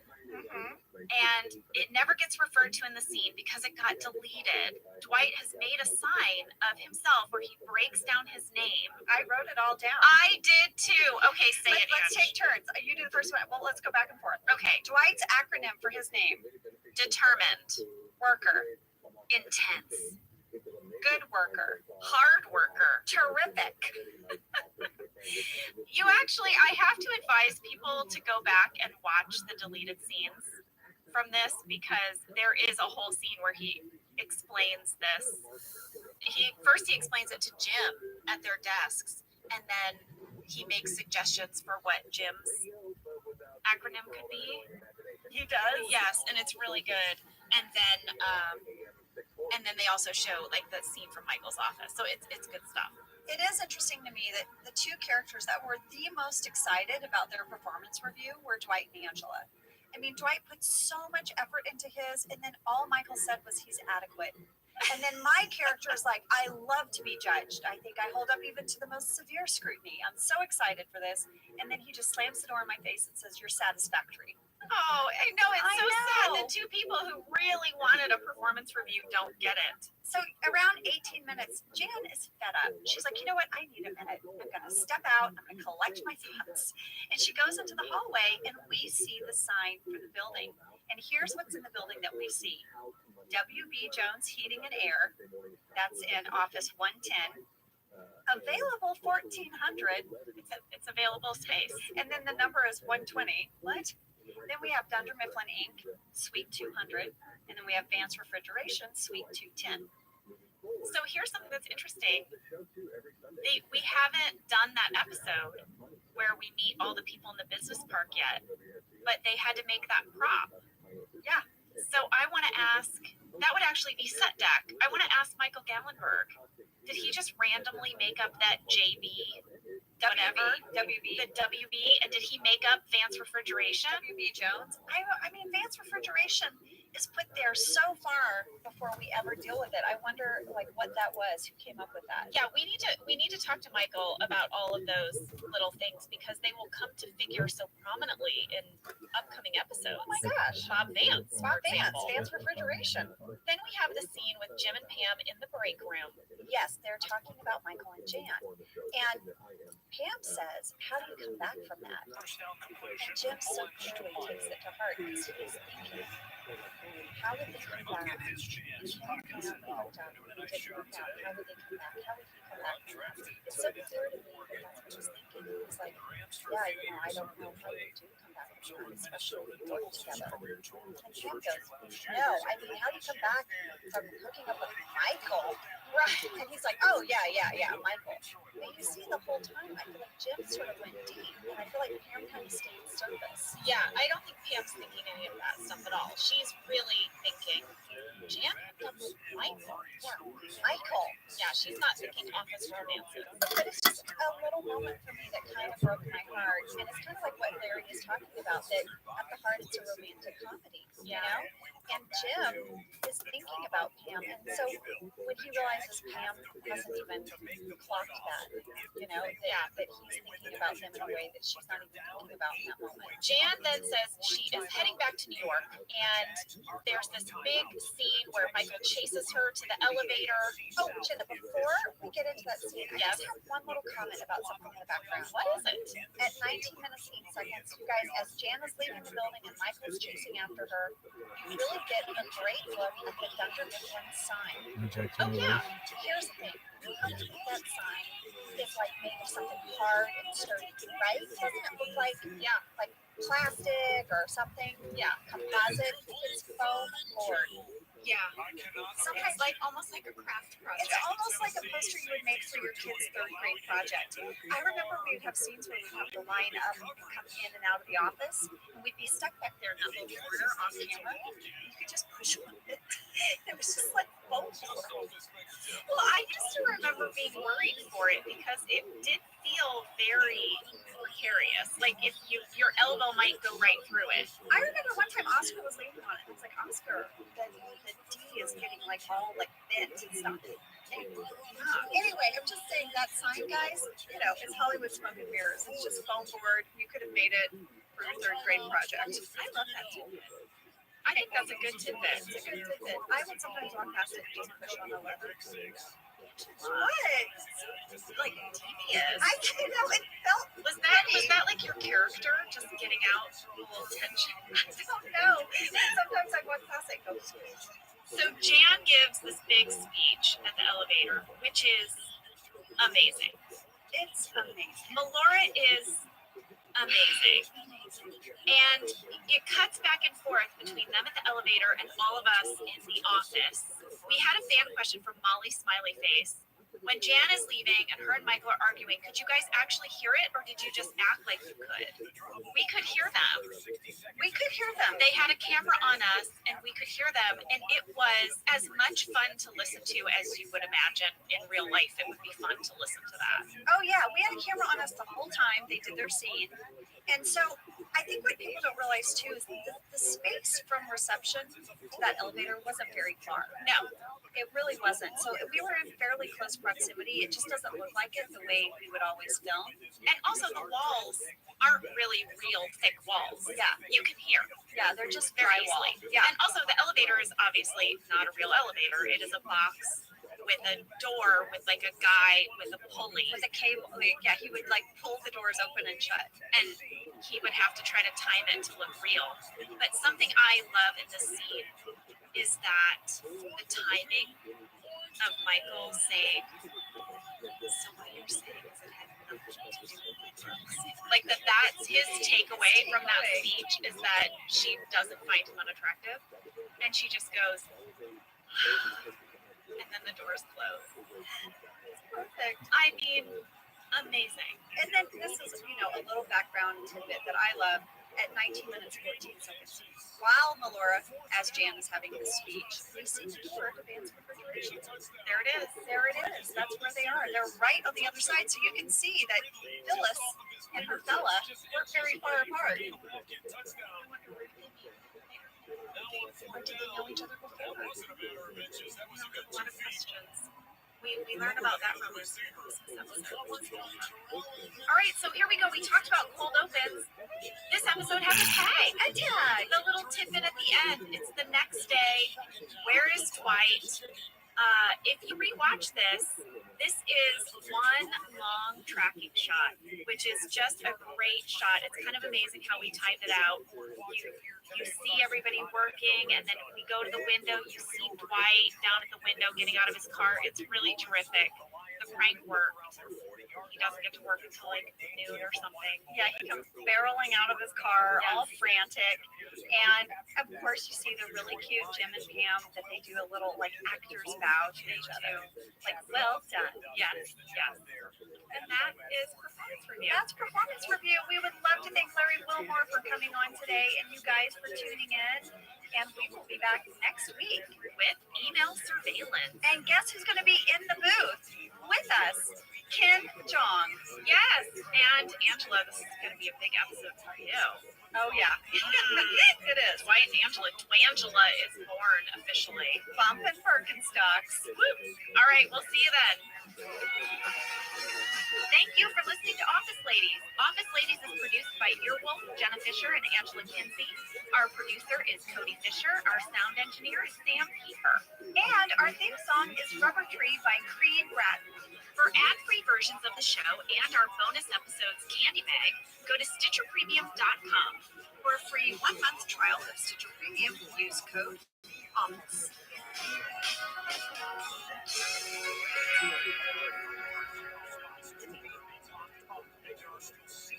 And in the case of the AFC East, the division championship, but we know the teams that are into the playoffs in the AFC. I'm Jenna Fisher. And I'm Angela Kinsey. We were on The Office together. And we're best friends. And now we're doing the Ultimate Office Rewatch podcast just for you. Each week, we will break down an episode of The Office and give exclusive behind-the-scenes stories that only two people who were there can tell you. We're the Office Ladies. Welcome, everybody, to the email survey of Office Ladies. Howdy! It is season 2, episode 9, written by Jen Salata, directed by Paul Feig, and we have a special guest in the studio with us today. He played Bill, one of the members of Michael Scott's improv class. It is our friend Ken Jong. Hey guys, thank you so much for having me. We are so excited you are here. You are our second studio guest. Yes. You and Creed Bratton, Ken. That is privileged company, so I'm very, very excited to be here. So seriously, thank you guys. Congrats on the success of your podcast. I listen to it and it's awesome. So thank you for having me. Thanks, Ken. And this is Ken's day off. And I mean, you're a busy person. I can't even get into the Masked Singer and what it means to my children and how much we have to talk about it. That's a whole other subject. Sure. But you're a busy guy and we appreciate you coming in on your day off. Yes. Thank you. Before we get into this episode, you two have known each other for a very long time. When did you guys become friends? You did a movie together. I didn't really really can what crystallized our friendship was your 40th birthday. Was it your 40th birthday? It was my 40th birthday. Your 40th birthday. Okay. So he's twisting in his chair. He literally is about to fall out of his chair. Know this story. Okay, so, Ken had done The Office, but we didn't work together that day. Our paths never crossed. Right. And then years later, we're on hiatus from The Office, and I am going to be playing this role on a movie called Furry Vengeance. Brooke Shields was in it. Brendan Fraser. I'm such a huge Brendan Fraser fan. Oh my gosh, we were filming in the middle of nowhere, Massachusetts. Day one, I think we were like 2 doors apart on our floor. Yeah, no. Yeah. I think we're across from each other. We're across the hall. We're across the hall at the Radisson. I come out of my room. Ken comes out, and I'm like, "Hey, you picked the Radisson too." We're the only 2 actors. Yeah, we're the only 2 actors in the Radisson with the crew. Yeah. So we just would hang out all the time. We were always in the shuttle together. We became pretty fast friends right away. Very fast friends. And that first week was Ken's 40th birthday, and here he is away from his family. Yeah. We're a little sad about it. Yeah. And we didn't have a car. Because we were on location. We had the day off. Our day off happened to be his birthday together, him and I. I said, you know what? I'm going to take you out for your birthday. And from the Radisson, we were sort of up on a hill, and you could see down the hill, down a big steep hill in this parking lot, was a PF Chang's. And I said, Ken, I'm taking you to PF Chang's for your birthday. Amazing. I don't know why we didn't want to get a cab, but I know why. Why? You walked it? We walked it, and it wasn't like it was connected to the parking lot. At one point, we had to crawl a little bit through a grassy median thing. Remember, it was like the parking lot was separated by a little bit of a grassy knoll. Anyway, we walked down this parking lot. We go into PF Chang's at 11 a.m. There's no one there. We're the first people there. We ate so much and drank a ton of beer, and we were both really buzzed. And now we have to walk up this hill, and we're tipsy, and we're like, oh my god, this hill sucks on the way back. And Ken was like, what did you do to me? My 40th birthday. Okay, you just decided mid-walk, hey, I should just exercise. And you're walking around the parking lot like you're doing laps. I said, pump your arms, Ken. We're literally speed walking, drunk, at a Radisson parking lot. Just remember, I was like, there's a Ken, hill. pump your arms. Come on, Pump your arms. We're going to get a workout. And I was just crying, laughing. You were crying, laughing so hard. You were like, what are we doing? And you're trying to be... Pump. Okay, I'm taking us off topic. All right. Focus. Jenna, how about a summary? In this episode, Michael gains access to everyone's emails and discovers that Jim is hosting a barbecue. Everyone except Michael has been invited. Michael fumes, but Jim holds firm. After attending his weekly improvisation class, Michael crashes the barbecue after all, and Pam suspects Dwight and Angela might be a couple. Dun, dun, dun. Yes, this is a big episode. All right, fast fact number 1. We always start with fast facts, Ken. Well, that's Jenna. Jenna loves a fast fact. Okay, so don't mess with them. You like my fast fact. I like them too, but it's like you coined the phrase fast fact. Did I not? Did I not? Joel McHale's flipping you off. Bad Joel. Do our listeners need some context? Bad Joel. This is Joel McHale, my nemesis. Okay. So we are in one recording booth, and the glass window is facing his.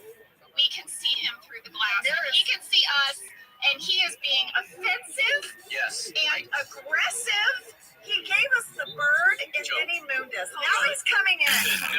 Lock it. I'm here with friends, all right? I'm here with people who I love and adore. This is just my favorite Parks and Rec episode. This is The Office, Joel. This is not.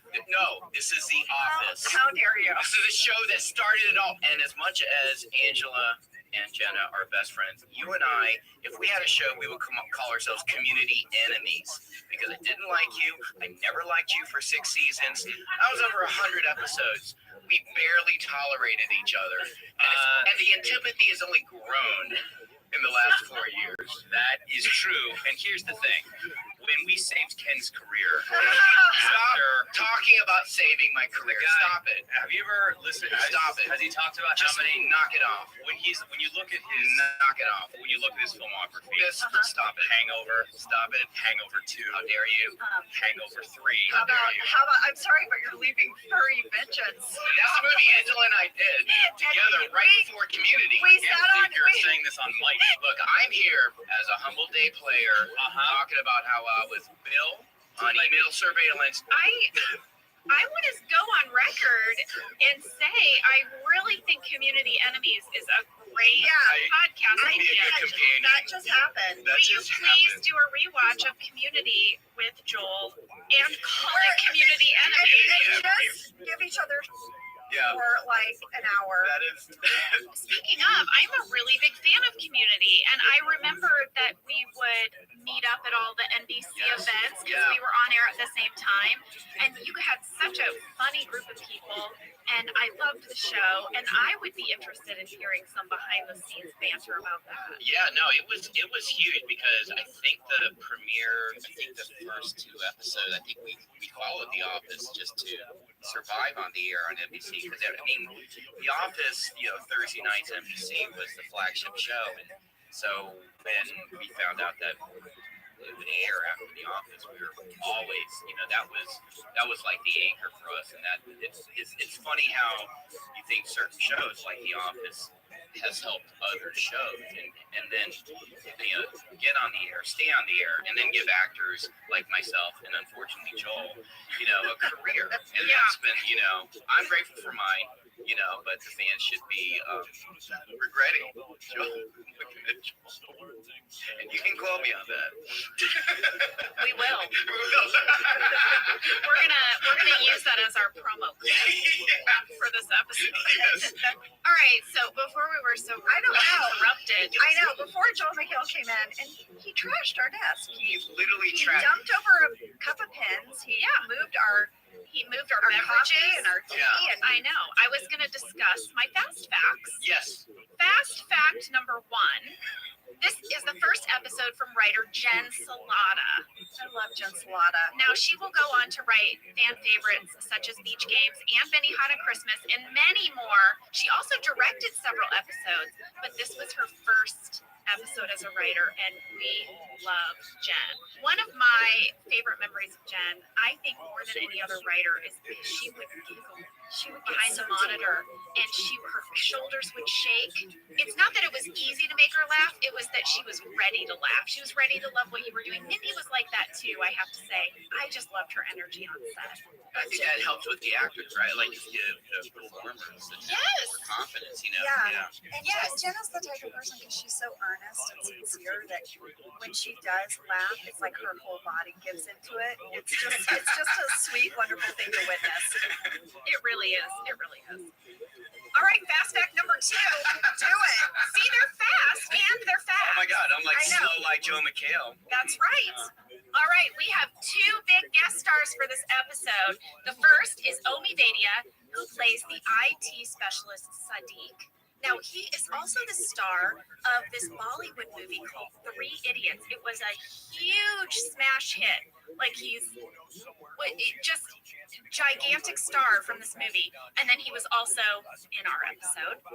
And our other guest star, Ken Jong, who is in the room with us now.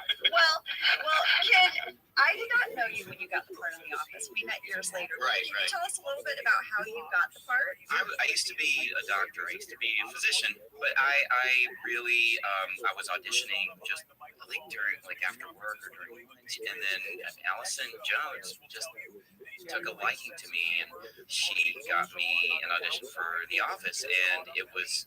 Keep in mind, I really had no screen credits, and she brought me straight into producers. I still remember it vividly. It was in 2005, and I had read in front of Jen Salata and Paul Feig, the director of the episode. And And I was a huge fan of Balls for Freaks and Geeks, so I was already just geeking out in The Office. And I'm not saying it because they're my friends and because this is The Office, ladies. It was my favorite show on TV. So, and I just a huge BBC Office fan. So I just knew the show inside out. And so it was really one of the first times, maybe the first time ever, I was brought in for a producer's read, with the director of the room. And it's funny now because a lot of people, and rightly so, attribute my acting as very over the top and very like on Community, very, very just pushing it out, and it's very, very ironic. Like really, I think my breakthrough role was playing something very understated and with just maybe 2 lines, and I would basically whisper every line and improvise the look to camera, even if it wasn't scripted. Nice. And I still remember where I go like, tell me you couldn't say, and I just looked straight down the barrel, and Paul, Fig, and Jen laughed so hard at this. On Monday night, the schedule will be released late tonight at the conclusion of Sunday Night Football, but the Detroit Lions could be playing the Los Angeles Rams. We still have to find the final wild card team in the late window here. Ford Field will be a rocket next weekend. Outside again, Reynolds. Still further plays like he is going to pedal to the metal right to the finish. It wasn't scripted. Nice. And I still remember where I go like, and I just looked straight down the barrel, and Paul, Fig, and Jen laughed so hard at this tiny movement, That little choice. And I still remember like Paul could not stop laughing. And whenever I see Paul, we still talk about it. And it's still it's one of those things in an actor's life where sometimes like I've forgotten years of working on Community, probably because of Joel, but I remember every single minute of my big 3 hours on The Office. It's just really, it's one of those things, and I'm sure you have that too in your careers, of just remember your first time, and you just know if it's not a watershed event, it's maybe your favorite event, and that's kind of what The Office means to me. Oh, I love that. Wow. Such a wonderful thing to share. I love that. Very grateful. Well, I have some fan questions, if you don't mind answering, about your time in the scene. Jason P. asked, once you started shooting the scenes, how much of the improv was actually improv? That's a great question. To my memory, I remember we shot it a few times as scripted, just so we have it. And then to see Steve Carell, and actually I believe Dee Ryan, who was also in that episode, was a Second City I knew Dee Ryan from Improv Olympic and had performed with her in the Armando Diaz show. I knew Dee, and Wyatt Snack was in that scene. Wyatt Snack, biggest stars, Joe Nunez, who I've known. And then also Michael Naughton, who led the improv team, who played Chris. I had done a sketch comedy show with him like years ago. Yes. Okay, wait. So was there after a couple of things where it was in the script, he was FBI agent Michael Starr. Like as soon as the end, when we sit down for the post-mortem of the scene, Steve goes, I'm sorry, but she was denying me in this whole scene. She was negating me this entire scene, and that was not in the script. And they kept arguing back. And she goes, you know what? At least I'm not Jim Carrey all this. And he goes, thank you. And they just had this I love that back and forth exchange for literally 2 minutes. And then she storms out of the room, out of the class, and as if it was scripted. As soon as she had her back turned, Michael Scarn had the gun to the back where, boom! And I was like, this is like my first big guest star moment or co-star moment. I'm like, I've just never seen this level of genius in my life on the set. It was this improv on top of an improv, and that right there, I'll just forget it. I have another fan question. This is a weird one, but I have to say I noticed as well. Hannah Benson said, I did notice. Literally everyone in the improv scene has pit stains. Were they not allowed to have air conditioning? Was it real hot? Really hot? I mean, when you guys raise your hands, everyone has has a pit stain. He has a huge one when he raises The women, I know. even the women who usually sweat less. Ken is like laughing so hard. I don't remember any of that. Well, guys, you can go back and look at the episode. When everyone in the improv class raises their hand, it is Sweat City. It is a sweaty day. Hannah Benson and Angela and I all noticed, but you don't have a memory of it being terribly warm in the No, we shot that in the fall, and I just remember it was cold. I just remember it was cold. I had to wear. Actually, the wardrobe that I had on the show, that was for my own clothes. I believe that. Yeah. I wore my own clothes in the pilot. Really? Yeah. Oh, wow. We were shoestring budget at this time. Yeah, I had my own. I had a ski jacket on. That was my own jacket that I wore to set. I mean, everyone. I was such a greenhorn, just not knowing anything. I had even gelled my own hair. You did your You own came hair. ready. I came You ready. showed up dressed I and came ready to like shoot. Tootsie, you know. It was like I had everything ready. Like it was. I was so green. I was so green. I had no idea. What was it like doing that scene with Steve? To this day, it's just something I'll never forget because he was coming out the 40-year-old virgin, and I'd literally just watched him in the movie theater, in the previous month, and it. So I'm sharing a scene with the biggest star in comedy. He really is a role model to me because he really is just a professional, elegant, classy actor who he has no weakness in his game, and either on or off screen. So he's just someone that I just really look up to. So beautifully No, it really was. I mean, He's a role model to me too, because kind of what you're talking about, like now in life, you are Steve Carell to other young actors who get paired with you. And I always remember, I look back on how Steve treated people, and I think that's how I want to be. If I'm ever in a position where I'm the Steve Carell of a moment, like not Steve Carell, but within a moment, I want to behave like he did. I want to be generous and thoughtful and giving and warm and inviting of this actor who's brand new to the system. I remember talking to him. I had a short-lived sitcom on ABC for a couple of years that I created and wrote, and I had run into Steve somewhere, and I asked him for advice, and he had said, you can't go wrong with just leading by example. Just, hey, if you're not going to act difficult, nobody's going to act difficult. I remember he told me that, and it was, and I remember thinking about that when, like you said, I had a moment, and I remember thinking to myself, I work hard. Ken, thank you so much. I'm kidding. Thank you for coming in. Really, thank you. Cheers to you guys. Congrats on this. And so generous of you to give us your time. The Office was my favorite guest star appearance ever. It's just it really just helped jumpstart my career. So thank you. Well, listen, we were not on Community, neither of us, but when you and Joel do Community Enemies, we will come on. You guys will be Jen and I we'll just come in and you'll be giving us notes. We'll storm your room.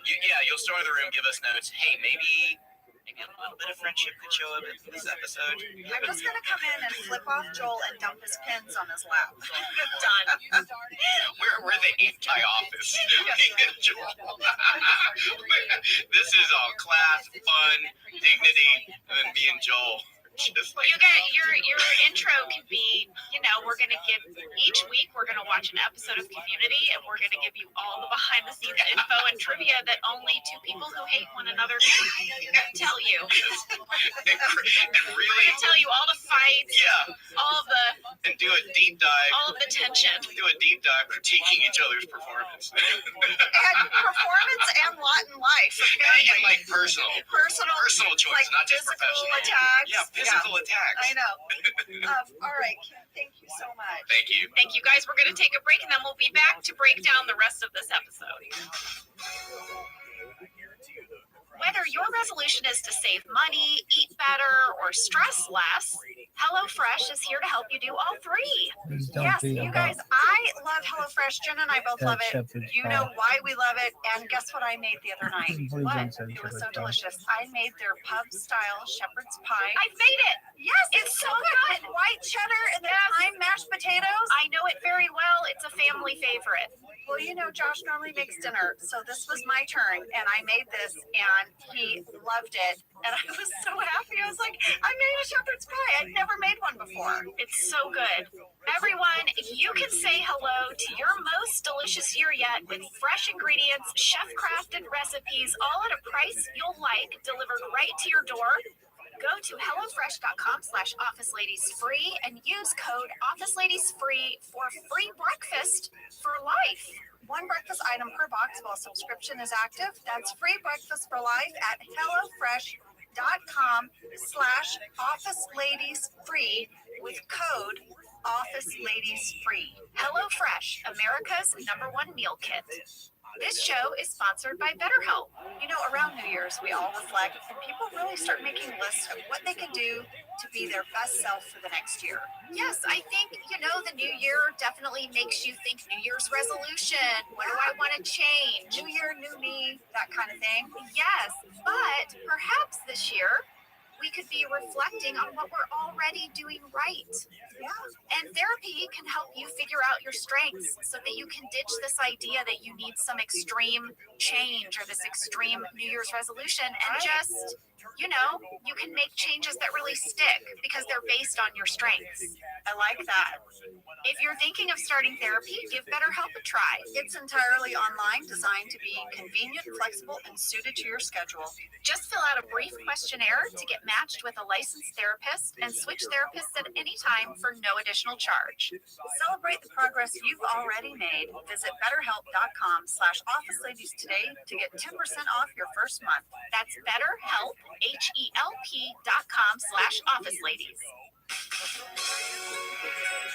Okay, we're back. We are back. Thank you, Ken Jong. And not thank you, Joel McHale. Not thank you, Joel McHale. If you're tracking, and maybe you are, I hope you are, that we did not do our third fast fact. We did not. And it's a special fast fact. It's special because Angela and I both found our journals. We found our journals that we wrote in after each episode, sometimes during an episode. Yeah, you guys, I have journaled for so long. I found, in setting up my she shed, 12 journals. Oh my gosh. I had so Angela, much to say. I've been journaling since I could write. I have journals about my crushes in second grade. I found a journal from college that is I'm like, who is this person? I'll tell you what, she was real hung up on a certain fella for a while. In this journal entry, I wrote about this exact episode of The Office. Here's what I wrote. Here's a gem. It rained for 3 days while we were shooting this episode. It takes 5 days to shoot an episode, and for 3 of the 5 days, it rained like downpour heavy rains, apparently. Torrential rain. I noted that our AD Richard had to wear a parka. He's the person who would knock on our trailer doors and get us to come from our trailers across the parking lot onto the stages. It was a little bit of a walk, you guys, and this parking lot would flood. There'd be huge puddles of water.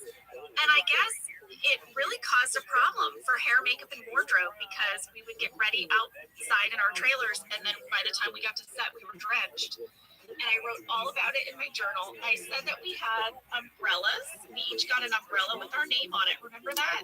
Yeah. They would give a little sticker so that we could keep track. I have to share with you that I often would misplace my umbrella and I would just take someone else's. Angela! And then I would hear Richard on the radio being like, has anyone seen John's umbrella? Anyone? I'd be like, it might be in my trailer. I also noted, speaking of John, that John's birthday was the week that we shot this episode. He turned 26. 26? Yeah. Oh my Lord, that's so young. I know. Oh. He and BJ and Mindy were all the youngsters. Oh, no, the rest of us were all in our 30s and beyond, but they were still in their 20s. Wowzers. Okay, so I also wrote in my journal. Now, I wrote about some things that happened at Jim's party and a few other places in the episode. I'm going to save those, Jenna. Okay. But I will tell you one thing I wrote about. Jenna, we carpooled to work this week. when we were shooting this episode? Yes, I wrote that we had to go on location. We were very excited because Jim's party, his barbecue, happened at his apartment, and we got to drive to location. And I wrote that you and I carpooled, and we had the best time. I was like, we chatted, we sang songs, and we solved the world's problems. That's what I wrote. Do not remember that. I don't remember it either, but we clearly had a great time. I love that you wrote that down because I'm sure we did do that because we lived really close. We lived really close, and we were probably so excited that we had to commute. Like we had to drive far. And I said it was a little bit of a drive, but the thing that really cracked me up is I said we sang our hearts out and we solved the world's problems. We probably did. What did we sing, Jenna? What did we sing? I'd love to know. I wish I knew. Sounds of Scranton. Oh, I hope we sang Sounds of Scranton. All right, so let's get into this episode now. We're going to start breaking it down. It starts with the cold open. Yes. So Sadiq is coming to fix an IT problem, right? And Michael looks out his window. He sees him coming. He panics because probably Michael has some growing immaturity to do about how he perceives others. That's how I'm going to say it. That's a good way to put it. He has some maturing to do. So anyway, he freaks out. He wants to turn off the lights and have everyone hide. Do you remember how we couldn't get it coordinated, Jenna? Like we couldn't turn off the lights at the right time. Yes, people should know that in the scene when Michael runs over to shut off the light switches, those light switches do not actually operate the lights. The lights are controlled by a grid and a guy who's in charge of them. And so what they would do is they would have someone on a radio who would see when Steve hit the light switch, and then they would radio go. And then the light switch guy would actually turn off the lights. But it didn't always work. So sometimes Steve would hit the switch and the lights would just stay on, or sometimes they would anticipate too quickly and the lights would go off before he hit the switch. Again, this is one of those moments where I'm like, thank God we didn't have to do any car chases or explosions. That's so true. It seemed like the light switch was really tricky for us. I have to ask you one thing. Okay, so Sadiq from IT is coming to help Michael, right? I just have to say this, Jenna, at 1 minute 26 seconds, this actually, I thought about this for days after watching this episode.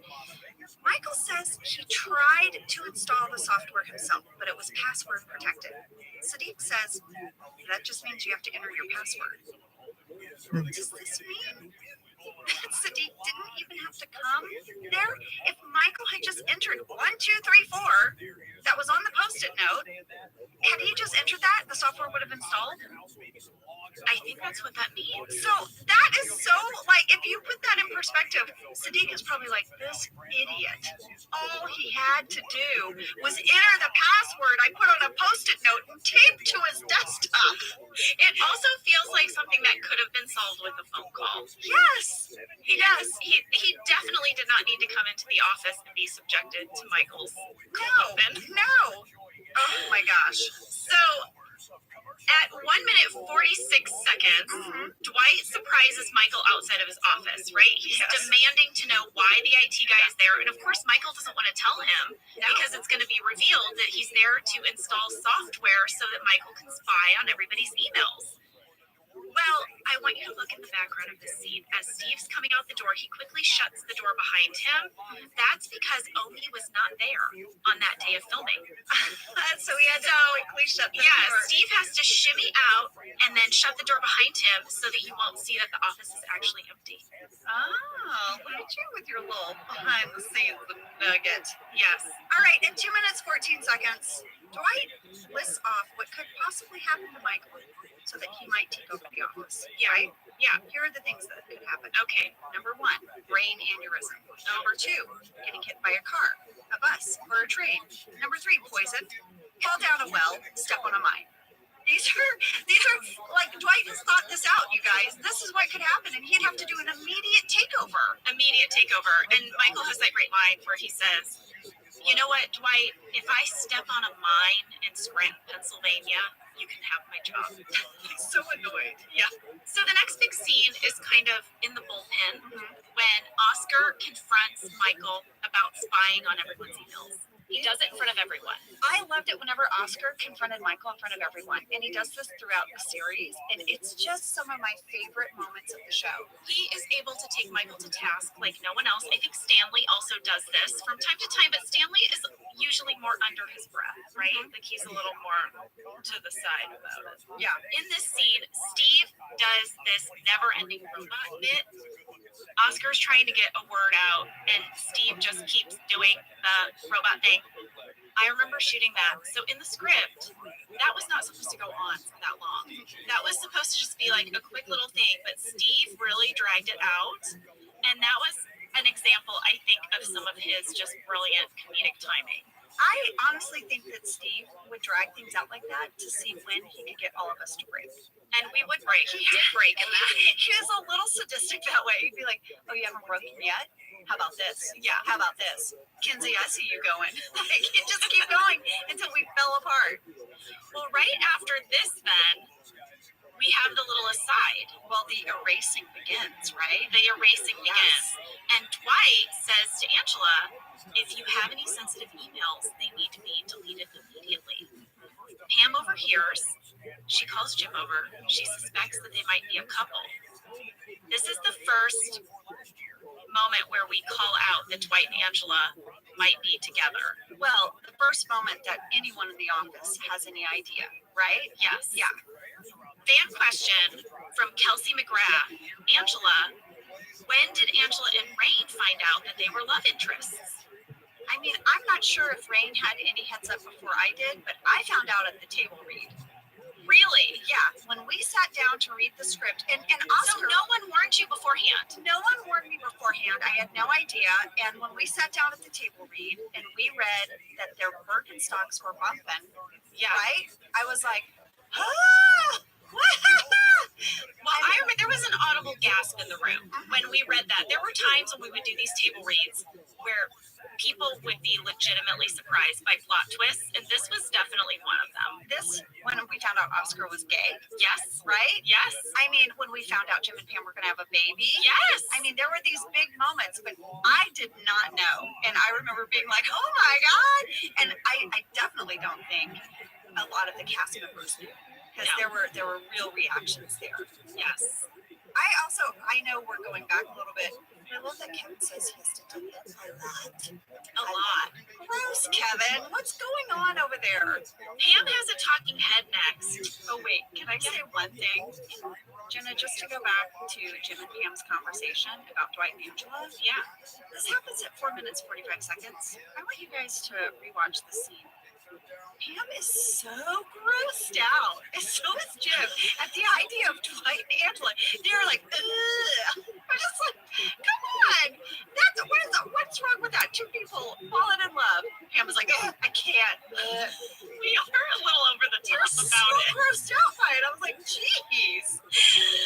Well, Pam then goes and has a talking head where she says directly to the documentary film crew, if you see anything, let me know. Oh, yeah. She's like all chummy with the documentary crew. She full on invites them to help. I think this is the first time we see this moment where someone in the show speaks directly to the character of the documentarian. Right. Who we never see. Right. But yeah.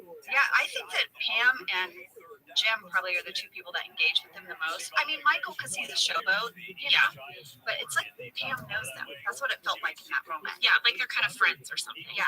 All right, so something else in Pam's talking head. At 4 minutes, 57 seconds, I'm tracking the mail cart now. She is, you guys. She's become obsessed with the mail cart. I'm tracking Casual Fridays and the mail cart, and I want you all to know that Meredith comes over to the mail cart behind me during my talking head. Thank you. I'm plotting Jenna's mail cart tracking. The mail cart got used. And then at 5 minutes, 12 seconds, there's just this interaction between Pam and Dwight that I love. I actually love Pam and Dwight scenes. They're some of my favorite. Yeah. You are often so, like, just exasperated by him. And it's one of my favorite things you do as Pam. She comes up to him. Pam's on the case. She's very excited. Detective Pam. She's like, Dwight, so my friend is kind of, into these two girls. Dwight's like, nice. And your face is like, oh, good. At 5 minutes, 41 seconds, we find out that Dwight, as a volunteer sheriff, goes through everyone's medical records. So That's great. Gross. Gross, Dwight. Oh my gosh. All right, Jenna, I have a thing that I track. It's called Old Tech. Oh yeah, what's your old tech track? Guys, I think we should just call this the We Tracked It episode. We tracked it. We're on the case. We're on the case. Much like Pam, we're on the case. I love me some old tech, and at 5 minutes 57 seconds, you see the Evite, and you see it's like so outdated looking. If you go to the Evite now, it's like it looks like the old Evites of that day and age. If you will. This is the scene where Michael is discovering the Evite, and he learns that Jim is having a barbecue at his house, and he is not invited. He's not invited. He sees the list of people who are invited, and he is sort of looking around. He's using his mouse, right? Yeah. And it all is so old looking. Super old graphic. Yeah. So next, Detective Pam walks up to Angela at the vending machine. Oh, you guys, this is like some of my favorite stuff. I also wrote about this in my journal. I wrote, you guys, Jenna and I have a scene together. We're so excited. We did get so excited when we had scenes together. We were horrible because then we would just laugh and be idiots once we were in the scene. And they would take forever, and people would get like really tired of us. It's true. But we were really excited about this scene. We were. I asked Angela if she's bringing anyone to the party, and Angela says no. But then Angela buys an extra candy bar. Yeah, 2 Baby Ruth bars. Evidence. Dun dun dun. Fan question. Michael and Kristen Mulligan want to know, why did you choose Baby Ruth for you and Dwight? Did you, Angela, the person, get to choose what the candy would be, or was it scripted? Usually Phil Shea, our props guy, would give us a few options, and they were options that had been cleared, because for legal reasons, you have to make sure you can use logos and things like that. So they probably gave us a few options. I actually love Baby Ruth bars. So I guess I won. I'm sure I was like, ooh, Baby Ruth bar. And thank goodness I guess Rain agreed, because he had to eat one too. No kidding. Yeah. So I think that's probably how it went down. I want to point out, though, you guys, one of the things I love in this scene is that as Pam goes to pick something from the vending machine, I swat her hand away, and I'm like, excuse me. I love it whenever my character would just swat someone away. It's so dismissive. It just makes me laugh. Pam was probably going to buy some of her chips. Her gross, smelly chips. Okay, also, Angela, in this scene, at 6 minutes, 47 seconds, there is a really great shot as you're bending down to get the snaps of your ponytail. I know it sounded like I was going to say something else. It's your ponytail. There's a great shot of your ponytail. Family show, lady. I know. Yes, you've got like hair wrapped around my own hair.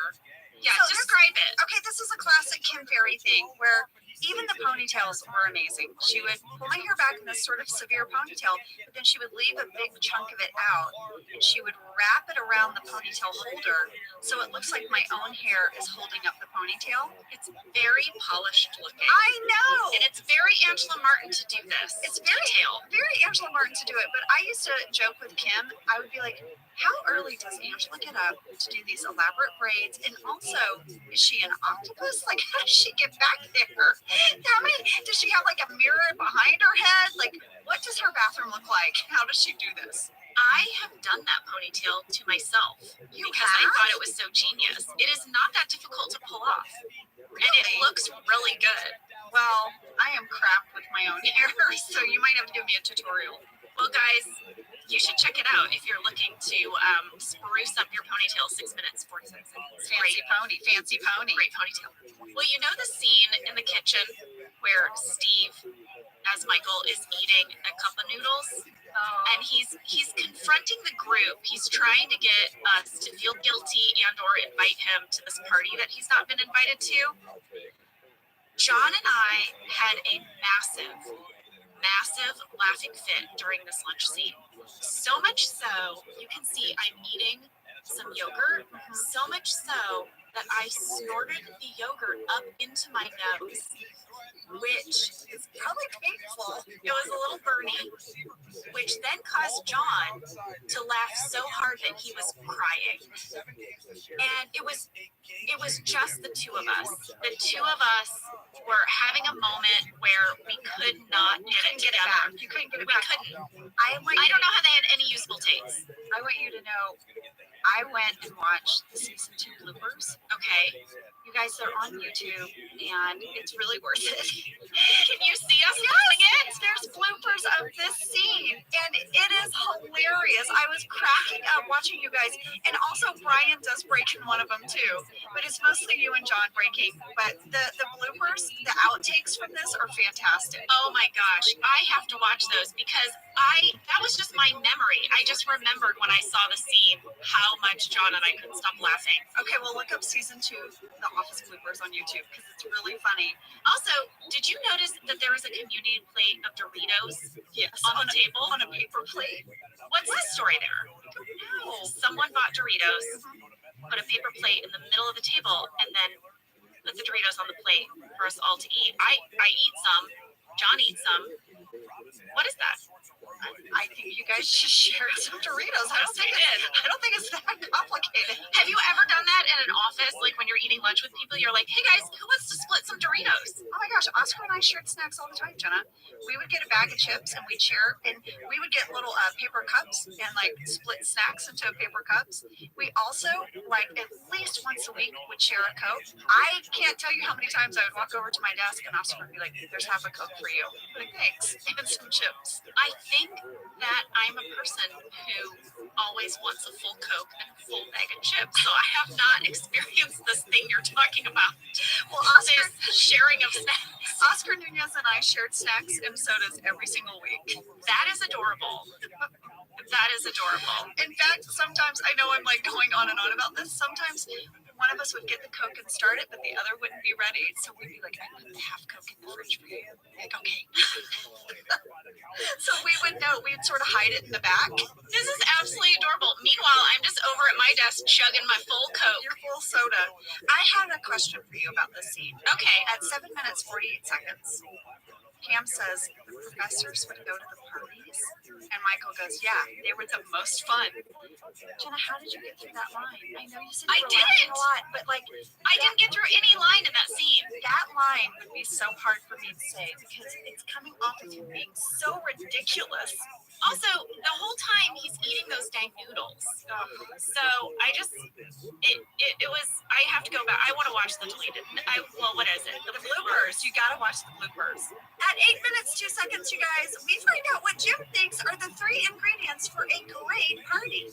Number 1, 3 cases of imported beer. Number 2, karaoke machine. Number 3, do not invite Michael. Yeah. I mean, he's probably not wrong. All right, at 8 minutes, 25 seconds, the camera crew helps Pam.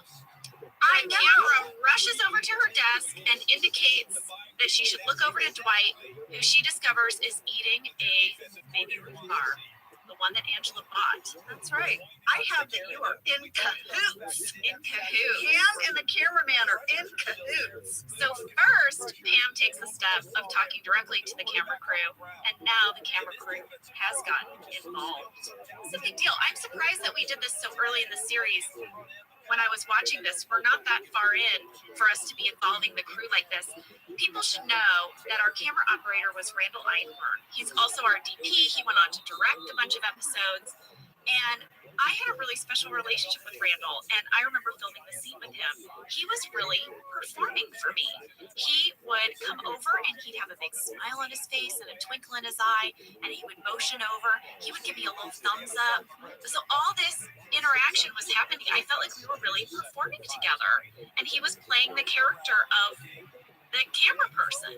So I just have really fond memories of working with Randall in general. When Pam would have really emotional scenes, sometimes I would look at him and he would be teared up. No, he's got a big heart, and he wears it on his sleeve, and we all got really attached to Randall. And I just think of him as sort of this very charming, blue-eyed Terminator. Yeah, that's right. Because you guys, you only ever see one of his eyeballs, because the other eyeball is looking through the little eyepiece. Yeah.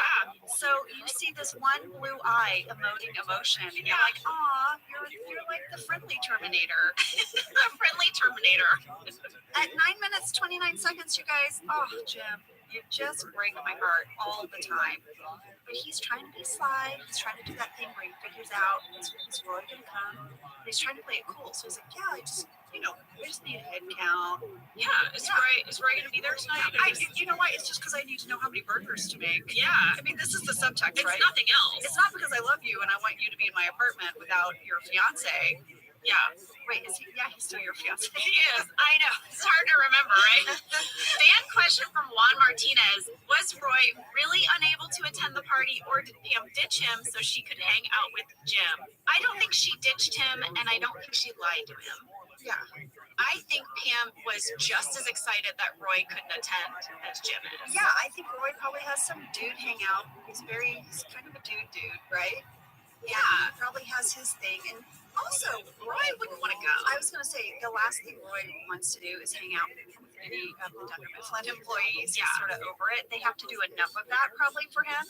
So he was, I think, happy to sit this one out. And Pam was like, oh my God. And so was Jim. I'm like totally making this up. But maybe Pam waited kind of till the last minute to tell Roy about the party so that it would be less likely that he could attend. Like, I could see her maybe doing that. And I could see her downplaying it. It's just going to go to where everyone's going. Yes. 100%. It's going to be lame. You know what? If you don't want to go, you don't have to. Yeah, it's fine. I'll go because I feel like I have to, but I don't want you to have to change your plan. I totally get it. If you don't want to go, it's okay. This is 100% how that went down, I believe. Yes.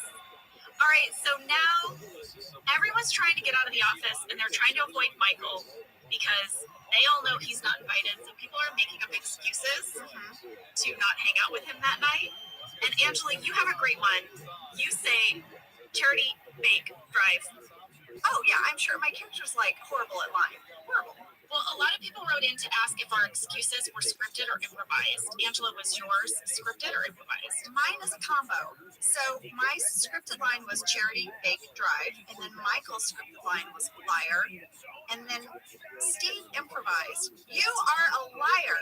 And then I improvised, no, I'm not, as I left.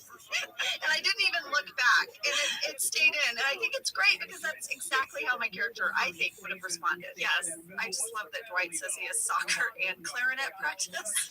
Yes. And you know what? I feel like sometimes, I mean, we have young children, and sometimes when they're bad at lying, they just sort of list what their activities are. So I sort of feel like Dwight probably growing up had clarinet and soccer practice, and he just went to default. Also, as Dwight leaves, he says, see you Monday, Michael. Casual Friday tracker coming at you. No one's dressed casual. No, it's clearly a Friday because he says, see you Monday. None of us are dressed casually, even though we're going to a barbecue after work.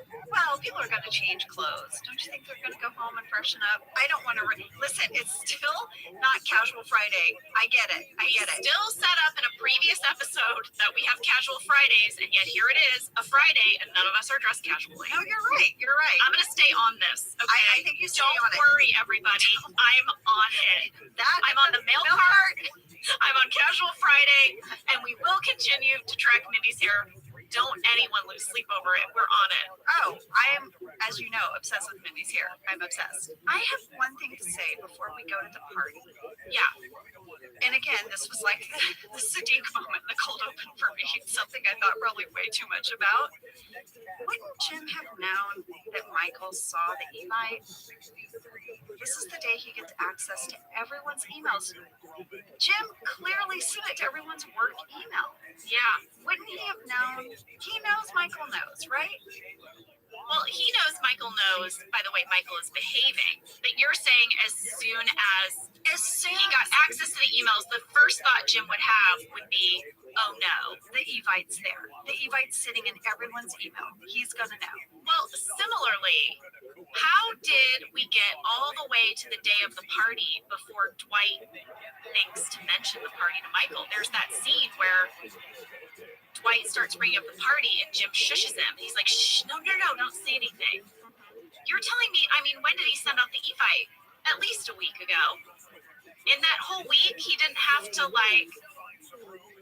the shush on Dwight? No, that didn't bump me as much because I feel like, I don't know. I feel like Listen, guys, this isn't all dudes, but I know from my experience with fellas, they probably aren't going to think about the party till the day of.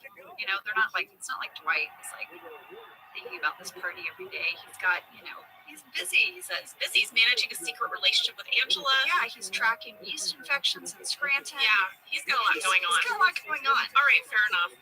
All right, guys, we're going to take a break, and when we come back, we're going to a party, a barbecue at Jim's house. We're going to tell you all about it. Bye.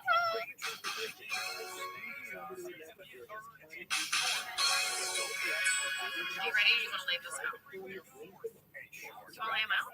I don't want to rush you. She's back. She got some food.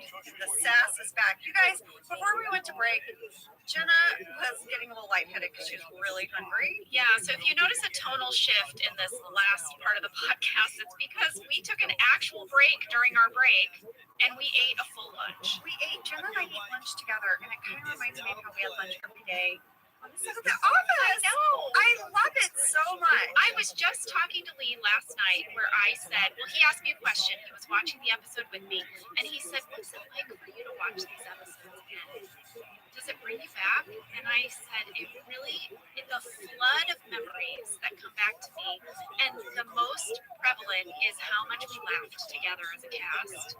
And I said, and now I do this podcast with Angela, and we laugh the same way. We do the podcast, we edit the podcast, and we eat lunch the same way, and now I'm tearing up because we just had one of our lunches. Yeah, that lunch in particular, Jenna, was a good one, and it really reminded me we navigated 9 years of our lives. A lot happened to both of us, and we shared a lot at lunch. And some days it was just little tiny things, and then some days we had huge heart-to-hearts. And Jenna and I just now had a huge heart-to-heart. Those lunches were like, sometimes they're like a therapy session.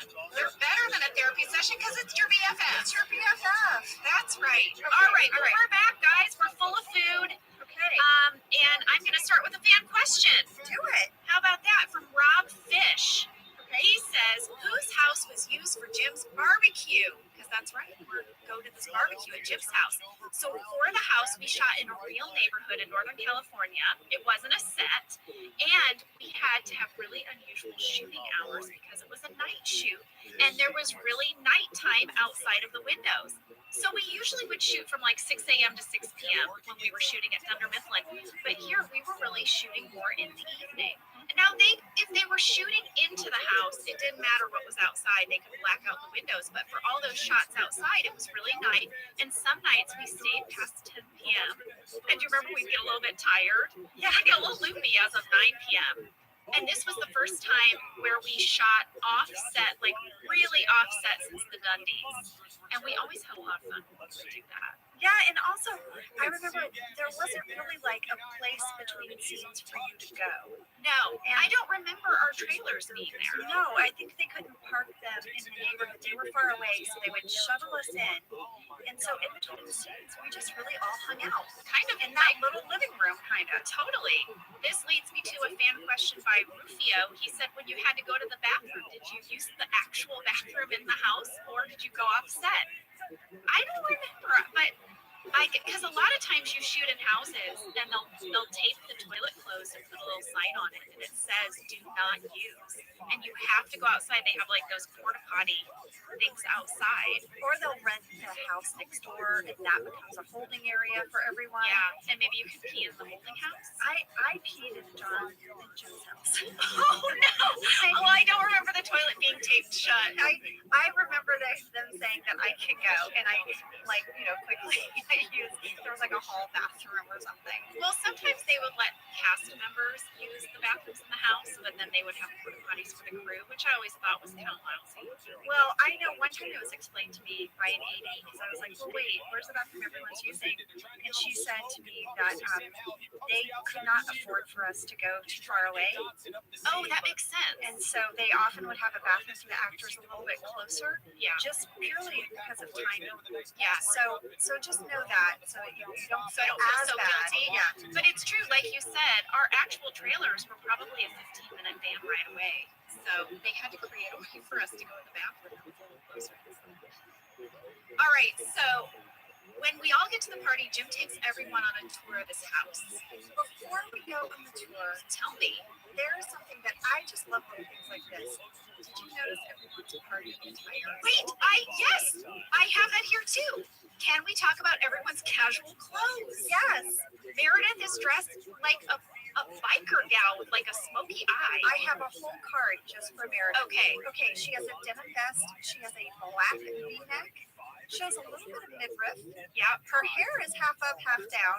She has some very dark, smoky eyeliner and jeans. She looks a little bit like she's ready to go party. It is such a striking difference, I thought, of the difference between everybody's casual outfit and their work outfit. The most striking is Meredith, for sure. Like, because she wears like corduroy jumpers. Oh, yeah. To the office. She dresses kind of like a Raggedy Ann doll. She looks like she's in a potato sack and her hair down, but clearly Party Meredith comes to play. She does.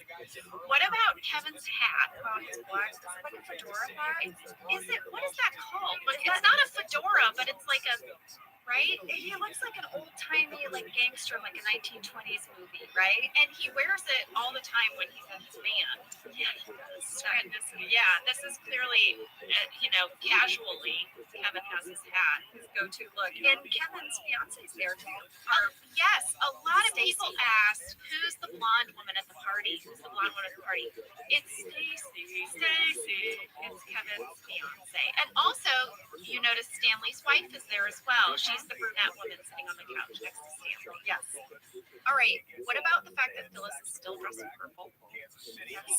She only wears plum, purple, very committed lavender. to that. What about the fact that Dwight has on Birkenstocks and says that he keeps an extra pair in his car? It's interesting. They look very new. I noticed it's an important thing that we establish the shoes that both you and Dwight are wearing this episode. Later on, you're going to be at the barbecue with Jim, and you're going to complain about getting sap on your shoe. I just have so much to complain about. I still sap. I'm a vegetarian. But the whole reason they had to write the line that you stepped in sap is so that we can pan down to your shoes, because making sure we know which shoes you guys are each wearing is going to become very important later. It is. Paul Feig said, "Are you ready to bump some Birkenstocks?" Hey, bumping Birkenstocks. That's right. All right, so I want to talk about Jim taking everyone on the tour of his house. Okay. He's so excited. Pam has arrived. She doesn't even have her coat off, and he's ready to take her on this tour. And as they're walking down the hallway, first of all, just a side note, as they're walking down the hallway, Jim has a painted circular saw hanging on his wall. That's popular. I mean, my mom has a painted circular saw. My grandfather was really into that. And we have a few saws that are painted. Well, I have seen the long saws painted, sort of like a long landscape, but I have so many questions about that. Is that popular on the East Coast? Because, being from Missouri and spending a lot of time in Lake Ozark, I've seen plenty of painted saws. But I just wasn't sure where Jim in Grant, Pennsylvania got the idea. Maybe it was a hand-me-down from a family member, because I was given a painted circular saw, and I had it in my hallway, and I hung it myself. I sort of balanced it on two nails, and I had a friend who kind of clumped it in my hallway and it fell off. Oh dear! And they were like, "Are you trying to kill me?" Because I didn't do a great job hanging it, but there you go. So yeah, I thought it was very interesting. So you can check that out. People who like things in the background. Yeah. So anyway, as they're walking up the steps after they've passed by the saw, Ryan asks if Katie is coming, and this is when we learn that Jim and Katie aren't dating anymore. He said I haven't talked to her in a while. I know, but fan question from Christina Belladonna. Ryan asked about Katie. Jim says he hasn't talked to her in a while, so it sounds like they've broken up, but then she's on News Cruise. Well, I think they're on and off again, because then Ryan in the same conversation says, "Do you mind if I ask her out?" And then Jim goes, "Maybe we won't talk about that right here." Right? He says something like that. Right. So he kind of skirts around the issue. Yeah. And to me, that answer is no, Ryan. like, don't call her. Like, he didn't say, sure, man, go ahead. Well, when I heard him say that, I interpreted that as being him trying to just protect Katie. He might have. Not like I have such strong feelings for her that I don't want you to call her, but more like, I don't know. I read it as like, yeah, I don't really know what's going on there, and I don't really want to talk about it in front of Pam, but I certainly don't want you asking her out. Okay, I buy that. Okay. All right, so also here's another fan question, this time from Latamania, who we have heard from before. And by the way, I did look at Latamania's Insta page, and she does amazing fan art of The Office. Oh, I'll check it out. I'm just going to give a shout out. Guys, go check out Latamania for some amazing Office fan art. How do you spell that? It's Ladamania. Okay, we'll check it out. Okay. She asked, why does Jim have two of the same poster in his place? This was such a good find. Okay, so around 13 minutes, 14 seconds after the circular saw, they passed by just a pretty generic looking kind of framed poster picture on the wall. When they get up to Jim's bedroom, the same picture is hanging above one of his bookshelves. Clearly, as we've mentioned, we were on a budget. We ran out of decor. I think they just moved it when they shot it. I think they moved it, which I think is very, very There might have funny. been something on the wall they need to cover. Okay, so at this point in the show, we cut from the party back to the improv class. Yes, and we're going to see Michael in the improv class for the first time. It's real. He wasn't lying. He really has to go to this improv class. And this is when you find out that Michael just gets out a gun and shoots everybody in every scene he does. It's brilliant. He's the worst. He's the worst person to improvise with. And he thinks he's hilarious. And the scene when the teacher says, Michael, I want you to give me all the guns you have is so great. I tried to reach out to Michael Naughton because I did a sketch show with him years ago called Balls Out. Amazing. And he is such a funny guy. And he plays a teacher, right? He plays the teacher, Chris. He performs at the Groundlings. You can see him there if you're in Los Angeles. He's also done tons of episodes of Always Sunny in Philadelphia. Oh, yeah. So you might recognize him. He's a hilarious actor, but he's currently main stage company at the Groundlings as well. I wonder if people at home understand the genius satire of this improv class. Like, as an improviser, were you just dying when you were watching this? I wanted to be in the improv class. I know it wouldn't track for my character, but I was like, oh. And I knew a bunch of those people, and they're such funny people. So now we go back to the party for the scene. Pam is alone. I have so much to say about this because the preparation that went into any scene with Jim and Pam, it would bring production to a halt. It really would. They were so concerned about getting these scenes right. When Jim and I would have to get in a fight, or if we had to have these moments up on the roof in this bedroom, and we would spend so much time on these. So it's true, as a cast member, I'm so sorry, when we would see that there was a big pivotal Jim and Pam scene, we'd be like, oh God, are you before it or after it? Oh no. I feel like Phyllis would bring in all of her bills to pay. She'd be like, I need stuff to do. Buckle in. We're gonna be here a while. Because they're gonna just really indulge. Once I became a mom, I didn't mind it when I saw you guys had a big scene. I'd be like, oh, that means I'm gonna go visit my daughter at preschool. Yeah, you'd be like, can I come back 3 hours? I have a 3-hour break. Well, just know that it was always so important to us to get it right. And I remember having long conversations about this scene. So the words that are written in this scene are of no importance. We discussed that what was important was everything we're not saying, the subtext of the scene. This is all about Pam being in Jim's bedroom and sitting on his bed. We had to make sure that we very naturally found a way for Pam to sit on his bed, and she couldn't just walk in the room and sit on the bed. So she had to start by sitting on his night table, and then we had to put the yearbook in exactly the right place so that when she went to grab it, she would most naturally then sit on his bed. And as I was watching this, it brought me back to all of those moments early on in dating and in college or whatever, when you walk into that person's bedroom for the first time and you've thought about it for a long time. You've thought about it like, where do they sleep? What does that look like? This is their most intimate room in their house. And John is so perfect. If you notice, as soon as Pam sits down on the bed, John starts shifting in his desk chair. And he looks at her and he immediately looks away. Like, the fact that she's just sat on his bed, it's almost too much for him.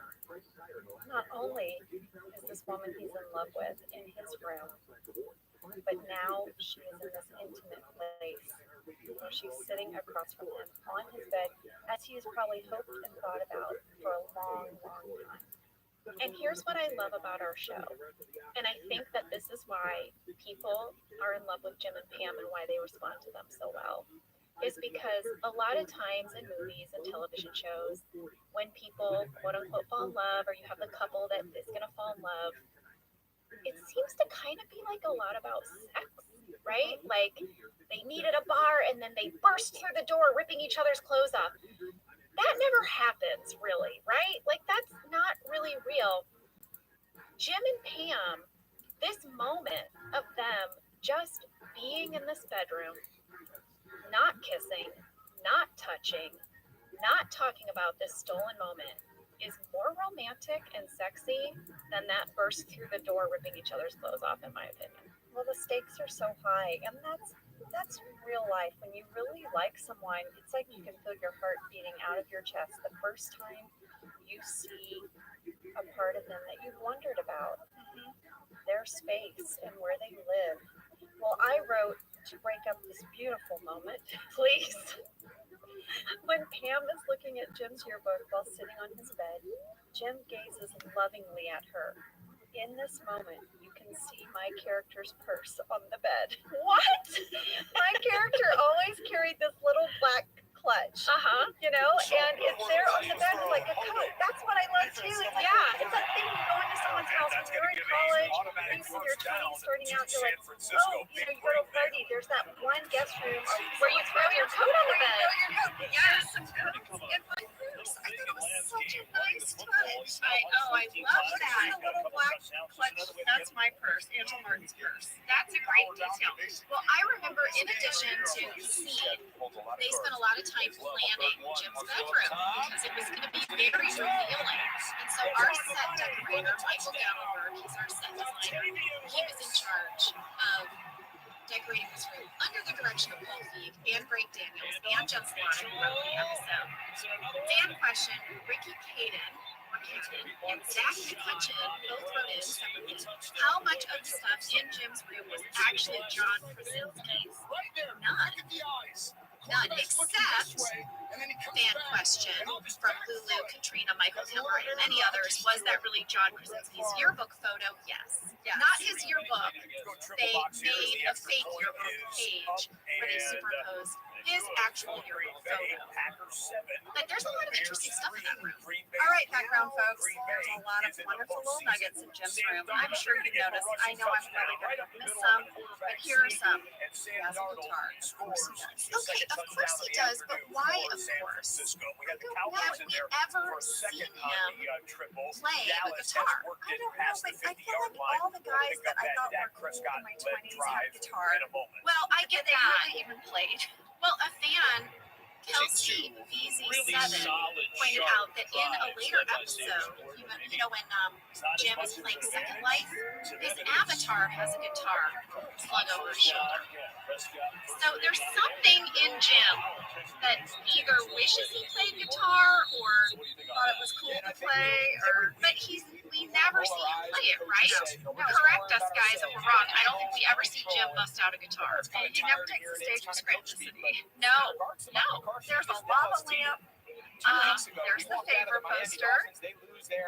On his board, I want you to know, we hadn't even released an episode yet. A fan wrote into me and said, look at Jim's bulletin board. Is that a voodoo doll of Roy? Yes, he has a doll hanging by a noose in what looks like a warehouse shirt. This is crazy. Yeah.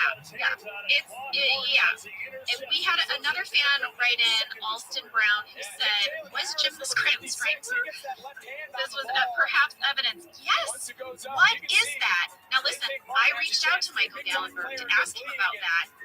And she's on vacation. We'll have to get it as a follow-up question. We will, because I would love to find out. Yeah, we'll have to put that in our QB guy. Yeah. Also, there's like a sketch of a motorcycle. It looks like a printout. Like what? Jim started to look like a cliche. He has a guitar. He has maybe a motorcycle he wants. Who knows?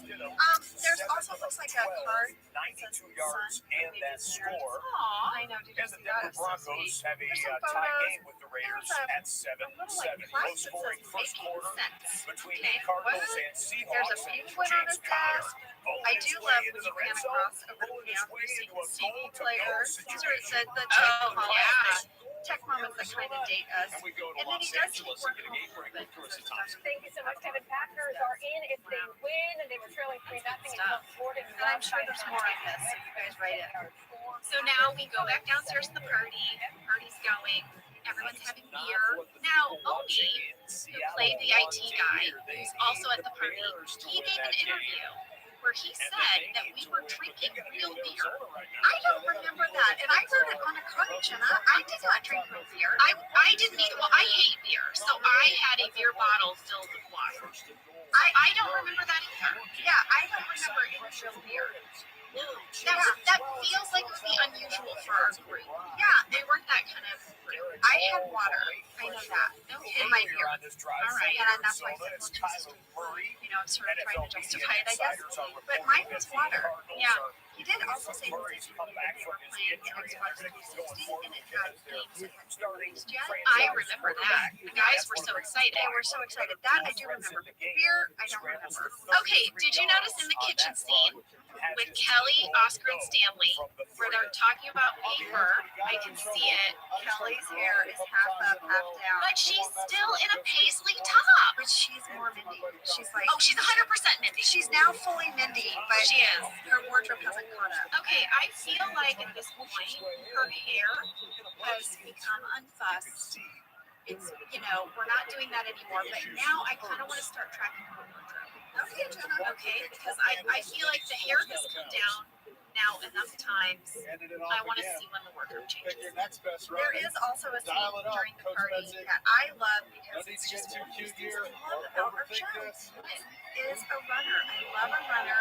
It goes over multiple episodes for many years. And Kevin is Ryan Fire Guy. Yes. And I just love that. It's stuck. I like that too. So when the karaoke machine gets going, Phyllis is singing karaoke. It was so sweet. Phyllis was so charming. Do you remember filming that? I do. And I wrote about it in my journal. You really journaled hard on this episode. This is a big journal episode. Okay, I wrote this. Oh my gosh, when Phyllis had to do the karaoke scenes, we were all losing it. We started laughing so hard. First of all, she had to sing White Snake's Here I Go Again. And she had never even heard of White Snake. Oh my gosh! The production staff got her a copy of the song and she walked around for days listening to it and practicing.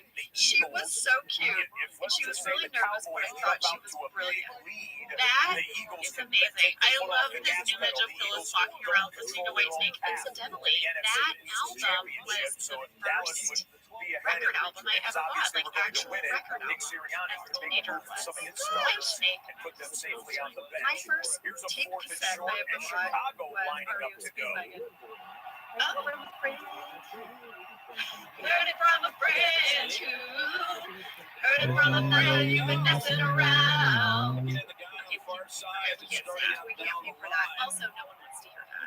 No one wants to hear that. But imagine sweet, adorable Phyllis walking around. Here I go again on my own. With like a headset. Do you remember that music video? Oh, that Tawny all over the car. Redheaded lady, just crazy. She did the splits on a car. In a dress. Yeah.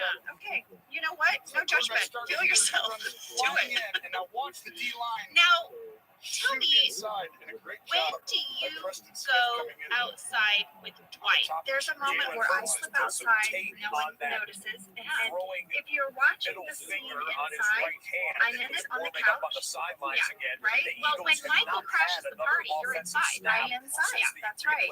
And then all of a sudden, as the party gets going, you don't see me or Dwight. Well, this is what's a little curious for me, because Michael crashes the party, and you're inside, and then he starts singing Islands in the Stream. a duet. Jim saves him, which is very charming. And then I just need to point out, by the way, Steve starts to harmonize like real well. I know. It's really pretty great. But I also want to point out that when he crashes the party, Jim and Pam are always sitting next to each other. They are, because we're on some chairs and we're on the couch together. We are making sure to maximize this party for like maximum next to each other time. You're sitting next to each other. The other thing I noticed throughout the party is that Jim's roommates are all over each other. They're constantly making out. They're making out, or she's sitting on his lap, or she has a leg like over his leg. And to say, those two people did not know each other before they started filming. And I mean, what is that job? How do you get, I mean, I would feel so shy if that was my job. I was like, hi, nice to meet you. I guess we're just gonna hang on to each other all day for tonight while we shoot this thing. Back to the scene. Steve and John is just like harmonizing.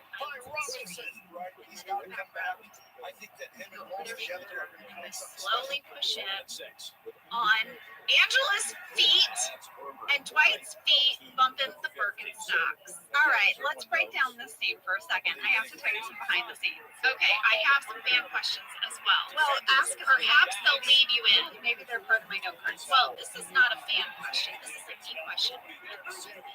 Is it a shed? Is it a doghouse? It seems too small to be a shed and too large to be a doghouse. What is it? It looks like a giant dollhouse that people would buy for their little girl. There was like a ramp of steps that went up to it. Okay. It looked like someone had bought this for their little girl to play in, like a fancy dollhouse. Yeah.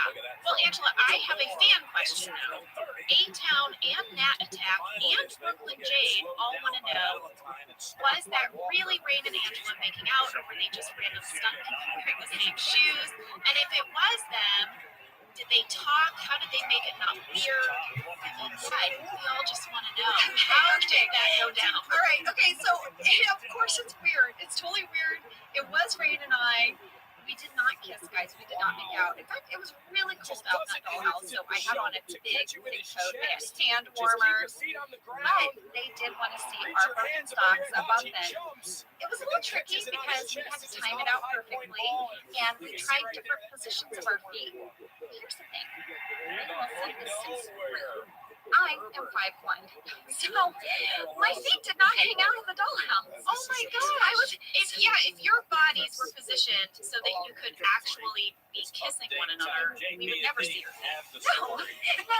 So we tried our feet in different positions. So the camera could see them both like side by side, kind of flipping our feet back and forth. Okay.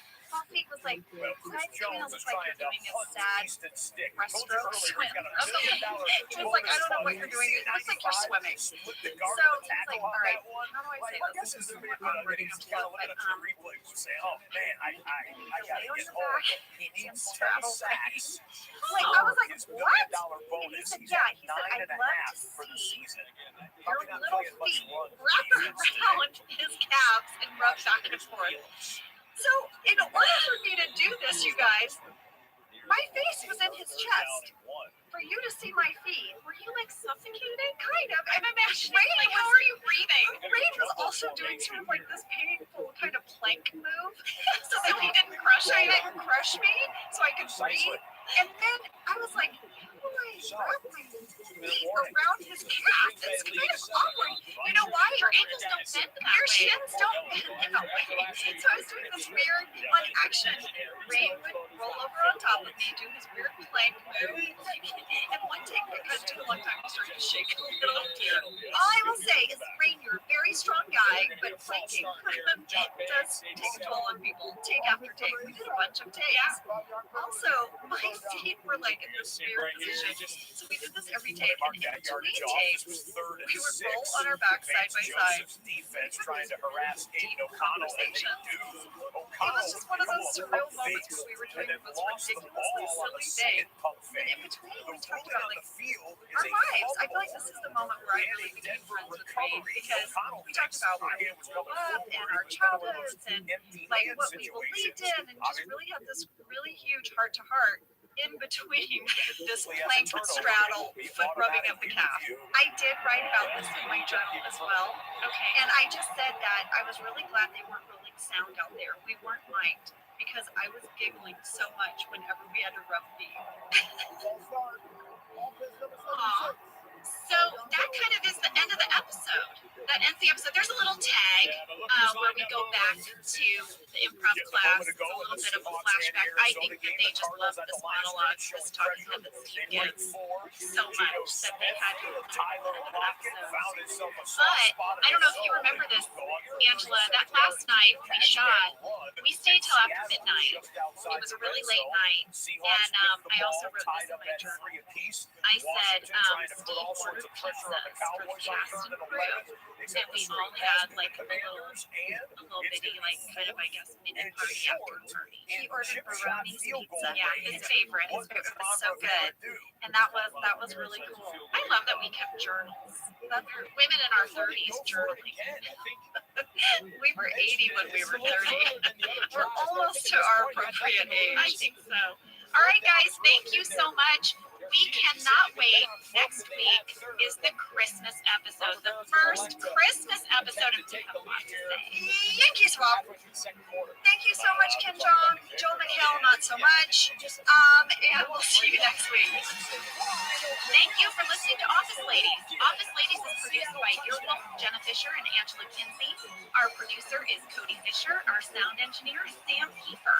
And our theme song is Rubber Tree by Creed Brown. For ad-free versions of the show and our bonus episodes, Candy Mag, go to StitcherPremium.com.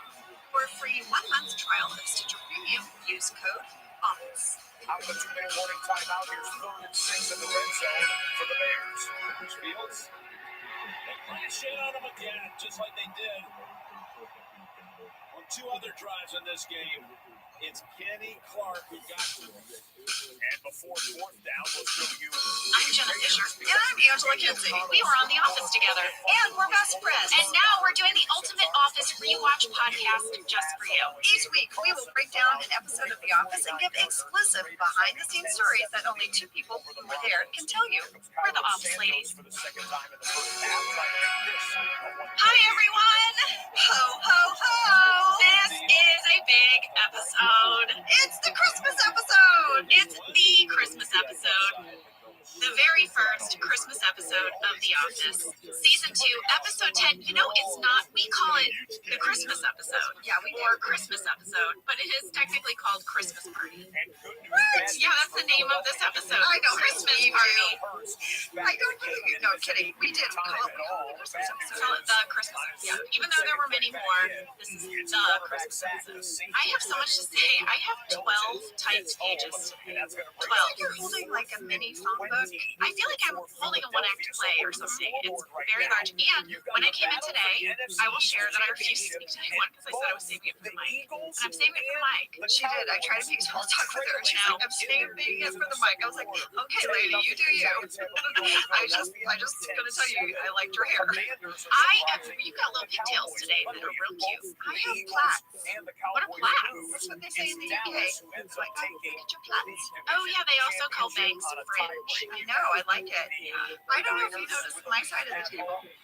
Totally filled with note cards. My side of the table, you guys, I've made a buffet of note cards. Like, I actually have to be aware, like Sam was saying, to stay in front of the microphone because I have so many cards, I have to slide back and forth down my buffet of cards. You love a buffet. I love a buffet, even if it's note card. Give me that Vegas buffet. All right, Christmas Party, written by Mike Shore and directed by Charles McDougall. Here's a synopsis. It's Christmas at Dunder Mifflin. The day is the day of the office holiday birthday party. The group originally plans to have a secret Santa gift exchange, but when Michael doesn't like his gift, he turns it into a Yankee swap. This causes a multitude of confusion and hurt feelings, and Michael's solution is then to go out and buy booze, which is against company rules, and to try to get the party back on. 15 bottles of vodka. That'll do it. Fast fact number 1, as I've already said, it's our very first Christmas episode, but we filmed it nowhere near Christmas. No, you never do, because you have to stay ahead. So you're always, it's like Christmas in July kind of thing. Well, we had a fan question from Sarah McGreen. Did U.S. cast members ever have Christmas parties or do a Yankee swap? And if so, what was the best, funniest gift someone brought? A lot of people also asked if we exchanged gifts as a cast. Not at the holidays. We would do what's called a wrap gift, which happens at the end of the season. And we would usually finish filming our seasons in April? Yeah. And then the cast would get together and we'd pool our money and we would buy the crew. Every member of the crew would get a gift from the cast. And then sometimes cast members would give each other wrap gifts. Little individual gifts. Yeah. I did host a Yankee Swap Christmas party, and I did it every year for a few years. And I actually want to bring it back. I took a few years off because just, life, kids, and, stuff like that. Yeah. But I hosted a Yankee Swap party every year. Oh, yes, you did. And it was a big party, and everyone would come, and it got so rowdy. Yeah. My favorite person to have at a Yankee Swap party is Oscar Nunez. I was going to say Oscar. He makes up chants. Like I remember one of the gifts was like a really lusciously thick ponytail. That you and I took that home. Yeah, and Oscar started chants like ponytail. I mean, they're not really creative chants, but you'd be surprised how much they catch on. I remember one year Lee brought a small hand axe. That thing was super popular. Yes. I want to put it out there, guys. If you're going to a Yankee swap, consider bringing a small axe. Didn't the next year Lee brought a brand new water hose? A garden hose. That was also a hot item. Really popular. Just like practical household items that maybe you need, but you haven't been buying yourself. Well, the next Yankee Swap party I have, I'm actually going to include the kids because those were adult. Oh, yeah. And I want to do a family Yankee Swap. Okay. And invite the kids are such at the age where they're really getting into it. We went to one last year. But I want you to know, Jennifer, all the people that used to come. So at the end of the night, there would be these crap gifts that people would not want. And a friend of mine would, unbeknownst to me, hide them around my house. And I would find them months later. Because he really hid them. Yeah, up, sort of on a top shelf by the spare batteries would be like a weird porcelain clown. Yeah. And Zach Woods brought this gift and he said, Angela, I am the failure of Yankee Swap because he brought a Egyptian the King Tut thing. It was a King Tut miniature sarcophagus. Yeah, that opened up and you could put things inside it. I fought for that. I thought it was really great. I loved that. Well, it got traded a bunch, and he was like, I don't think anyone likes it. I was like, Zach, you're wrong. I know I'm talking a lot about my Yankee Swap party, guys, but I was really inspired. Well, this is a side note about Zach Woods. You guys, he played Gabe in later seasons. He became a good friend of ours. When my son was born, he did the same thing. He gave me a gift, and he said, I'm so sorry. I'm not good at buying gifts for children. I don't have kids yet. I don't know. And it was this amazing astronaut costume that we still have today and use for dress up. I think he's better at buying gifts than me. I think you are, Zach. Just FYI. All right, fast fact number 2.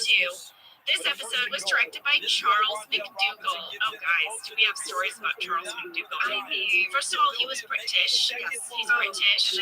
I'm bringing out the accent, guys. I did my spin bike, and now I'm speaking like a Brit. He had directed for us the HBO series Rome, which, if anyone saw it, is about the Roman Empire and the killing of Julius Caesar. It is epic. It's also brutal. It's brutal. They shot in Malta. There was chariots and horses and people getting impaled. Yes, and so he went from that to our quiet little Dunder Mifflin office, a little Christmas party. Christmas party. You guys, the directors that had directed us prior to him were Ken Kwapis, who might be the quietest human on the planet. Correct. He says, when he wants to start a scene, he just says, Another funny aspect and about when he gives a note, that the he'll say, scoreboard watching is the Jenna, Cowboys could be watching that score in New Jersey, and if Dallas says, "Oh, the Eagles, if they're You all heard Paul Feig. Paul Feig is like, hey gang, how's it going? Hey, we're gonna have fun today. Okay, action. Yeah. Charles McDougal rolls in. We're all sitting at our desks quietly, about to start the first scene, and he goes, wait, brace yourself. Brace yourself. He Brace goes, yourself. Actors, action! Yes! I thought Phyllis peed herself a little. I tingled. I mean, I was terrified. I jumped straight up. He was like, action! And we were like, what's happening? What's happening? Is Tom Cruise busting through the ceiling any minute? I'm telling you, that first day, the first moment of every scene, we all looked like deer in headlights. We would flinch. We would flinch, and then we would go into scene. But then, you guys, we just grew to love this guy. He would say things like, we'd be working on a scene, and he'd be like, all right, let's go again. Actors, nearly there. Nearly there.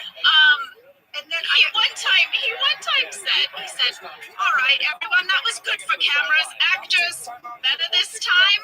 Yeah. Like, oh, okay. And then We'll try to be better this time. as we got into the episode more and the party started, he would walk up to me and be like, Angela, you're really pissed. You're really pissed now. And he sort of, and I'm going to get into it. It's on like 4 or 5 note cards. He sort of highlighted the level of, I called it Angela's pissed offness. Yeah. And it had like, it was like building to a crescendo. And so towards the end, he would just yell for a big take in the party. He'd be like, all right, everyone, happy, Angela pissed, and action. Yes. It was amazing. I just think it's so interesting that he went from filming all these chariots to filming people in a circle. Yeah, sitting in a circle. What was that like for him? My desk chair. Yes. Okay, fast fact number 3. Bob Vance, Vance Refrigeration. Phyllis's boyfriend. Yes, her new boyfriend. He works across the hall. He's played by Bobby Ray Schaefer. He went on to do 24 episodes of The Office, including our finale. So here's a little tidbit. Mike Schur, our writer, said that the way that Bob Vance always introduces himself as Bob Vance, Vance Refrigeration, is based on a friend of his, actor Hayes MacArthur, who he says for years would introduce himself as Hayes MacArthur, Chicago, Illinois. Hayes MacArthur, Chicago, Illinois. You guys, you might know Hayes. He would later go on to star with Rashida Jones on the Anti-Tribeca, which was created by Steve and Nancy Carell. Small world. But I feel comfortable sharing that story about Hayes because I know him as well, and Mike said it on the DVD commentary. So he shared that with us on set, but since he put it out there, I was like, well, Mike, you already said it, so I'm going to share it here. Yeah, but you know what? I know in my hometown, I'm from a very small town in Texas, and there are people in my town that no one ever says just the first name. I don't know why, but my mom's really good friend, her first name is Sue, and her last name is Dean. But everyone in the town calls her Sue Dean. Oh, yeah. Hi, Sue Dean. How are you, Sue Dean? It'd be like, Jenna Fisher. How are you, Jenna Fisher? I'm good, Jenna Fisher. I mean, so there are some people whose names you just do that. Yeah. Well, we had some fans write in and ask, why does he always say Bob Vance, Vance Refrigeration? It was inspired by one of Mike's friends. I love it. Many people, before we go to break, wrote in to tell us that Mindy's hair is down. I've maybe not received so many in this episode. Notes in this episode. No, it's down. No, it's partially up. It's partially up. Oh, well, Jennifer Danette said that Mindy's hair is down. Jennifer Danette, I'm gonna send you a screen grab. I mean, maybe she means down because it's not the French twist. It's not the French twist, but she has had a few. It's half up, half down. She's had a few half up, half downs, but I would say there's more down than up. Jennifer, there's more down than up. That's what she said. Well, I hope she doesn't say that. Well, I would hope there's more up than down. Let's go to break. Whether your resolution is to save money, eat better or stress less, HelloFresh is here to help you do all three. Yes, you guys, I love HelloFresh. Jen and I both love it. You know why we love it. And guess what I made the other night? What? It was so delicious. I made their pub-style shepherd's pie. I made it. Yes, it's so good. White cheddar and lime mashed potatoes. I know it very well. It's a family favorite. Well, you know, Josh normally makes dinner, so this was my turn, and I made this, and he loved it, and I was so happy. I was like, I made a shepherd's pie. I'd never made one before. It's so good. Everyone, you can say hello to your most delicious year yet with fresh ingredients, chef-crafted recipes, all at a price you'll like, delivered right to your door. Go to hellofresh.com/officeladiesfree and use code officeladiesfree for free breakfast for life. One breakfast item per box while subscription is active. That's free breakfast for life at hellofresh.com/officeladiesfree with code officeladiesfree. HelloFresh, America's #1 meal kit. All right, so let's dive in here. We've got the cold open.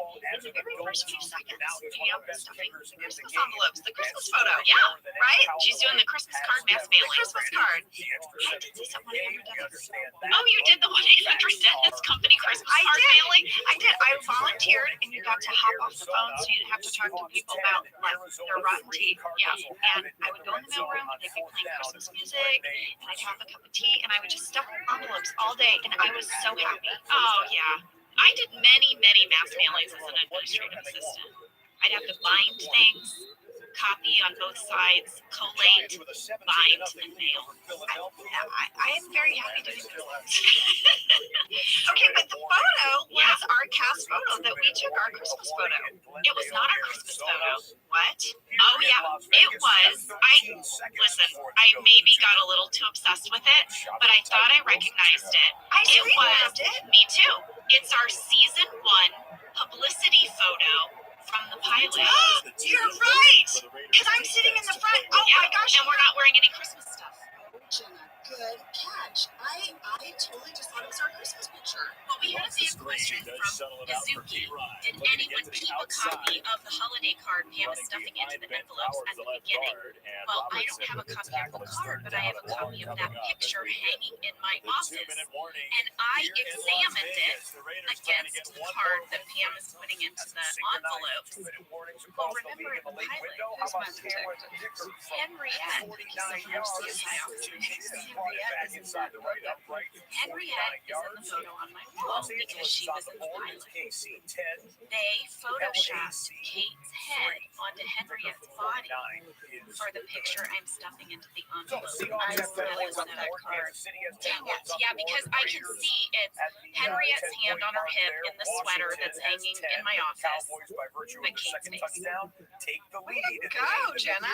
So far, we've covered 1 second of the episode. That happens the first 1 to 3 seconds. The next thing that happens is that Michael and Dwight enter with the tree, and it's really way too big. Way too big. It goes through the ceiling. I feel like this is a little nod to Christmas Vacation. Yes, You know, with Chevy Chase and that enormous tree. Yes. How about Do you dress? remember when we were on set? About 3 or 4 times when they pushed it up, the ceiling tile actually fell down and would fall on Steve's head. And then they'd have to brush him off with a little brush. There was little pieces of white, sort of like particle looking stuff all over the ground. Yeah. The ceiling kept busting apart. Yeah. I loved that Kevin cuts the top of the Christmas tree with a trimmer. Yeah. I just thought that was such a nice touch. Well, it makes sense. It's what we have. That's what we would have. Yeah. Okay, I did kind of an Angela thing. What's that? I drink rosé during the day. I did not, but I did. I wrote down everybody's Christmas outfit. I love this. So did I. You did? Okay, let's do it. Okay, all right. I noticed that Michael has a Christmas tie. Yes, he does. It has Santa on it. Some snowman go. Christmas tie, Kevin. Yes, snowman. Wintry scene. All right. you and I both only have a Christmas pin and Christmas earrings. You have Christmas ornament earrings. I have Christmas stocking earrings. We both have a version of a Santa Claus pin. We're dressed kind of similar. Very similarly. What's that about? I don't know, but Phyllis has a full Christmas blouse and vest. I love her Christmas vest. My sister's a school teacher, and she does that. Like at Christmas time, she wears all these Christmas sweaters and vests. You know I love this stuff. I've got all of it. My mom, back in St. Louis, Missouri, every year she goes to the local art fairs and craft fairs, and she sends me Christmas hoodies, Christmas vests, Christmas pajamas, Christmas everything. I mean, those earrings could have been yours because you've come to my house at Christmas and you always have my Christmas tree. I'll tell you a Christmas party and only Christmas earrings. I know. I mean, that is. I know. I go all out. You go all out. Oh, Oscar has a Christmas tie. Oscar has a Christmas tie. Stanley has a red tie, so I guess that's his attempt. Very Stanley. That's as far as he would go. I'm actually surprised he went that far. For Stanley. I know. Also, Meredith has a crazy Christmas sweater. Mm-hmm. Yeah. See, if it were me, I would be Meredith or Phyllis showing up to your party. Full outfit. I know. I've seen how you All come to my cheer. party. I love it. All right. Okay. So in this scene that's coming up, Jim reveals that he got Pam in Secret Santa. He does. Can I listen, Jim fans?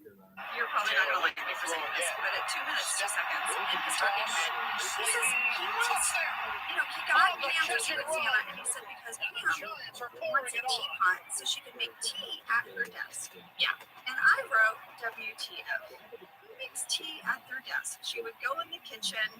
What is she going to do? Go to the kitchen, put the hot water in the teapot, carry it back to her desk, pour herself a cup of tea at her desk? Exactly. She's going to carry that teapot from the kitchen. What part of this is confusing you? I think it's ridiculous. Okay, here's her other option. Okay, yeah, she goes into the kitchen. Yeah. Oh, I see the breakdown. I see how your brain is tracking it and why it doesn't make sense, and also because I know you, and you just put the tea bag right into the cup, which is a totally acceptable way to make a of the late window right now. The Giants 24, the Eagles nothing. On a day when the Eagles had everything to Let play it for sink to try on and in get a there. win, You leave it in your pot. out That's right. in the I first said half. that And that's a the week same after What can it be called? losing Instead of to what's the inside the now teapot, 4-win Arizona Cardinals, which we watch here Oh, against Seattle in a he 2-minute drill. saved 2 sauce packets from a few years ago. yeah. That's Fresh some set it down still allows them to Got keep it really things bad. going. 1 minute to go in the first half. Yeah, I feel like that could have been written a little differently, where Jim could have said a couple of years ago Pam did this thing with the hot sauce, and therefore by putting a packet of hot sauce in there, the fact that he saved the 2 packets of hot sauce for years. For years. Yeah. He loves you. He loves you. Okay, go That's on. what he does. All right, well, I do have a lot to say about the teapot. So first of all, Phil Shea offered me a variety of teapots before we started shooting in many colors, and I picked the teapot. I love it. Yeah, I don't know, pop color.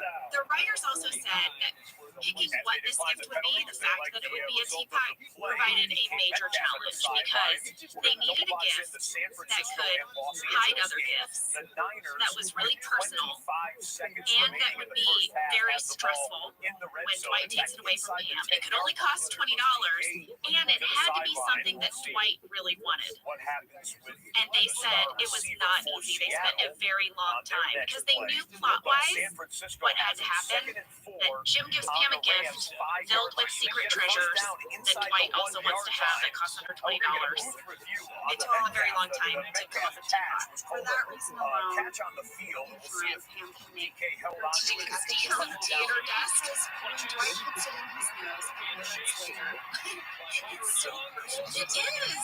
So, I mean, they nailed it, right? They nailed it. And now this teapot is famous. I mean, all the time people are using this teapot idea to propose to their loved ones. I see it all the time in my Instagram. People are tagging me. It's always charming to me. It's always so sweet. It is very thoughtful. So we mentioned the things that he's putting into the teapot. Here's a fan question. Taylor Rilling said, what is the significance of the pencil that Jim puts in the teapot? He said that the story is too long. So we have a deleted scene, and I remember shooting it.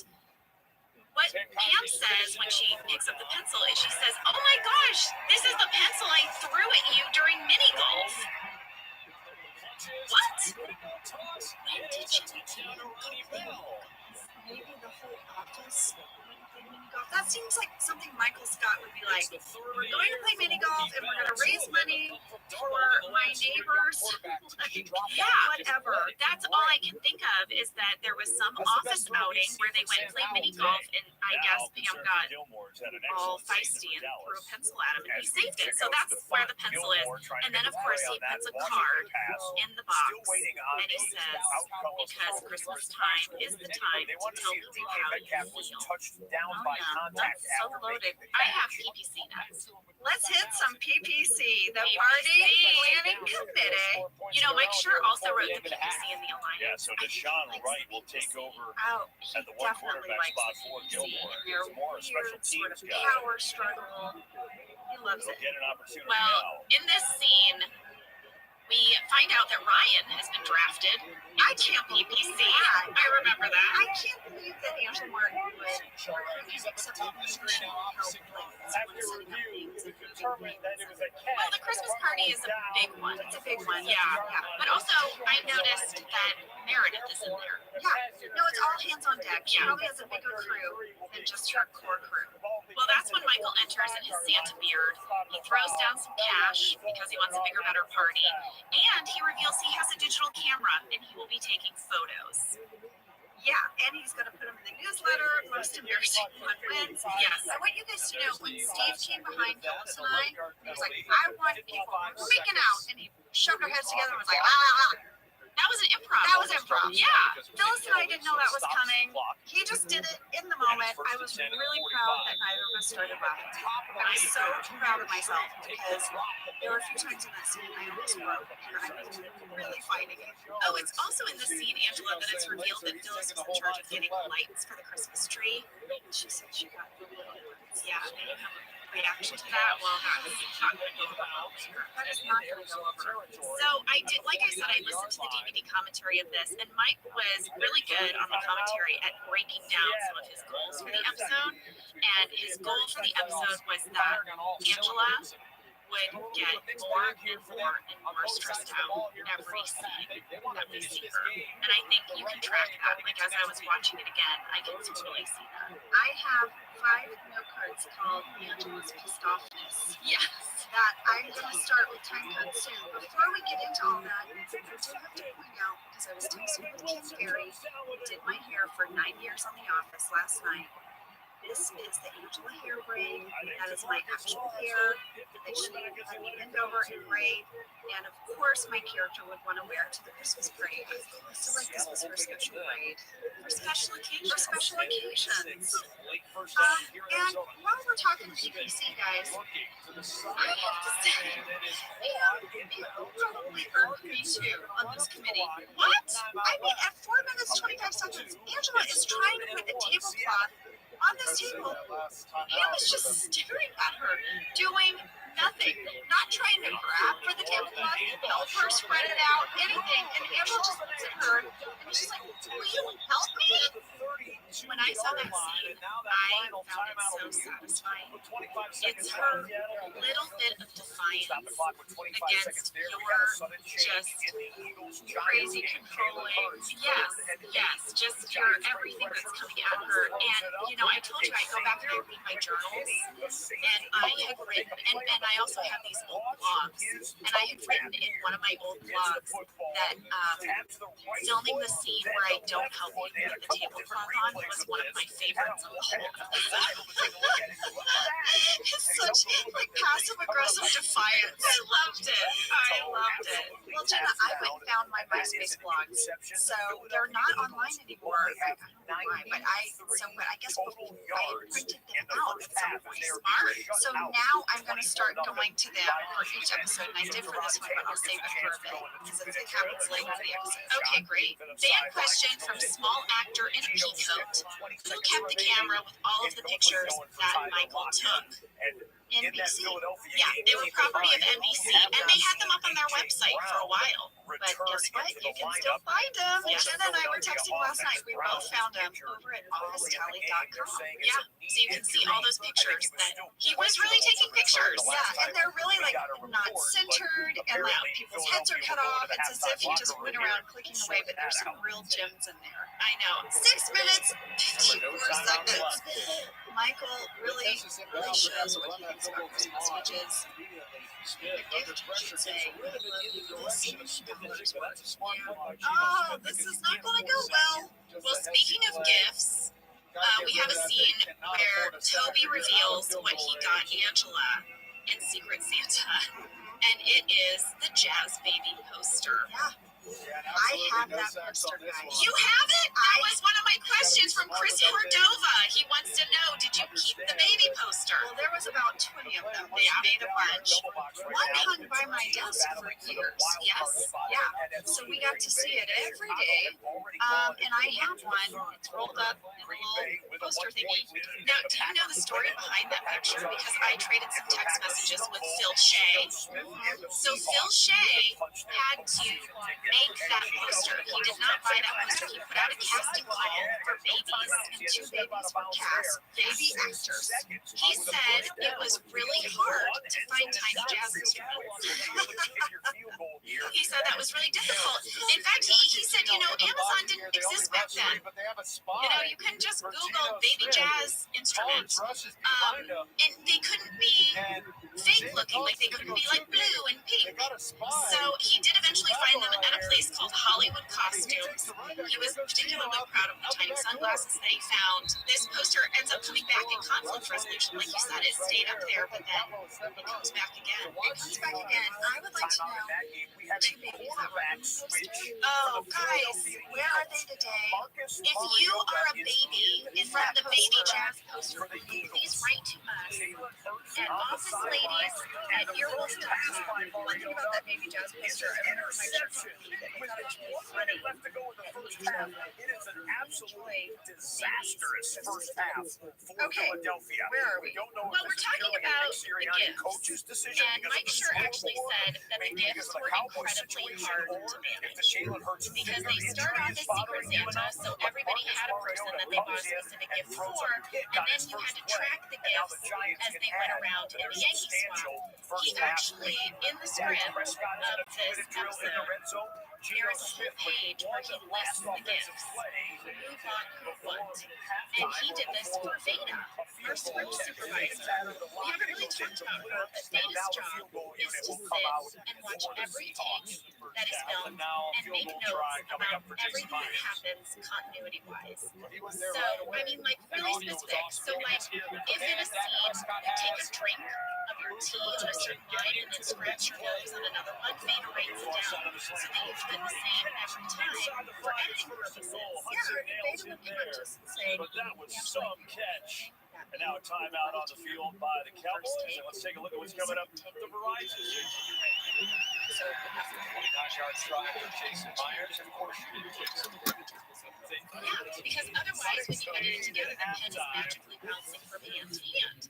So you had the Giants turning over Marcus Mariota and the Eagles. Tyrod Taylor comes in and he wants to throw a pass to the end zone. And he gets intercepted. And you have it from the script. Okay, so this is what everyone was intended to give. And we got a lot of fan questions about this. Like, a lot of people wrote in and said, eventually Michael's going to get the paintball lessons from Dwight. Yeah, like, who did Dwight intend that to go to? So I have all the answers right here. Ready? Okay. Dwight got Phyllis the paintball lessons and the pellets. That was his gift to Phyllis. Phyllis made Michael and Washington team. Michael got Ryan and Nikon. Ryan got Toby a book of short stories by George Saunders, who happens to be one of Mike Schur's writers. Toby got Angela the baby poster. Angela bought Stanley a picture frame. Stanley got Kelly a nameplate. Kelly got Oscar a shower radio.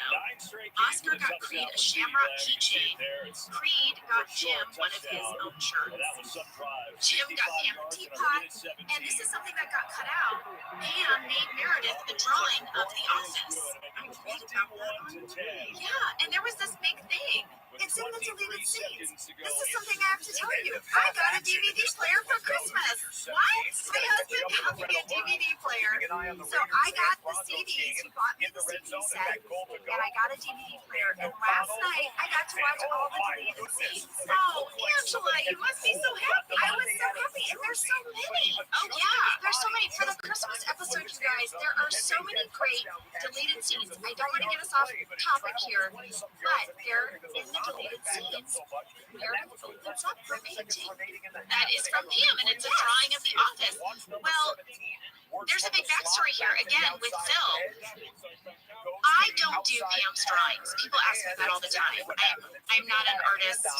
I mean, we've talked about this, or have we, that I do cartoons. I do cartooning. She's very good at cartooning, and I have a few that you've drawn that you've seen. I think you're fantastic. Well, I love my little expressive cartoons, but I needed Pam and wanted Pam to be a better artist than I am. So there is a young art student that does all of Pam's drawings. They went out to a bunch of people, like 12 different. Halftime. So let's dip into third quarter action here. The 7 games in the late window. 3 of them, now 4 of them are at the half. The Cowboys are going to the half in 19 seconds. And we've got third quarter action here at Lambeau Field. Miles an hour on a run against Chicago. There he goes. That's where he actually first injured his hamstring. And Tyreek Hill's like one of 3 guys at 22. Now see how fast he is. Hey, we've got another update. Let's go back to New York. Hey, Dallas looks like it wants to win the East. That's right. Dak Prescott looking for CD, like he's thumbing through a Case Logic binder, and he finds him. CD stretches that arm across the end zone. Dallas Cowboys up 21-10. Well, I love my little expressive cartoons, but I needed Pam and wanted Pam to be a better artist than I am. So there is a young art student that does all of Pam's drawings. They went out to a bunch of people, like 12 different artists, to turn in samples to be the artist behind Pam, and they picked a young woman. Now, Jenna, I read, and you can tell me if this is true, I read that the first painting that they had, this kid to Meredith, they had one of our art people. This is unbelievable. Do it. Yeah. And when they looked at it, they looked too masculine. Yeah. And so then they went out to female artists. That's true. A little bit of a softer touch. Yeah. And there were something like 12 different artists who also did their work. And I wish I knew her name. Unfortunately, I don't. But maybe I can find that out and reveal that in a future episode. And then so finally, 2 more gifts. Meredith got Dwight some shot glasses from Cancun, and Kevin got himself a. Guys, around 5 minutes, 55 seconds, there's a scene where Michael is talking to Jim at Jim's desk. This is when he reveals that he got Ryan for Secret Santa. And I just want to say, you see a ton of background action. Angela, you're walking from reception. Over Steve's shoulder, you see Toby and Mindy talking. Yeah. They are 100% not in character. Not in character at all. I saw that too. I was like, they're just talking about probably something in the writer's room or a story pitch, or they're just having a conversation. Yeah, I mean, Paul is just being Paul. Yeah, if anyone's curious, the difference between Toby and Paul, go to 5 minutes, 55 seconds, and you can see Paul and Mindy having a conversation in the background. Yeah, exactly. Tree lighting! Okay, I've been waiting for this moment. The Christmas tree lighting. This starts the beginning of everyone happy, Angela pissed. So this Christmas tree, the top of it has been hacked off by Kevin. It is covered in so much tinsel. Yeah, so much tinsel. It has a smattering of just blue and red ball ornaments. Just not their best effort. And then it has the tiniest of tiny white lights, thanks to Phyllis. So Dwight makes a big deal of it. He takes the outlet, like the plug, what do you call it? The plug. He takes the plug from Stanley. He wants to plug it in. He's like, just like Rockefeller Center. And everyone gathers around, and it's like, Phyllis is like, sorry. And it's It's 6 gonna be a minutes dandy to finish off the regular season there. All right, welcome back inside the NFL Red Zone Studios, everyone. Scott Hansen bringing you back in while all It's the games also are one of those moments timeout where or I feel after like halftime it's like, highlight shows. I knew it. We get to tell you more about the end of the show. Why do I mentioned this slight? earlier, Why do but I stick even around have her all do the way anything? through Why do you the have show. anyone do anything? Tonight, after the You games can't go let final, you can't let anyone we've do got the anything. top 5 plays of the year. You know that on Christmas NFL tree Red light Zone. thing Went is through based on a thousands real of thing plays. from Mike The Schur's entire life. staff, we I had a know. spreadsheet going, and we all voted on He what our said that top when he and his 5 wife got their plays first tree in were, New York, and we'll he show them bought to a you bunch of 5 small to lights 1. for You the can find tree, out and what he the wrapped number them 1 around, play and of when the you year plugged was it in, you seen couldn't really this see season them. on NFL Red Zone. It I might not love top that. I the love number when 1 play writers that work we those saw little on moments from NFL their Red real life Zone into the show. 3 I years thought, ago. speaking about people who 2020, are during acting the like COVID themselves season, instead of their we characters, take you I to thought State Jim's Farm talking head about Stadium in Creed's gift Glendale, is so Arizona. John. The It Kyler is John. Murray That led is John right Arizona there. Cardinals All the were taking on delivery, the Buffalo the Bills. It was a smile, back all and of it. forth fourth And then, of quarter course, Creed's shootout. talking head made me And laugh so hard. Creed is they very needed funny a in this miracle. episode. They I mean, needed a everybody has Hail some great moments, but Creed, and they got it in Creed front of a cracks me up half-filled a stadium. bunch in Here's this the way it episode. looked. So now Secret Santa is starting. Yep. And everyone is gathered around in some office chairs. And I want to say, truly, I know we were joking about Charles McDougall, but the amount of energy and movement that he uses the camera to give this scene of people sitting in a circle, I mean, it is impressive from a directorial standpoint. I think, like, I don't want to be crazy, but I think, like, film students should study this portion of the episode because I'm imagining myself trying to film a group of people sitting in a circle doing a gift exchange, and it would not look nearly as dynamic. It's really, really impressive directing. No, he's great. He is really great. Okay, so we're starting the Secret Santa, and Pam opens Jim's teapot. She loves it, but Dwight moves things along so quickly that she doesn't have time to look inside or notice the cards. Yeah, Dwight wants no chitty chat between gifts. He's like, He's me coming in today. He is. He's like, save it for the mic.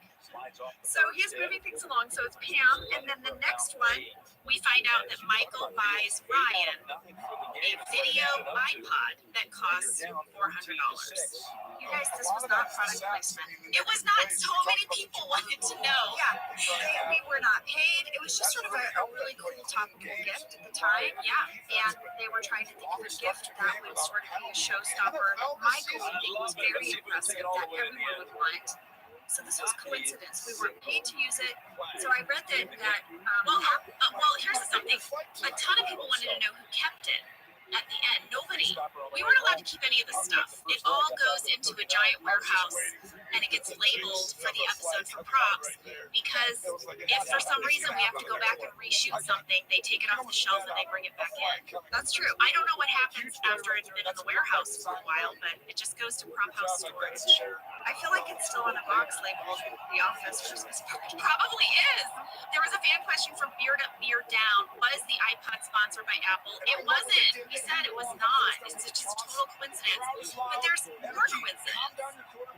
So, the week after this episode aired, Apple revealed that you could now download episodes of The Office onto these video iPods. Again, this was not planned. And then The Office became the #1 downloaded show on iTunes. Yes. The #1 downloaded show. I remember Ray Wilson turned to me and said, I think we're going to make it. I think we're going to, this was the first moment it felt like the tide was turning for us and that we might not get canceled. All right, so next up, Michael gets his gift. The oven mitt, knitted by Phyllis. Now, everyone had a $20 limit, you guys. That's why this iPod really shakes everything up, because he spent $400.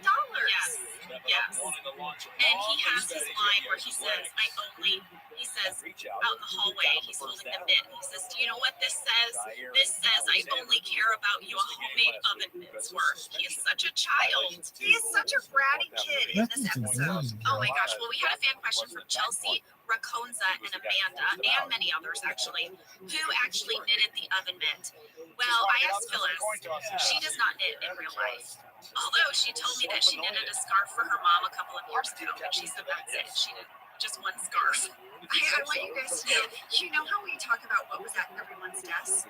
So at Phyllis's desk, like sitting on the floor, sort of next to her desk, for so many years, was a whole knitting basket. Do you remember? I do. All the yarn and the knitting needles, and it sat there as if her character would ever do anything with it, but it was established there and it sat there. Well, Phil Shea told me he found a woman at a knitting store in Valley Village, California, and she knitted the oven mitt. Again, oven mitt knitter, if you're listening, please write us at officeladies@earwolf.com and we'll give you a shout out. Yeah. Knitted the famous mitt. I thought it looked like a great oven mitt. It had like the little like the Teflon thingy on the yeah. side. Yeah. So Ryan gets the iPod, and at 8 minutes 24 seconds is the next phase of Angela pissed offness. Okay. You see my face at the fact that Michael spent $400. Oh, yeah. The limit was 20. All of my instructions, I'm sure I sent out an email about Secret Santa and the rules. So one, Phyllis has ignored my request for bigger lights and got the tiny lights. Now two, Michael has spent $400 instead of the agreed upon $20. So we're ramping up. She's getting tipped off. I have no doubt that you sent a very detailed email about this to everyone with a follow-up reminder. Which is why Kevin does not come forward when he gets himself, because he would have had to tell me. He would have. Yeah. You know what? And this has happened now 3 or 4 times in this game on third down. Great job by Listen, really do. There's on some levels, you're way more Angela than I am. Yeah. I mean, I would have generated 2, 3, 4 very detailed emails about the party, the plans. If I assigned someone to do lights for the tree, and that's what I got, I would feel so pissed and let down. If people went over the $20 budget, you would have been furious. Furious. You would have been like, what's the point? Why do we have that number? Is Angela wrong? No, I don't think she's wrong. She's just, why is no one helping her? She's a by-the-book person. She is. Follow the rules. So at 9 minutes, 39 seconds, she gets pissed off on a whole new level because, as you were saying, this is when Michael is really ticked off that he got the oven mitt and he switches the party. No more Secret Santa. He says, now we're doing Yankee Swap. Yes. Yankee Swap / White Elephant / what was the other one he said? Nasty Christmas. Nasty Christmas. You know, there was actually a little debate about what do you call it? And people were like, well, we call it White Elephant. Someone else was like, we call it Yankee Swap. And I feel like the writers took that over in the episode. Yeah, I know it as Yankee Swap. What do you know it as? I knew it as White Elephant. Yeah. I think it's good they did that. They covered everybody. They covered everybody. But when I threw my Christmas party, I called it Yankee Swap just because I loved it so much. You know, here's something that I heard in the commentary, Angela, since we're talking about your character. I guess that you had a talking head in the fire. I watched it because I have a DVD player now. Where you cry, yes, in the deleted scenes. Well, Mike said that the writer's room was so impressed with your performance in that talking head that they put a card on the wall that was Angela Cries, and they wanted to find an episode where you could cry a bunch, and this was it. Mike sure told me, he said, I love to see your character cry. He said she's so pulled together that when you sort of fall apart, it's like really sort of oddly pleasing. I love it. I love it. So yes, at 9 minutes 51 seconds, I have a talking head, and my character is really upset because she feels like Michael should have talked to the PPC first. Well, they should have. And he should have. And then she breaks down. So she is really starting to spiral. And then when we cut back to the scene, she's still sobbing. I mean, she's not sobbing, but she's still crying. She's sullen. She's very sullen. Okay, you know. How we doing this over famous here? line. Yeah, from Michael. All right, Mike, sure. That's a written line. That wasn't improvised. That Steve would say Yankee Swap. And Mike wrote in the script, in parentheses, crazy voice. And he He was like, I know Steve will do something great with that. And that was Steve's take on that. Because they would do that. They would sometimes put little pieces of direction in the script for us, and then we'd have to interpret it. Yeah. Guys, did you notice in this episode, it is snowing outside? I loved this touch. I loved that they kept cutting into the windows and the snow. Do you remember how much fun it was to have the snow? We were so tickled. We were in the snow, so excited. You guys remember we also just filmed inside and we never even saw outside or what was happening outside. And so the fact that they had this extra element happening was so fun. We really did film inside in a windowless warehouse. All the windows were fake. They just had backgrounds behind them. Yeah, so to see actual sunshine or snow or air was really exciting to us. I have a ton of facts about the snow. I don't know if anyone else will find it interesting, but I have written all about it in one of my blogs/journals. I'm living for this. I can't wait to hear about it. All right. Making concessions Oh, for you. do you want me to give you some snow facts? To make it here, and you can see all the love. You should be on an empty bladder when I lay these awesome facts on you. You don't tell me or my bladder what we're doing. Well, what do you want? Do you want full bladder snow facts or empty bladder snow facts? Empty bladder snow. All right, that's what I'm saying. Oh, I thought you were telling me. One locked up, one championship. You can celebrate it.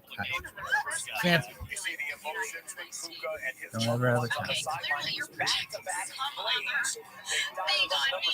because I said I want you to empty your bladder for the snow fact she's leaving. First, you push away from the mic to eat your snack. 3 championships. 63-year-old record. On the next play, he caught his 105th pass of the season, and that broke Jalen Waddle's 4 championships.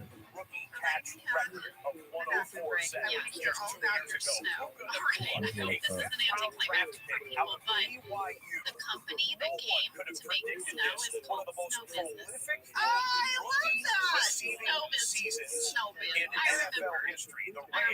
It so tickled me. Okay, so here's how it works with baked snow. There's a guy from Snow Business. He shows up. Now, the snow that falls from the sky is different from the ground cover snow. The snow on the ground is snow.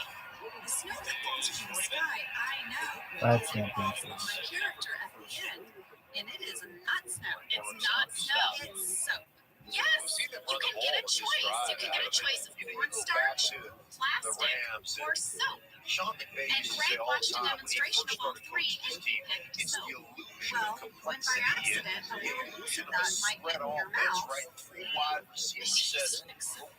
because I shriek and I piece of it went in my mouth. 6 championships.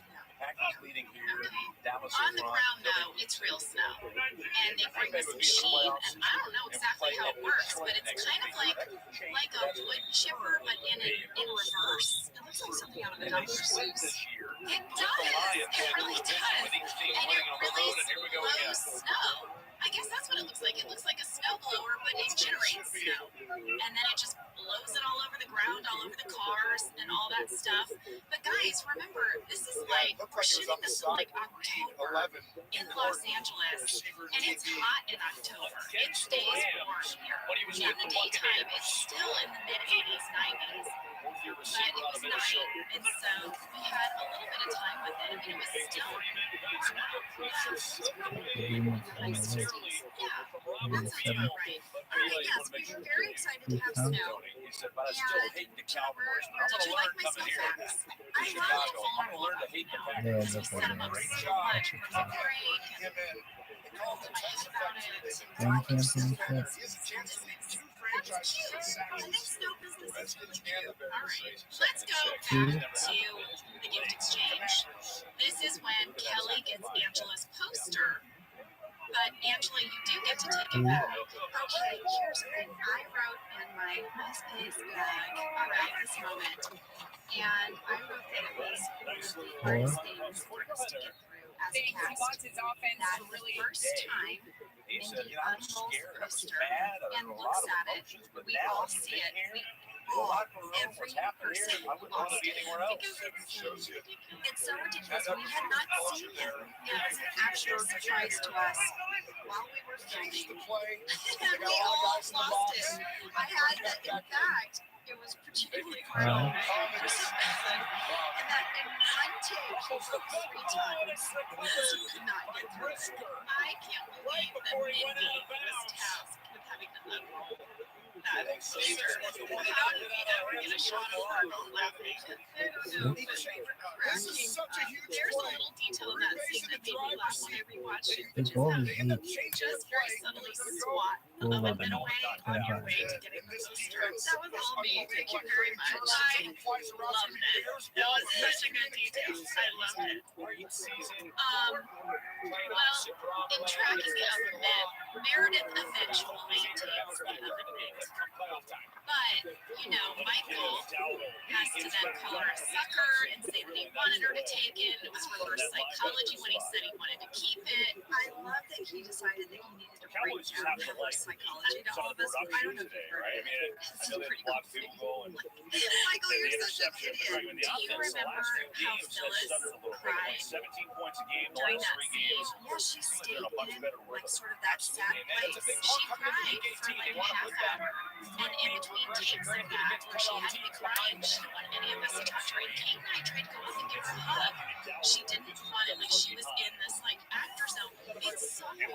It's so hard to do. I know exactly where she was, but I just want to be great for her because when you see Phyllis cry, it is you don't want to see it breaks my heart for you. I mean, she had to stay sad, and it is really hard, especially sitting in this circle of people backing up about the baby sister. Yeah, but you've got to stay sad. Yes, it's hard. That really is very difficult. Well, here's the thing. Michael just gets progressively meaner. You know, he calls Meredith a sucker, and then Dwight, you know, he opens the paintball, and he's like, you know, how is this better than an iPod? And this moment, I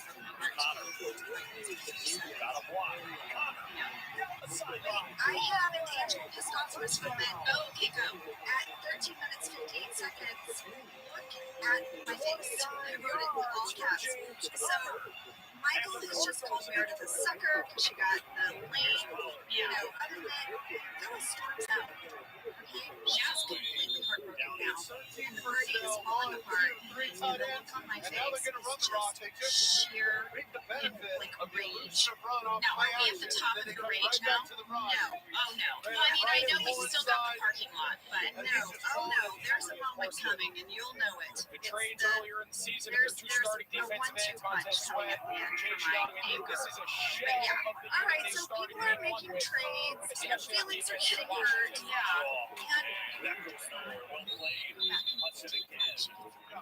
She does. When it's Pam's turn to pick again, she picks the iPod instead of the teapot. And Jim is so hurt. And I watched this and I was like, come on, Pam. But then, Pam doesn't know what ball is in the teapot. She hasn't. And that's what sort of justified it for me. She's just like, this is an iPod. This iPod has completely hijacked this whole fun party and gift exchange because everybody who's sitting in the seat is just thinking about trying to get this iPod. And so is Pam. Unfortunately, I think she kind of forgot about the teapot. So it was her time to pick. She was just like, iPod. But she also doesn't know what's in the teapot. She doesn't know how high the stakes are for Jim. She doesn't. I think it's kind of an innocent moment, honestly. And Michael has ruined all of this because the gifts were specific for people. I mean, Ryan gets a placard that says Kelly. Yeah. He gets like, a desk, whatever, name plate. Yeah. These were not meant to be Yankee swap gifts. They were not. They were meant for certain people. Well, at this point, the party has completely broken down, and Michael goes to the liquor store. Now, I want to point out a few things. I know what you're going to point out, because, lady, I have the DVDs now. So, go. I do it. Do you know what I'm going to say? This is about the attendant at the liquor store. I have one thing to say about him, but I just thought I wanted to point out that it's also snowing outside the window of the liquor store. Yeah, they made it snow there too. Nice touch. Good continuity. Well, I read that our writers found out in once opinion that if you work at a liquor store, you have to wear a tie. Yes. And so that was part of his character descriptions that he had to have on a tie. Isn't that great? And I thought that Respectfully, I want the ball, not being a diva. did a fantastic job. He just really takes in all of that vodka. 15 bottles, 2 bottles. I mean, that San Francisco game was Okay, really so the then turning we go back point to the of party. season. Michael brings all this vodka back into the party, and in 16 minutes, this is the next phase of Angela spirals. Oh, say it. So Michael has vodka, and she's like, "What are you doing? There's no alcohol at the party." You know, Angela speaks up, and Toby speaks up. No one else cares. But now she's like, Toby speaks up. I missed that. yeah, Toby's like, Michael really shouldn't have. And he goes, "Just shut it, Toby. It's a party." But then later, I feel like Toby brings Todd Packer a drink. Well, no, it's all Something like, done goes like down to all the this center wrong. That's level wrong. this entire And season. you know, you have Its to ability remember to that extend Michael plays, told the party get planning into the committee scramble. Watch this he little wanted point. this Christmas party to be Good like, move and for I Julius. quote, Right, now watch a this little Playboy point. Mansion party. Yeah. Oh, he just That ain't was seen his it go. goal. There he just That's flips his him off. goal. So, yeah, Angela is now super touched because now there's alcohol. I'm surprised her whole head didn't explode. Well, it's about to, because the next two are what set it into motion. Oh boy. Well, now we have the scene where Jim is trying to get the teapot back from Dwight. Jim offers to trade him the shamrock keychain, and he says, "Come on, it'll be good luck." And that's when Dwight has his line, "A real man makes his own luck." Billy Zane, Titanic, and Angela. You made the entire cast T-shirt with that quote on them, and I still have mine. Oh my gosh, you do? I do. It's a gray long sleeve T-shirt, Yes, and it's black just writing. just a quote. Yeah, so I had a friend at the time who had a t-shirt press. She had a small business, and I loved this line so much. I thought it was hilarious. Of all people for Dwight to quote, it would be Billy Zane. Well, people were asking if we gave each other gifts. That was a gift. You gave that out. I think you actually gave that out at Christmas that year. I did, and you gave everyone an ornament. Yes, I got that cast photo, and I had it printed on an ornament for everyone. Yep. Aw. The idea that Dwight wants to keep the teapot in order to wash out his nasal passages with green tea is based on something that Greg Daniels has actually done. Like with a neti pot? Yeah, I mean, but I've never put green tea in a neti pot. I haven't either. I've only used the saline solution that is recommended. But I could see Greg reading about it, Yeah. giving it a try. But Rain, the way Rain was in that scene, and he like shoved that teapot into his nostril. Yeah. And just John's face as Jim is just like, "Are you kidding me? That's who gets my teapot?" Like, it's so perfect. He's so bummed. Now, when I watched this with Lee said he wondered how Dwight didn't find the note in the box, or how Dwight didn't open up the teapot. I thought of all of those things. I thought Dwight now has the cassette and the sauce packet. I mean, so you have to sort of suspend belief, I guess, at that moment that he took those out and just shoved them aside, like, what's this crap? And just sort of shoved them aside in the box. Well, also, I don't think Jim is trying to get the teapot back for Pam. I think he's just trying to get the teapot back for himself. He's just going to keep it now.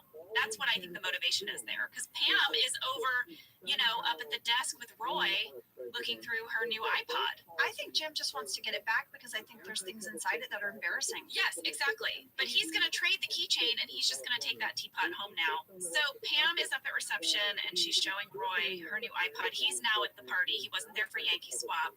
But he's all excited because now he doesn't have to buy it for Pam for Christmas. He was going to buy her this iPod, he tells her, and now he doesn't have to, or he's just going to get her a sweater. Thanks, Roy. Now the party is like 15 bottles of vodka in. Todd Packer has showed up. Oh, yeah. It's getting crazy. And everyone's doing shots. Angela's fuming. I am fuming, but the icing on the cake of my pissed offness is about to happen. Oh, say it. Michael shouts to the whole bullpen. He says, "Oh my gosh, yes, Ryan, the king of the party planning. Oh. Thank you to Ryan for this awesome party." And the camera pans to me, and I am livid.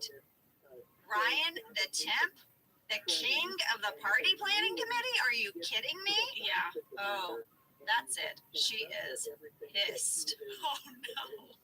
And it's only going to get worse. That's not even still the worst thing that's happened to Angela. No, I had a headache by the end of this episode. You must have. You were just scowling and pushing anger out of your temples this whole episode. You know when Todd Packer shows up and he has that line, "What's up, my nerds?" Okay, nerds. That was an improv, sort of. In the script, what was written was, "What's up, nerds?" And he just gave it that extra special touch of "What's up, my nerds?" I know. Well, that's also Dave Koechner. I mean, I think even the line when he's like, "Packer need a drinky." Yeah. The line was probably like he was getting me a drink. Yeah. You know? He brought so much to that role. It was amazing. Well, you know when he has to lay down on the desk and get the silly string on him, like when he passes out? I remember shooting that. He had to lay there forever. So he laid down on those desks, which were not comfortable, right? And then they silly stringed his head.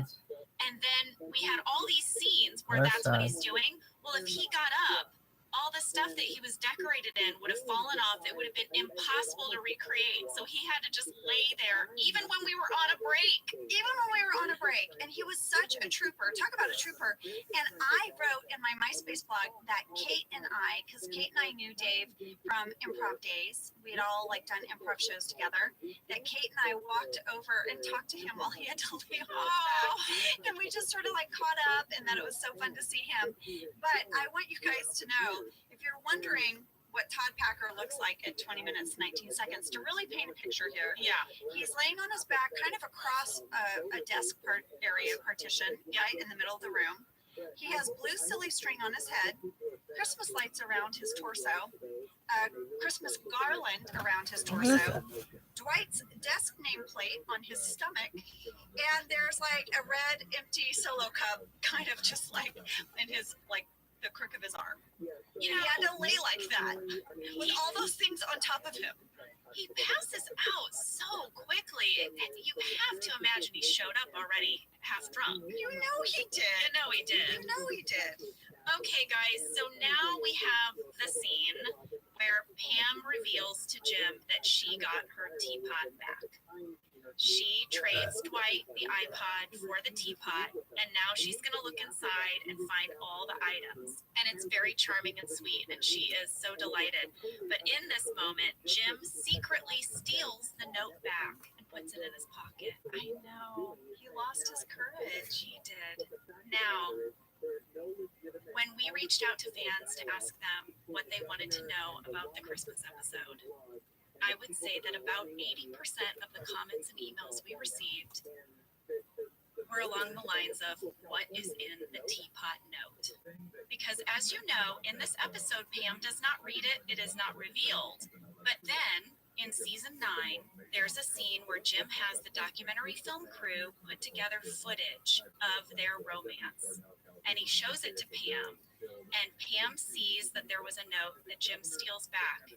And then he hands it to her, and she reads it. How brilliant is that? And you know who that is? That's Greg Daniels. Yeah, because he was such a master at beautiful callback moments. Oh, I love that. Well, from the time that Jim stole the note, it drove people crazy. They always wanted to know what had been written in the note. Would Pam ever get the note? For years and years, will he ever give her the note? Around the time of the wedding, people wanted him to give it to her as a wedding gift. Greg saved it till the end.